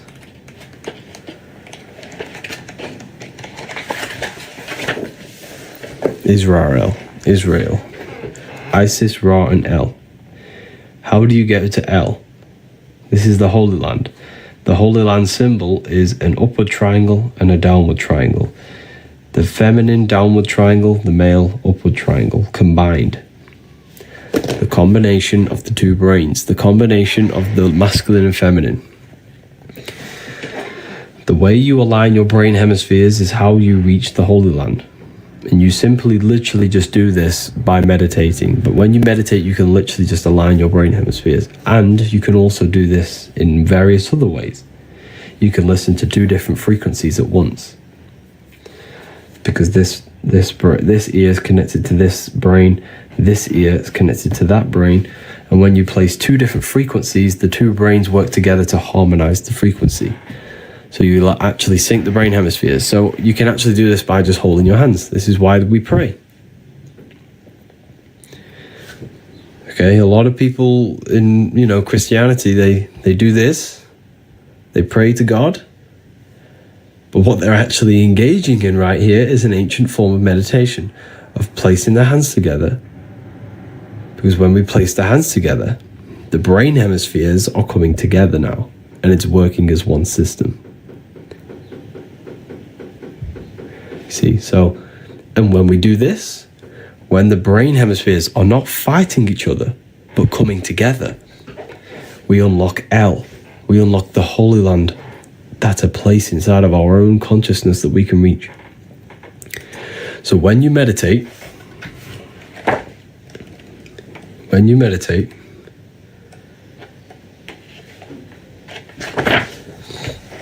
need to turn off the activity of the 5 senses.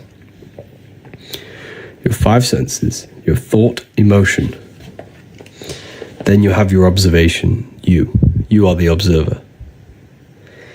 The observer is you.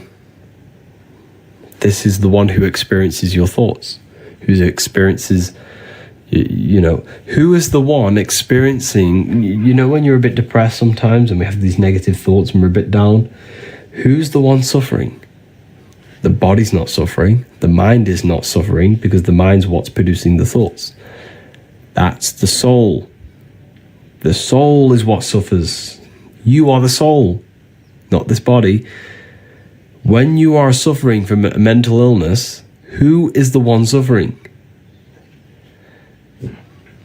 Does that make sense? Does that resonate with you now? Have you really felt what the soul is? Because that is the best way for me to describe what the soul is. Yeah. That is the best way. Yeah.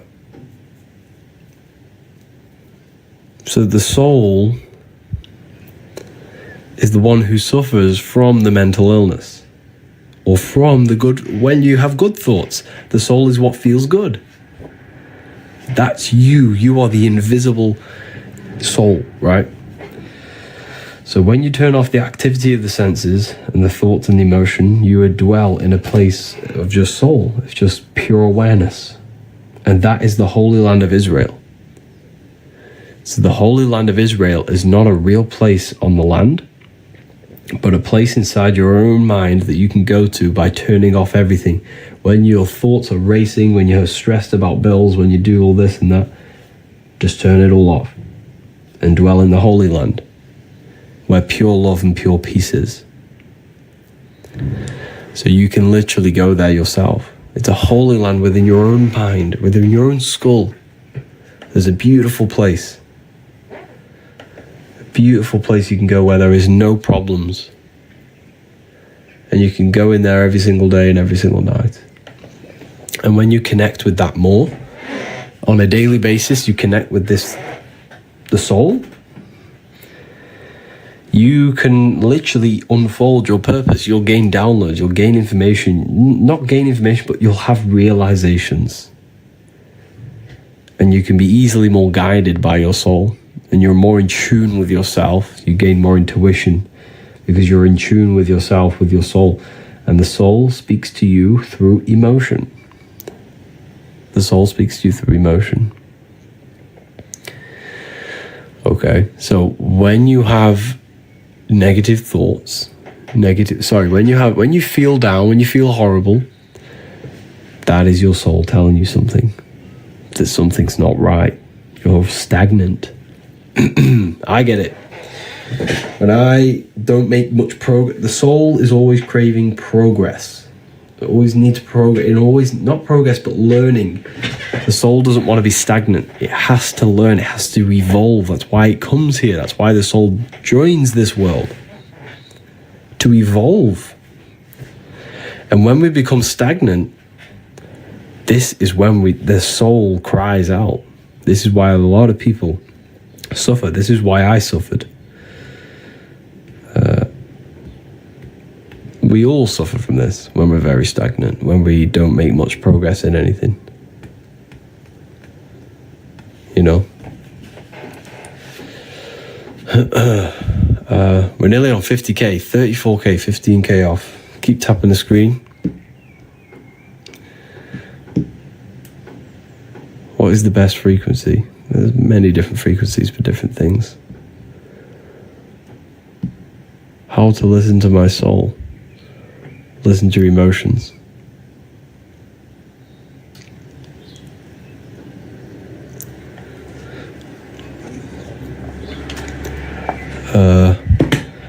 The book is the book that I've wrote myself.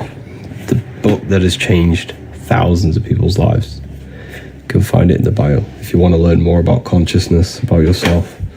But wait until we hit 50k, because when we hit 50k, I'll release 5 codes for people to use, and you can save some matrix tokens on it. Save some money on it. Unfortunately, we're all being governed by matrix tokens. That's what I like to call them.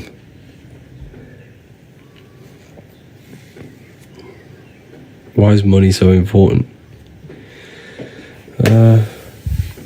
It's just a system created. It doesn't really exist. So yeah, if we get this to 50k likes, I'll drop the coupons for everyone. My second book arrived today. Oh wow. Enjoy it, Patty. Let me know what you think of it. Why can't we buy volume 1? You can. There should be... Is it not working? Let me have a look. It should be working. It's on my website. You just click there's a select button. You click the select button and click volume 1. Or you go to ebooks. You can find all the ebooks. Just click the select button. So we're 9k away. Keep tapping the screen, everyone. So how long do I need to abstain from fapping to astral project? You don't focus on astral projection just yet. You want to astral project, you got to learn how to meditate first. You got to learn how to meditate. You got to learn how to visualize. You could probably astral project, but you won't see anything. A lot of people do that. A lot happens to a lot of people. They'll leave their body. They'll feel their energy body, but they won't be able to see anything. It'll just be black. That's because you haven't worked on your imagination. And your imagination is your vision in that plane. Okay. Magnetic Mel, your books, they're just a blessing. Oh wow, thank you. Just got them. So grateful. Thank you for that. Thank you, Mel. How did you learn this stuff? Luckily, I had a lot of time, and I literally locked myself in a room for like so long, and I just researched and researched. I knew there was more to life, and I just wanted truth. That's all I cared about.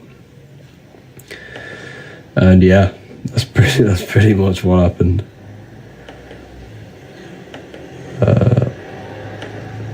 It's crazy. I learned a lot in like 4 years. Keep tapping the screen, everyone. Oh, we've hit 50k on one live. Okay, who wants me to drop the code? And then I'll break down astral projection for you after, for the people who are waiting for that. It'll take me 2 seconds. Let me know in the comments if you want the code.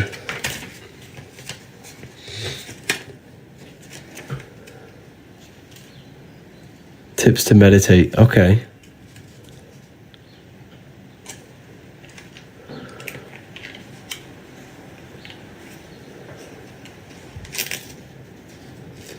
Okay, amazing. So, there are 10 codes available. Spring 30. All caps. Spring 30, all capital letters. All capital letters will give you the code. Spring 30. Click the link in the bio, it'll take you straight there. You're going to save yourself 30%, so use this chance wisely. So, the people who are asking about astral projection. Divine being divine. Amazing.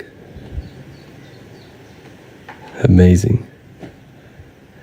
So, the people who are asking about astral projection, where's the code? The code's here. Spring 30, all caps. There's 10 available, so you'll have to use it quite quickly.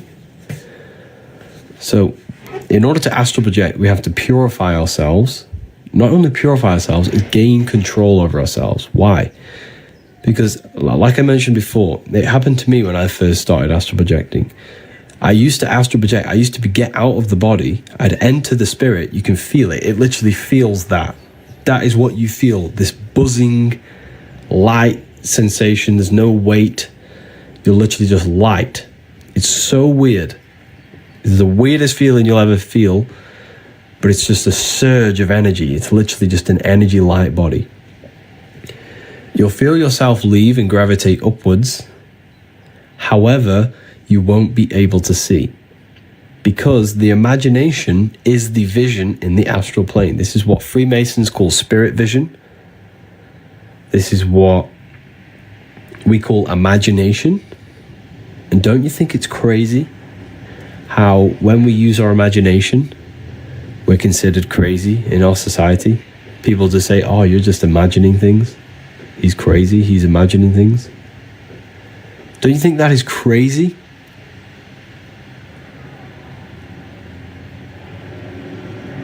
So, imagination is literally the vision in the astral plane, in the life after death.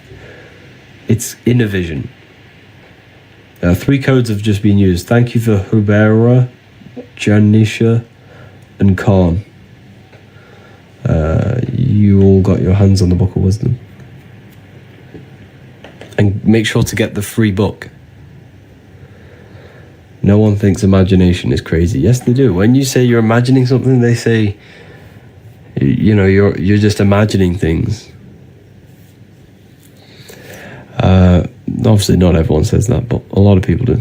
They think the imagination is just something random, when in fact, the imagination is what has created this whole reality. Everything in this world was pulled out of the imagination first. Why is it so hard to sometimes visualize? Good question. That is because we've been trained our whole lives to not use it. So when you don't use something, you lose it. So I have a free book on my website. It's an ebook called Activating the Inner Eye. It's a free ebook. Go and download it. It's going to teach you. It's going to give you guides step by step. It's going to give you simple thing to imagine, then it's going to give you a more advanced. It's like a guide. It teaches you how to activate your imagination again. It's called Activating the Inner Eye. It's on the ebook section on my website. It's for free. No catch, nothing. Completely free.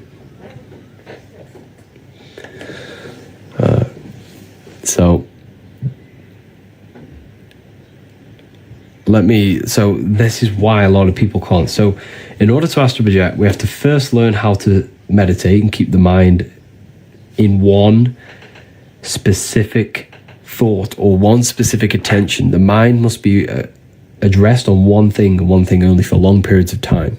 And the reason for that is because when you astral project and then your mind wanders off, it's like when you're in a dream. When you're in a dream and your mind realizes you're in a dream, you wake back up. Or you think about a fear. As soon as you fear, you wake back up. You'll fall back into your body. So this is why you have to learn how to meditate, and you have to learn how to visualize. These are the two components to astral projection: meditation, visualization, and the third one is stillness. You have to learn to keep the body very, very, very still. When I say still, I literally mean no movement. That's a very powerful one as well.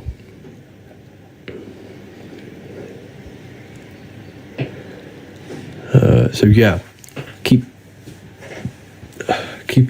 tapping the screen, everyone. Let's get some more people in here. How long do you usually meditate? Depends. Normally do half an hour, but sometimes I do less.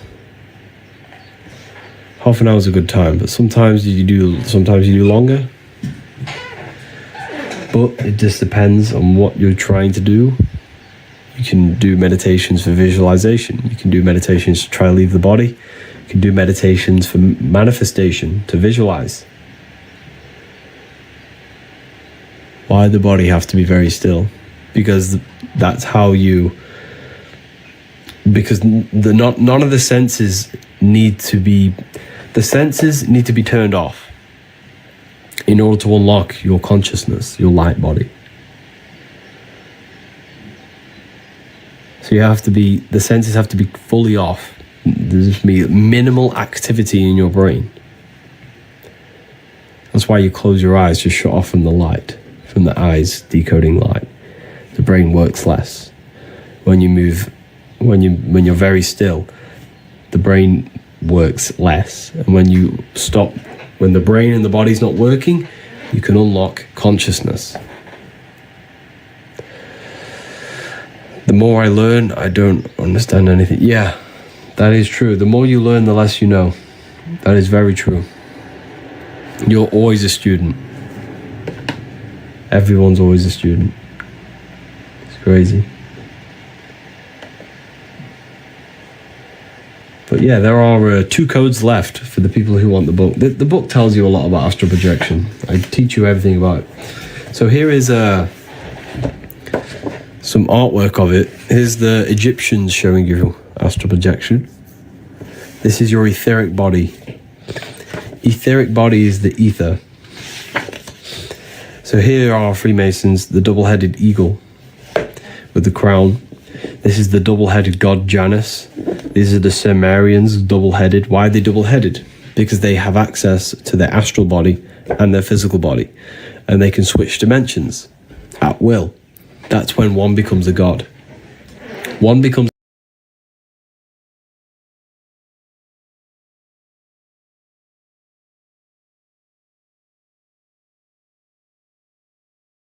teachings of how to leave the body. And so think of it like this: a fish has a body for the water, you have a body for the sky.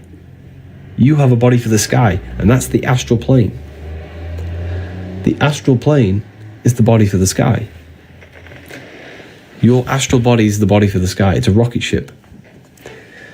That's the rocket ship. You can't go to the stars with a rocket ship. You go to the stars with your astral body. That's why we say reach for the stars, or you are a star, because that's where you come from. When someone becomes very famous, you call them a star. Why? Because they are now a god. When someone's very famous, they have lots of money, they now become a god. Why? Because this stems back to the ancient times when someone had the knowledge of gaining out-of-body experiences, they became a god, a star. That was it. You were a god back then if you did that. Because the true currency of the old world was wisdom and knowledge, and esoteric knowledge, hidden knowledge.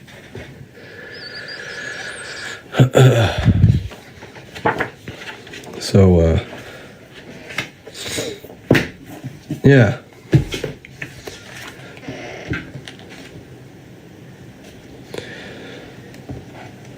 Who is God in your opinion? The spark of consciousness inside of you, inside of everyone.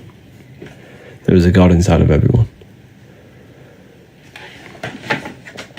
That's why your head is the Holy Grail, because this is where consciousness is.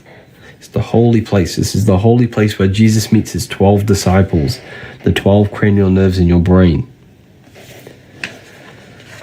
Your body is the temple of Solomon, the temple of Sol, O, Mon. Sol is the sun, Mon is the moon. Sun is the soul, moon is the mind, earth is the body. This is the Holy Trinity. Your body is the earth, your soul is the sun, the life force, and the moon is the mind, the psyche.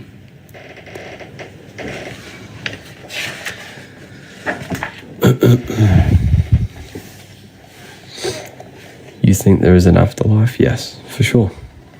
You die every single night. There is So the universe, right, is fractal. Let me explain this for you. The universe is fractal. All you have to do to unlock the secrets of the universe is to study the small versions. You just study the small and you see the bigger. So if every day there is life and death, so when you go to sleep, that's death. When you wake up, that's life. But when you go to sleep, you don't die. You enter another, your consciousness shifts into your astral body. So life and death on a bigger scale, on a daily cycle, on a bigger scale, is summer and winter. So the winter time is the night time and the daytime is the summer. It's micro and macro. You just study the small and you see the bigger. As above, so below. Does that make sense? If you just study the microcosm, you see the bigger picture. This is the secrets behind research. You literally just study yourself and you will know God. Because why? Because God is in you. God is everything. You study your mind, you'll unlock the secrets. You turn your thoughts inward on themselves. Don't think about anything outside. Think about the internal.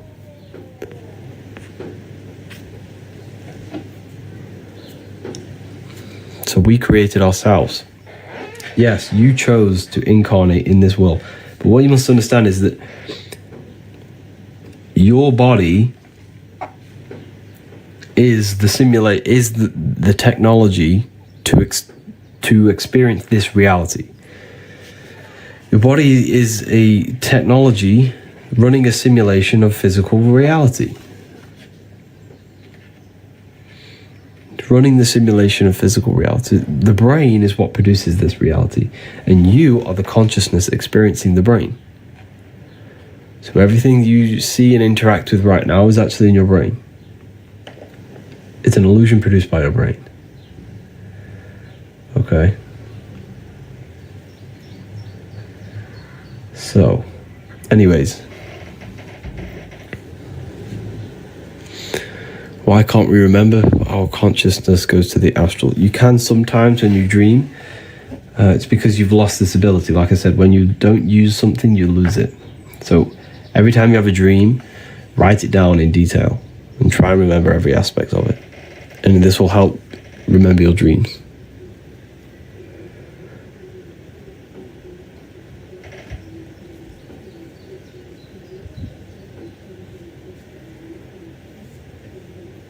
Teaches how to meditate. To meditate, you simply just need to place your awareness on nothingness. A thought will enter the mind, redirect the thought into the nothingness. Another thought will enter, redirect it. And over time, you'll learn how to make that gap of nothingness longer and longer. And when you can dwell in the nothingness for long periods of time, that's when you'll have mystical experiences.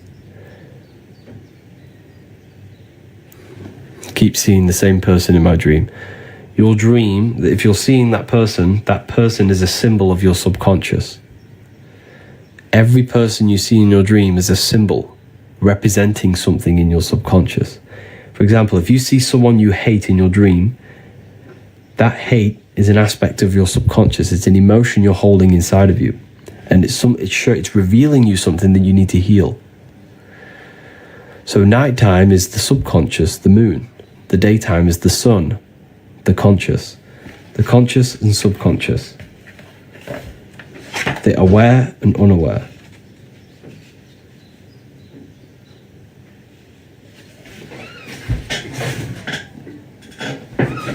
The aware and the unaware.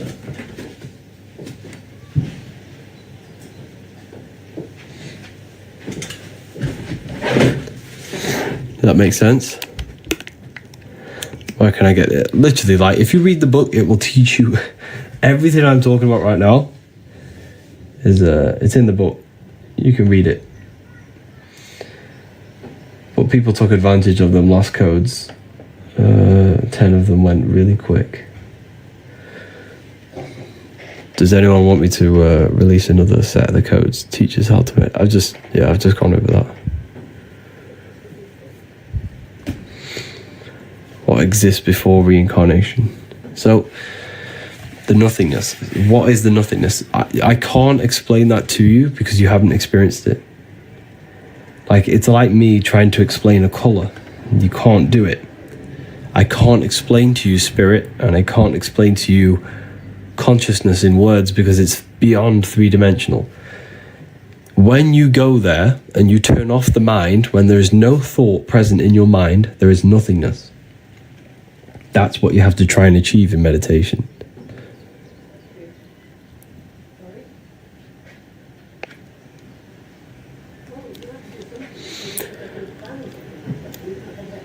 How to explain people being possessed? They're not possessed by something external. They're possessed by their own thoughts and beliefs and emotions. A demon is a demon. Mon is moon, meaning emotion. D means negative. A demon is a negative emotion that possesses your mind, body, and spirit.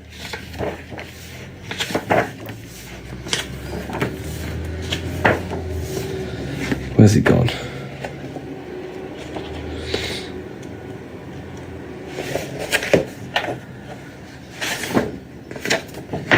Let me show you.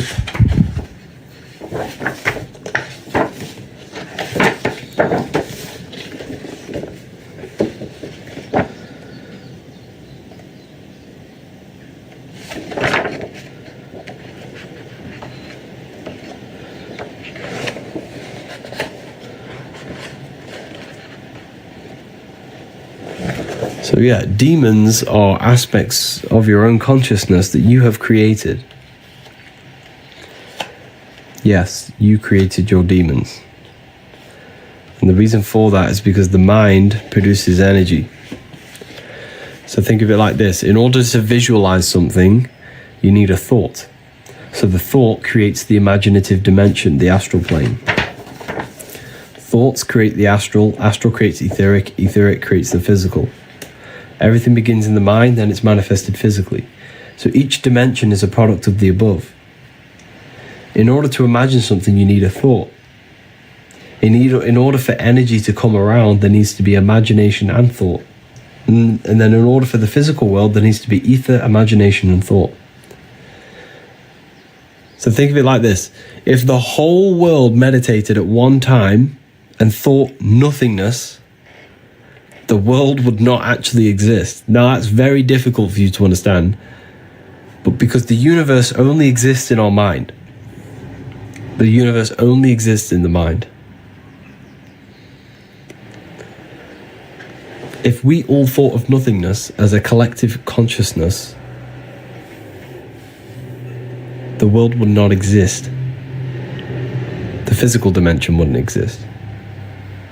But of course, that's impossible, but until someone thought again. Exactly, so what's that tell you? So everything is a thought. You thought your way into incarnation. You think your way out. The universe only exists in your mind. Teach us how to meditate. I've already gone over that. So demon is demon. Mon is moon, meaning emotion. Okay? The more emotional attention we devote to thoughts, the stronger the astral form becomes. Take, for example, a drug addiction. This issue is not solely a matter of brain chemistry, but also an astral demon, an astral energy you have created. Every addiction we have is an astral energy. Every thought we always think about, it becomes energy in the astral.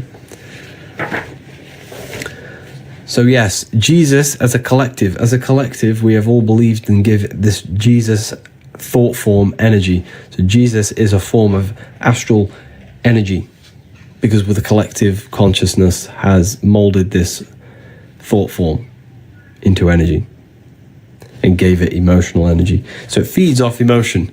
This being that we have created by believing in Jesus feeds off our emotion. It's only alive because the collective consciousness thinks it into existence in the astral plane.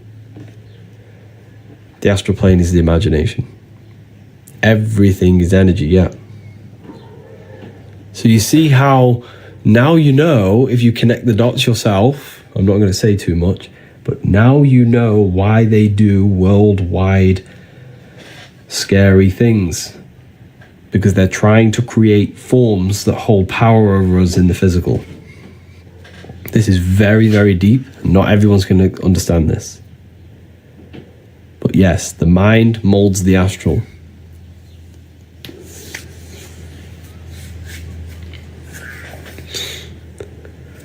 Thought forms, yes.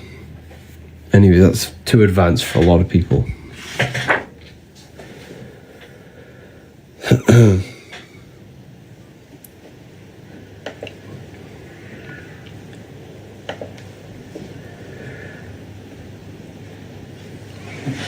Yeah, it's deep when you think about it.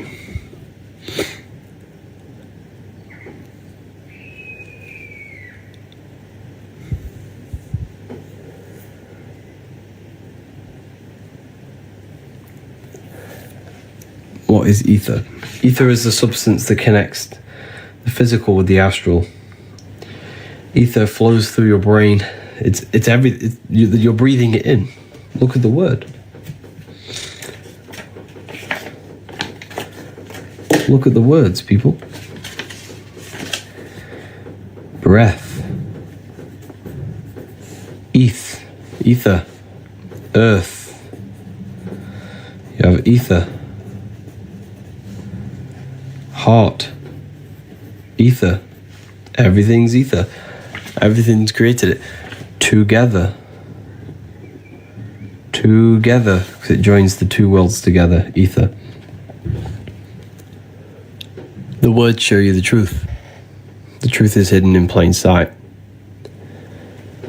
The ether is the field of energy you're dancing in right now. You're breathing it in. You just never realized it. You're in a big field of energy, an invisible field of energy.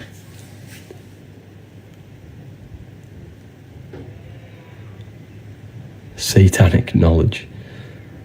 Okay.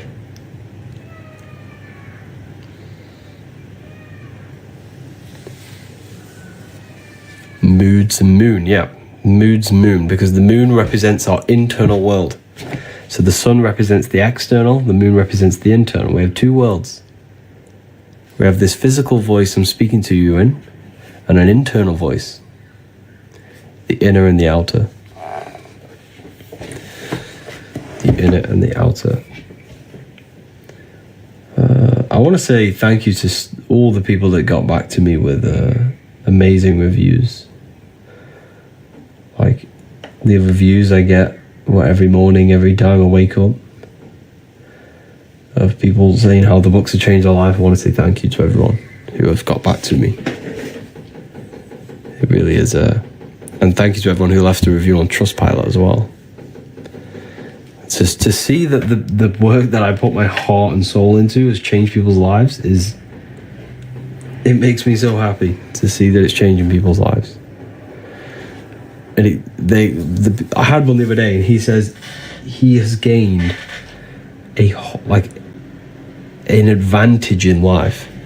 Understanding this gave him an advantage. It gives me an advantage because I know how reality works. I know what myself is. I know my connection with the world. It's so important. You gain an advantage in life.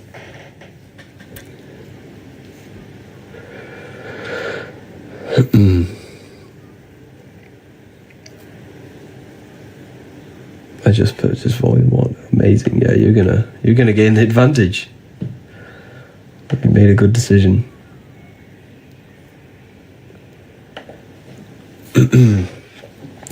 Keep tapping the screen, people. Let's get this to 100k likes. That'd be crazy.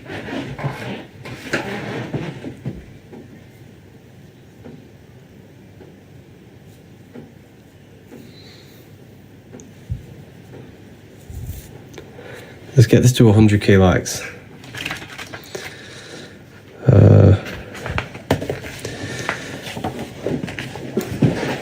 Look at this is all electromagnetism. Thursday, I received my second book. Love it. Wow, amazing. He's giving free game to what people charged £1,000 for. Literally, the information I give you for free, like, people charge thousands of pounds to give you this information. There are courses on everything I've just said. Like, there are people charging thousands and thousands of pounds for manifestation courses it's crazy. Like, don't take it for advantage what I'm telling you. Everything I'm telling you is to give you your power back. You just have to apply it to your life.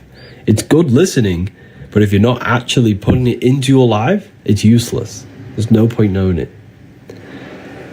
In fact, it's probably worse knowing this and not applying it into your life, because now you see what reality is actually like, which is, the world's in a mess. The world is in a mess, and knowing the things that I know is even more of a mess, because I know the things that I know are trying to be used against me. The knowledge that I teach you is being used against you. This is why you have to learn it. They know thought forms create astral beings, and the beings hold power over the material plane. They shape the collective you have no understand how deep this gets. Like, these people controlling are literally wizards. They're magicians. They understand reality to the T. And if you don't understand reality, you'll have a disadvantage. A massive, massive disadvantage. And the reason why is because we are ignorant. We choose to be controlled. We choose to be in the matrix. Because we don't know anything else. We must learn. We need to get out of ignorance and learn truth. Learn yourself, the mind, the astral plane, your connection, electromagnetism. You have to learn this stuff. It's essential. This is just the Kabbalion rewritten. You haven't read the book then?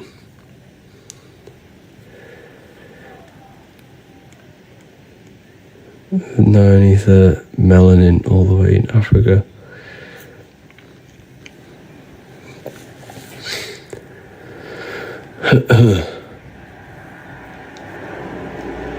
Which planet does Saturn work the most to trap us? You see, this is a good question. However, your perspective is wrong. Like, there's nothing actually trapping you. It's you trapping yourself. I'm glad you're curious and asking that question. But there's nothing trapping you. You are trapping yourself. And because Saturn is the aspect of our consciousness that is limiting. I'll show you.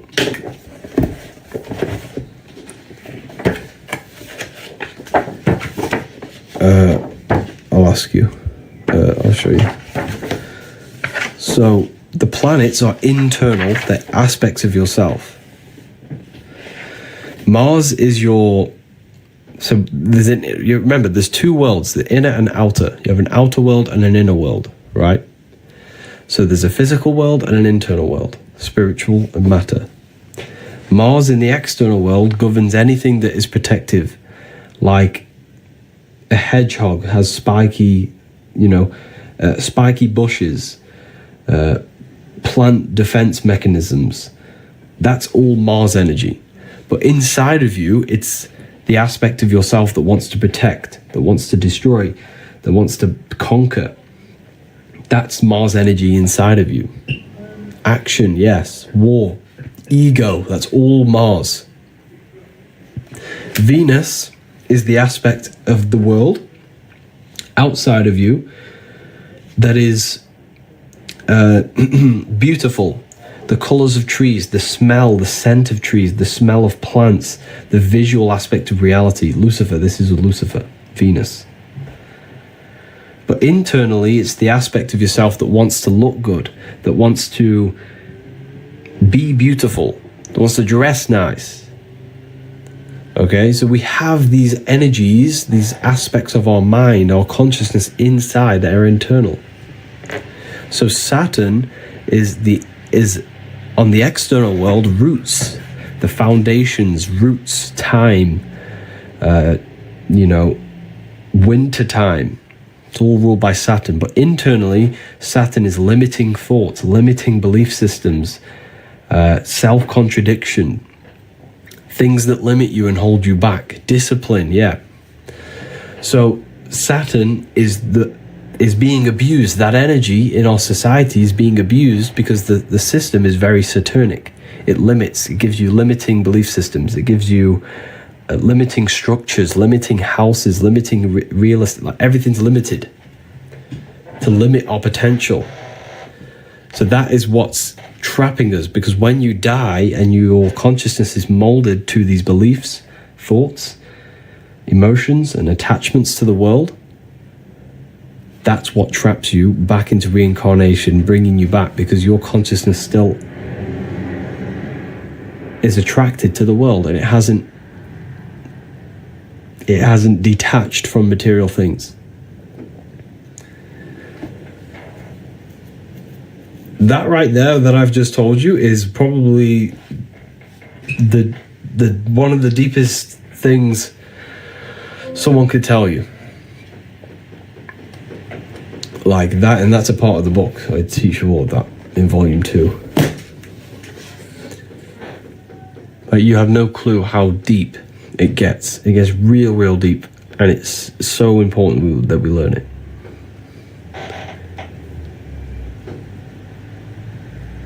That's reincarnation. Yeah, so reincarnation is you attached to the world and you reincarnate yourself because your soul is not ready to move on. It's not ready to move on. But yeah, I'm going to release 5 more codes. I'm going to release 5 more codes for 5 more people. This is your chance to get the book and to learn about yourself and gain an advantage in life. I'm going to release 5 more. Let me just set this.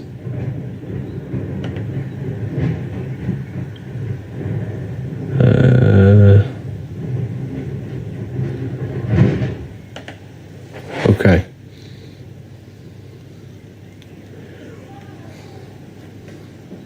Where to build it? So if you click the link, there is a bundle as well. So if you get the bundle, you already get some money off, and then you add the code on top. That's a little secret. These are the books that I wrote. I poured my soul into these books. Everything I know is pretty much in here. The code is Spring 30. So there's 10 of these available. 10 people can use them. We have over 600 people watching. 10 beautiful people can use these codes. While you're at it, you may as well go get the free inner eye book, free ebook. It teaches you how to activate your third eye through imagination to reconnect with the 4th dimension. It's a free free ebook. Go to the ebook section, add that onto your order. It's in the bio, revivalofwisdom.com.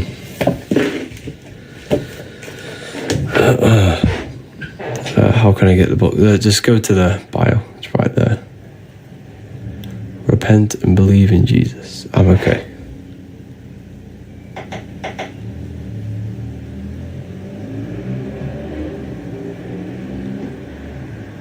To relive the same life over and over? No.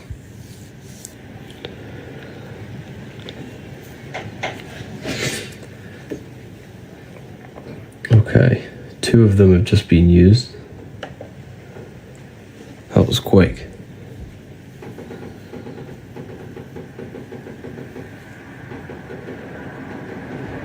So the best way to prevent reincarnation is to detach from this world while you're alive. Detach from this world.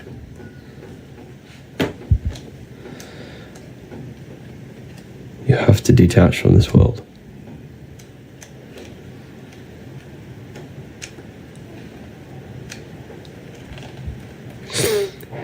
Is the Bible a good book? Yes. So the Bible needs to be taken internally, not externally. Internally. So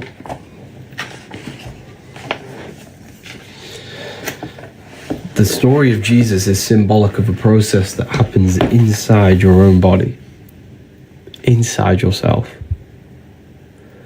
You're saying I should detach. Yes. So mentally and emotionally detach from the external world. That's occultism. Yes, the word occult just means hidden. Anything that's hidden. Your thoughts are occult. Your emotions are occult. Energy is occult.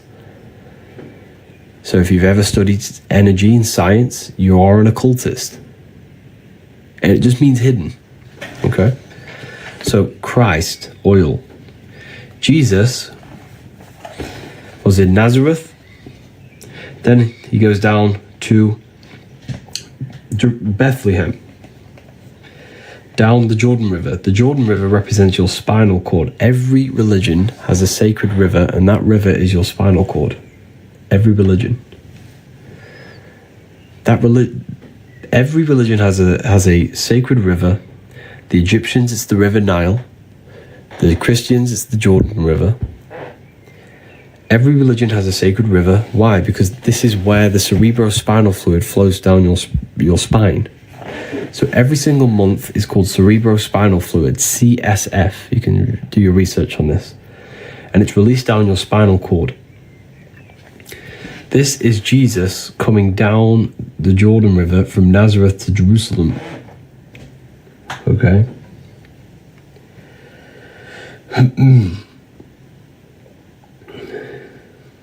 So, to Bethlehem, sorry.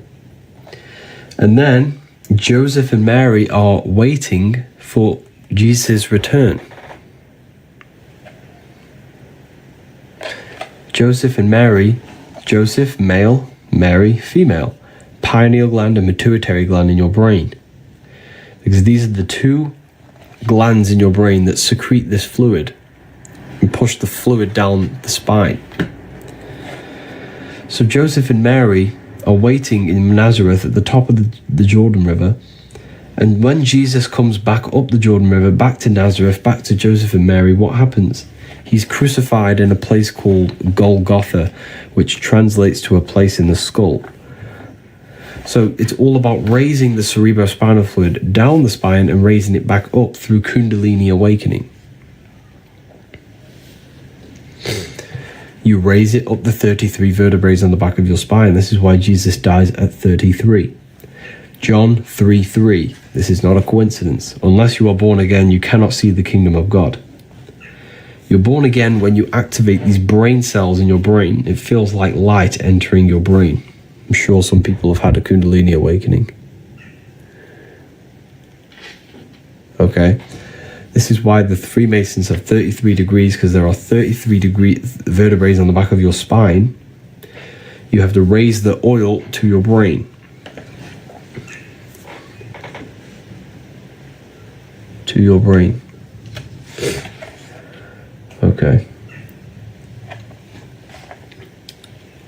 This is also found in Jacob's ladder.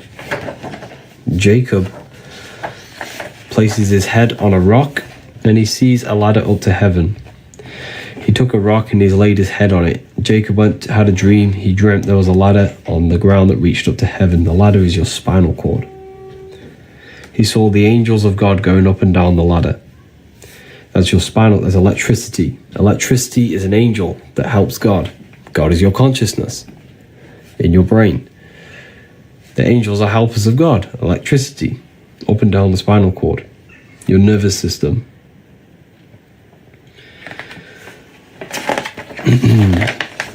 So you have three wise men in the Bible. The three wise men from the East. And like I said, the Freemasons, if I show you here, they always place the East at the top and the West at the bottom. So the East is at the top, the West at the bottom. Because the East is where the sun rises, the West is where the sun sets.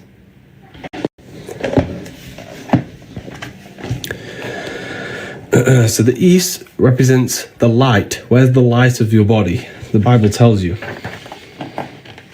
The Bible tells you. Where is it gone? It's here somewhere. I'm sure it is. But the Bible says, the light of the body is the eye. And if thy eye be single, thy whole body shall be full of light. Just trying to find the verse for you. It's here somewhere. I just can't figure out where it is.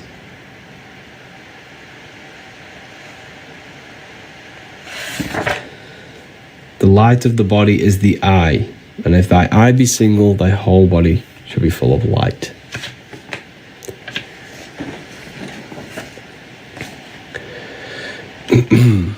So the East is where the light is, the eye, the mind, the mind's eye, the third eye, whatever you want to call it. The three wise men from the East are the three glands in your brain. You have the pineal gland, the pituitary gland, and the thalamus. Thalamus produces dopamine. The pineal gland produces melatonin, a hormone that rejuvenates red blood cells, slows aging, prevents systems from failure within the body. Pituitary gland releases serotonin, a natural mood stabilizer. These are the three wise men from the East who give presents to Jesus. They give presents to Jesus. So the Bible is speaking metaphorically about human anatomy and about your body. It's very, very powerful. Even Santa going up and down the spinal cord, Santa bringing the presents down the chimneys, your spine, in the Christ oil, the CFS, and you bring it back up. It's all symbolic of human anatomy and processes that happen in your body. How amazing is that? It's absolutely amazing when you look at it. But yeah, this is why Santa goes up and down a chimney. Because the cerebrospinal fluid goes up and down your chimney, your spinal cord. Can you describe the Last Supper on this book? Of course. It's astrology. It's astrology. Jesus, the sun. Aries rules the head. Taurus, Gemini. So 1, 2, 3, that's a group. 1, 2, 3, that's a group. 1, 2, 3, group. There are 4 groups of 3. Spring, summer, fall, winter. Aries, Taurus, Gemini. I could describe all this, but a lot of people in the live have already seen this many times.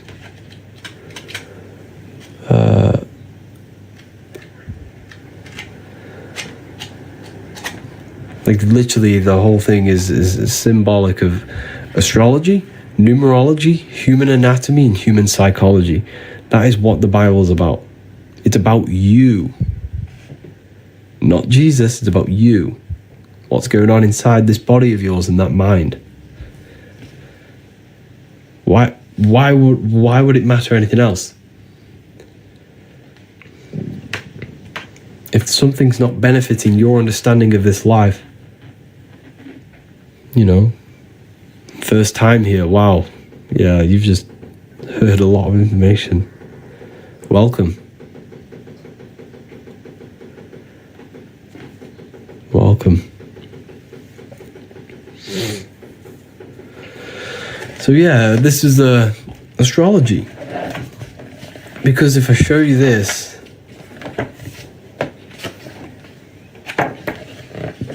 let's show you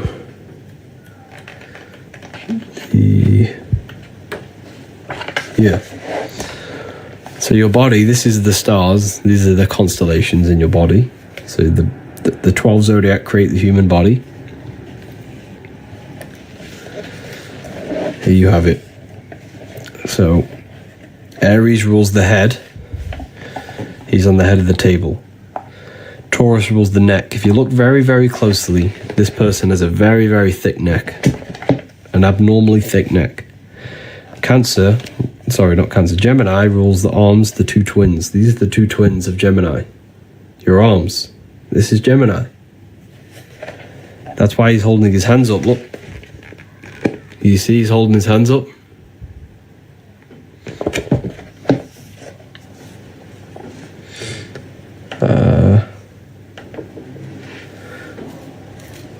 Holding his hands up. Then you have Cancer. If you look very, very closely, he has a knife in his hand, holding it backwards. It's like this. Very closely, he's got a knife there. Because Cancer's a crab. And they pinch. They cut you. Then you have Leo, the lion, showing dominance when your elbow and you have a clenched fist, showing dominance. Leo's the lion, dominance. Virgo, he's pointing very closely. He's pointing at her neck. That there's no Adam's apple. This is a woman. He's pointing, saying, this is a woman, there's no Adam's apple. It's Virgo, the virgin. Then you have the sun. Jesus gives and takes, one hand down, one hand open. Red and blue for opposites. Red tap, blue tap. Roses are red, violets are blue. A red siren and a blue siren on your police car. Everything's red and blue to do with opposites. Democrats and Republicans, red and blue. Then you have fall. This is Libra. Libra rules the balancing core, your abs.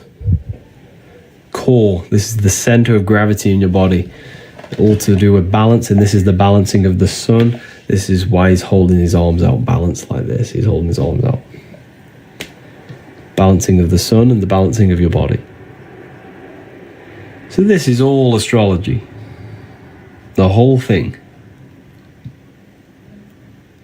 You know, this is a very, very symbolic of astrology. Jesus is the sun. That's why he has the sun on his head.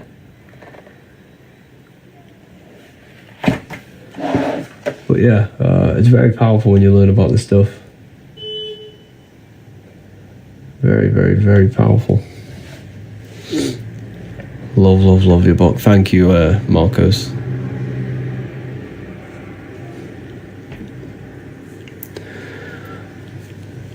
Ordered volume 1 yesterday. Amazing. Your life's going to change. The 13th. The 13th is you. Jesus is the 13th. 4. 3 plus 1 is 4. You have fourfold.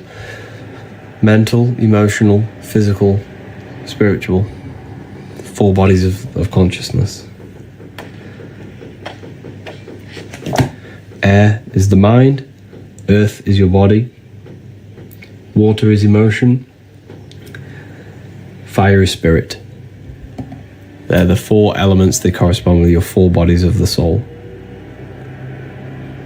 Yep, I also love the books too. Thank you, Nick. Appreciate that. 100k likes, wow. On one of the lives. That's crazy. We are made of the Anunnaki. Yes, you are the Anunnaki. You are the Anunnaki. You.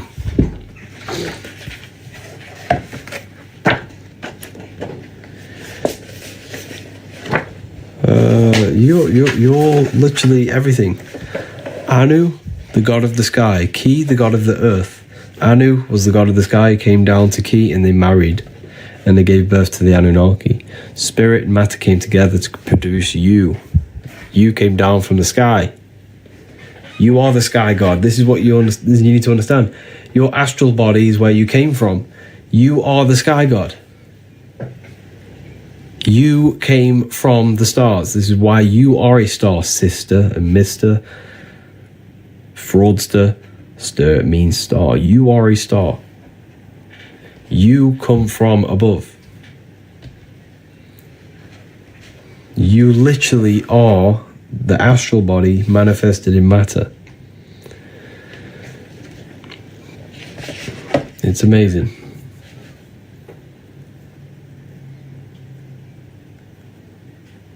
It really is amazing when you deep it. Truth mixed with lies. Okay. You think that. That's okay.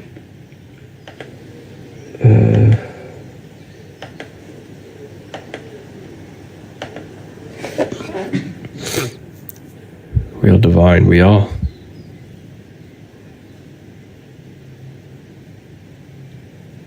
Very divine.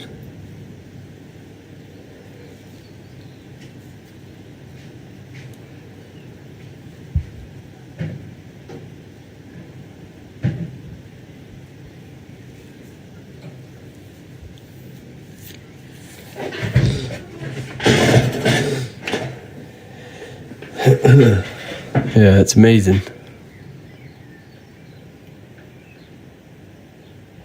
We're just here to remember, yeah.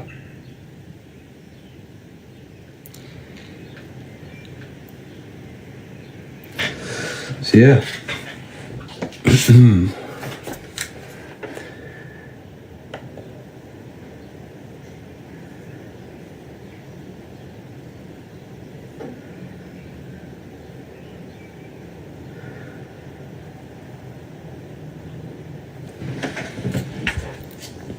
The number 7. 6 is the number of matter. 7 is the number of completion of creation.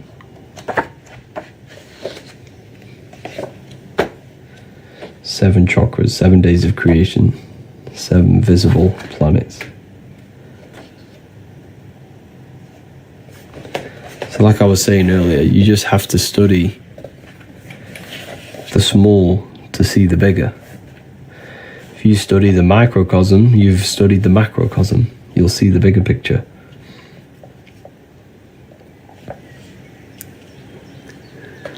Sacred geometry, yeah. But geometry is one of the secrets about geometry. You know, we think geometry is something outside. We think geometry is something outside of us, right? But geometry is not outside of you. Geometry is your brain's codes on how to decode matter into reality. Why? Because everything you see is produced by your brain, not outside of you. Nothing is outside of you. It's what you need to understand. There is nothing outside of you. It's an illusion produced by your brain. The only thing that actually exists is the mind. And in essence, that doesn't actually exist if you turn it off. So this is why on computers you have 0 and 1. 0, nothingness. On and off. When you turn off the mind, the universe shuts off. There's nothingness. So, geometry, everything you see, is your brain's way of decoding. Geometry is not something separate from you. It is the brain's mathematical codes to decode energy into matter. You know?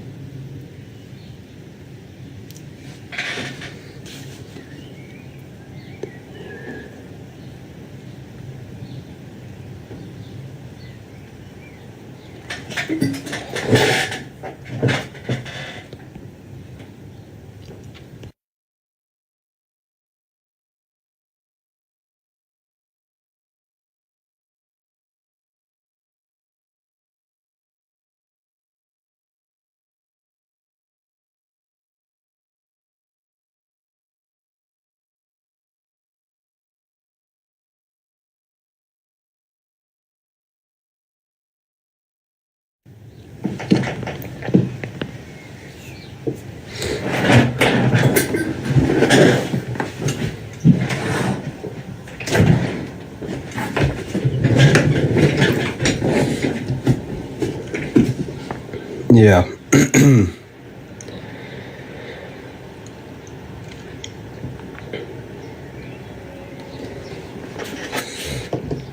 Very powerful, this knowledge.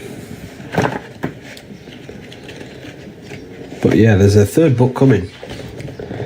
I'm in the process of writing the third book, a book of symbolism.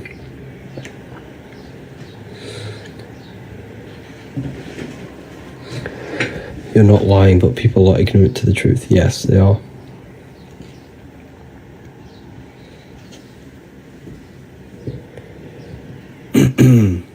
Yeah, people are just ignorant.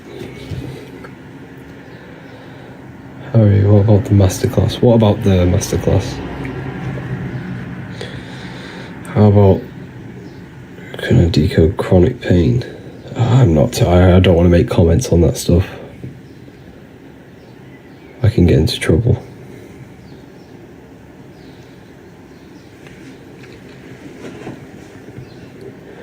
Opinion on the Baphomet.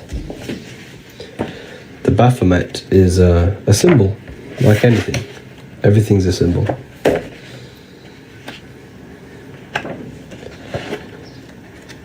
It's a symbol. Not a real figure. I just had the page somewhere.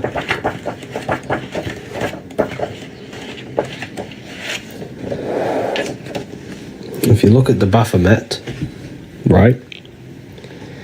You have fire, air, wings, air, fish gills for water, earth, fire, air, water, earth. Water is emotion, air is the mind, fire is the spirit, earth is the body. You have the moon, represents the internal world. Is the internal world controlling you, or are you controlling it?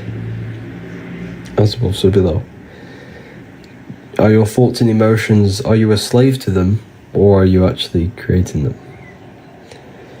Are they reactions or commands? The internal world needs to be commands, not reactions. So this is all symbolic of that. It's a symbol. And this is the lower nature of man, the goat, the animal instinctual nature. It tells us to hate, steal, and rob. This is the higher nature, the spiritual nature. This also represents Capricorn, the goat. Capricorn represents Saturn, limitation, the lower self.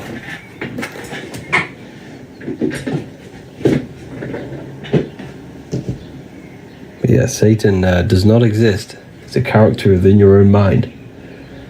It's an aspect of your own consciousness. A psychological symbol that represents a psychological process of destructive thoughts, destructive emotions.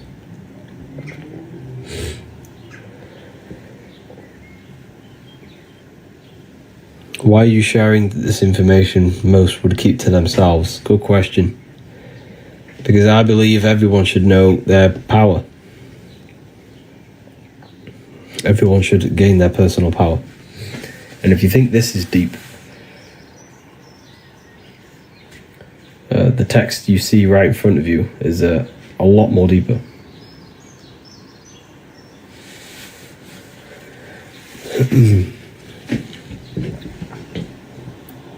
Television. Yeah, so televisions tell a vision. Tele means like communication or traveling.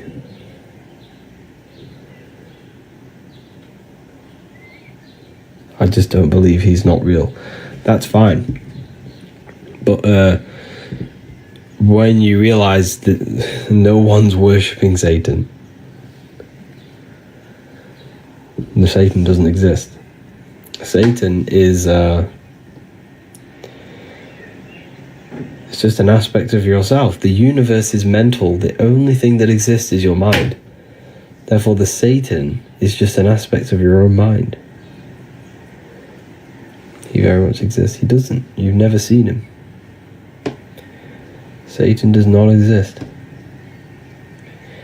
The Satan voice that tells you to do things is not Satan, it's your own mind.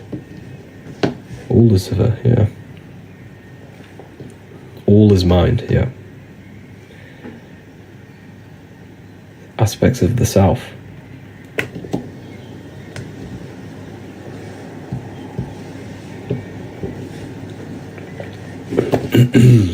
But yeah, it's crazy. Repressed, rejected parts of the self, Satan. Yeah, exactly. Limiting beliefs, suppressed emotions, hate, anger. This is all satanic energy, satanic thoughts, destruction. All internal. The best thing you could possibly do in life is never blame anyone for everything. For anything. Everything's your fault. Until you take 100% accountability for your life, literally it's the best thing you could possibly do. There's nothing outside of you. Everything is your fault. Don't blame anyone else for anything. Blame yourself. Even if it wasn't you. Blame yourself for being part of that thing. Blame yourself for being parts of that friend who did something to you. It's all yourself. You caused the destruction. Satan did not.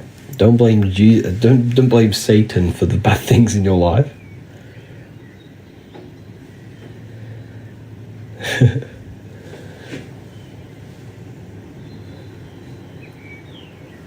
We create everything in our reality.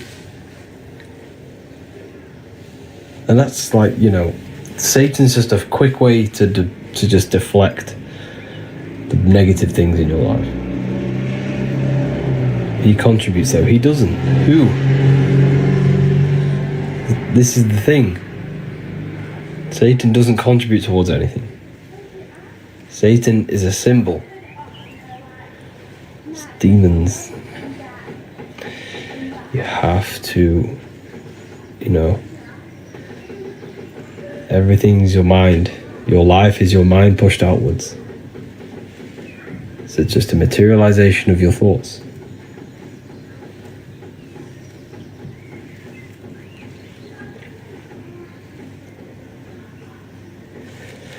But yes, I'm going to love and leave you all here today. It's been a great conversation with everyone. If you want to learn more about consciousness yourself, you want to gain the advantage in life and not be left alone, left behind without this information, get yourself these books and learn more about yourself, gain the advantage in life. These books will change your life. The books that I wrote, they're in my bio. You can get this one in PDF. It's very affordable. Even if you get the PDF version, this will change your life. But yeah, it's been an amazing talk, everyone. It's good connecting with you all. When's the symbolism book out? The symbolism book will be maybe a month or two. You wrote them. Yes, I wrote these books. My name here, right here. Harry B. Joseph. Harry B. Joseph. This book is full of symbolism. Yeah, the next book is on symbolism. Book of Symbolism. Can we pre-order? Maybe, yes, in the next few weeks, hopefully. I'm going to try and set something up. But hopefully I can... I'll keep you all updated with that. But make sure you're in the Telegram or something. Because Telegram, I can directly, directly contact you.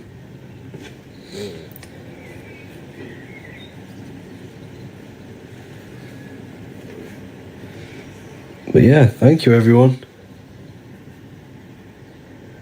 It's been an amazing talking to everyone. And please, anything on Hollywood alchemism, I'm not too sure on that. Yeah, take care everyone. Use the code if you're going to get the books. Click the link in the bio. It'll take you straight there. Telegram's in the bio. Or you can join the Discord. There's a whole Discord server.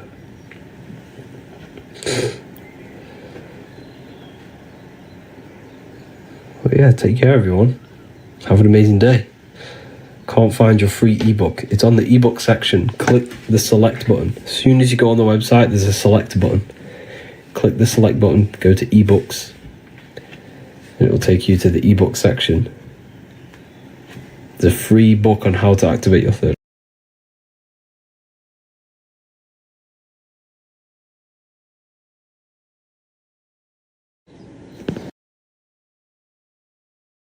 Who teach Christian religious studies?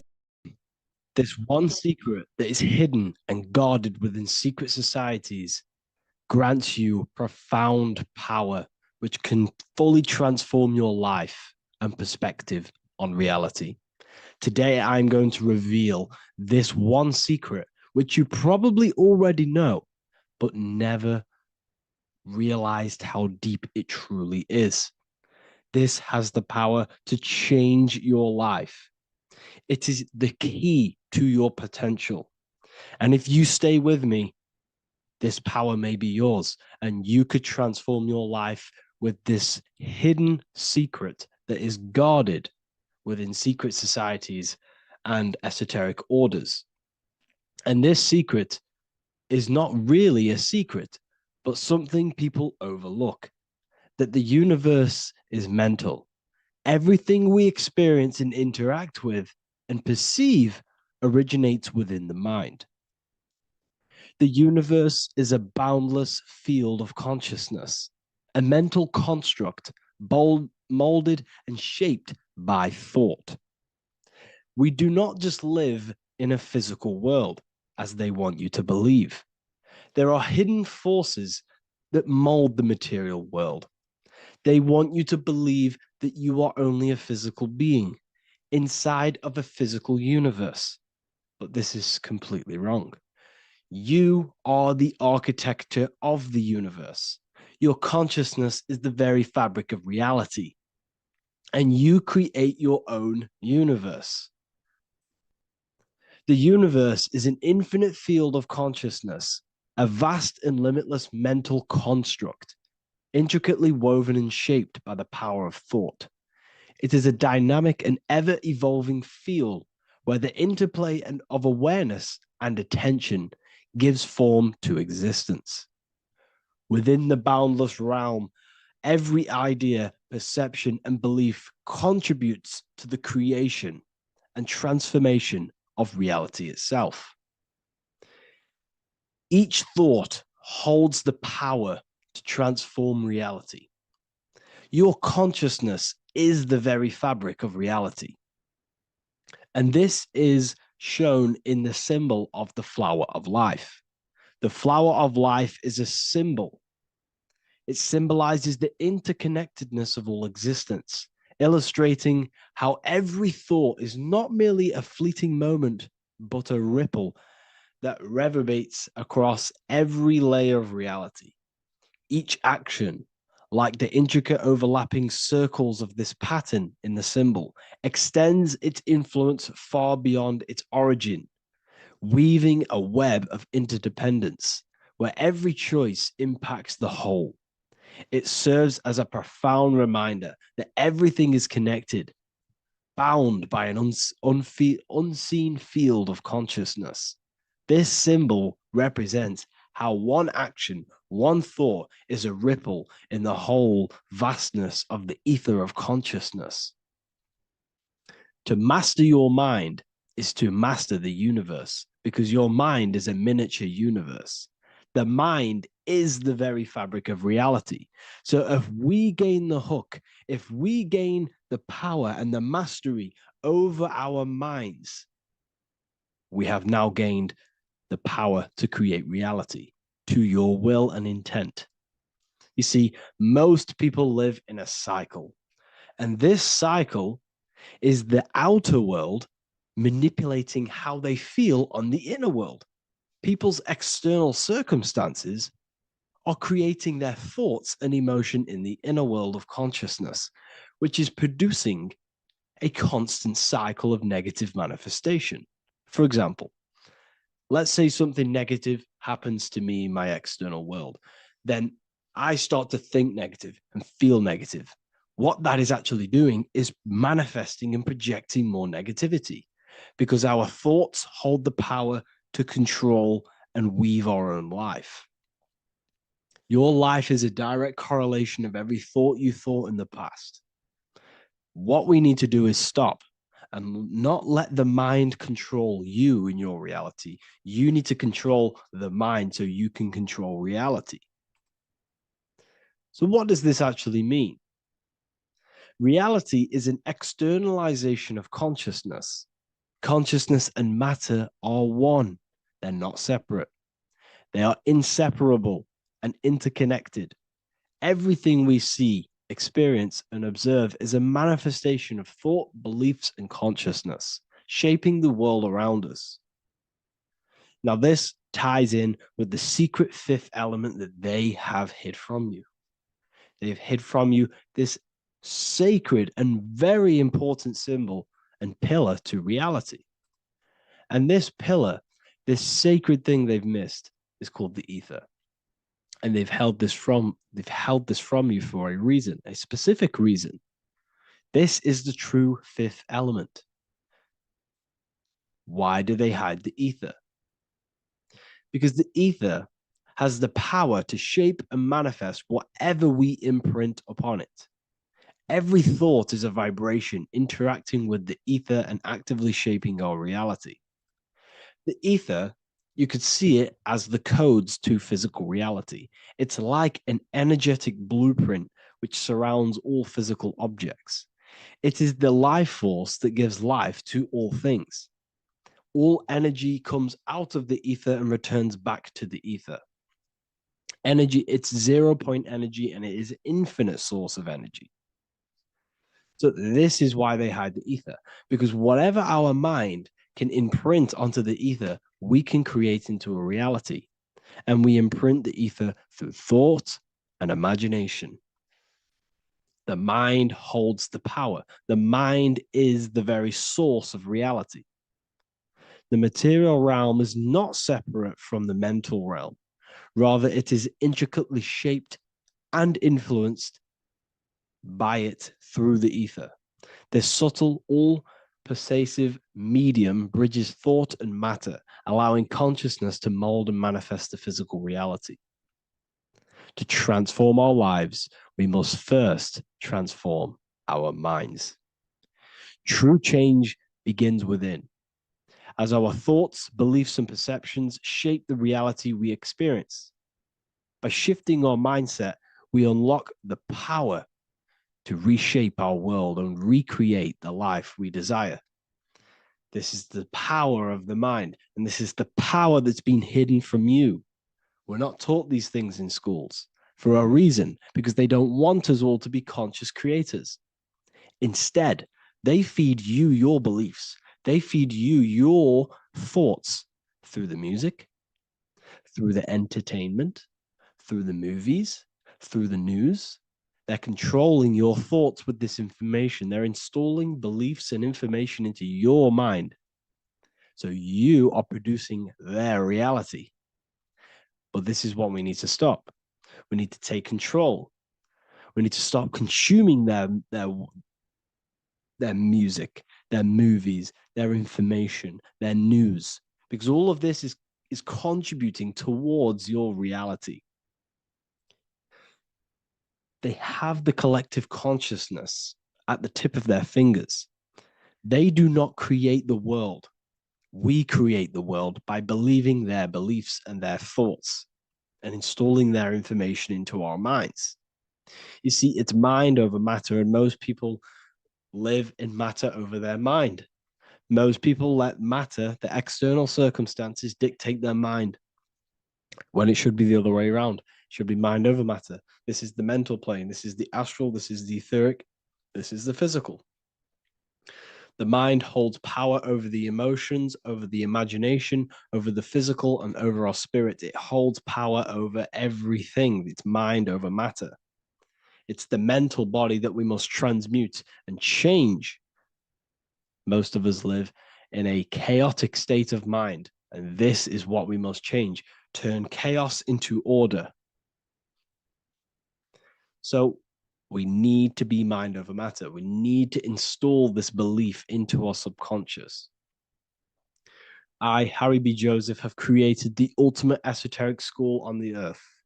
As a member, you'll gain access to live mentoring calls twice a week, along with new lectures, books, and exclusive content released every week.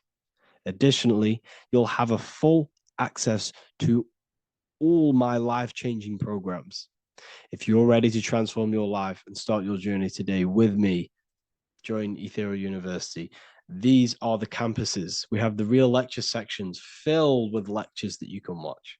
Manifestation Mastery, which teach you exactly how to reprogram your subconscious mind so you can live that reality. Sexual Alchemy, the path to empowerment of how you can transmute your sexual energy. The Real Library, where you gain access to powerful esoteric books, PDFs.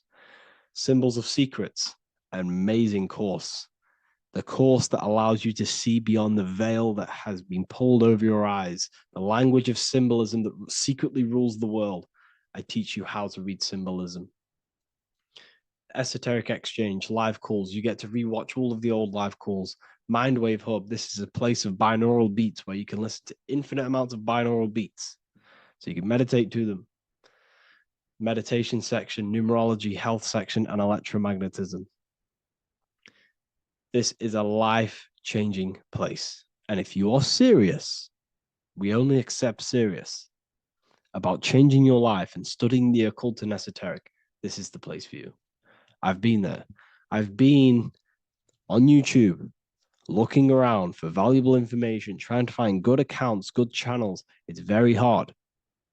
I had to go through years of trying to find good information on YouTube. But what I've done is instead of you searching around everywhere for bits of information and connecting the dots, I've put it all into one big place. You get your binaural beats, you get all the programs you need to walk the path of enlightenment to transform your life. I will connect with you on the inside, and I hope this lesson, this lecture, you gained some information, you gained some power from it.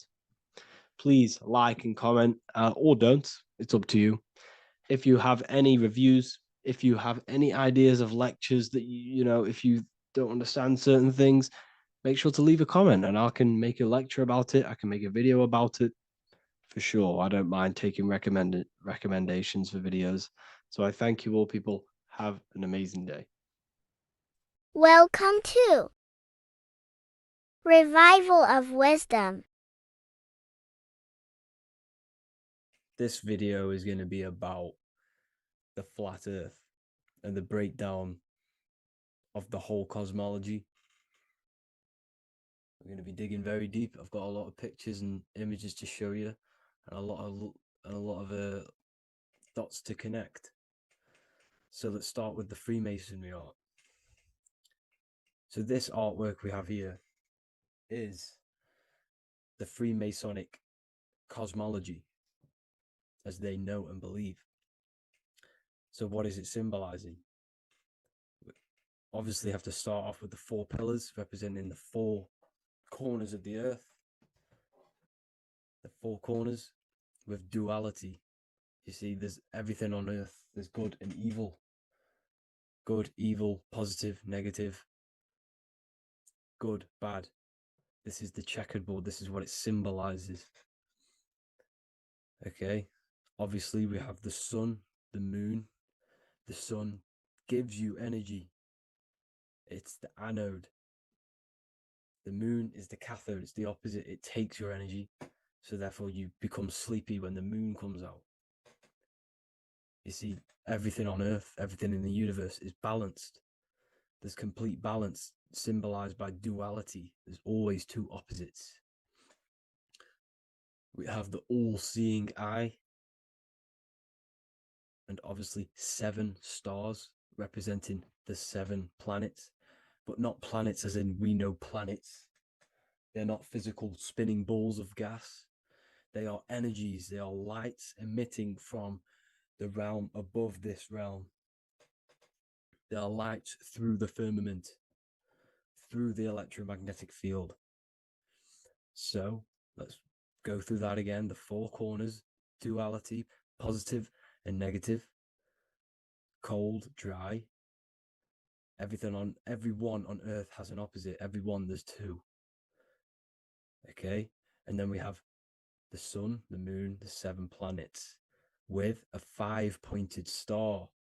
What's the 5-pointed star? Of course, it's the 5 elements: spirit, water, earth, fire, and air. Okay, that's what the 5-pointed star is symbolizing, the 5 elements of earth. And then, most importantly, we have the compass. The compass is very, very important, hence why it's in the center. The compass is symbolizing many, many things. And one of the most important things, but we'll get into that after.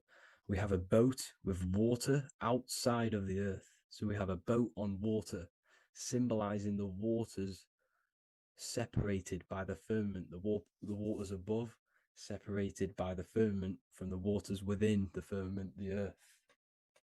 So this is what it's symbolizing. So the compass, what's the compass? This is where the compass comes from. The Polaris, the most important star there is, because it's in the center of Earth, the sun, the moon, and the black hole, black sun. Because all creation comes from center, the seed center. Okay, but we'll get into this after. But also, this is a very important Masonic symbol because they use this symbol a lot.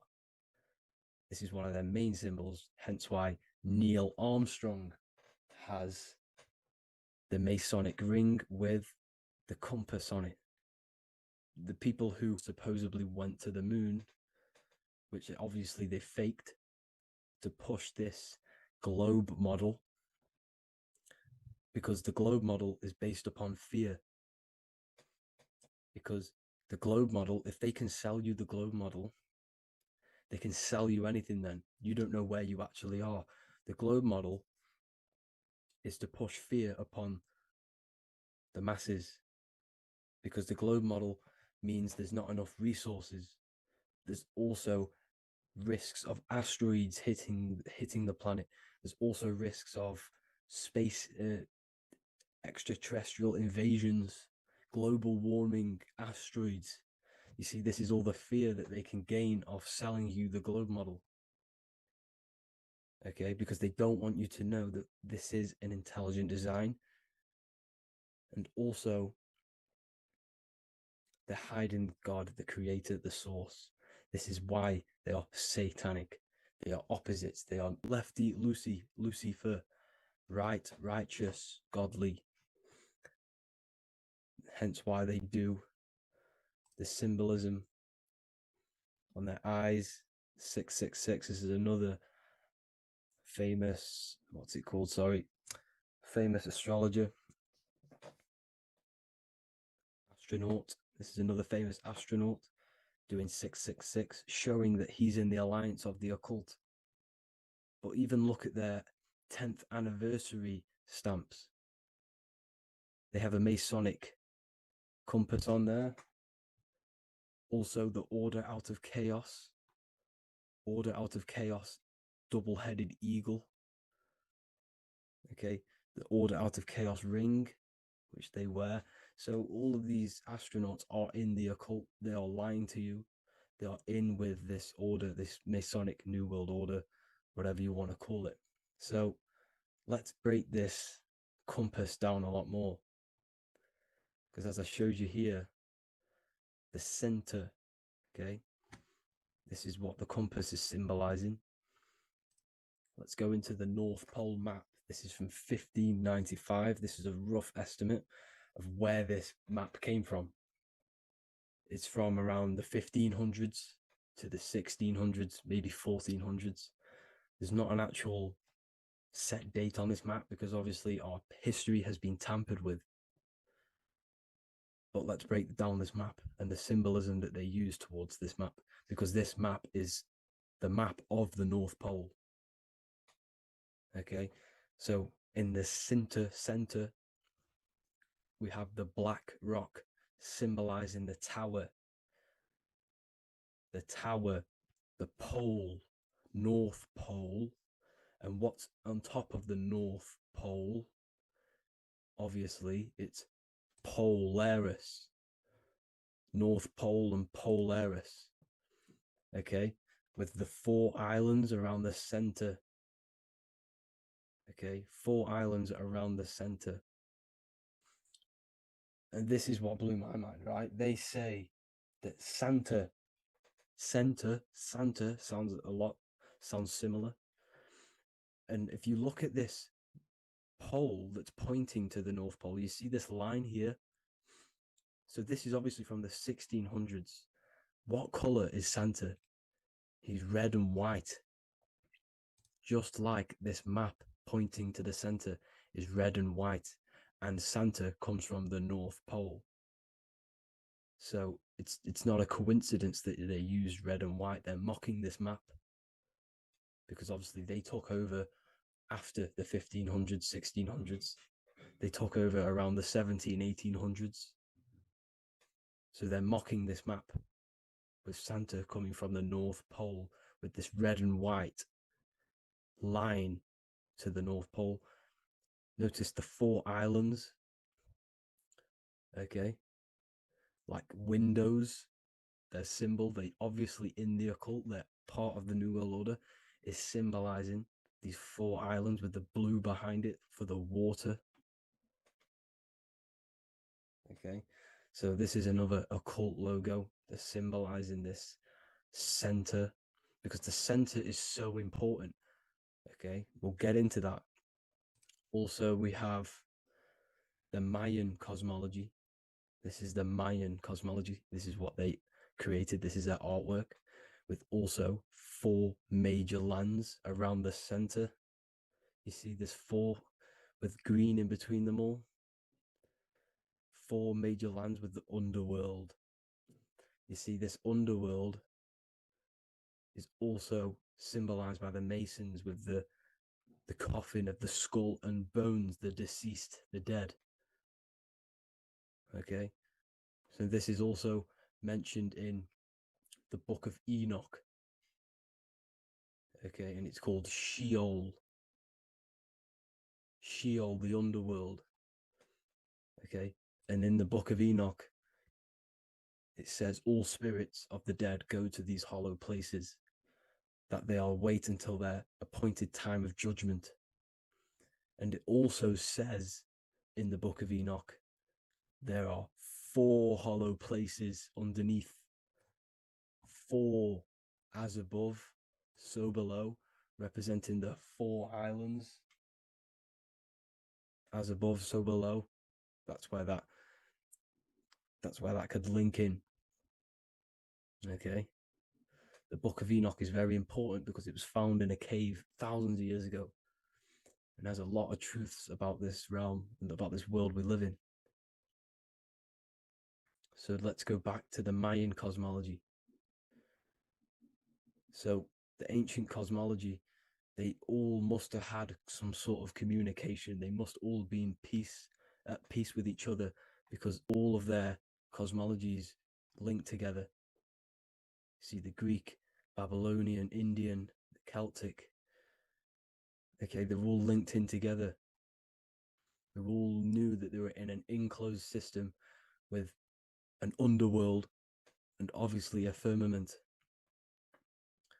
Okay, so this is what they all knew. They all must have had some sort of communication. They were a lot more advanced than us. They knew the center of the realm. Okay, and obviously the United Nations flag also symbolizes their center. You see how it has like a grid with a circle around the center. It's symbolizing that center of the realm because that center of Earth is so important. The United Nations flag, all have it. See, some different ones will have that circle around the center. Because the center is the seed. All things come from a center. So the torus field is so important because it is the spark of life. It's the building blocks of the universe, this creation. Because all things have a torus field. Just like an apple with what's in the center of an apple, a seed. Because the center is where the energies hold, is where the energies meet, and it creates that spark of life. Just like your heart is the center of your body, and it has an electromagnetic field. Because the center, all things come from the center. So this is why the North Pole is so important, because this is why it's so important, because this is where the creation sparked from, the center. This is where the most electromagnetic energy is stored. So this is why the northern lights come from the center. It's electromagnetic energy. This is what the northern lights are. It's being emitted from this black hole in the center. Okay? And obviously what else is on the center? Polaris. Polaris is the center star. Okay? So the center star is what sits on top of this North Pole, Polaris, because it's a pole of electromagnetic energy, symbolized as a black rock, a black hole, pole. You see, because all creation comes from void. Light is born from darkness. Without light, darkness can't be born from light. You see, but light can be born from darkness. This is why darkness is so important. And this is why there's a black hole in the center of our realm, like the black sun. The black sun. The Polaris star, the North Star. You see, so this is this North Pole, Polaris. This is what they're talking about. And this is why compasses are an 8-pointed star, because Polaris is symbolized as an 8-pointed star. This is where a compass will point you to. It will point you to that center. So notice how a compass has this black hole in the middle, you see, and it will point you to this meeting point, the north, because in the center is the center of the torus field of the earth. This is where the most electromagnetic energy is. You see, everything gets sucked into the black hole. Okay, this whole reality is being projected from that center point, just like your eyes suck in light. It's a black hole. Your eyes suck in the light of this light being emitted from this center place, this electromagnetic energy at the center, which is the seed of everything, of everyone. You see, just like an apple has the seed in the center in darkness, because in the center of the apple, it's dark. It's black. It's pitch black. But that's where the seeds are. That's where the life is. But Polaris is so important because it's that center star which lines up. It is the pole. It's the top of the pole of the torus field. So Polaris would be here at the very, very top. And this is where the compasses point you to. And this is why the star of Ishtar, the 8-pointed star of the Sumerians, also talked about this 8-pointed star, and it's called the star of Ishtar. Okay, and who is Ishtar? Ishtar is the goddess Okay, so she's not a male, she's a female, because every creation is brought through a female, a womb. Every single human on earth is brought through the womb, the sacred feminine energy. And the womb is pure darkness. There's no light in a womb, just like the center of our realm. It's a black hole. Okay, and guess what? She's the god of vitality and sexuality. She is responsible for all life. Okay, so the star of Ishtar is the star of Polaris, which is symbolizing the responsibility for all life, the center of our realm, the black sun, the black hole. Okay, so this is what that god of Ishtar of the Sumerians is talking about, the goddess, the womb, the seed of creation. So this would be the portal, more than likely the portal in and out of our realm, because it's the top of the Taurus field. And what's above this realm is the heavens. So this is where you get sucked in from the heavens. Your soul gets sucked in and brought onto this plane of existence called Earth. These are some space NASA symbols. Look how much Polaris symbolism there is. And notice how it's at the center. You see this circle? This is like a half circle. And at the center is an 8-pointed star of Ishtar. It's the same thing. It's Polaris. It's at the center. And notice on some of these, look, this one is a bear holding the key and an arrow pointing to the Polaris star, so that they hold the key to Polaris. Another one with like a demon holding a key to the what? Polaris on top of him. Also an eagle, which is a Masonic symbol. The eagle holding a key on top of the center.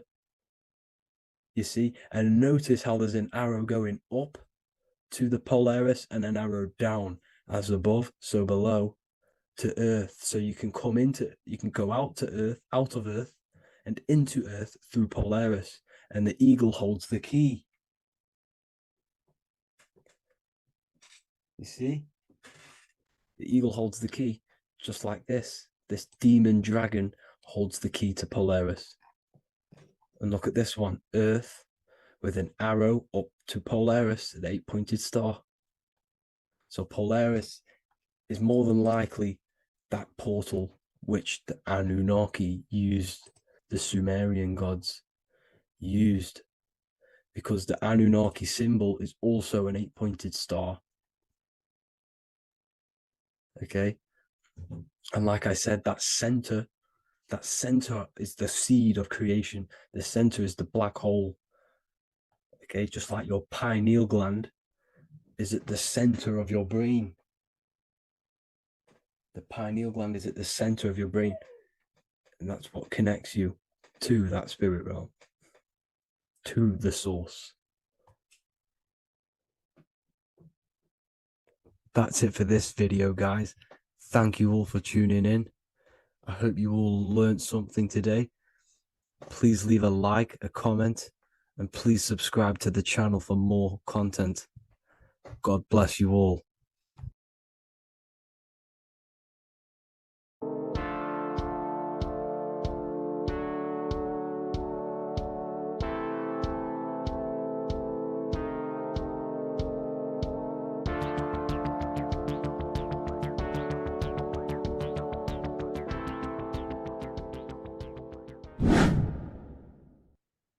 Left and right hemisphere, and what are they doing? How does it contribute towards your perception in this world? And this is what we're going to be talking about in today's video. We're going to be breaking down the two hemispheres of the brain and how they function in your life. So first we have the left hemisphere.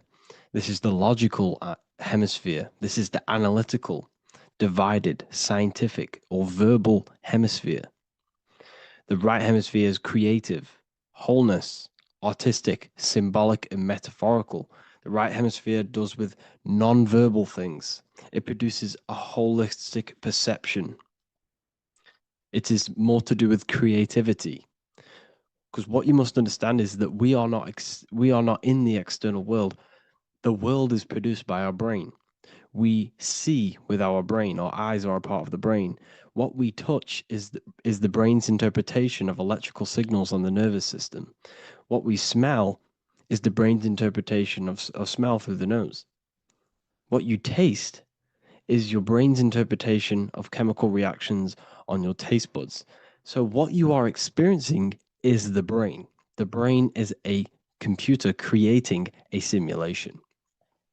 And you have two hemispheres which breaks down this reality. So essentially the brain is the perception creator. It creates perception.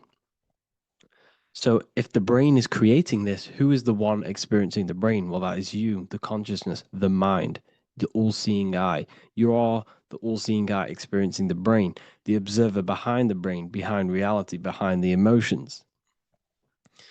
So if you're walking through a woods, this left brain sees individual trees.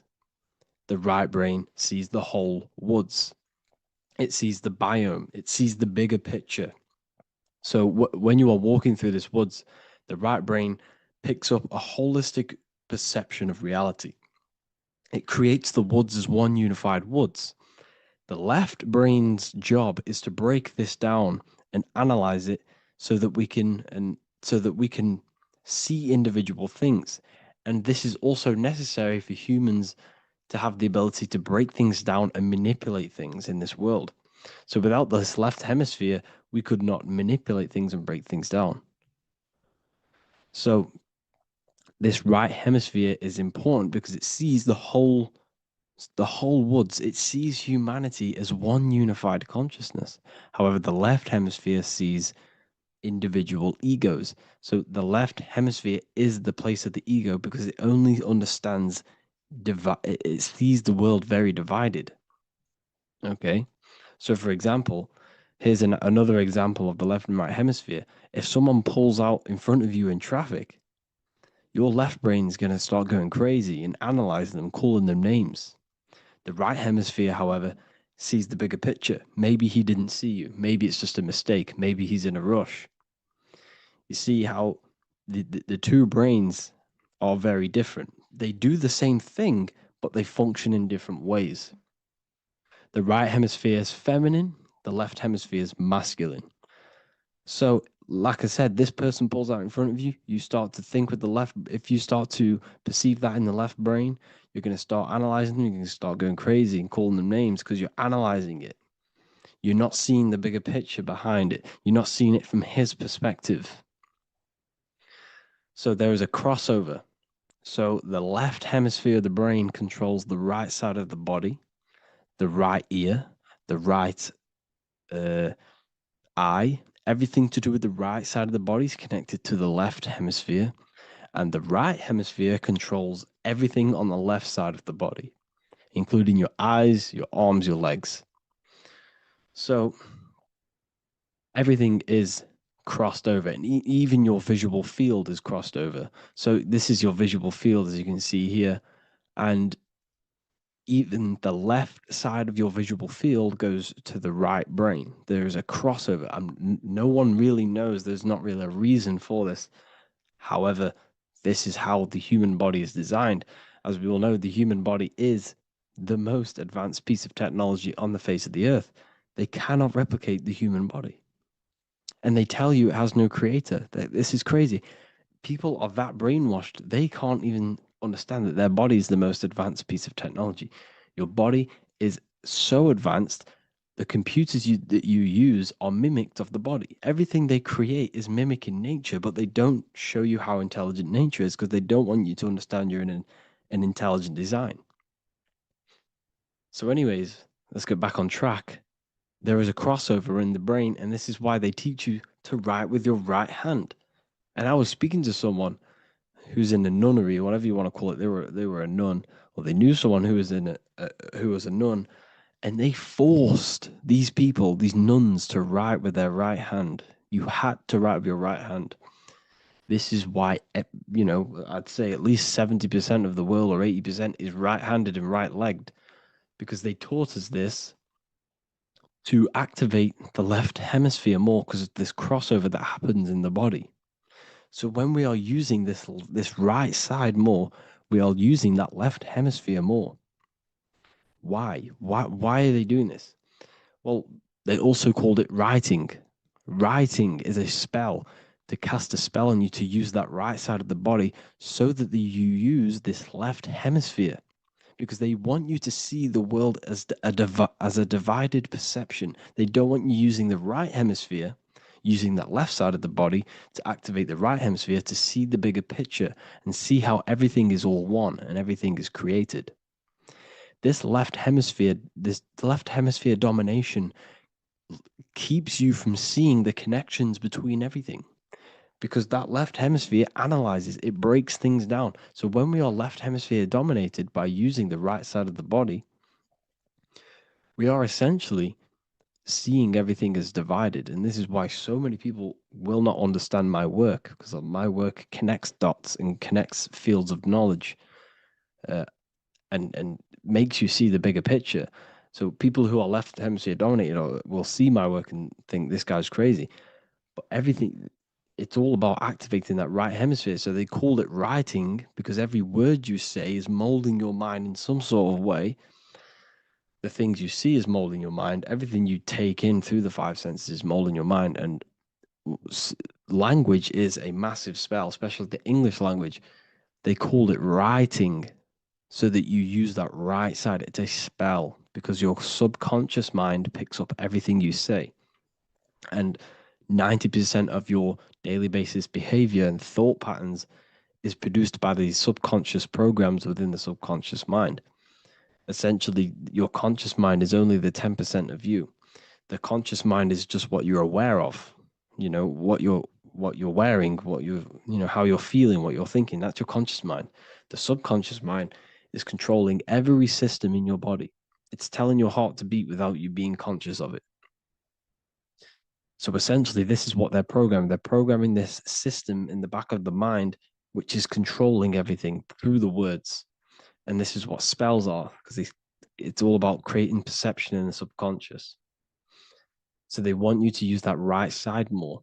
I truly believe the ancients, they were balanced. They used the left and the right side of the body. They didn't have a stronger side, because they understood this science of the body and how the body works.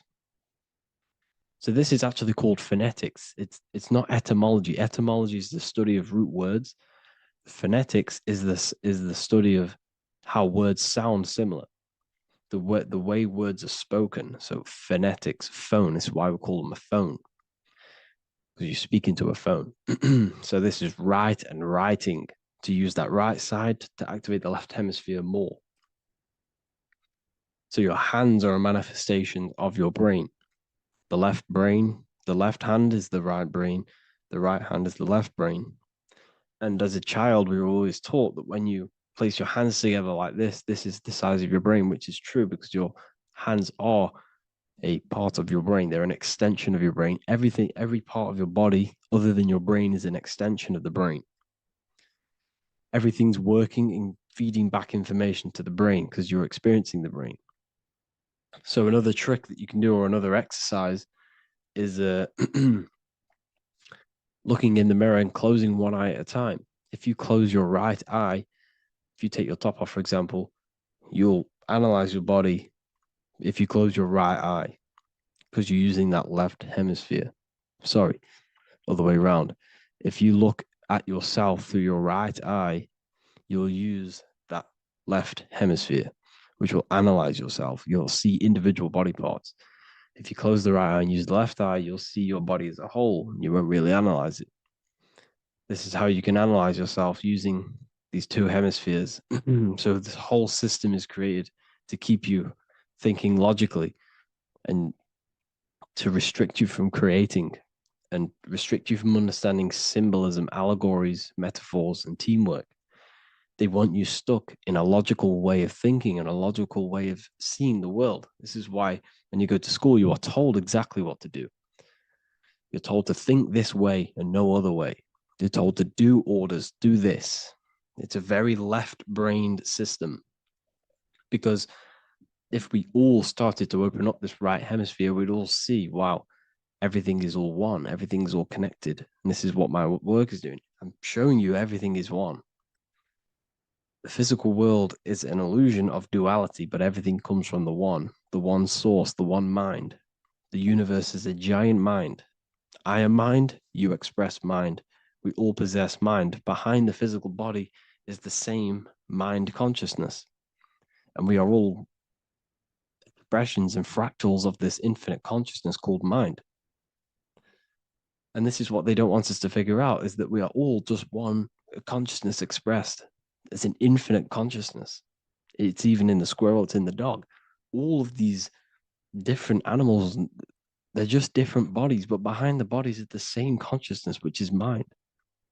That's what the pineal gland is. The pineal gland is not the mind, and it's not the third eye. The third eye is your mind. If you have a closed third eye, it just means you have a closed mind. If you have an open third eye, it just means your mind has expanded from beyond physical things through astral projection and mystical experiences. This is how you gain an open third eye. It's just an open mind.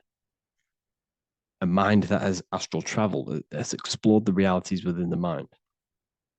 So everything they do is to keep us in a divided state. Divide and conquer, right? That's their motto. All to keep you thinking how everything is divided. Everything they've done is division. Postcodes, countries, everything is divided. Like football teams and all this stuff.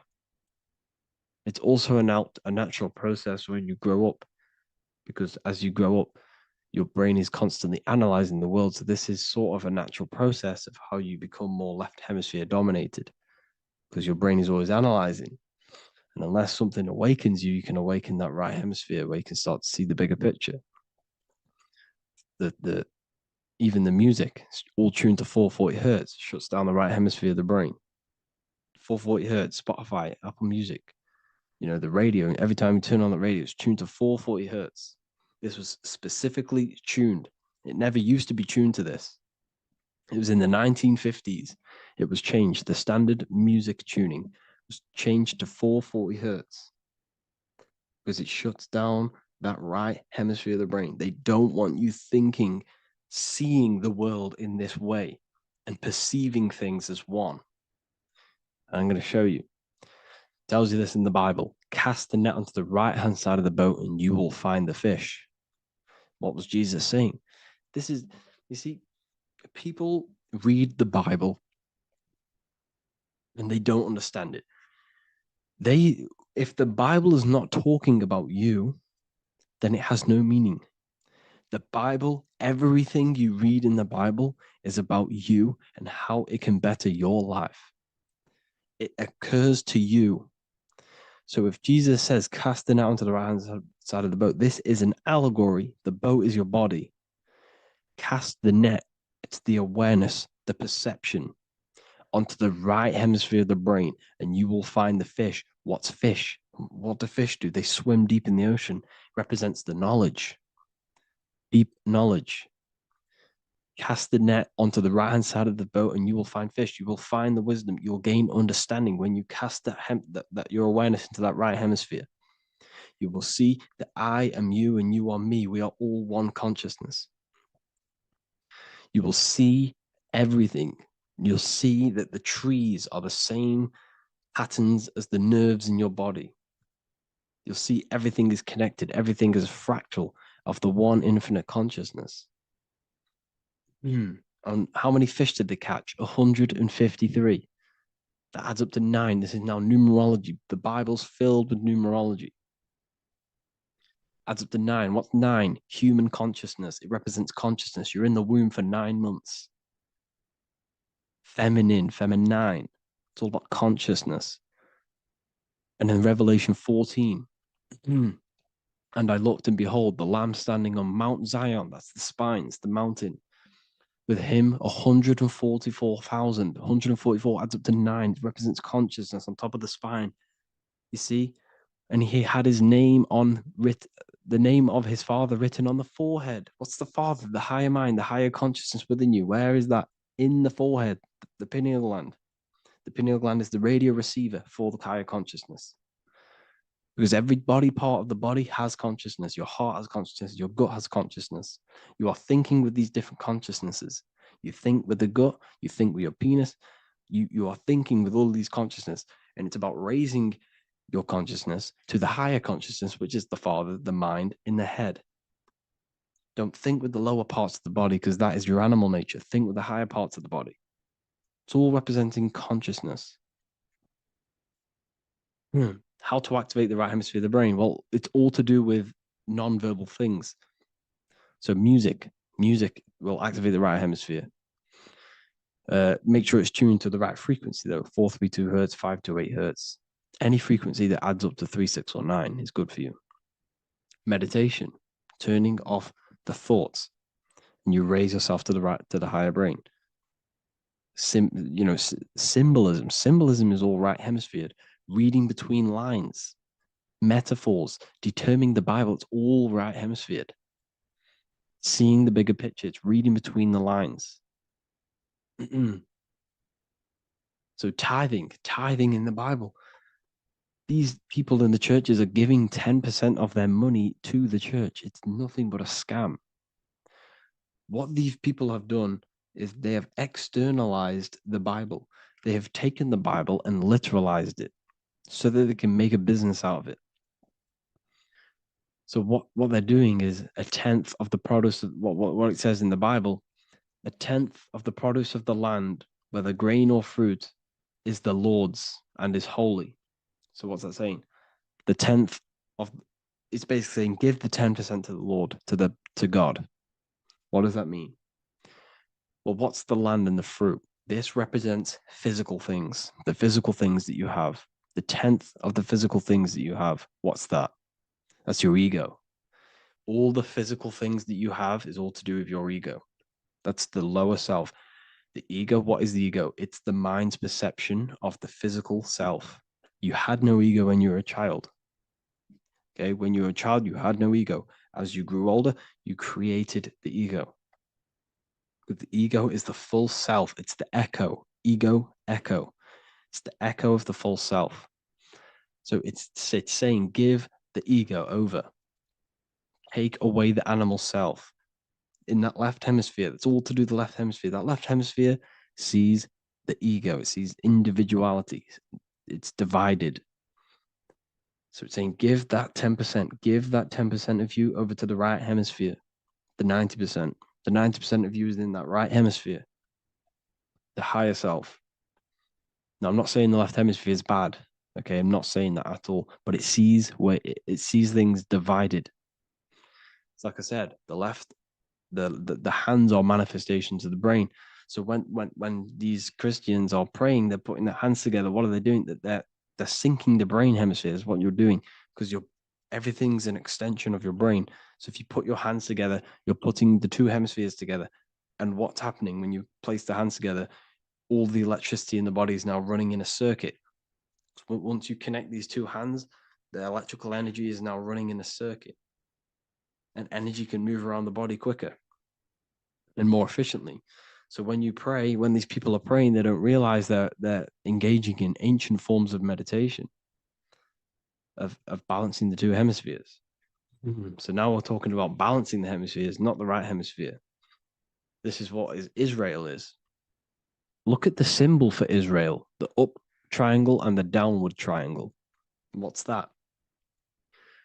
The up triangle represents male. The downward triangle represents female. Okay?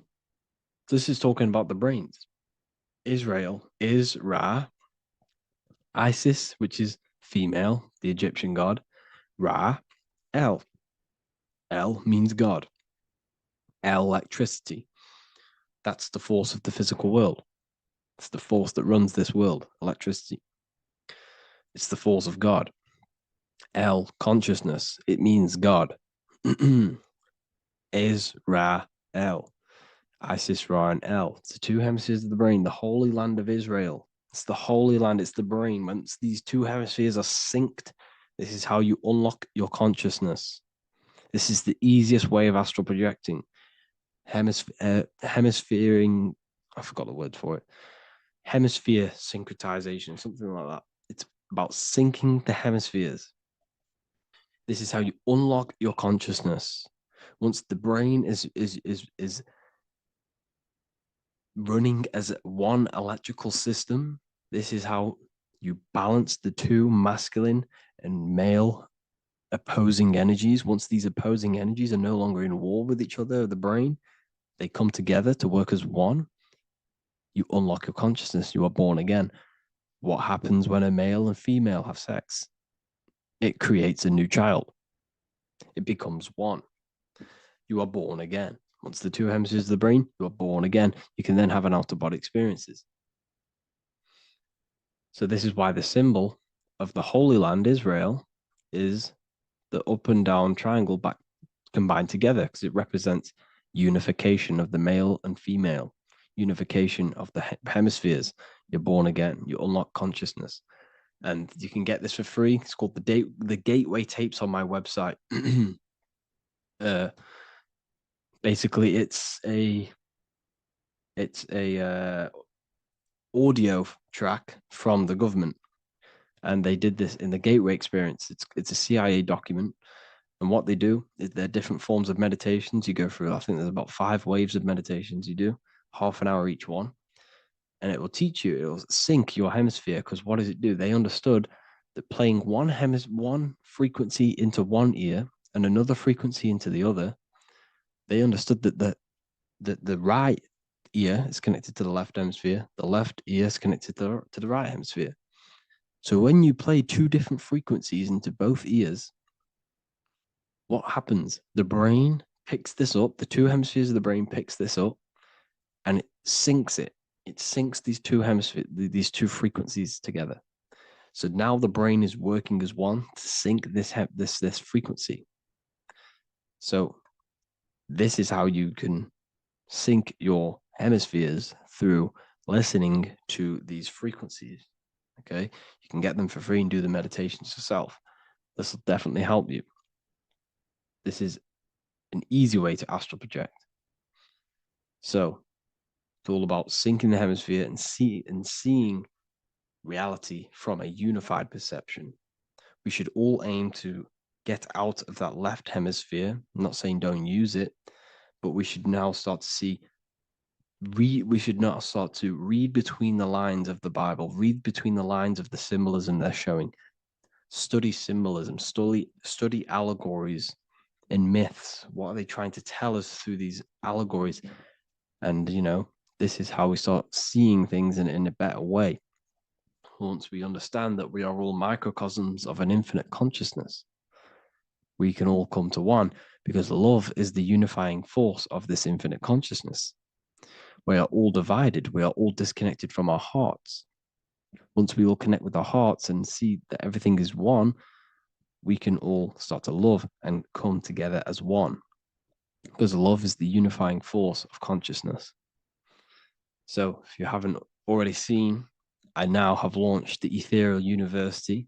I will be doing lectures like this one, but even better, deeper, and even releasing knowledge that I can't talk about online, as they are censored. I'll be doing lectures every single week. I'll be doing live calls every single week. You also gain access to my library, which is filled with over 45 occult books, filled with knowledge. Okay, I'll show you now. Plus, you get my book, The Book of Wisdom, PDF form, and the Human Health Guide, PDF form. You also get all of this stuff, the health section, Q&As, Ethereal meditations. We've got some celestial studies, cosmology, numerology coming soon. You also get the brand new Manifestation Mastery course, plus the library. And there'll be new books, new lectures, new live calls every single week.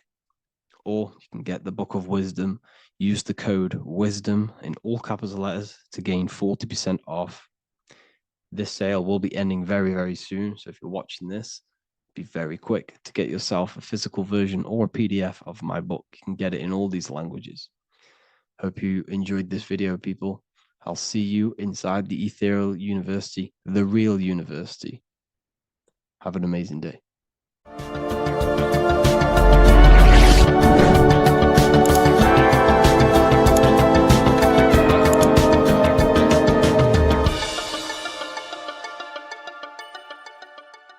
What if I told you the devil is closer than you think, and it's not actually a real person, force, or spiritual entity outside of you, but a being and an aspect of your own mind and psyche? In this video, you will learn exactly what the devil is and the true esoteric meaning of the devil. The first thing we need to understand is that the universe is a mental universe. Look around you. Every action, every building, everything you see around you was begun first as thought in the mind, then manifested. We use the mind to build and shape our reality. The universe, the world, only exists inside of our mind. Therefore, God and the devil exist inside of our own psyche. So first of all, the devil is not a literal being, but a symbol of the lower self. It represents the unmastered, ego-driven part of the human mind, a symbol of destructive thoughts, emotions, behaviors, lives in realms of chaos, fear, hatred, lust, and ignorance. This is why we see the devil as red, because red is the lowest vibrational color on the color spectrum. It also corresponds with the root chakra, which is all to do with survival instincts. Red represents chaotic and intense emotions like hatred and anger. When we are angry, our face turns red. The devil represents our animalistic fundamental needs, our instinctual needs, our survival state of consciousness. We have a survival state of consciousness and a godly state of consciousness. Our godly state of consciousness is creating, not just experiencing in the animal state, but consciously creating reality.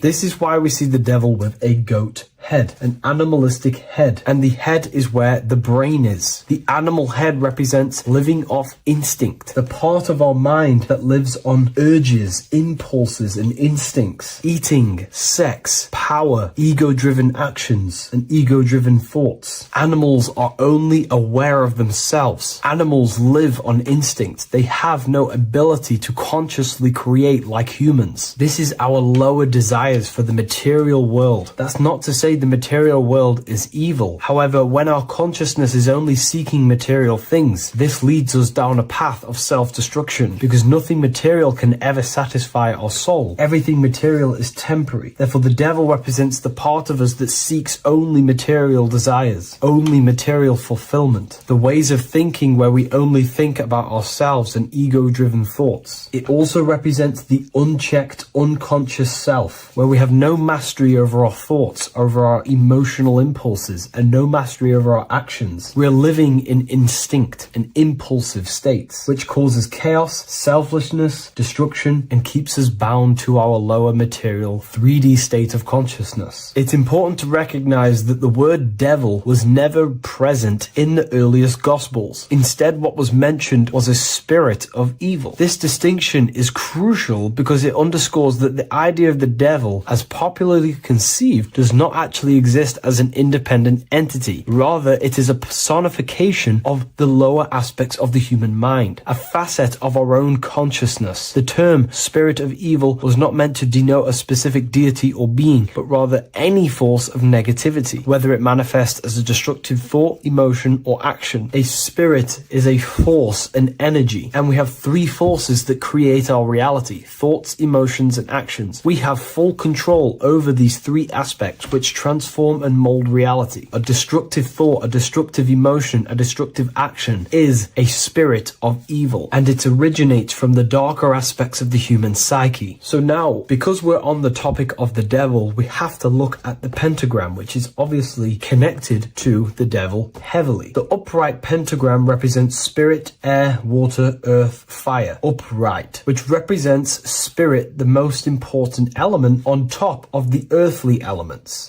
showing spiritual principles over material principles. As spiritual beings as we are, we have to put our spirit first, our higher self first, and material things second. Why? Because material things never satisfy us long term. Seeking material fulfillment will leave us feeling unfulfilled in the long run and very unhappy, and we can lose ourselves in illusions. We have to put our spiritual principles first. Seeking wisdom, knowledge, connection to the divine, and connection to our higher self is what gives us true fulfillment in our hearts and souls. But when we see this pentagram inverted, we now have spirit on the very bottom, which now represents earthly principles on top of the spiritual principles. We're putting our earthly elements on top of our spiritual element, which this inverted pentagram represents no longer caring about spirit, no longer caring about our invisible internal world, and only caring about this external body, food, sex, material things, cars, money, and all the things outside of us, the world outside of our mind. This is what true Satanism is. Satanism is not worshipping an external deity, but it is worshipping the self, only fulfilling the ego's desires. This is what true Satanism is, and we have all been conditioned to live in this state. Satanists want us to believe that there is an external deity called Satan or the devil, and the reason they do this is because they trick us, making us believe that we are not Satanists, while they are actually conditioning us to be self-seeking, ego-driven people, where we only care about sex, food, material things, and money, which is actually conditioning us to be Satanists. 80% of the population today are unknowingly involving themselves in Satanism, which is ego-driven thoughts, actions, and emotions, dwelling and living in this state, where we only care about ourselves. When we are spiritual, we realize we are all one. We are all one consciousness family, and we need to do things that help and contribute towards our collective experience, helping others, instead of seeking to serve only the self. The angel is depicted with wings, which represents elevation, higher self. The devil is represented with an animal horns, which is on the ground. A goat is on the ground, which represents the lower self. This is the elevated mind and the lower material mind. Horus, the bird, higher self. Set, the ground animal, lower self. Jesus and Satan. These are two forces, two characters that exist within the human psyche, not real entities. They are forces of our minds, and there is a battle between our higher self and lower self all the time within our own minds. There's always a part of us that's telling to do one thing and another thing, to do something bad and to do something good. There is this battle inside of our own consciousness. Here we have the human spinal column. The human spinal column is showing you the higher and the lower self. The higher self represents the head. The head is where the mind is. This is the creative essence of the universe. This is where all material things begin as a thought in the mind. We create with the skull, with the brain. This is our higher self, the heavens, connected to the heavens, the sky. And the lower end of the spinal column is where our reproductive organs are, where our gut is. Our reproductive organs and our gut is all to do with survival. The lower end of the spinal column, lower instinctual 3D based consciousness. The lower end of the spinal column is where our lower self dwells. Eating, consumption, power, and sex, lust. These are all emotional forces and instinctual based organs that are not inherently evil, but when we dwell and live off this lower end of the spinal cord, it keeps us in low states of consciousness. Our goal to raise to our higher mind is to balance this, not to overeat, not to abuse power, not to abuse sex and lust, but to master these organs and gain the ability to say no to these organs so that we can raise to our creative side of consciousness. Instead of dwelling in our instinctual nature, we can turn to our creative nature and consciously become a builder and constructor of reality. This is the true way of raising consciousness. This is the stairway to heaven, out of the animal consciousness to the higher consciousness. To wrap all of this up, it's all about gaining control over our instinctual lower nature and allowing our spirit to rule over our body and not our body ruling over our spirit or mind. The moment you let let a thought become instantly an action is the moment you are an impulsive person. We are all trained to be this way. It is okay if you are in this state. The moment you let a thought turn straight into an action without questioning, that is the mind controlling you and you not controlling the mind. We need to gain control over the mind, and we do this through many different ways, through meditations,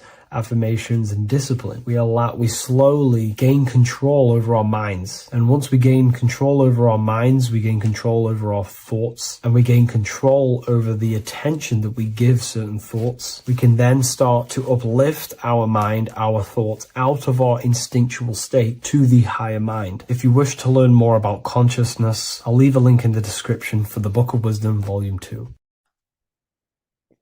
In this video, you're going to learn exactly what Christ consciousness truly is and how to cultivate this into your life so you can live a better life, create the things that benefit yourself and humanity, and ultimately to bring heaven on earth. This is the true way. If you're familiar with my work, you know that, I'm pretty much obsessed with symbolism. Symbolism is such a massive topic, and it unlocks profound ancient wisdom that is hidden behind these layers of symbolism of the ancient paintings, symbols, and texts. So I was going through some Christian artwork and I came across this painting. It's a well-known painting called The Sacred Heart of Jesus. And it just blew my mind what this is revealing about human consciousness and Christ consciousness, which is what Jesus represents. If you're not familiar with Christ consciousness, you should definitely do a bit of research on that. But I'm going to explain it today in detail. So when we look at this painting, we are looking at symbolism. We're looking at consciousness, a state of being, a state of living, a way of thinking, a way of feeling, and a way of acting in the world. As I've said this many times, we're all creators. We all create and generate reality. And you don't just have your personal reality, you have a collective reality. Your reality is affected by the collective consciousness. Depending on the collective consciousness's understanding of reality will also affect your life. We have a collective life and a collective experience. So Jesus in this depiction here is in a way showing us instructions to reach Christ consciousness, whether you see it yet or not. But I'm going to decode this for you. And your mind might be blown after watching this. Okay, so what is the meaning of Christ consciousness? What's the whole purpose of this? Very simple.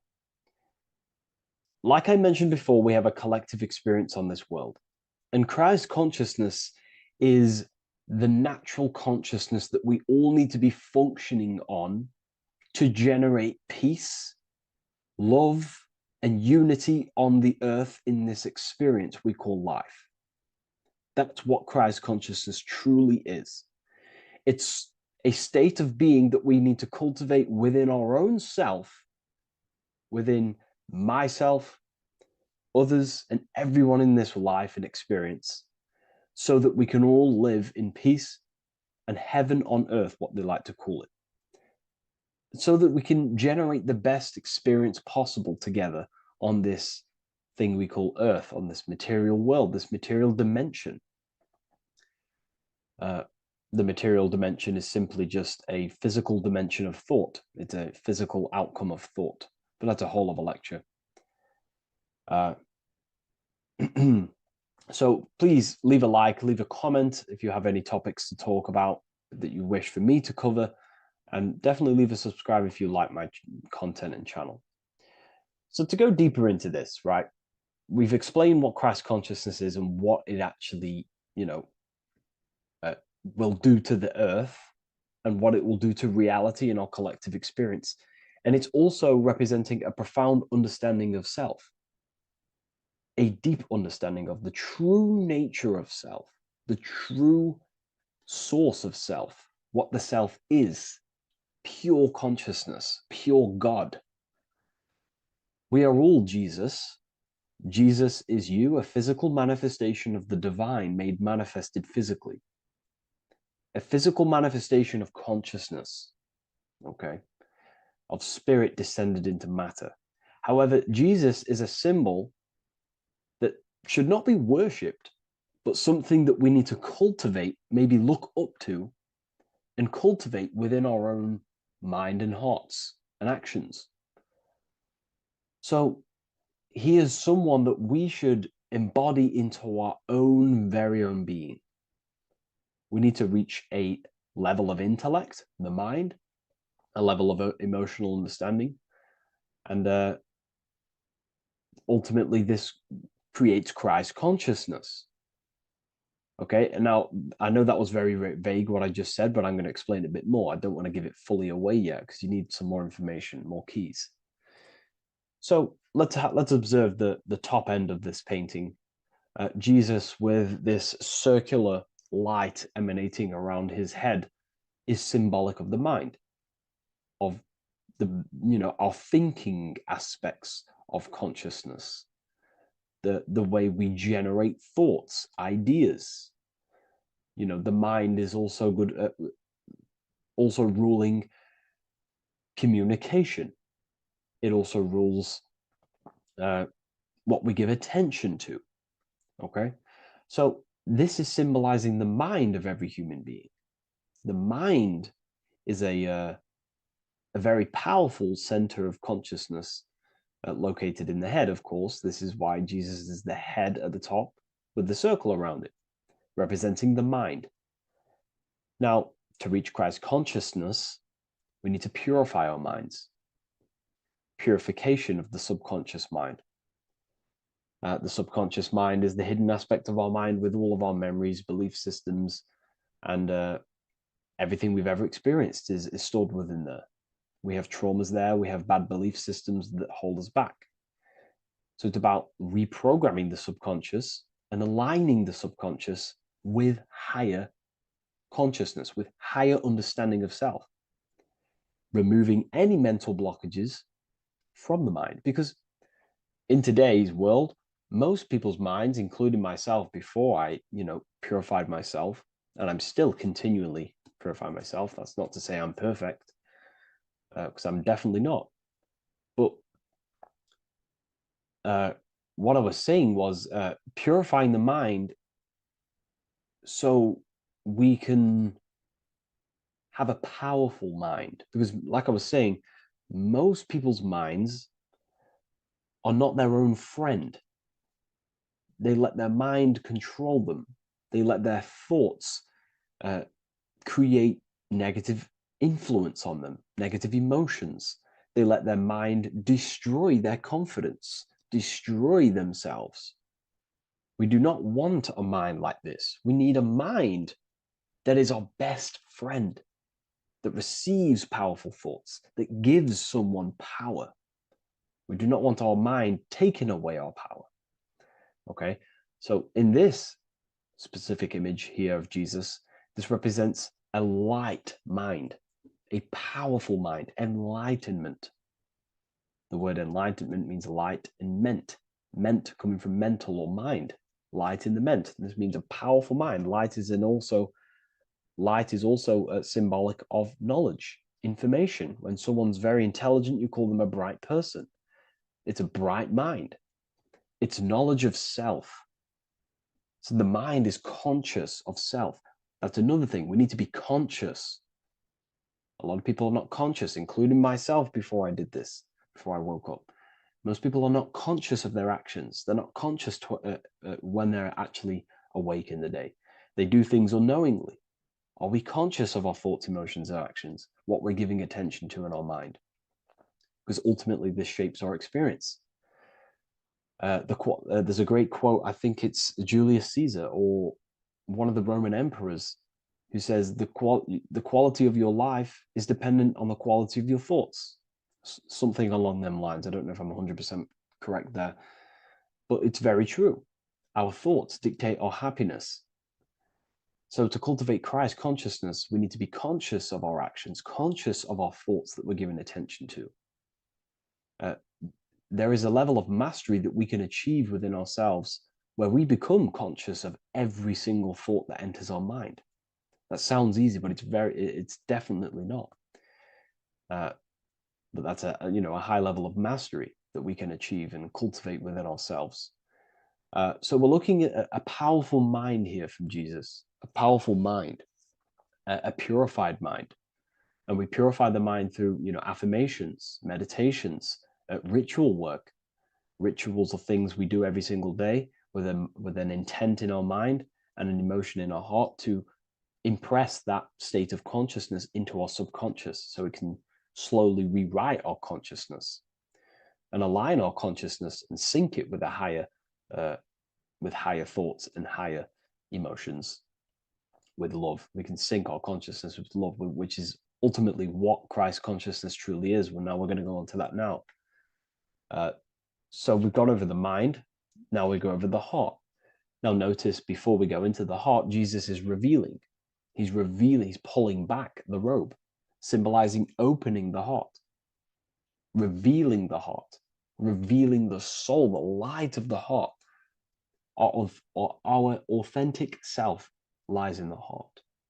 Our pure intentions, our love, our soul needs to be shining through our heart. And our soul is unconditional love.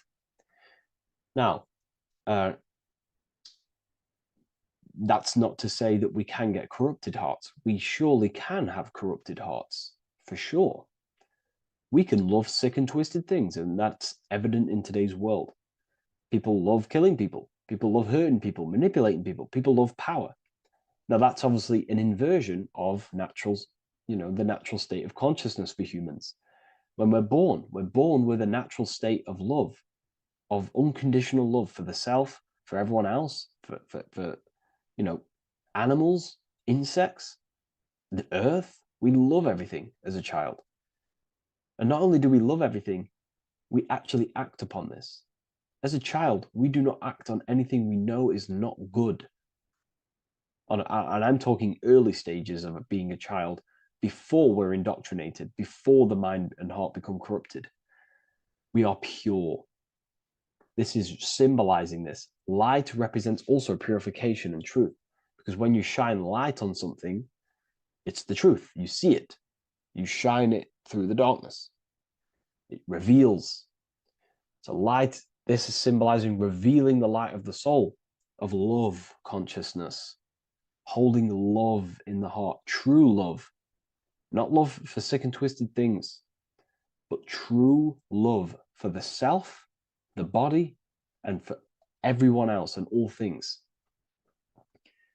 Holding love in the heart. There's a famous saying of keeping the sun in your heart. Keep the sun in your heart. It's a very famous saying. What the sun is a symbol of love. What does the sun do? It gives abundantly. All it does is give light, give energy, power, light to the earth, and everything is feeding off this source. The sun expects nothing back. It just abundantly gives. It's a symbol of love. This is the love principle of creation. Now, the heart is also governing our actions. What we think about, in our mental field of consciousness, is directly corresponded and observed in our hearts. What we think about directly corresponds with what's going on and what we feel in our hearts. Thoughts produce emotions. So if we give attention to negative thoughts, there's no wonder we're having negative emotions in our hearts. So purification of the mind is also having an effect in purification on the heart. Because when we purify our thoughts and only give attention to powerful thoughts and positive thoughts that uplift yourself and humanity, then we're going to also see this change in the heart, see this emotional change in our consciousness. So this represents the purification of well, a purified heart, the light emanating around the heart. Love for the self, love for one another. And you're revealing this, you're shining the heart on others. This represents, revealing your true self to everyone without suppressing aspects of self. Revealing the light, not holding back the light. Because people in darkness will look at people who are spiritual and say, oh, he's into the woo-woo stuff. It's about revealing that and not caring about others. Because when you shine a light, you're also planting seeds in other people. Now, I'm going to tie this together with the hand gesture. Now, what we're looking at here, we're looking at a hand gesture with 2 fingers up. We have the middle finger and the index finger upwards. And notice how they're crossed over. They're crossed. They're not separate. They're crossed, representing unification. Unification here. This is a unified 2 fingers. 2 represents division. Crossed over represents oneness. It's the unification of the mind and the heart. A lot of people talk about this, but not many people go into detail about it because, for many reasons. But this is the unification of thought with emotion. This is how we truly reach Christ consciousness. And ultimately, when we do gain the love in our hearts and we do slow, it's a gradual process of cultivating love for the self and everyone else in the world, because we're so programmed to be divided. But it's a slow progress. But when we do cultivate love in our hearts for the self and one another, love is a very, very nurturing and growing force. Like I said, the sun earlier, that is pure love energy. It makes everything grow on the earth. While love in your heart grows connections with people. It grows care. You go out your way to do things to people and do give people things. It's a very nurturing and growing energetic force. And me personally, I think the whole universe is built upon love. The whole thing. Without love, without the love, there is nothing. Nothing is, love is the only true emotion that truly exists. Everything else is either an opposition of love or a different degree and branch of love. Love is the only true emotion, and everything is built upon that principle.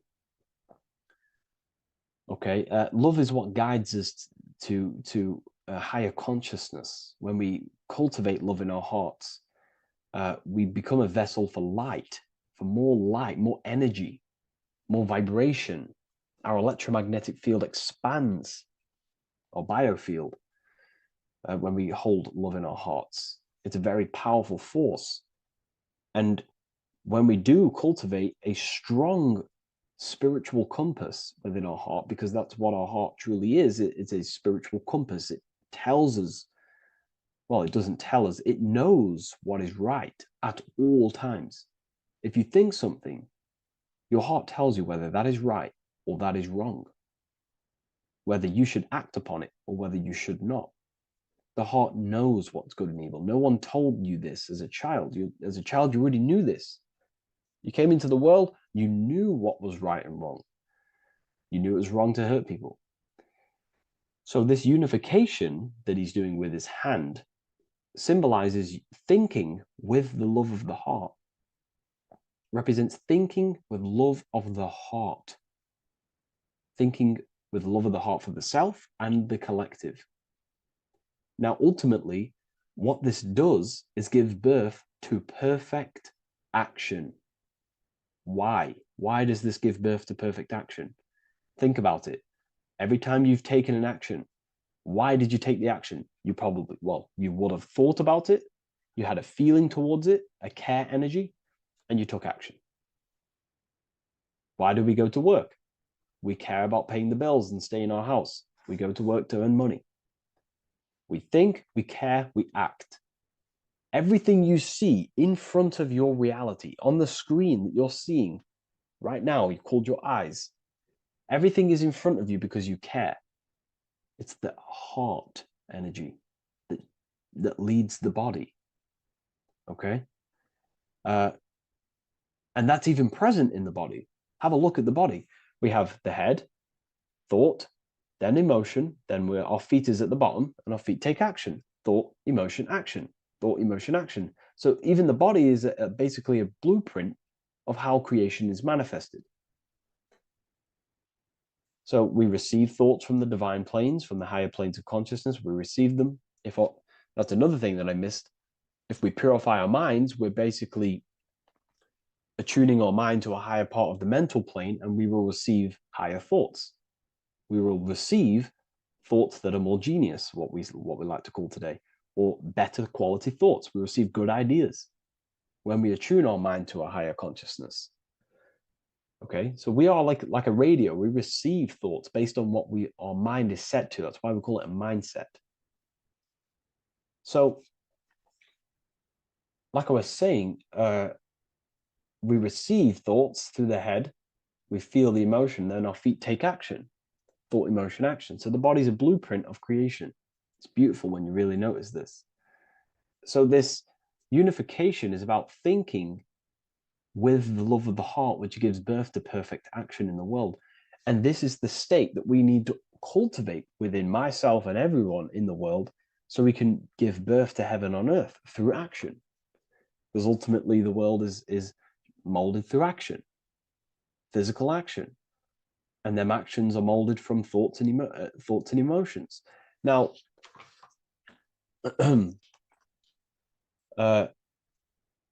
just to have a little announcement, I am now opening 10 more spaces inside my symbolism masterclass.